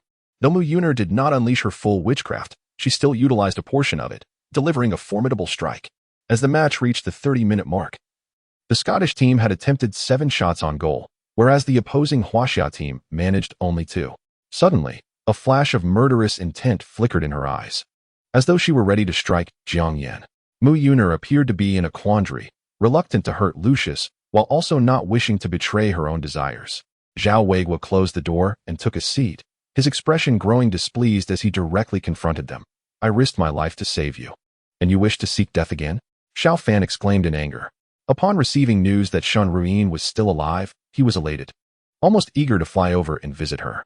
However, recalling Huo Wenyu's madness 3 years prior allowed him to regain his composure. In the midst of chaos, Xiao Fan steadfastly shielded Xia Yuewei with his body, blocking the gunman's line of sight. "To fire again? You would only strike me, Xiao Fan." According to Huang Li, Xiao Fan, am quite resilient. With unwavering determination, Xiao Fan positioned himself firmly in front of Xia Yuewei, preventing the gunman from taking a second shot. Chapter 1. Tenjiang Su held the medicinal herbs in his hands, inhaling their rich aroma. These superior herbs, once refined, would undoubtedly yield even greater effects. Contemplating this, Zhang Su channeled all his spiritual energy into each jade stone before him, causing the spirit-gathering array to radiate a brilliant light, shimmering with a dark green glow. Due to his fear of Qi Yiting, he subconsciously hesitated to drag the entire Qin Wangfu into peril. Your Majesty jests, Qin Fan remarked. "I have some refreshments here. Why not stay and share a few drinks with me?" As he spoke, a colossal hand seized the silver-horned king, while Qin Fan deftly retrieved the jade bottle using a military seal. Lin Shui was correct. The ultimate goal of the Long family was not merely wealth, but to dismantle the triad balance of Longquan Group, aspiring to dominate and transform it into a true private enterprise. Luo Li instinctively pondered why he was increasingly unable to restrain his breath. Such a commotion was bound to alert them to his thievery. No sooner had he thought this than the elevator doors opened. Zhang Chao declared, "All right, no need to see me off," and strode out confidently. As Situse observed, a flicker of doubt crossed her mind. If the previous dynasty was so formidable and their selection of rulers so stringent, how could the dynasty possibly fall? Each helicopter bore a deputy insignia alongside by Ruifeng's name. The absence of any one of these 3 conditions left Jiang Feng in turmoil, which made him realize that articulating the complexities of the situation was far from simple. At that moment, he exhaled deeply. The village chief, feeling the weight of probing gazes, blushed and led Wang Jimei to a nearby house. Back in the city, the shift in identity rendered my conversations with Tang Yuan less casual than during our shared trials on the mountain. If the patterns of the previous days held, rain would only fall in the afternoon, allowing time for the water to percolate. Unfortunately, as she descended from upstairs, she overheard 2 northern merchants conversing in the corridor.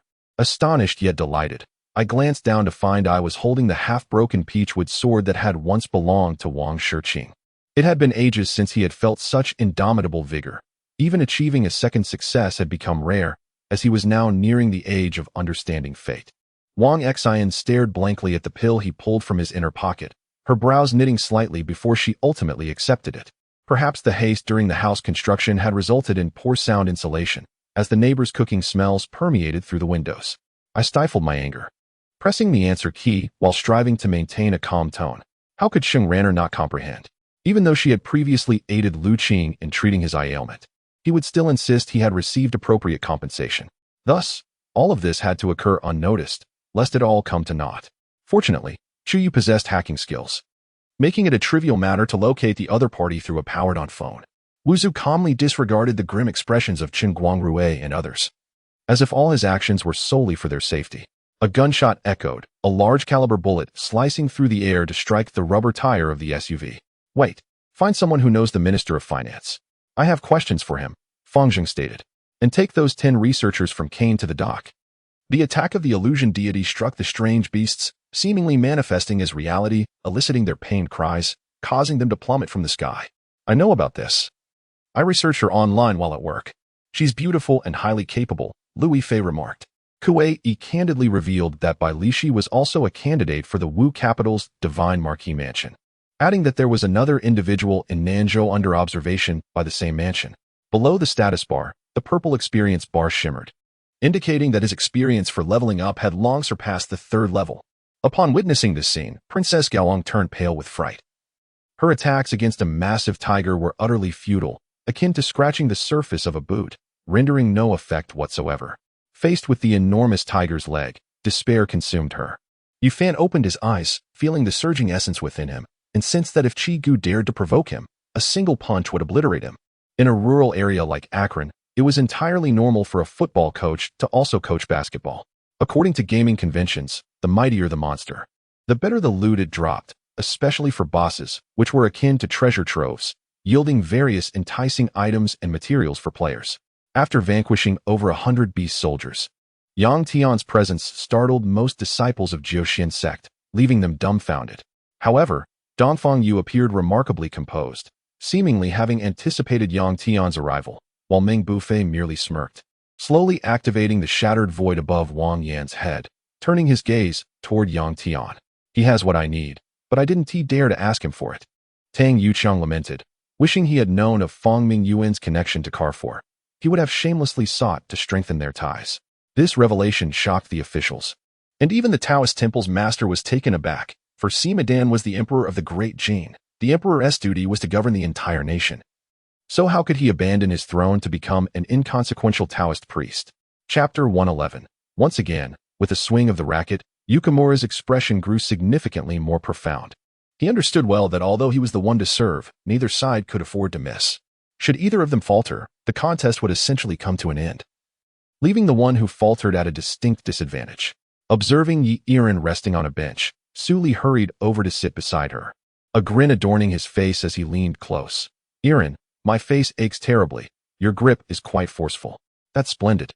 I genuinely do not know how to respond to this predicament, Li Dan interjected. Meanwhile, Siju was in the courtyard of the Prime Minister's residence, feeding the fish. He seemed to have a fondness for this pond and the fish within it, having stayed there since before dawn.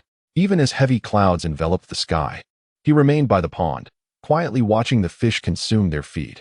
Xiao Hanyan, I shall grant you one more opportunity, should you utter another nonsensical word. I will assuredly send you to meet the King of Hell. Johnson's expression was frigid as he fixed his gaze on Xiao Hanyan, resembling a messenger from the depths of hell. The journey of Lianyun Jinren was not for trivial matters. It was to rescue the Vice Master Huang, who had been detained by the Lianyun sect, along with Steward Lin and others. Haha, I truly can manage. Although we lack it at home, I have assisted at others' weddings before. You need not worry. Perhaps when the gas tank arrives, I will treat Aunt Zhang to a meal, and you shall be at ease. Li Dan chuckled. After a hearty meal, the Japanese lieutenant raised his battle blade and commanded, charge. Immediately, 3 Type 94 ultralight tanks led the way, followed by a battalion of Japanese soldiers brandishing rifles. That day, as the sun set and the lights along Fanghua Street flickered to life, all the shops commenced their operations, though business was rather lackluster. However, the entrance to the Qingzhou Tavern was teeming with people, appearing exceptionally lively. It was so sudden that it startled her completely. As she regained her senses and sought to struggle, the man who had pressed against her lips withdrew and turned away. Huashingtou seemed to have anticipated her reaction, extending his long arm to firmly grasp the pillow. Even if she had received some training in shooting, it would merely be ordinary marksmanship. She had certainly not trained on moving targets and would not be able to, so it was clear that Chang Imo would emerge victorious. At that moment, Yanyi could not contain his emotions, for he had just unveiled a layer of his mother-esque facade, only to have another layer peeled away, leaving him in anguish and doubting whether it was all merely an illusion.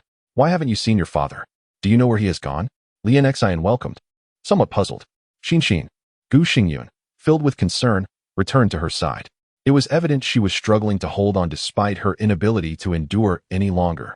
He wished for her well-being, but did not desire her to push herself so hard. Did she not understand that haste makes waste?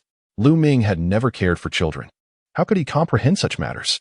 He believed that as long as he felt warm, it was an acceptable temperature for any normal person. Ji Juanxue thought that after consuming this particular wine, she would become intoxicated, perhaps even exhilarated or violently ill, forming various conjectures. I have an urgent matter to discuss with him. Lien Xian was unaware of when Su Rong had been apprehended. Such a wondrous fruit. Ever since I have been with Ling Yefeng, the entire world has transformed into the fantastical, she mused. I noticed old Sun's figure tremble as he unnaturally stepped back a half-step, inadvertently revealing his true nature. Gu Shi no longer regarded him, merely curling his lips slightly. His gaze fixed forward. What? The sword spirit furrowed his brow, perplexed by Ling Yefeng's words.